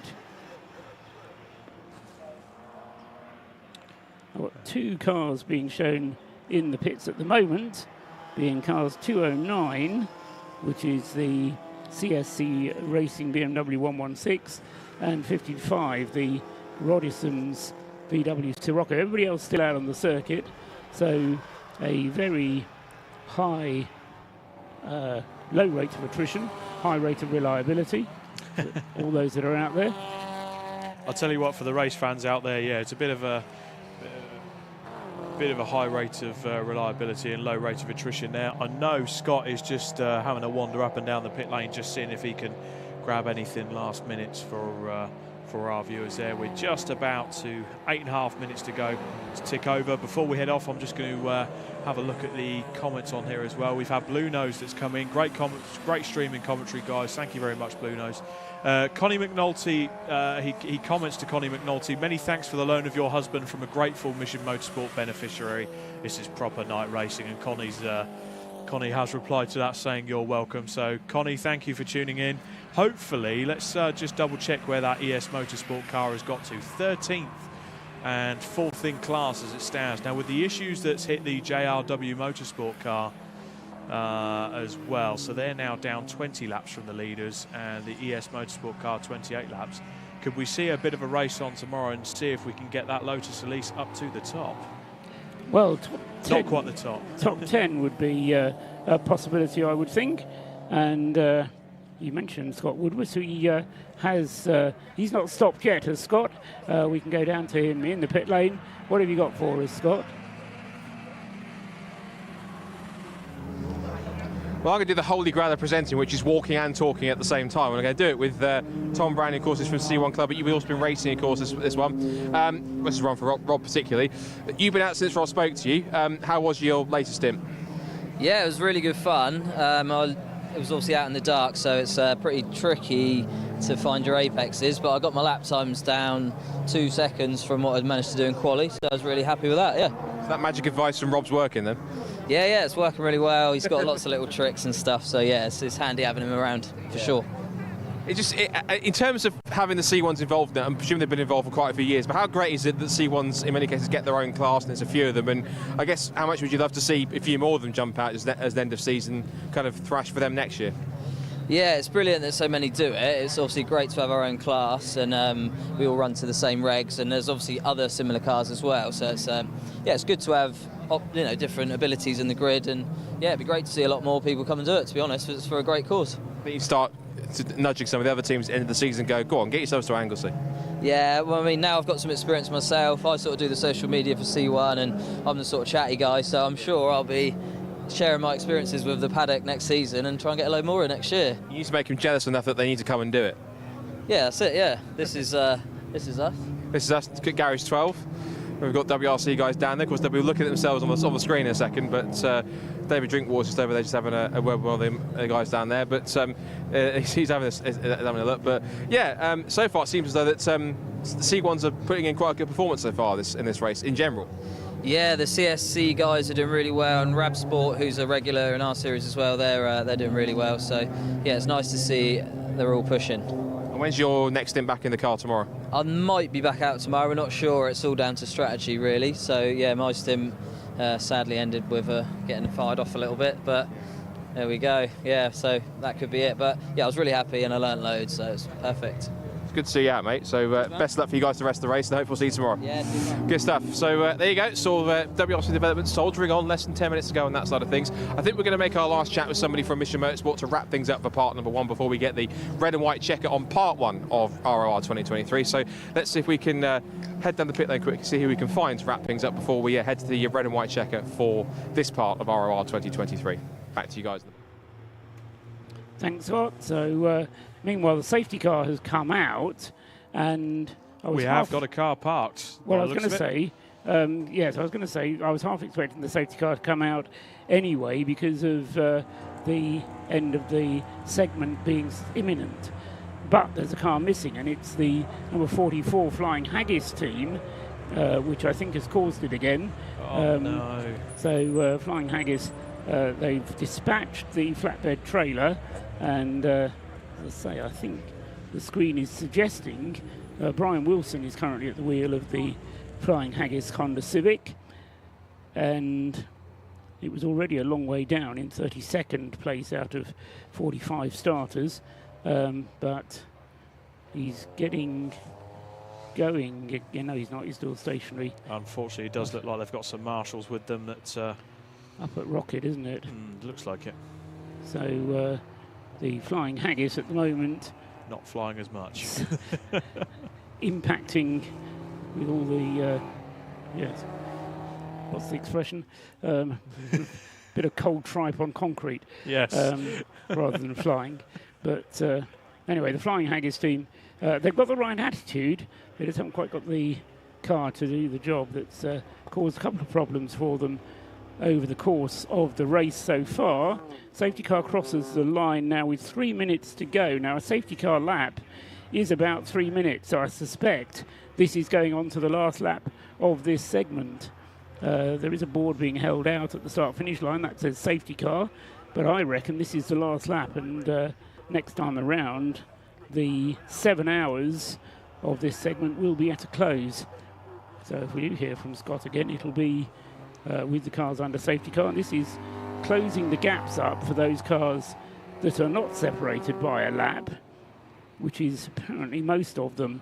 Operation Motorsport USA is within a few seconds. This is the car 22 of the NJM Ford Fiesta. Kermit, as you like to call it, Rob, car number 3. That is the nickname of the car. Perfect. Yeah, so I'll start calling it Kermit as well now if you're not careful. So car number 3, David Murfitt, has Chris Walsh right up his gearbox. And we've had a few comments in there commenting on the performance of Stuart Humphrey Motorsport, which of course is the next car up there in Class C in the Mark III Mazda MX-5. So we've had Lewis M that's come on, a group performance from SH Racing. I'm pretty sure we had another couple of comments on there earlier just referring to the Stuart Humphrey Motorsport. Yes, Sachs has commented as well. Come on, SH Racing. So they've been hovering around that top 10 for a while now, but gutting to see that from the Flying Haggis team. They're just being towed back now, so the issues with that car looking a bit more terminal. Hopefully they can get that fixed overnight. Well, they've got the time to do it, haven't they? As the safety car leads the rest of the field around the circuit, and they'll be, as I say, bringing that car back to the paddock area whilst the safety car leads them up to Rocket, and the clock ticks down to 1.5 minutes to go. So, yeah, I think the checkered flag will be out when they reach the end of this lap. Up along the top of the hill they go, and it's a very slow safety car lap here. The Lotus Emira not stretching its legs by any manner of means. If I was in a Lotus Emira around the Anglesey circuit, I'd be going quicker than this. If I was a safety car driver, I'd be pushing. Yeah, I'd be pushing. It would be tempting to. Yeah, just for the fun. I'll tell you one thing I would have the heater on as well, especially at this edition of the race. And the demister on the screen. Absolutely. Yeah, and I'd probably put it in the grass as well. Never mind. So it'll be 231 laps completed then in 7 hours for Callum Lockie. Multiply or divide that by 7, multiply by 12, and you can have some idea of how many laps he might be able to complete by the end of the race. And the other thing to remind you of is that the driver who is in the car at the moment is going to have to start the car tomorrow morning. And, James Cameron's come up again. Is it James Cameron? I don't know. Yeah. There's been so many James Camerons around this weekend. It's terrifying, isn't it? It is, actually. That is the word, terrifying. What do you want to tell us, James? I'll keep an eye on what's happening, but I think we're going to get a checkered flag coming out fairly soon. I think you're probably right. What's happened today is 4 brand new novice Mission Motorsport drivers have all driven in the dark, had successful stints, brought the cars home. And had fun. And I had an awful lot of fun in the process, which is fantastic. And actually, RF Motorsport as well. Your man, Alistair, most exhilarating thing he'd ever done, he said. Which is saying and something. that's from an ex-Marine. Yeah, absolutely. From a former Royal Marine as well, who's got a bit of time under his belt doing things like that. So it's extraordinary, and what a wonderful race. Huge well done, I think, to all of the teams and everybody who's getting their cars across the line. I recognise, I think some will be working overnight in order to be able to get it done. But we've also had 3 novices, RAF Motorsport Association, huge credit to them. They've really upped their game this year, haven't they? Fantastic. Really impressive. And from the point of view of fundraising as well, haven't they? I mean, it's not just I think so, yeah. the beneficiaries, but those drivers who are part of the team have been playing their part as well, haven't they? Really, yeah, absolutely phenomenal. And good to see, just mentioning on the RAF team, 4th place for the number 7 car.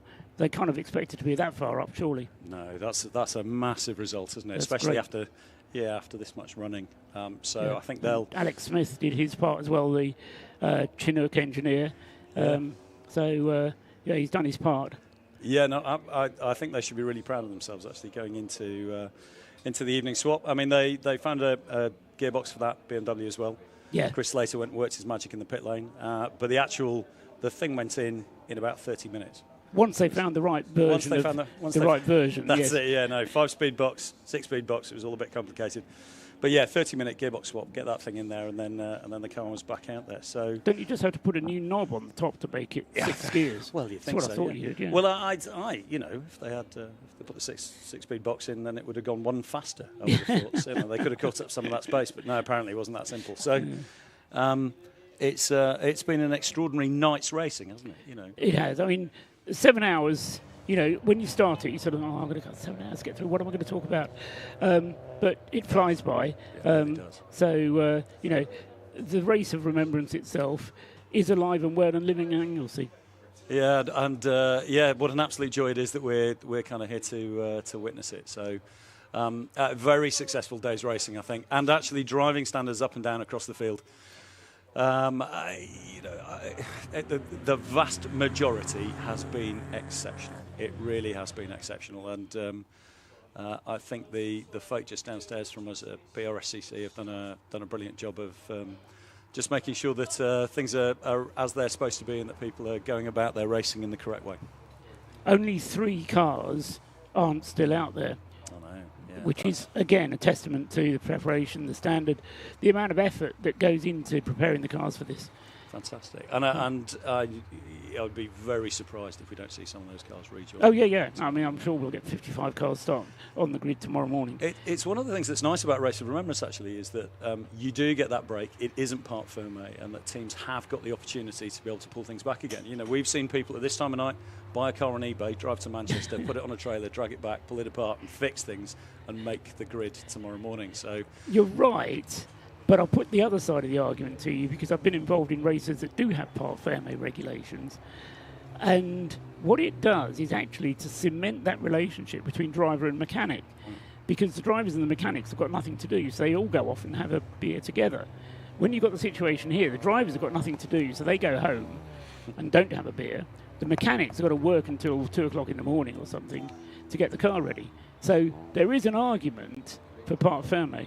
No, I absolutely recognise that argument. But it's very much a social one. It really is, because there's not too much time now, at this time of night, really, to be going for too much of a beer. And to be honest, I mean, if a driver is disappearing off to go and have a beer and leaving his mechanics in there without being the brew bitch, then you need to have a word with them. It being the Race of Remembrance, and as always, James, you're 100% right. So, it's all about the team, isn't it? It's all about the team. It's all about the people. And tomorrow is another day. It will bring its own events. I only hope that the weather does what it always does for you in this kind for the Remembrance service itself, and is kind for the presentations as well, because that's the other hugely emotional part of this event. Yes, we talk about the Race of Remembrance, the Remembrance service, but you know what? I always find the presentations just as emotional at the end when you see what the efforts that people have gone through and absolutely. how happy they are to have been able to get their rewards at the end of it. Oh, well, it's great. And of course, we've got to thank the marshals. They've been out there for a long old day. It's a big old stand, long time to be paying attention and making sure that everybody can run safely. But particularly to the media team and the guys doing the TV pictures here as well. I think the quality of the stuff that's gone out, and thank you so much for coming and being the voice of Race of Remembrance just as much as you are for many the voice of Le Mans, Paul. We're hugely grateful for that, and we know that we've got people who are listening into this at home. There are lots of folk who are following all of this and the footage online, and we've had some absolutely lovely comments from it as well. So for the likes of Kes Bradley, who'd like to be here but are watching at home, and Sean Price, we're going to see you tomorrow, Sean. Thank you very much indeed. Thank you. Equally terrifying comments. Okay, James, I think that wraps it up from us, unless you've got anybody else here from the pits. No, we can wrap it up from here. Tomorrow morning, the grid will start off at 9 o'clock. So really, they need to be here at 8:30 to be in the assembly area to get things underway for a 9 o'clock start tomorrow. We pause at 10:30 and gather in the pit lane. No matter where you are, you need to come down into the pit lane for the service of remembrance. Bring your umbrella and be moved. We then get somebody who yells, "Let's go racing," and then all of a sudden we cough to ourselves and go racing again for the remaining 5 or so hours that we have. And hopefully by 3 o'clock, don't overdo it, by 3 o'clock we'll be all clear, and the 12 hours and the 2023 Race of Remembrance will be in the history books. Who will win? I've got no idea. To James Cameron, to everybody at Mission Motorsport, to the BRSCC and all your marshals who have worked sterlingly over the last however many hours it is. They started at 9 o'clock this morning, so thank you to you. And good night from me.